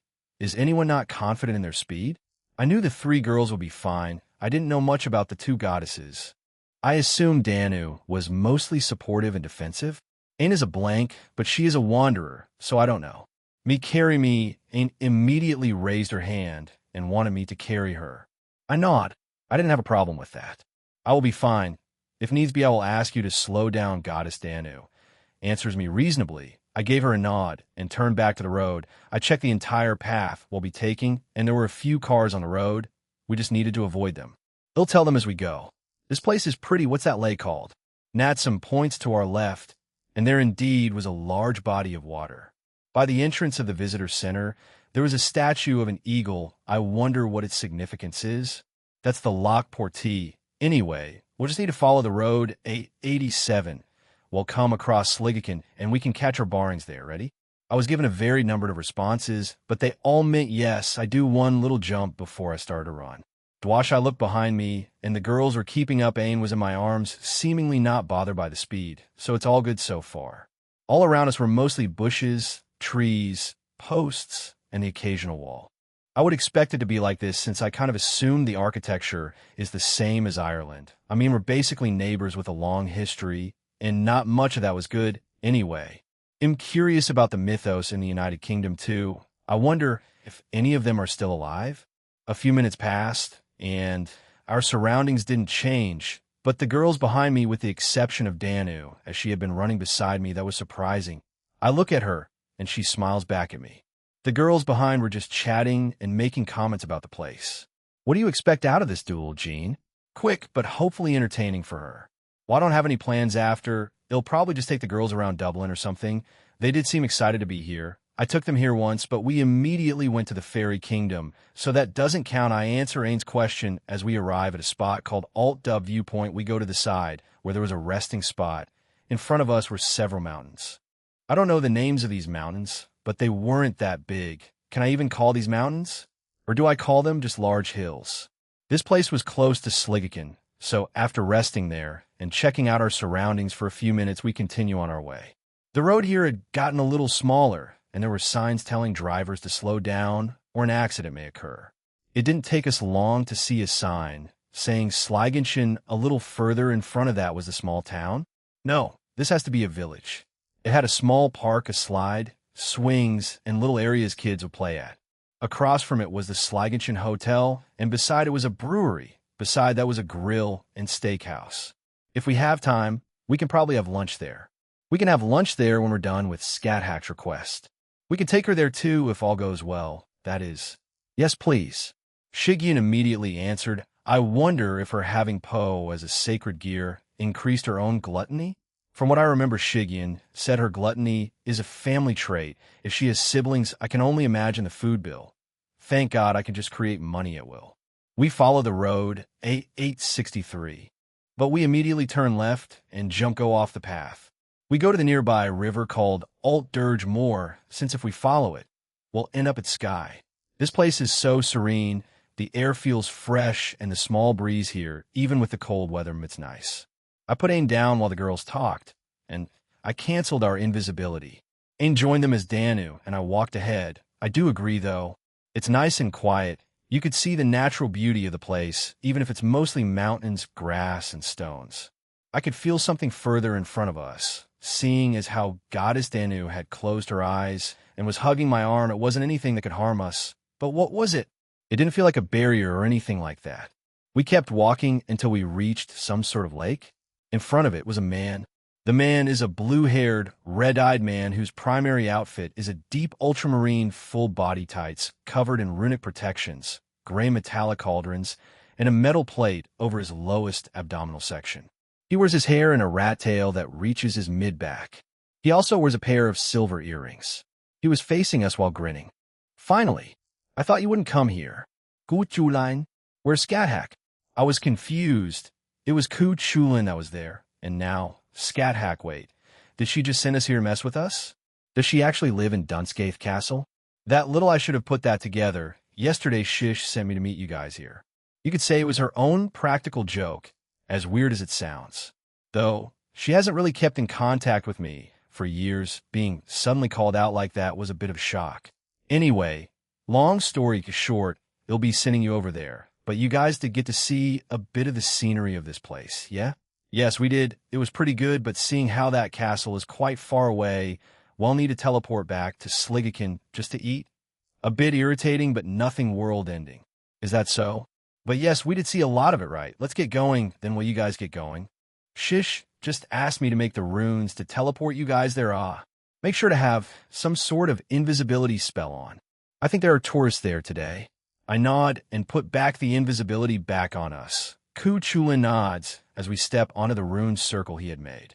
Red Dragon Emperor, if you beat Shish today, I'd like to fight you in the future. I can feel it. It's stupidly faint, but the blood in me is telling me to fight you. I hope you grant that request. He's a lot humbler than I thought.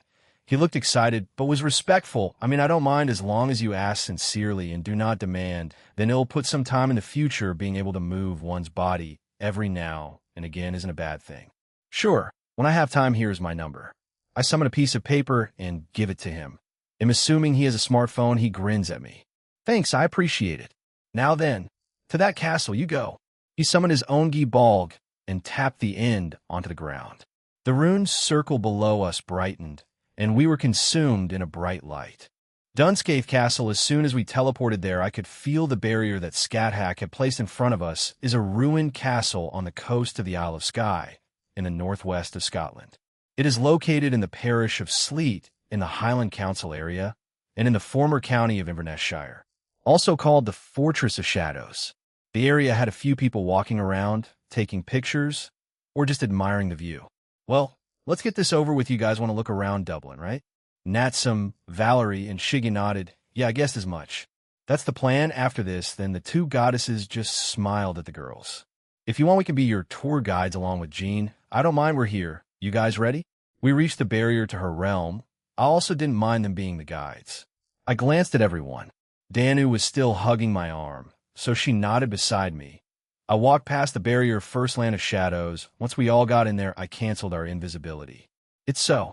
In front of us was a large, dark land of shadows. The ground, the sky, and everything in between was just darkness. There were shadowy tendrils coming out of the ground. However, in the distance were rocks and a small mountain range made up entirely of shadows. Around us were ghosts around the place, but they didn't do anything. They were just watching us from a distance. If I could describe this place in one word, it would be death. It just was everywhere, and it also felt lonely. Whoosh! A rune circle appeared in front of us, and the lady in question came out from it. She had her usual confident smile on her. Her appearance was slightly different, as she had more armor plating on her body, knees down, arms, and had a little cape on her. She also had her Gibalg alternative by her side too. Jean, Valerie, Goddess Danu, Ain, and 2 new partners I do not know of. Welcome to the Land of Shadows, my home. Glad to be here, so want to get to it? Scat smirked and nodded. She turns her head, and the ghosts who were watching us vanished. Even the tendrils around the place vanished. She has full control of this place, huh? So, how do you want to do this? Purely physical? All out with everything? Or do you want to fight Leanne or something? I have been thinking about it since we went our separate ways. I wish to fight you, Jean Skyward. If you could create such powerful beings, how powerful is the one that created them? That thought kept going through my head. I see. That makes sense, I guess. I didn't mind, but keeping it entertaining for her while also not making her feel insulted will be tough. Scat seems like the type to like an even fight, and she'll probably find out that I'm barely trying when we do. You've caught yourself in a bind, partner. What do you plan on doing? My best, I guess. You've been saying I guess a lot lately. I go and probably. Whatever the case, it'll need to keep her entertained while not outright humiliating her otherwise romance, and any relationship forward will be strained. But I trust Scat to be more logical than some brute force woman. Sure thing, so we're fighting here? I gesture around us, and she nods. She jumps back away from us and stands there.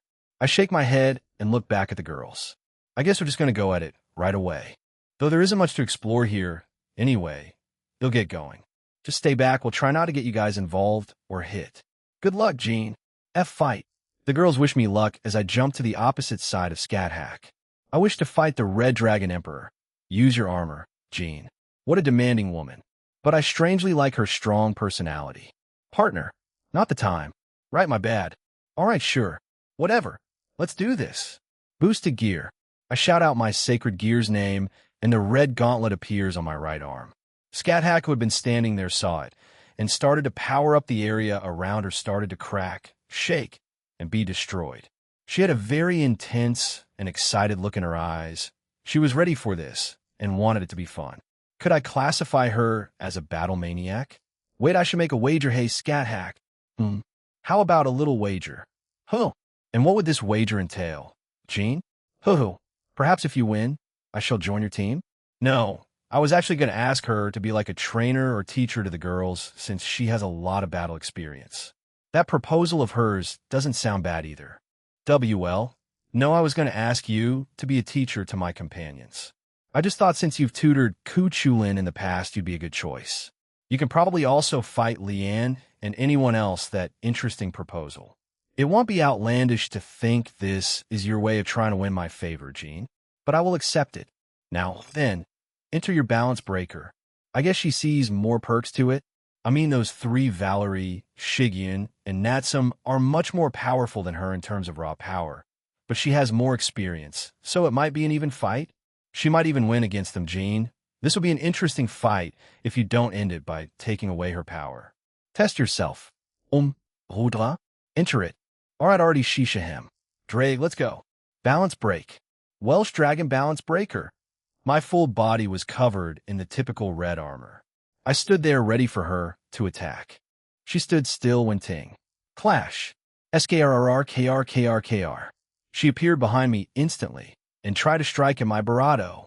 This woman wasn't playing around, she was serious. I don't know if this was a test of my reflexes or what, but she really came at me. Good reaction. Thanks, but please don't do that again. She didn't answer me, but instead started to attack me with her spear, the Gibalg alternative. Might as well fight with a weapon too. I jump away from her Ascalon. Blade. Scat eyes brighten even more as the sword Ascalon came out from my right hand. I correct myself midair and push myself back towards Scat. She readies herself tang. Her spear and my sword met, and when it did, a large shockwave occurred around us. The ground beneath her was destroyed and left a giant crater. Scat Hack had a wide smile on her. I could feel her fighting spirit getting higher and higher. Doom! I increased my strength, and she makes a pained face, but the grin never left her expression. I pull away and stand where I landed. I love it, but I know you're holding back for my sake, don't, Jean? Show me more. Down, down, clang, clang, boom, boom. We disappear from both our respective spots and clash at different points in her domain, the land of shadows. Each strike, each hit, every time we clashed, the area around us shook, large shock waves occurred, and sparks flew every time our weapons collide. It felt strange. Most fights I've had after killing Kokobeel and meeting Nyarlathotep, I've ended rather quickly. Even during the 5 years in the Pocket Dimension, I only trained them, so I didn't put much thought into it. Clang, clang, boom, boom, KWSHHH. It feels like when I fought Thor. Even though I'm holding back, I felt some excitement in me.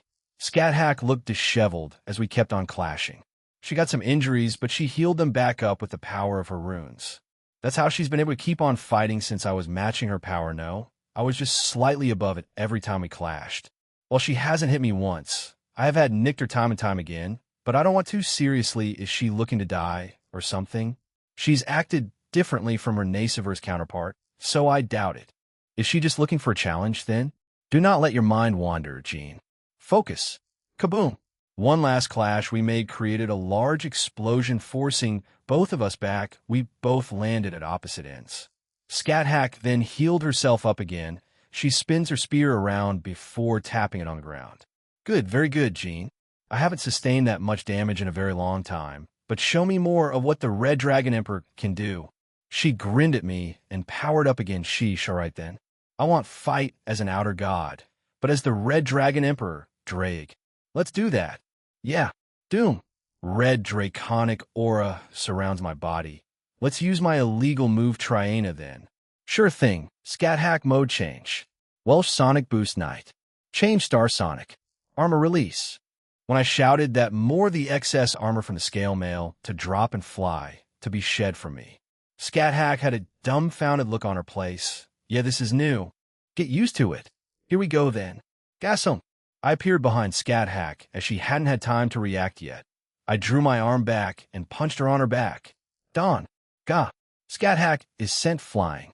She crashes towards the ground and rolls away for a few seconds before fixing herself.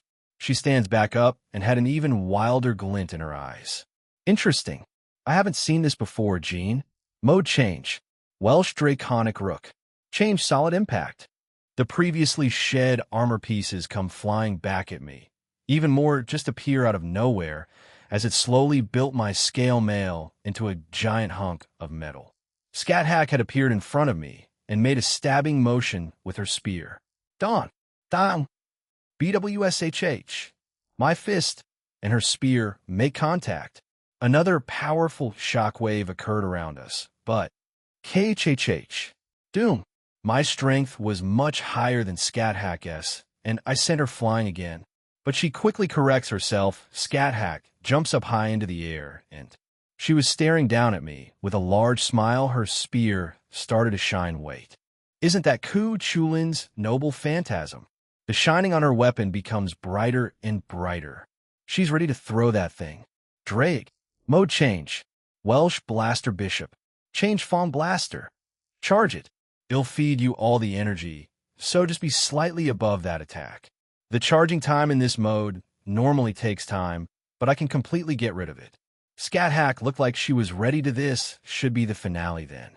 Geebalg versus Dragon Blaster. Valerie Teeps W. What is that? A new form? We had been watching the intense fight between Scat Hack and Jean. The shockwaves and ripples they made in a short amount of time were quite something. This surprised the two goddesses with us. However, we're mostly used to it. Jean modeled those forms after the evil P system, so like chess. The forms you saw were his knight, rook, and now bishop forms. He hasn't shown what his queen form to us, yet he said he's working on the chant. Incredible. I didn't hear any past Red Dragon Emperors do anything like this. This is pretty exciting, huh? Ainsan seemed quite excited by Goddess Danu. She was praying? No, she was just holding her hands like that. She may be cheering Jean on. Natsum and Shigeon were quite casual about this, the same as I. This should be the final clash. Hopefully, Jean doesn't destroy this realm by accident. Those two, they really are relaxed and quite trusting of Jean. Huh? I mean, I was too, but though him destroying this place was a bit, it would be a problem, dumb. I create a small barrier in front of us to stop any debris or wind from hitting us. Looks like it's settled, then Jean skyward bulk. Scat Hack threw her spear as a giant amount of divine energy was rapidly approaching me. He'll respond in kind Dragon Blaster. The two cannons from my back fired a large amount of green and red Draconic Energy Blast. I applied a lot more power to it. Just make sure I won this. The two attacks were going collide, boom. Rumble, rumble. Once the two attacks collided, the entire realm of the Land of Shadows shook. The energy that were in those attacks were powerful enough to shake a realm created by Scat Hack. But in the end, my attack overpowered her spears. The Gi Ball was thrown to the side as my Dragon Blaster kept on going and hit Scat Hack. But instead of a pained expression, she was still smiling. She looked completely unfazed by the blow. Are you insane, Scat Hack? She was glaring at me. You heard that. Boom. The attack finally exploded. The dust and smoke quickly disappeared from their Scat Hack was falling to the ground. I quickly went back to my base form and dashed to the falling Scat Hack. I could feel it. She had no more energy. She used it all up on that attack. Talk about going out with a bang, literally. I caught her, and she had a satisfied smile on her face. She wasn't that badly hurt. She can tank a high-tier God-class Power Dragon Blaster. Then props to her. She's one tough cookie. I start to slowly heal her.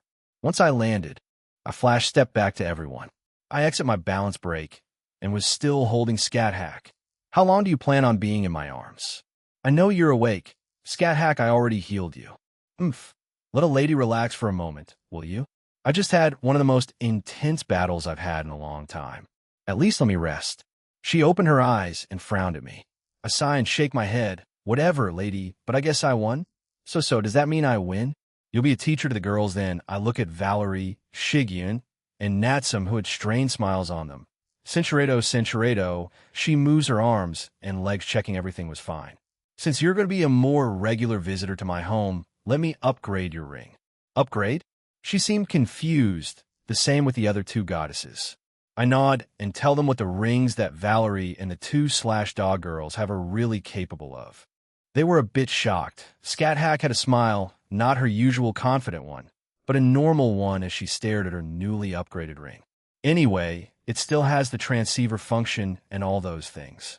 Does this mean you have some trust in me, Jean? Well, yeah, I did just wager you to be their teacher too, you know. Anyway, we should be done here, actually. I can do the same thing with this place and my home. I did the same thing with Irene and Yasaka. I have experience in this, so it's quite easy now. I create a door in front of me and connect it to an empty room in my home. I turn around and explain what it does to Scat Hack. Interesting, please move it to that spot since I spend most of my time over there. I look at the spot where she was pointing at. There is a throne made of darkness. Their talk about being a bit edgy. Okay, she's glaring at me. I flash step over there and move the door. Once done, I go back to them. Looking back at it, she spent her time here just sitting there, maybe train on occasion. That's pretty boring, almost like Ophis, just mindlessly spending eternity here.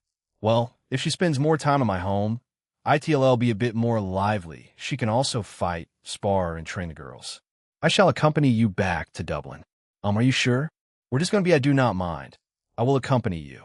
She didn't leave any room for argument, and I shrugged. We had left the Land of Shadows and went back to Sligakin to eat at the Grill Steakhouse for lunch. The menu was, well, normal. It wasn't anything special, nor the food, though. It's probably because I ate a lot of it in my past life. Maybe my stomach, my soul remembers. As weird as that sounds after that, we went back to Ireland to tour around Dublin. Ireland? Dublin, any requests? We can just end the day in Cranside when we have dinner. And yes, I can pay, so don't worry about it. I took a keno there already. In that case, let's go. Aine grabbed a hold of my arm and started to pull me away. Lady, we're meant to be helping these three around, you know. I tried to protest, but the girls said it was fine. Throughout that whole day, I received a lot of jealous and hate-filled glares. Deal with it. idiots. Blame my dragon genes for making it happen. That's how it is in the supernatural world.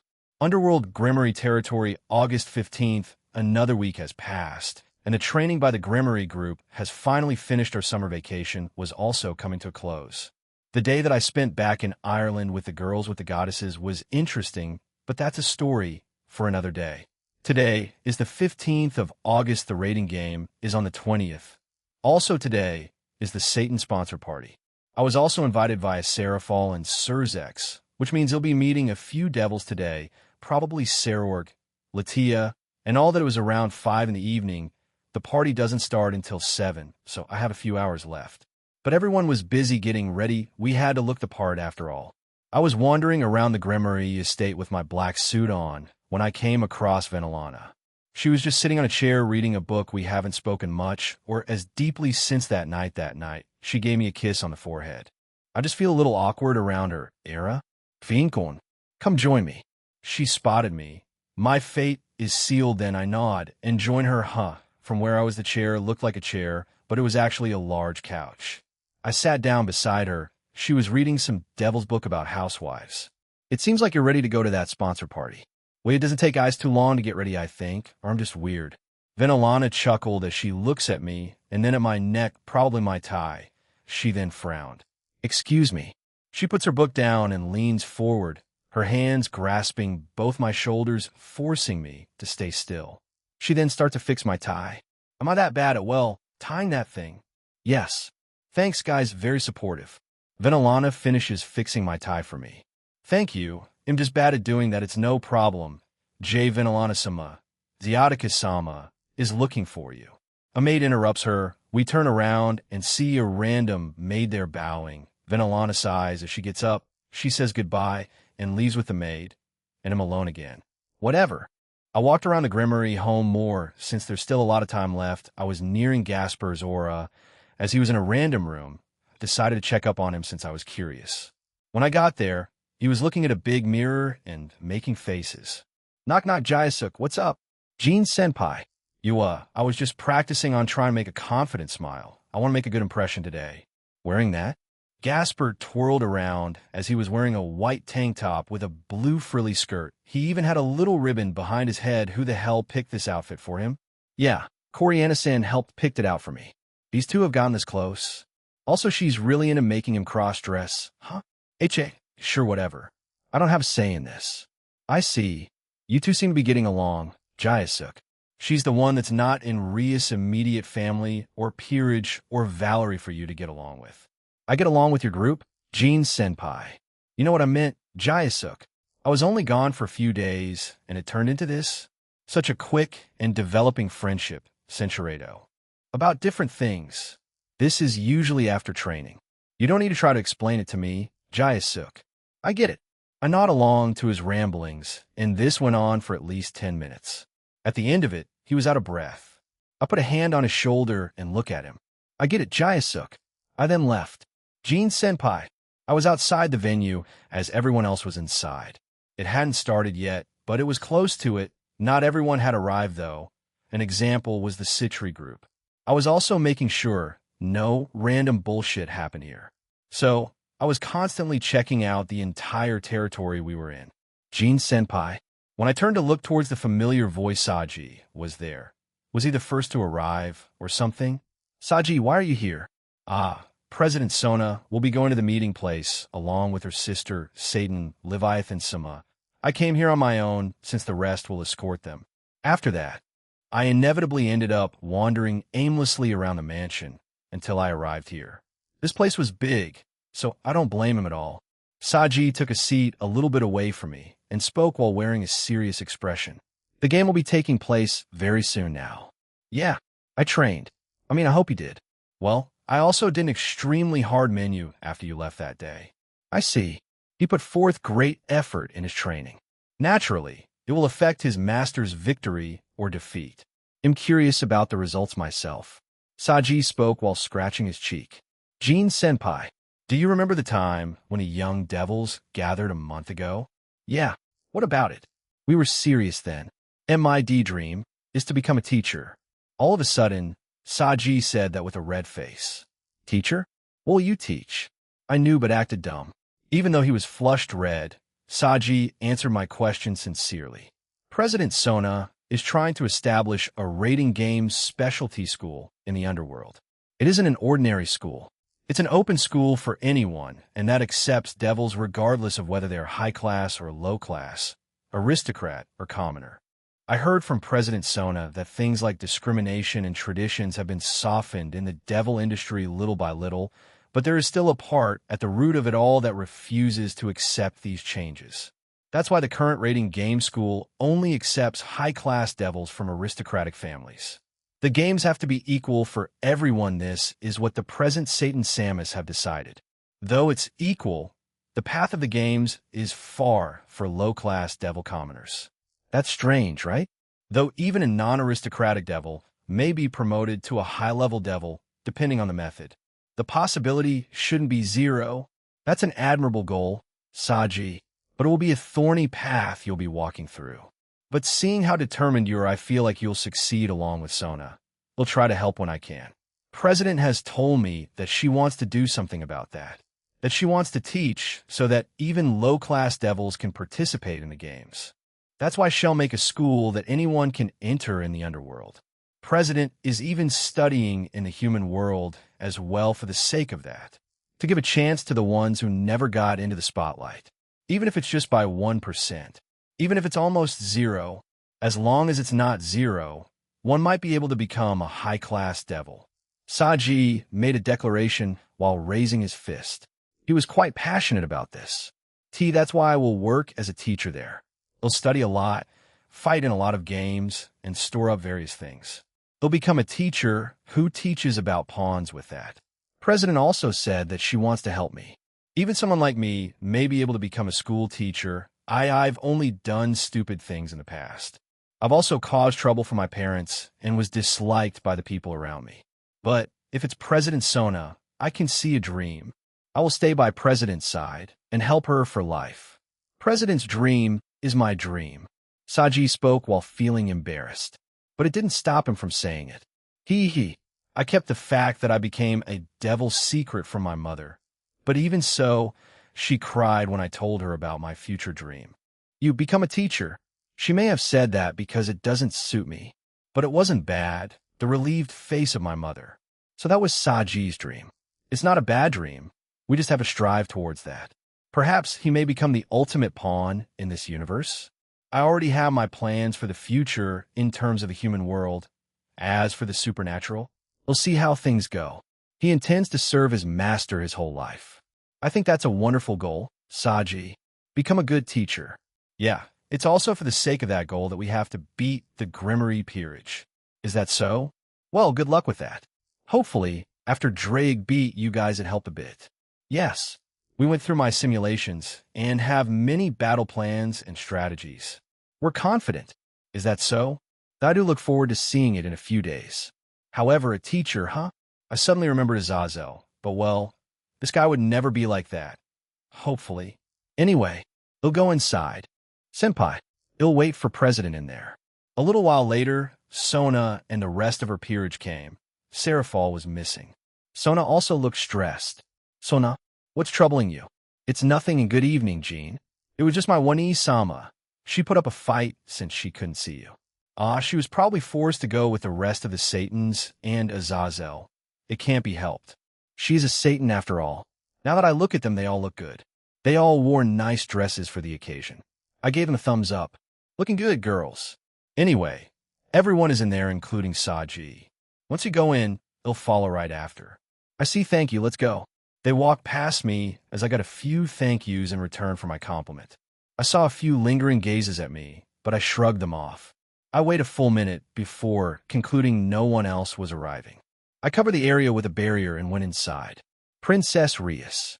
You become more and more beautiful. Surzek-sama must also be proud. Everyone was looking at Rias. She had said that they wouldn't be excited, but they were plenty excited right now. I was also somewhat happy, annoyed, and proud of it. I watched from a distance again. This was a devil's party. While I was invited, I was sort of out of place here, so I decided to keep my distance. Jayasuk was wearing his dress, but was a lot more confident. I guess Coriana really did help him through that last bit. Huh? Grip Jean. Sarorg couldn't resist coming to me, huh? I turn to face him and grin at him. He does the same, and we fist bump. The rest of his peerage was with him. Coriana had gone over to Gasper. They started to chat up a storm. Looking good, the same for the rest of you guys. Anyway, you guys should enjoy the party. I'm kind of a glorified bodyguard, since I'm not really mingling with anyone. Fwahaha. Enjoy yourself too, Jean. I heard you made 2 more alliances over your summer vacation. Yes? Yeah, that's become quite widespread already. Sarorg started to smack me on the back as he said, hell, go greet some devils. What surprised me was that his queen Keisha Baden had stayed behind and stood beside me. She had a midnight black dress that went all the way down to her ankles. Jean-sama, it's been a while. Yeah, it has, so any progress? Upon hearing this, I could see her slightly deflate, so no progress, huh? And no, well on my end, but Silvatila Stolas, the current heiress of the Stolas clan, she's been coming over to Sarorg Sima's home quite frequently. Silvatila Stolas? That OMG girl that I saw on the way to Latia as home? Sarorg, I mean, I'm glad, but darn. I glanced at Keisha as she looked uneasy, and I could also tell her emotions were in turmoil. Don't assume things yet, Keisha Baden. They may just be friends, even I saw them bravado. Well, shoot. She sounded like she might cry when she said that, ah, darn. How do I inwardly sigh, shoot, I barely know you. What to do? I did not know when it started, but it seems like they've known each other for a few years now. Maybe I was oblivious? Or chose to ignore it as she was about to start crying. So I put a hand on her head and started petting her while putting a calming effect on her. She immediately calmed down. Honestly, one of the most useful abilities I have, well, that concerns other people. How do I say this? I mean, you could always confess your feelings, just to get it off your chest and then move on, or keep on pursuing him and try to make him fall for you. It's your choice, really. I will think about it. Thank you, Jean-sama. She composed herself before bowing to me and leaving to join her peerage. Love, how complicated. Hopefully, though, there won't be some kind of cat fight. I closed my eyes and let out a sigh. Jin-sama. I hear 2 voices that I am familiar with again. I opened my eyes and could see Latia Astaroth and Ravel Phoenix staring at each other. Chiron was also there, but she was silently looking at me and ignoring the other 2. It's been a while, Latia. Ravel, Chiron, do you need something? Why are you over here by yourself, Jean? I wanted to thank you, Jean-sama. Chiron said nothing, but came up to me and hugged me. No. She basically wrapped herself around me. Ravel looked a bit annoyed while Latia was already used to it. I'm no devil, so I'm just relaxing over here, and you don't need to thank me, Ravel. Well, I just wanted to. After my Oni-sama slapped me, it already immediately healed. I am Phoenix, after all. I was just shocked, but you still healed me, so thank you again. That slipped my mind back then. Darn, how stupid was I? It's the thought that counts. Partner, don't be too hard on yourself. Yeah, I guess so. Anyway, how's Riser doing? Thanks to you, he's been in low spirits. It seems that his defeat and having Ryusama stolen away by you was a great shock. Well, since he had always relied on his talent and got cocky because of it, it should have been a good lesson for him. Is that so? Well, he was the one who challenged me. I just traumatized him a little. He should be able to get himself back up. If not, then they can probably request for me to help anyway. I just wanted to say that GG, good day to you. With a weird huff, Ravel quickly left. I'm pretty sure she still has things to say to me, but was probably too nervous. Well, I can't blame her. I did give her brother a pretty rough time. Iryuka not with you today, Latia? No, she isn't attending for whatever reason. She has someone else here, someone from the Glaciolabalas clan, attending anyhow. Jean, do you have a menu set up yet for your future restaurant? No, not yet, but the number of foods I consumed over my vacation around the supernatural world was quite vast, so I may incorporate those into my menu in the future. Why do you ask? Latia smiled and summoned a book from her ring, and she hands it to me. I look at the cover and the 500k recipes of the underworld by Latia Astaroth. Did she write this herself? Thank you, Latia. This took you some time to write up? Why, yes, I mean, and no. I used a computer, so typing it up didn't take too long. I hope that is useful to you. I must get going. She tries to walk away, but I move Chiron to the side and hug Latia. She let out a quiet yelp, but accepts the hug. Thank you, it definitely will. I appreciate it. Latia blushes and nods. She then slips away to mingle with the devils. I put the book away into my inventory and looked down at Chiron, who had fixed herself again. Chiron, is something wrong? Actually, why didn't Kuroka come with you? She's not part of the peerage. Also, you have special circumstances being the middleman for one Sama went back to Kuo. I see. That does make sense though, Pokem. Jean-senpai, please let me go with you tonight. I felt like my thoughts stopped there for a second, like that one meme of a cat, and its owner putting a pink flower over its head. Then the words of prophecy is true or said. Cinchuredo and the area didn't get attacked since Kuroka and Biko were meant to do that, but I changed that so it isn't happening.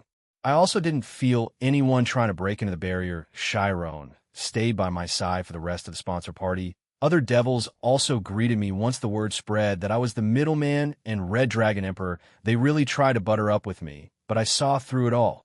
Rias, Sarorg, and Latia had to stop me at certain points during the night from beating up some devils who wouldn't stop, or outright try to harass my companions. It was a lot more annoying than I initially had thought. And so, the night came to a close. Chapter 9, Part 2, Chiron, Elsha, and raiding game Underworld Grimmery Territory Gene Skyward Star. I had put a sound plus time dilation barrier around the room. The sponsor party had ended hours ago, and the girls gave Chiron an ice space as well. However, Chiron looked a bit envious. Did she and Kuroka talk about this in advance? I wasn't sure, but in front of me was Chiron Tuju. We were currently hugging, sharing a quiet moment together. She was nervous. That much was clear as her body was shaking slightly. I'm not sure if she's ready yet, but from when I first met her to now, she's changed, though that's thanks to her time in the pocket dimension. She used to be 46, but now she's 56. It's quite a drastic change, and at the time her classmates kind of freaked out. Also, since the Grimmery group plus myself had grown up in age the first time I took them into the pocket dimension, I feel less weird about this. I'm 18 and she's 17 now, but since that time I prevented that from happening. Should I re-enable? Jean-senpai? Sorry, Chiron. I was just wondering if you were really okay and ready for this. You're shaking like a leaf. I spoke with Nesa and Asia-senpai about it, as well as Akino-senpai and Rini-san. I want to spend more time with you. Connect with you, please? She asked in the cutest way. Well, you better not regret this then. Cinchuredo, Banana, I want to get better. I love senpai being affectionate with me. We slowly pull away from each other, and Chiron looked flustered and a little shy in our embrace. I gently placed my right hand on her shoulder. Cinchuredo,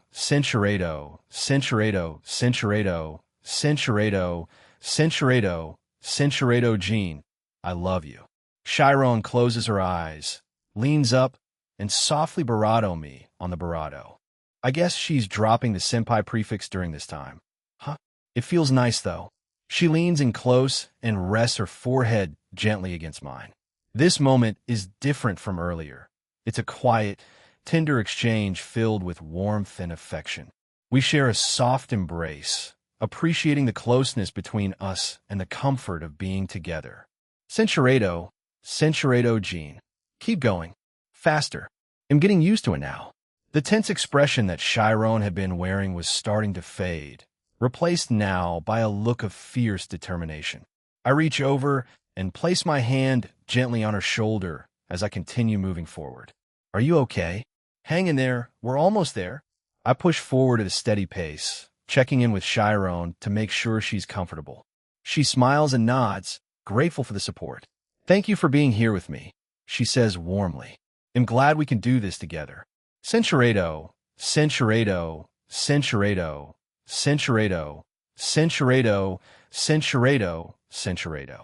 Want to keep going? Yeah. Sorry about this, Chiron. She smiles at me and shakes her head, then leans close. He'll stay with you the rest of the night. A few hours later, Chiron was cuddled up next to me with a smile on her face. I held her close as we rested together.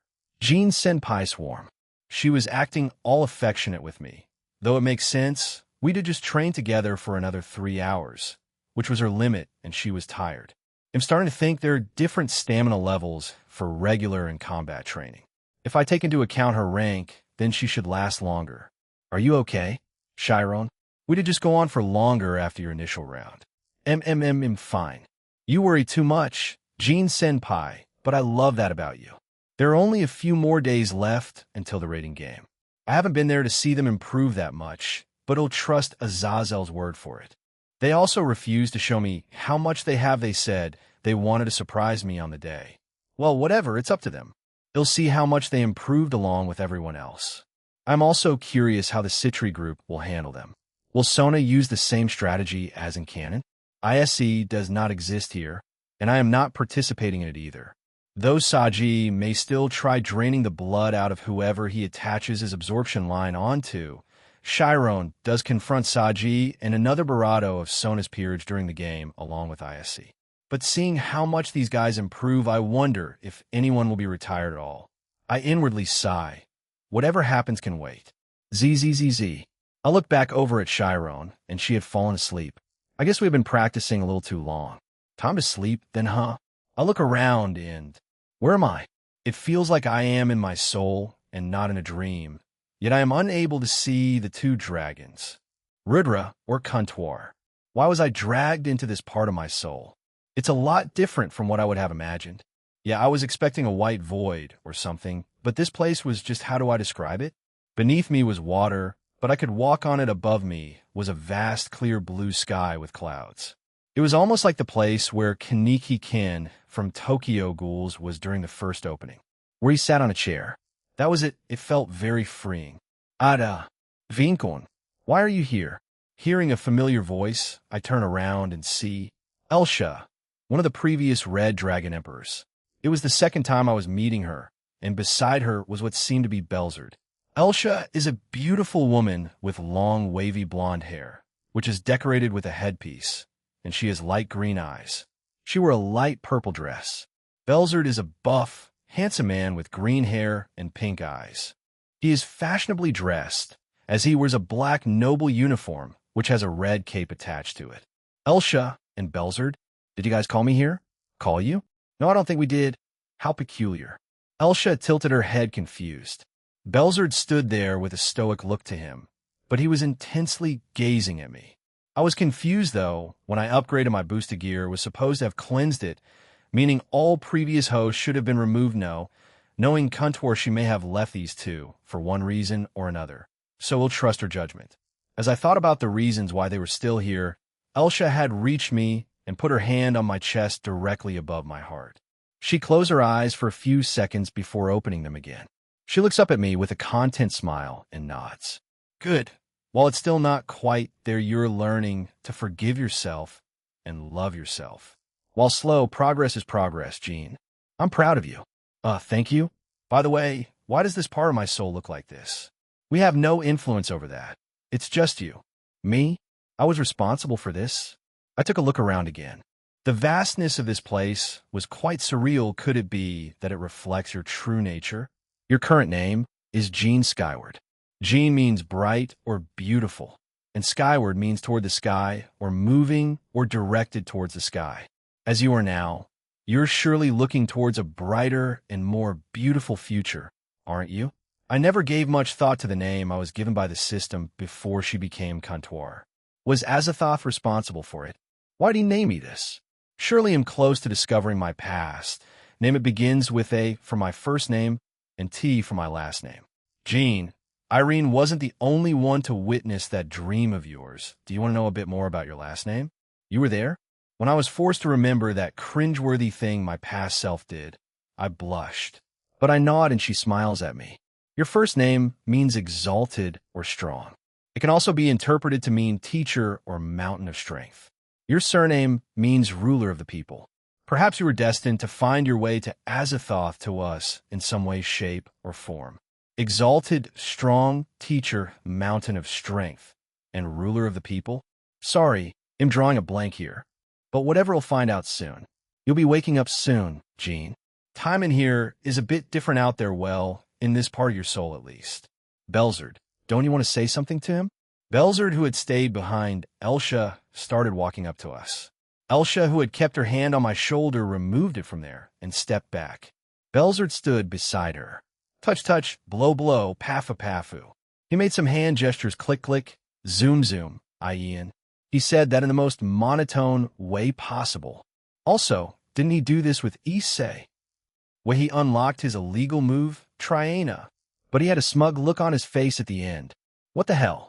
Also, why that ridiculous dragon song? Ah, they said they could see my dreams, dear God. They saw that too. It's goodbye for now, Jean. I'll see you soon enough. And that hell no. I'm not letting either one of you go. I already told Drake I'd drag you back with me. I'm breaking one of my rules about reviving people. I was beginning to fade away. Elsha had a stunned look on her face, and Belzard had a smug smile on his face. He turned to Elsha, and you know him. Elsha, once he sets his mind to it, he's stubborn and won't quit accept your fate. He'll fight back then. We'll see when the time comes, Jean. But as I said earlier, I like the way you're handling things, Jean. We had more fun watching the active and energetic Jean. Combine that with the current you, and you'll probably have the complete you. Comple 3 days before the rating game Jean Skyward. It's been a few days since I last spoke with Elsha and Belzard. It was strange, I won't lie. Right now, I was in the underworld, but it was quite different. Why? That's because, boom, you still lack fluid movement, the both of you. Make your movement more precise, less strained. The Gremory Peerage was being trained by Scat Hack. She used the door last night and came by for a quick visit. She got acquainted with more of my friends, as well as Irina and Griselda. They were surprised to see her there, but she declared herself their teacher after a few minutes of chatting. She liked the room I picked for her, even though it looked the same as everyone's before they changed it and added their own things to it. Despite all of them having higher raw power than Scat Hack, she was doing well. Middle-tier God class versus 2 super devils at the peak and dragon gods at varying ranks. She had to use her runes to heal a few times, but she's been controlling the entire fight so far. To think you would snag the Witch of Doing Scathe just like that, Jean.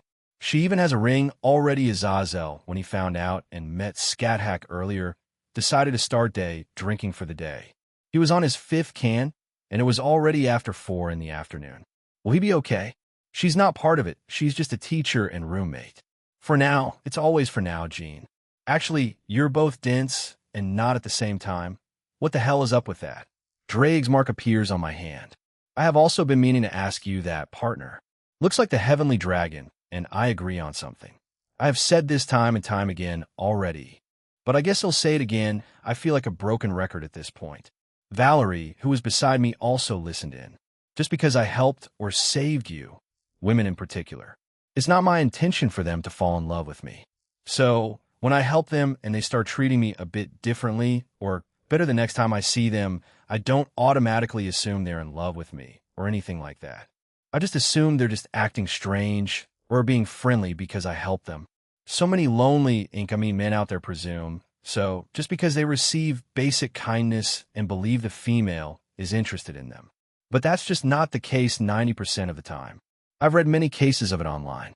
Just use your phone right now, and you'll find posts about it all over the internet, no matter how dense I seem. I'm just gauging the situation between us. Case in point, Hephaestus. I help her with her ID defect, and she started to act differently. I assumed the same thing and left it at that. But she started to text me frequently over the last few weeks, and it's clear she likes me. I have acknowledged that and have begun to text the same way. I'll probably ask her out at some point in the future, probably when I go to the Greek god's realm again, or just visit her there in my free time. So, you're trying to see if they like you, or just like you as a friend, right? If you help a woman and get kindness in return, they're just being considerate. They don't want to pursue a relationship with you just because of your previous actions. That kind of mindset is just involuntary celibates. Valerie adds to the conversation as Azazel looks at her. She had her phone out and was probably looking up the word. Involuntary celibates, or incel. A bravado of an online community of people who consider themselves unable to form romantic relationships, typically associated with views that are hostile toward others. Have you met one yet, Jean? No. In this world, no. I mean, Aquino told me about the thing that happened last year to her about some guy called Chase, or whatever his name was. I don't think I would label him anything specific. However, he kept pursuing her even after being turned down. But I probably did meet some in my old world. There are many around the globe, whether here or in my past world. It's almost inevitable. So that's how you play it then? I see. We'll keep that in mind then. Drake also made a grunt before his mark vanished, whatever the case may be. Am not dense. Centurato, what's with Gasper and that bishop from Sarah Bale's peerage? Oh, them, yeah, it's nothing, just love blossoming. I told him what happened when I went to visit Serorg the day after the youth gathering. Azazel snorted, but was strangely proud of Gasper. I knew that kid had it in him. He's just small and he'll grow. So he wants to stay young forever, Azazel. If high school DxDEX is anything to go by, Diodora Astaroth. Damn him. What the heck? How dare that disgusting human, that disgusting lizard, do this to me? I, Diodora Astaroth. Centurato, it's the ultimate achievement. Asia Argento also has the sacred gear Twilight Healing and shall make an excellent addition to my team. However, I haven't been able to use my powers recently. It happened after meeting the middleman during the youth gathering. I didn't do anything to him unless the rumors about his group of companions. Asia being one of them, TCH. So he sealed them. Diodora. I turn around and see Shalba Beelzebub Sama, one of the original descendants of the Satans. He also hates the current devil system and wants to change it as a whole. I couldn't care less. However, if they help me achieve my own goals, I don't mind lending a hand. Shalba Beelzebub Sama, how can I be of service? I do not feel any power from you. What has happened? TCH, he can even feel that. I might die if I don't tell him the truth, but if I do, I might also die. Quite a pickle I've been put in. Either way, I may perish. I shall tell him the truth. It's that vermin again, you're still useful. Take this. He throws something at me, and I catch it was a tool of sorts. Avetsa of the Rogue Fallen Angels has successfully created her first batch of artificial sacred gears. She has put one of the pseudo-divine beasts within that scared gear. It's called Cathoga, reptilian king of the swamps. The Cathoga is a chimeric creature combining aspects of fish, reptiles, primates, and insects. Its body is quadrupedal with a sloping back.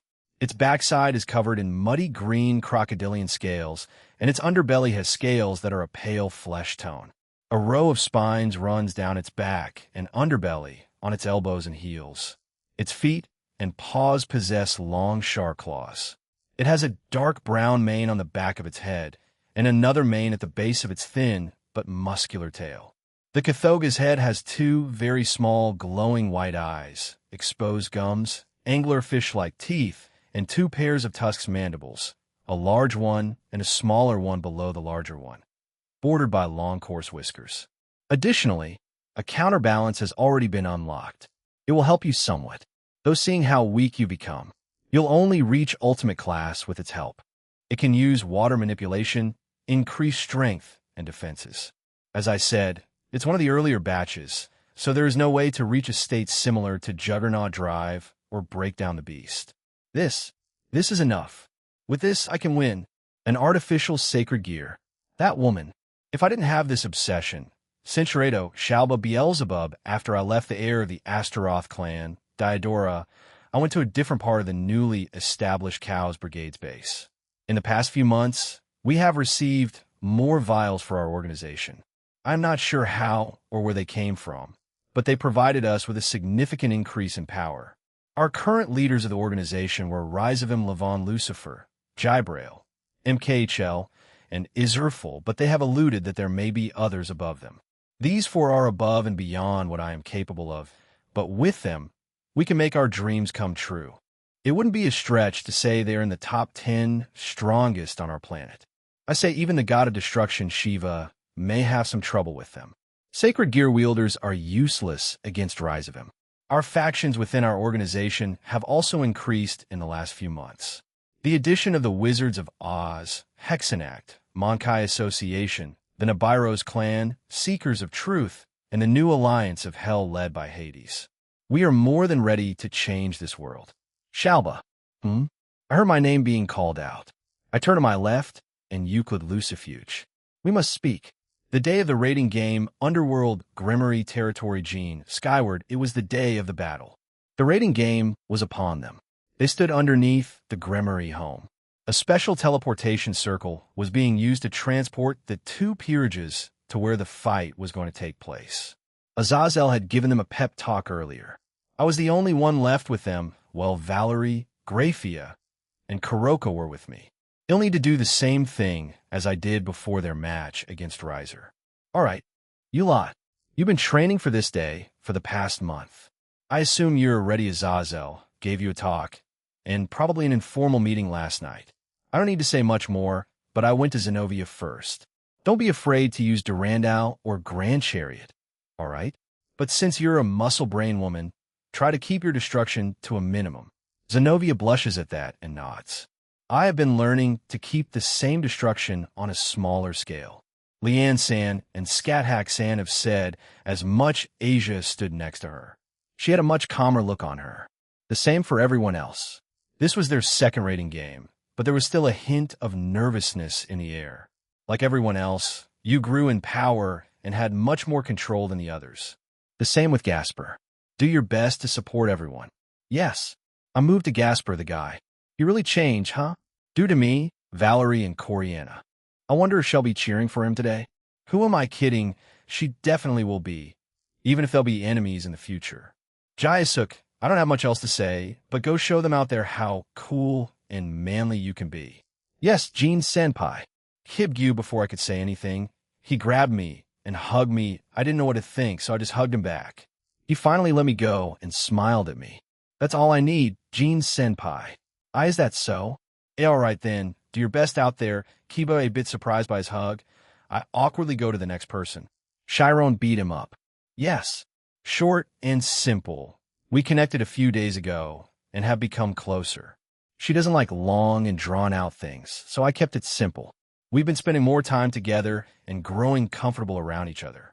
I walked over to Aquino as she was standing there all proper like usual.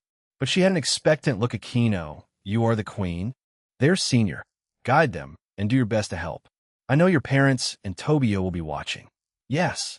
If the Haimajima clan Suzaku and the others were watching, they would be shocked by how much Aquino has progressed, while Suzaku, not so much.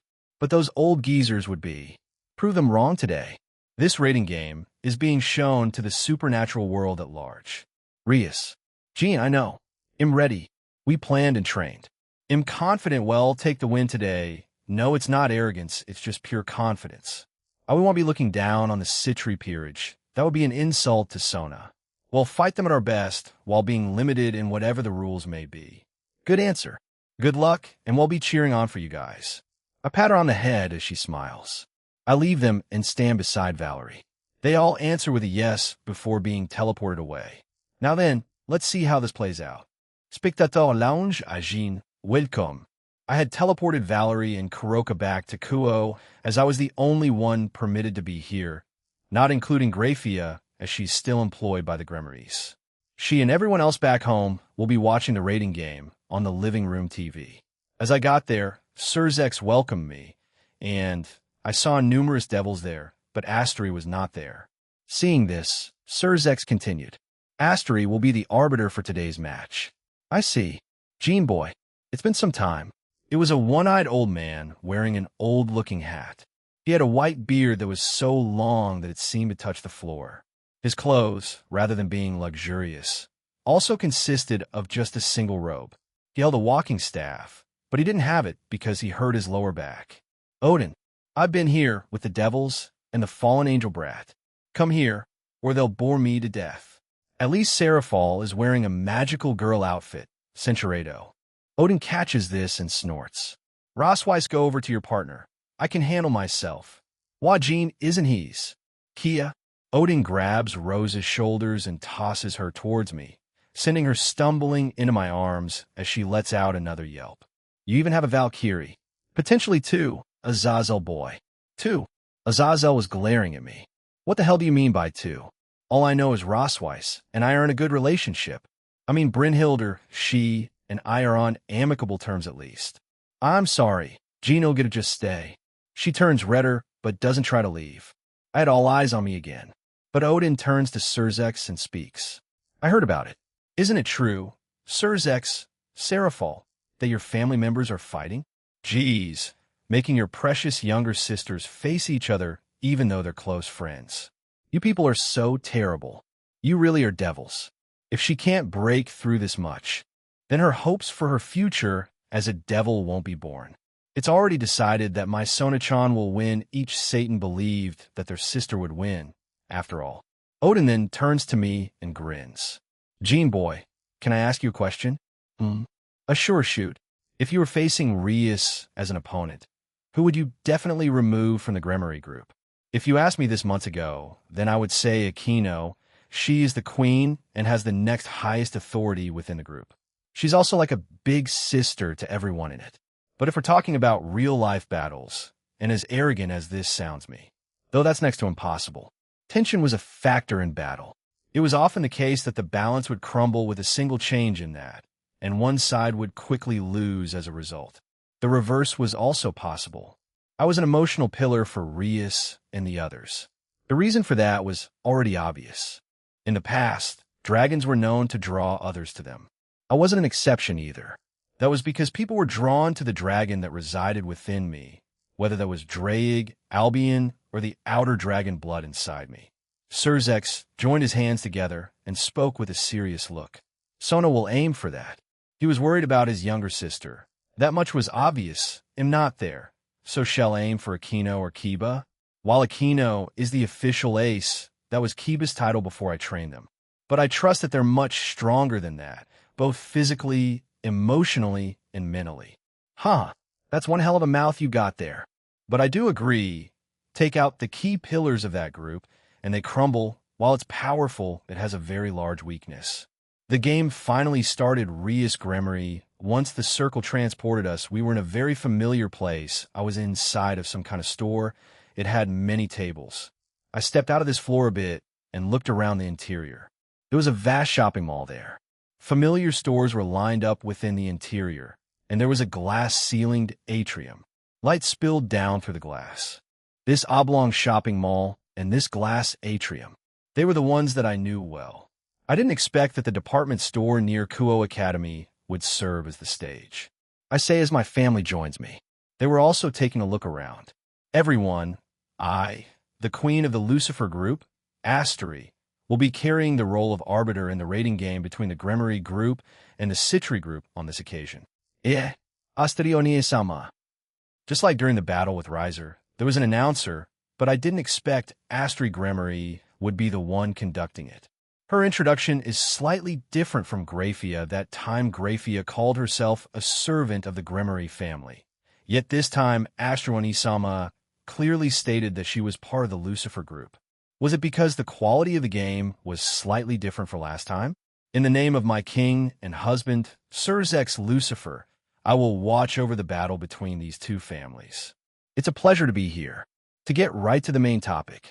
The battlefield for today is the department store within the neighborhood of the school Kuo Academy that Rias-sama and Sona-sama attend, which has been prepared within a separate space as the game field. It's a place where we are all familiar, so we have an advantage there. But the same thing can be said for Sona. This department store, which had become our battleground, was a two-story building. It wasn't that big in terms of height. However, it was a long shopping mall across its 2 floors and the atrium, so it was considerably large horizontally. The rooftop was a parking lot. Besides that, there was also a multi-story parking garage elsewhere. Both groups have been transported to their respective bases. Rias-sama's base is on the 2nd floor of the east side, while Sona-sama's base is on the 1st floor of the west side. In order for pawns to promote, please go to your opponent's bases. Our base and our enemy's base were at opposite ends of the department store. We were on the most eastern side of the 2nd floor. The opponents were on the westernmost side of the 1st floor. Around our base, there was a pet shop, an arcade center, a dining floor, a bookshop, and a drugstore. On the 1st floor beneath our base, there was a branch store of a major secondhand bookshop company and a sports supplies shop. Over on the opponent's side, there was a grocery shop, an electrical appliance store, a junk food shop, and a general goods store. During the battle, each side would have to respectively head towards the other end of the department. That was simple and clear, But it wouldn't go like that. This time, there will be special rules. Documents on this have been sent to each group, so please check them. A single bottle of the healing item Phoenix Tears has been provided for each team. Furthermore, the time to strategize before the battle is 30 minutes. Contact with the opponent during this time is forbidden. The game is scheduled to start after 30 minutes. Then let the strategy time begin. After the announcement, everyone quickly gathered together. We couldn't waste even 1 minute of this time. The battlefield is modeled on the department store near Kuo Academy. So it's an indoor battle. I said this while looking at a guide map of the department store's interior that was depicted on the dining floor's wall. In my hands, I also had a personal diagram of the place divided into chess squares. We had encamped ourselves in the dining room and were formulating our strategy. An indoor battle. So, the raiding game has that kind of battlefield as well. I thought about how each side had a base on the vast battlefield and how we would have to run around on this field. It was like that during the House of Phoenix battle as well. Rather, the stage was the department store near our school. This was a place we often came to on our way back from school. More than 90% of the students attending Kuo Academy knew about the appearance of the store's interior. Jean, Asia, and I have also come here on our days off. We also looked over the document with the special rule that had been sent to us. The rule this time states don't destroy the department store, which has become the battlefield. In other words, we can't do any showy battles. I narrowed her eyes. I see. So this is what Jean meant by the rules being in heavy favor of Sona and her peerage. That really is troublesome. A battle of massive attacks has been mostly sealed. Aquino put a hand against her cheek with a troubled face. She gave her opinion after letting out a sigh. Gasper Kun's eyes will not be as effective. There are too many places to hide in the department store. All the goods and products have also been replicated, so there's an overflowing number of objects to obstruct his vision. There's also the possibility of a surprise attack in the dark. It's troubling. This is a disadvantageous battlefield for our special abilities. Because the Grimory Group's forte is to battle showily, we're completely sealed. I believe that we were strong, but everything has completely changed just because of this rule. I shook her head at Aquino's words. No, Gasper's eyes couldn't be used from the start. They put in a restriction on it here. The use of Gasper's latest sacred gear is forbidden, it says. The reason is clear and simple. Since he still can't perfectly control it yet. They judged that it would be problematic if the entire game was spoiled by his eyes going out of control. It seemed that they've provided him with sacred gear-sealing glasses developed by Azazel. Since it was made for Gasper's exclusive use, it won't have any particular bad influence on his body. But what they don't know is Gasper has very good control of it now. He's trained with it, after all, though the rest of the Devil Society doesn't know that. It's fine, President. I can fight without it. I can also provide reconnaissance using my bat forms and darkness. Gasper answered with a determined look on him. I'm so proud of him. He's come a long way in a short time. Jean, Valerie, and Coriana have helped in many ways. I won't need to worry about him that much anymore. Yes, we spoke about that last night after Azazel left. Well, leave that up to you, Gasper. Yes, President. The raiding game isn't something you can win simply by having a lot of power. Depending on the terrain and the rules, the battle situation changes radically. Because this is a ground where even devils that lack strength can depend on wisdom and rise higher. It has become popular in the underworld and among the other powers. The rules this time may be disadvantageous to us. However, if we can't make up for this, we won't be able to win and advance in the games from now on. Even a pawn can take down the king. This is not only a basic rule in chess, but also a proverb of the raiding games. In other words, it implies that anyone can win with the proper method. Aquino also approved of my words and nodded. That's right. Citrito, I looked back at the map and nod. Let's do this. Then it was the appointed time. We had gathered in the dining floor and were waiting for the starting time. Then, an announcement streamed through the store. It is now time to begin. Furthermore, the time limit for this game will be a blitz style of 3 hours. Then, without further ado, game start. Jean predicted it again. There was a time limit and it was short of blitz, huh? Your instructions are just as we agreed on before. Kaneko, Yudo, and Zenobia will split into 2 separate groups. Kaneko will advance through the store interior by herself. Yudo and Zenobia will advance forward via the parking garage. Gasper will transform into many bats and do surveillance and reporting inside the store. According to the condition of your progress, me, Aquino, and Asia will go by the route of Kaneko. I had prepared the same transceivers that we used on the raiding game against Riser. Everyone listened to my instructions. Now, then, my cute servant devils. This is our second raiding game. We won our first. Let's get our second win. Yes. Shiro and Tuja then. Zenobia, let's go. Yes, Kiba. Kiba-senpai and Zenobia-senpai headed out first.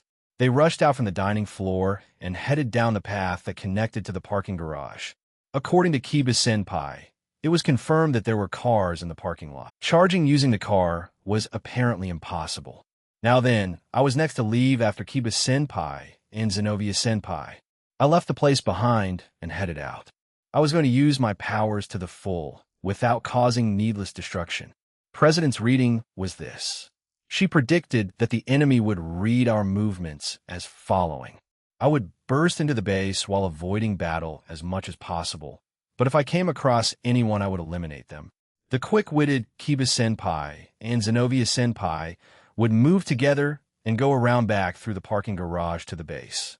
There they would disturb the enemy's formation and attract the attention of the enemy. Everyone would temporarily pull out and then attack once again. President would also move out at this time. Since we didn't have a pawn, this was our strategy. President assumed that President Sona would read us like this, and so did the opposite instead. I was moving forward just as President Sona would predict. They would also receive an attack. But our true main offense was Kiba-senpai and Zenobia-senpai. It wasn't a diversion, but a genuine attack. Instead, I would be the feint. Since the opponent would aim at me and send out several assassins, President predicted that the area around the king would be short-staffed. Of course, assassins would also be sent after the parking garage group, but we expected that it wasn't secured that much and would be assaulted by Kiba-senpai and Zenobia-senpai. Meanwhile, we would aim at the king and claim checkmate. I had my cat ears and tail out as I read the flow of spirit around my immediate area. 2 people were heading towards me. At my pace, I will meet up with them in 10 minutes. While we had a time limit, we didn't need to rush and accidentally destroy the place. Above, Tuja-chan. We'll be attacking first. It was Saji-senpai. He prepared to attack me while positioning himself for a knee kick. Moreover, there was someone on his back. Dogon. I guarded myself with both arms, and the impact didn't hurt. It felt like a leaf slapping them. The both of them were surprised, but quickly recovered themselves. Jo, Koneko-chan. Saji-senpai had appeared. Next to him, the one who had been riding on his back was a girl. A member of the student council. I think she was a first-year student. She often acted together with Saji-senpai from behind him. Saji-senpai's right arm had a black snake wound around it several times. Its shape was different from before. There had just been a deformed lizard head there before. Did his sacred gear change? Wait, there was a black snake wound around on my left arm as well, and it was connected to Saji-senpai's sacred gear. He must have put it on me when he attacked before. I felt my power being sucked, but since I was much stronger than him, I barely felt it. Senchuredo gay. She found out already. Saji-senpai recoiled and confirmed my suspicions. The girl behind him shook her head in disappointment and smacked him on the head. You're not meant to confirm it for her, you doofus. Sona Citri Samus, 2 bishop retires. The voice of Astri-sama resounded through the raiding game field. Saji and the other first year looked surprised. Wait a minute, weren't they meant to confront Gasper-kun? Didn't President Sona predict it? How did they lose to? A new offensa. But to Gasper-kun, Gaspy is a lot stronger. He doesn't need to rely on his sacred gear. We were contacted and told that Gasper-kun's sacred gear was sealed according to the rules. As such, it was inevitable that he would use his vampire powers instead. He will change into bats and observe the situation within the store. This is what President Sonas thought. So he utilized our base. Your base? That was the grocery store. Saji continued further. First, one of our members moves suspiciously at the Citri base. Then Gasper Cohen, who was doing surveillance, would naturally be interested and follow them, you know? Then, when we showed more suspicious behavior, he would call the other bats he had launched and start to observe with several of them. When all the many bats had gathered, that's when it happened. If something happens to the bats when all of them are gathered, they revert back to Gasper's body. Near the place where the bats had assembled together was garlic, a vampire's greatest dislike. Our base is a grocery store on the first floor of the west side. There were large quantities of garlic left there. It was supposed to be easy to catch Gasper with that, but they didn't predict that Gasper would be as strong as the rest of us. No, they didn't underestimate him, they just didn't see him as powerful as the rest of us. He did perform well during our last raiding game. So why? We miscalculated. That's all anyway, we have to make up here. Sorry about this, Kaneko-chan. Ruruko, back me up. I want to help President reach the top of the raiding game world. She helped me during a tough time in my life. So, even if we're classmates, even if you're my senpai, you'll be winning this. Rumble. Rumble. W, what's happening now? The heck kind of aura is coming from you? Saji-senpai panicked and shot another line towards me, but the aura that I was releasing blocked it, and he didn't reach me. Seeing this, they both jumped back far away. Dwash. Don. Gun. Wa-arg. I had disappeared and reappeared in front of the other first year. I sent a Tuki-covered punch into her gut, and once she started to fall, I followed it up with a kick to the face. She crashed to the ground with minimal damage. She then disappears. Sona Citri-sama, 1 pawn, retires. I was already in my Nakomata level 2 since the start of the game. Saji-senpai, I know you and President Sona have dreams, but President Rias also has hers. We will be the ones victorious today. Dang it. He curses and shoots out another line towards me. I swiftly dodge it and close the gap between us. His eyes widen, a wide variety of emotions present in them. Don. Ga. I punched him 3 times with my fists infused in Tuki in the middle of his stomach, on his liver, and then on his face. The light in his eyes fades as he lost consciousness. Kaneko-chan, Saji-senpai, managed to utter before falling to the ground and disappear. Uoo. Saji-senpai got up. He was badly injured, but refused to retire. He was shakily standing on his own 2 feet and had a fearsome smile on him. I won't retire that easily, Kaneko-chan. I have a dream. It's also President Sona's dream. I want to see it happen. I won't fall yet. I haven't even done anything. Saji-senpai sent out his absorption line at me again. I dodged it swiftly and closed the gap between us again, but to my surprise, he was already swinging a hook at me. Don. I caught it with one hand and elbowed him on the stomach again. Goo-ha. Not yet. I won't fall yet, Kaneko-chan. I want to look cool too. I want girls to like me too. I want to be like Jin-senpai. He was about to fall, but stubbornly steadied himself again, clearly hurt, but that fearless smile was still on his face while tears streamed from his eyes. His sacred gear had already disappeared. AF. He ran towards me with his fist held high. Saji-senpai wasn't going down without a fight. I like this determination, senpai. But it's just a futile struggle. Don. I attacked the same spots again. This time he fell to the ground, completely out cold. Sona Citri-sama, 1 pawn, retires. You were really cool, Saji-senpai. I know you'll get stronger in the future. I think Jin-senpai will agree. I look forward and nod to myself. I need to keep moving forward towards our enemy's base Kibuyudo. It had been several minutes since the game had begun. Kibuyudo and Zenovia Corda entered the multi-story parking lot. We advanced forward while cautiously looking through the dimly lit parking lot. Because we had both encountered a lot of spies in our missions, moving forward like this was our strong point. I walked in front, and then, after I confirmed that there was no one hiding under cover ahead of us, I called back to Zenovia behind me for her to move forward as well. We repeated this many times and gradually advanced through the parking lot. The plan was to descend down the car passages on the 2nd floor and go down to the 1st floor. The elevator was also functioning, but we feared being attacked while we rode down. We had no choice but to advance with the most reliable method. We advanced down the passage from the 2nd floor and set foot on the 1st floor of the parking lot. There was a silhouette before us. Looking closely, It was a glasses-wearing girl with long black hair. I knew her. President Sona's queen, the vice president of the student council, Shinra Tsubaki Senpai. She held a naginata in her hand. That's right, I had heard that she was a naginata user, and she held a considerably high rank with it as well. How do you do? Kiba Yudo-kun, Zenobia-san. I knew that you would come here.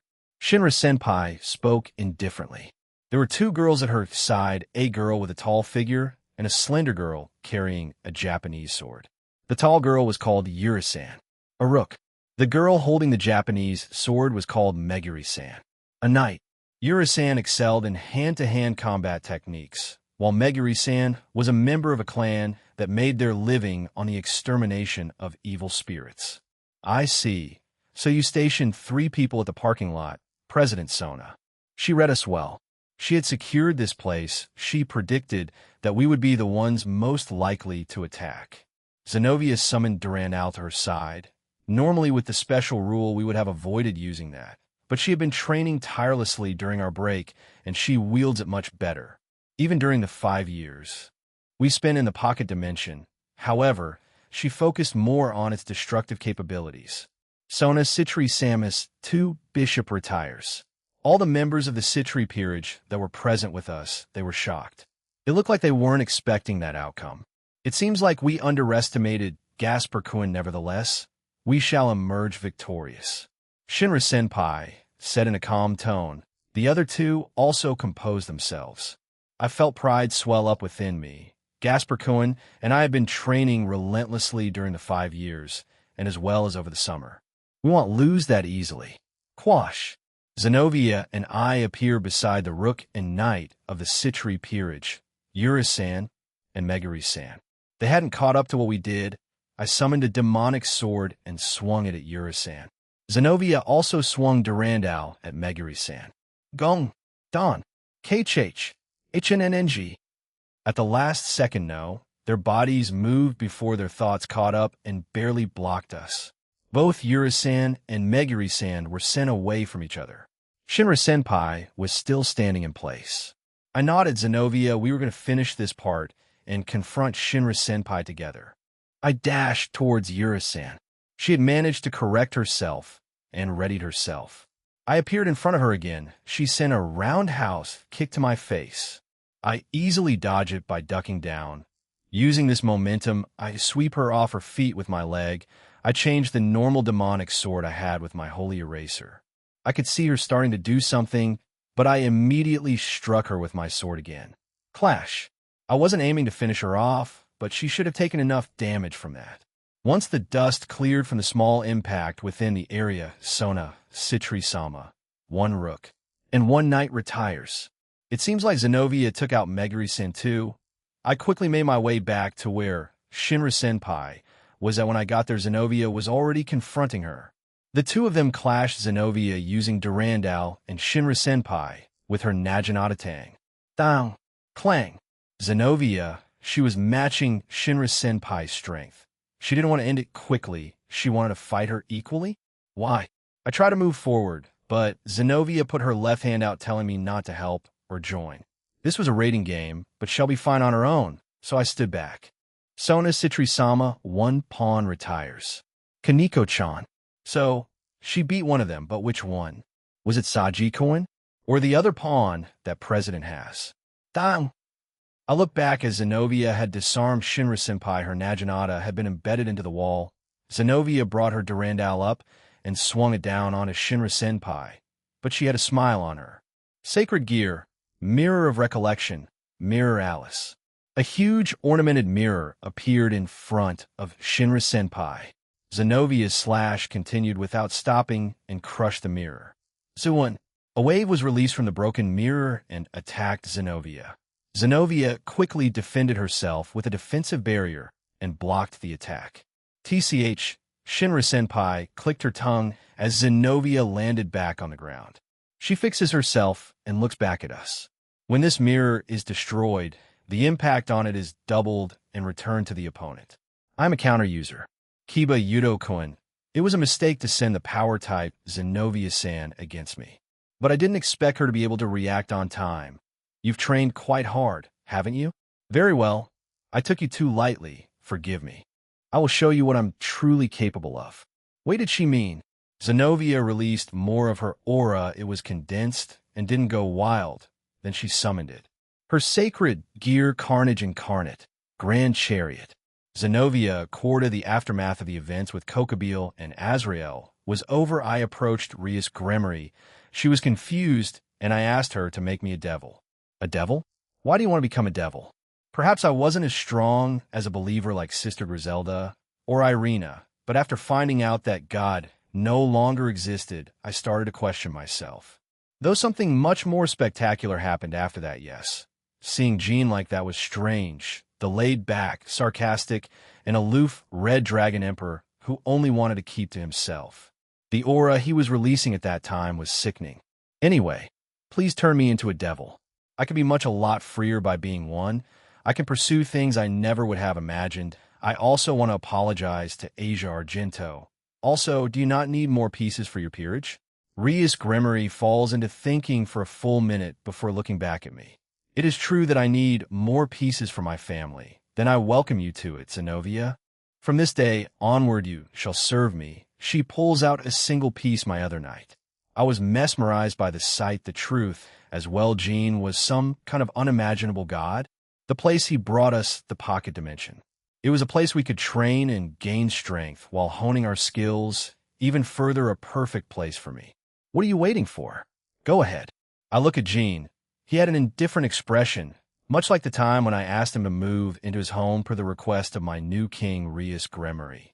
I would have thought he would be against it, but that he gave her and I the okay.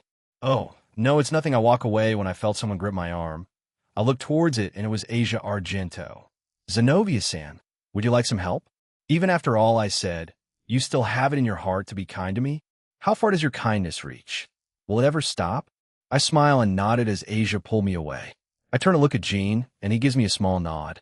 I still need to apologize to you, Asia. Yeah, you're giving this to me? WY? I think it will fit you. Your compatibility with it is quite high. Jean had approached me during our time in the pocket dimension. He offered to give me his sacred gear he created a few months back. He called it Carnage Incarnate, Grand Chariot. I take it. I know you can handle it, Zenobia. He put on my lap and left. I was just given something unimaginable, though knowing what and who he really is, then it isn't really that unbelievable. Is it? Many things have happened since then. Today was my first raiding game with everyone else. I had swiftly bested Meguri-san of the Citri group. She was a fellow knight piece. I had finished before Kiba Yudo, so I decided to confront the Queen Shinra, Tsubaki-senpai, by myself. I had been careless. I was nearly hit by my own attack, however, since I had held back, so the attack wasn't as lethal, but it did leave a bad taste in my mouth. I had heard from Scat Hackshish that Jean had held back against her in their duel, however.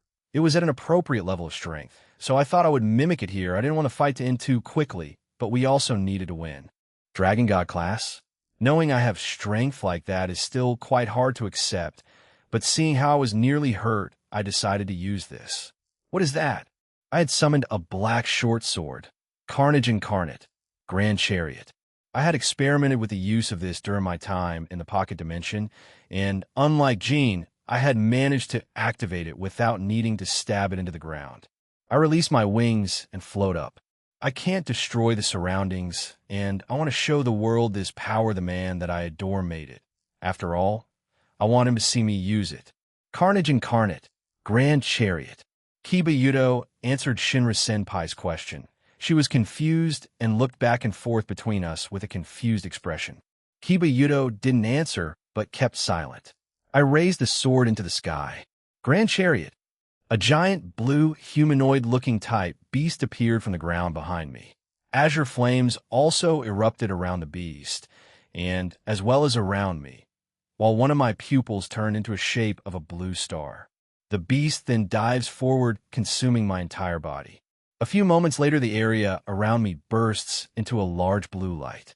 When the light disappeared, I was standing there covered in a black, full-body armor with a phantasmagoric defensive film in around my back.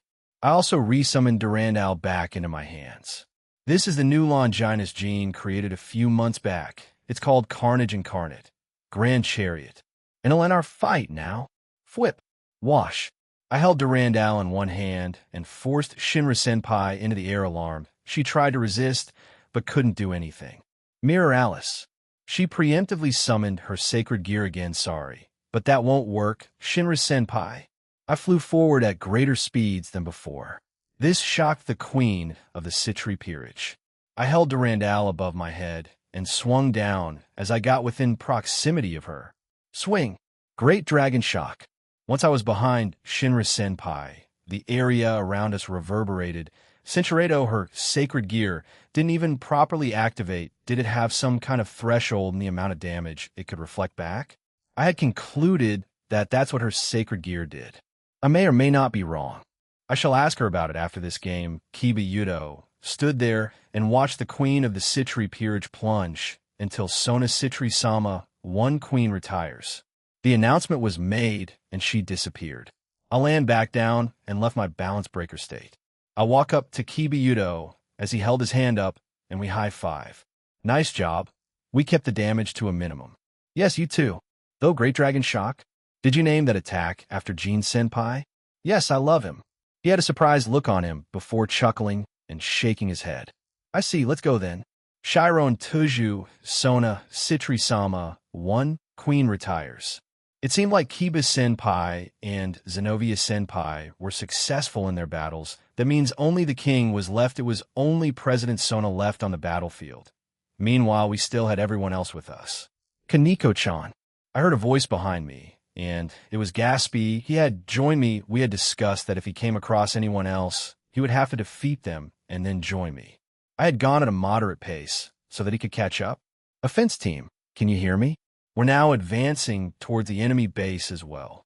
President Rios spoke through the communication device she had given us. I see. So President had finally started to move as well. The opening and middle stages were over, and we were heading to the last spurt all at once. After taking a big breath, I spoke to Gatsby. Let's go. He nodded, and we proceeded towards the final decisive battle. There was a place that looked like a central plaza in the center of the shopping mall. Surrounded by a circular bench, there was a clock pillar in the center of it.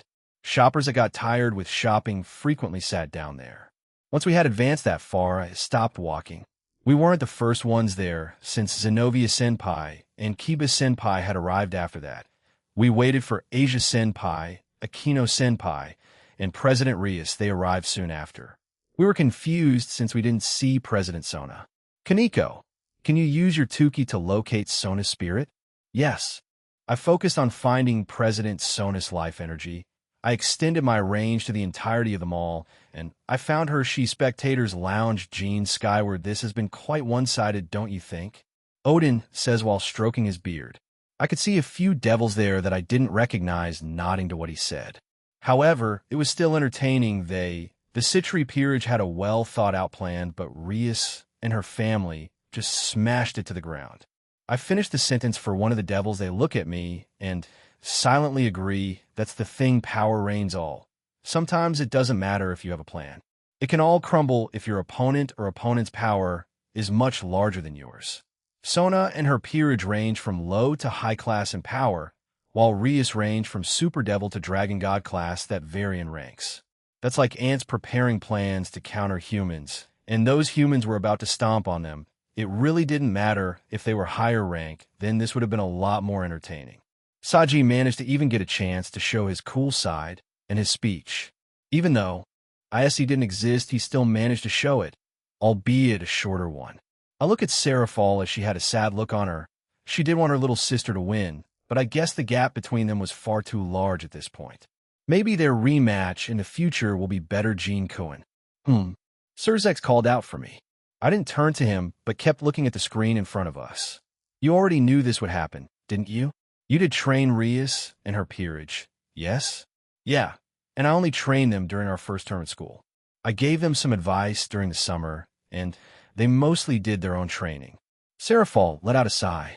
He did fight Sotan and her peerage before going to meet the Greek gods, so it wasn't all that unfair. They fought Draegshan. After all, right? I gave them a taste of what to expect through Draeg. The only thing left for Sona to do was train desperately and also come up with plans. Though from the results right now, it wasn't enough. Doom. Looks like it's settled. It's Sona versus the entire Grimoire peerage. She doesn't really stand a chance. Rias Grimoire President Sona is on the roof of the department store. Kaneko answered me, and I turned to my peerage. They nodded back at me, and we made our way there. If all goes well then after confronting Sona, this will be our second win in a rating game, even though it was mostly one-sided. Everyone fought well. I think the deciding factor was when Gasper defeated both Sona's Bishop S. It didn't take us long to reach the roof of the department store. The sky outside was white, empty of anything, because it was within the space of the game. Our remaining 4 members had gone there. In front of us was Sona. She turned her gaze towards us and smiled bitterly. I then asked, Sona, why on the roof? The king must survive until the end. That is the duty of the king. If the king is taken out, the game would be over, right? Yes, I didn't question the profoundness of that. I did not expect Gasper Cohen to win against both my Bishop S. That was when I started to doubt my own plans. Perhaps I should have made more plans. Did you know we fought against the Welsh dragon Drake? Yes, I know of it. Jean told us after he came back from Greece. I nod, and Sona let out another bitter sigh. The battle between best friends started. An aura of water gathered around Sona and gradually formed something. This was no ordinary amount of water. Looking at it, the water seemed to be collected from everywhere within the department store. As expected of the Citri family, whose specialty is water magic. I had heard that the older sister's specialty was ice, while the younger sister's was water. In my magic, I carried my own power of destruction, an attack that destroys the opponent. Without hesitation, I fired magic bullets at my friend Sona Citri. The number of bullets was endless, like that of a machine gun. The bullets were only about the size of a softball, but I could feel the magic of high purity in each shot. It seemed that the results of my own training were showing. I wasn't attacking showily because of the rules. I had confidence in my control, so I decided to make quick work of this. Zabayan. Sona manipulated the water and made it into a wall, stopping my attacks. The instant that my magic hit, the water was also annihilated, but because she was gathering it from the entire building, it was unlimited. Now then, Rias, I shall thoroughly display my water techniques to you. President Sona transformed a large amount of water with magic. This turned it into many hawks that flew in the air, serpents that slithered on the ground, valiant lions, wolves that herded together, and several huge dragons as well. So, she can make this many different things at once. Her magic skill is even greater than before. She's trained a lot too, huh? Just as I wished for, Sona. Smiling fearlessly, I gathered a large amount of power of destruction and started to condense them into small bullets around and behind me.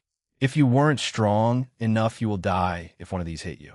Both of us excelled in the quality of our magic, but looking at it like this, I stood out in power while Sona stood out in technique. Both of us stood ready. Then, the two of us unleashed our attacks at each other at the same time. Resignation confirmed. It's Rias Grimoire Samus victory. Underworld Jean skyward, well done, Saji. I was sitting by Saji's bed in one of the recovery rooms. The raiding game ended not too long ago, and an after-party was being held by Surzex to celebrate another victory for her sister. I had left saying I wanted to speak to Saji. While he didn't have that epic showdown with Issei during the canon match, he didn't go down in one hit like his partner in this game. To some, it would have looked like an awful and pathetic struggle, but to me, after hearing it from his own voice during the sponsor party a few days ago, it looked pretty cool to me. Even when being beaten up by Chiron, he kept on getting up and struggling for his dream, for Sona's dream. I think that's admirable. But I lost. I probably looked so pathetic. That's not true, Saji Cohen. From the door was Surzex himself. Saji looked a bit startled as he walks over to us. He stands beside me with a smile. Surzex took out something and put it towards Saji. This is? Saji was nervously trembling. This is something awarded to the person who excelled and fought the most impressively in the raiding game. Surzex said that while smiling. However, I lost to Kaneko-chan. This isn't a situation where I should be receiving this. Saji grasped the sheets of his bed in apparent frustration and regret. That's true. But Consequently, that battle with Kaneko Tuju was quite exciting for the devils watching. Even Odin, a god from the Norse mythology, was impressed by it. Surzek-sama took out a medal from the small box and pinned it to Saji's uniform. You shouldn't humble yourself. Even a devil like you can aim for the top. I'm happy that I can see promising young devils of the future. Devote yourself more. I have high expectations of you. Then, Surzek patted Saji's head. It's fine no matter how many years or decades it takes. Continue aiming to be a rating game teacher. At Surzek's words, Saji cried silently. His tears flowed down endlessly, and his face became disheveled. Saji, you displayed a gallant figure to a lot of people, because you fought a splendid battle. With that, Surzek started to leave the room. I added into the conversation Sona was brimming with a calm sense of pride. Sona is also surely happy that her prided servant had gained such a huge estimation. Saji fingered the medal on his chest, then wiped away his tears with his hand and nodded strongly. If it means anything, you really did look cool out there, man. Yes, thank you very much. I had left Saji to himself as he asked for some time. I was headed back to the party. As I entered, Rias and her peers were being praised to hell and back. Many were crowding around them. They were trying their best to answer to some questions being asked. They're quite excited, huh? Jean? Odin had joined me with Rosweiss behind him. I shrug and keep on watching from a distance. It's their night. After all, let them have fun. Will you be visiting us in Asgard again? You know, for the Alliance? I glanced at the old Norse god as he had a grin on him. Rosweiss just shook her head at him. Yeah, I will, unless you want to tell me the answer now. Huh, you'll have to wait until you get there, my boy. Now, where would the fun in telling you my answer now? Smack, smack. Odin let out a hearty laugh before smacking me twice on my back. There will be more gods that want to speak with you once you come back for that alliance. But do tell me when, since I need to gather them up. Sure thing. He smacks me again on the back before walking away while laughing and saying he'll be hanging out with some female devils tonight. HAA Rosweiss decided to stay and stood beside me. She was blushing, so decided to hold her hand that made her even redder. It hasn't been too long since our date, you know, hey Rose. We didn't get to speak much, did we? And no, how have you been? We'll be back in Asgard sooner or later, as well as meeting with your granny. And how about we go back to your hometown? Since he'll be setting up restaurants around the world, at some point, I want to branch out to supernatural realms too. That includes Asgard. But it's in a remote countryside. There really isn't much there, including jobs. It's fine. I can just bring that with me when I make it big. We can even get a 100 yen shop put there. I felt her hand grip my hand tighter. Her emotions were, oi. Rosweiss, come here. Even when he said he didn't need her, Odin called for her. Running our little moment, Rosweiss composed herself quickly. He'll get going, Jean. Goodbye for now. Yeah, this party won't last too long, right? A few days later, it was nearly the end of summer vacation. I, along with the Grimory group, were by the train station. The girls back at home called Rias and congratulated her. They said we would have another party at home. Well then, Jinkun, I look forward to the day we can meet again. You may return here at any time without hesitation. Think of the Grimory family as your own family. Rias' father said that as many servants stood behind him. Thank you very much. They'll do just that then. I was smiling bitterly, but Rias' mother, Vinalana, also affirmed it. Not all. Vinkun, please take care of Rias in the human world. Since my daughter can be so selfish, I worry. And mother, W, what are you saying? Rias' face turned deep red. Goo. Leave it to me, Vinalana. You am also being moved to tears. The future of my family is bright. Zeoticus was crying, and Vinalana sighed beside him. Wait a minute, dear. Isn't this where the father is supposed to retaliate by saying something like, I won't give up my daughter yet? Even if you say that, Jean Kuan seems to have surpassed my power already. So isn't it enough already? I think it will be fine even if I settle down soon. Please wait until Rias has graduated from high school, at least before talking about retirement. We won't be getting married anytime soon, you know, not until we both at least graduate college. Rias, send us a letter during your remaining summer holidays. Surzek said that while carrying his son Milikas in his arms. Astri was standing beside them. Yes, Oni-sama. You stay well as well, Milikas. Yes, Riasne-sama. We had boarded the train and were giving our last farewells to Surzex and the others from the window. Since we had already done our homework at the start of summer, we could just take it easy. They'll also be surprised to see Irina and Griselda there, since I hadn't mentioned them moving in. I also had Surzex keep it a secret since I wanted to surprise them. Japan, Kuo Skyward Household, eh? Irina. Oh no, Grizzled. As soon as we stepped into the living room, Zenobia spotted her former exorcist partner and exclaimed loudly. She also spotted Griselda, who teleported in front of her and started to pinch her cheeks. Griselda had that smile on her as she looks at Zenobia. I mean Sister Griselda Ding. Who could that be? They'll get it, Jean-san. We all heard the doorbell ring, and Asia decided to get a Kia. We heard Asia scream, and I flashed step back ready to throw some hands. Asia Argento, we finally meet. Asia was bewildered, and my own rage was starting to come through. How did this degenerate get through the barrier? Oi! I came between them. But the mysterious, delicate man questioned Asia with a sincere expression. So, you've forgotten me. We should have met that time. Diodora suddenly revealed his chest and showed a big scar there. It was a deep scar. Asia's eyes opened wide when she saw that. That wound, could it be Asia? Let it go. This person was the reason you were exiled and kicked out of the church. Yes, my face couldn't be seen back then, but I'm the devil from that time. Asia became speechless at those words. My name is Diodora Astaroth. The time you weren't able to treat it to the point where a scar wouldn't remain, but my life was saved due to your sacred gear. I start to reach out to finish him off when Diodora, you're Diodora, aren't you? Rias appeared and recognized him. She looked a bit weirded out to see him here. Diodora reached for Asia's hand, but before he could boom, I stopped that real quick by increasing the gravity around him, bravado him down hard into the ground. His smug aura disappeared completely as he struggled to look up at me in shock. But he continued to speak. Hey, Asia, I came to meet you. I apologize that I couldn't greet YU at that meeting. But I think the encounter between you and I was destiny. I want you to be my wife. I love you.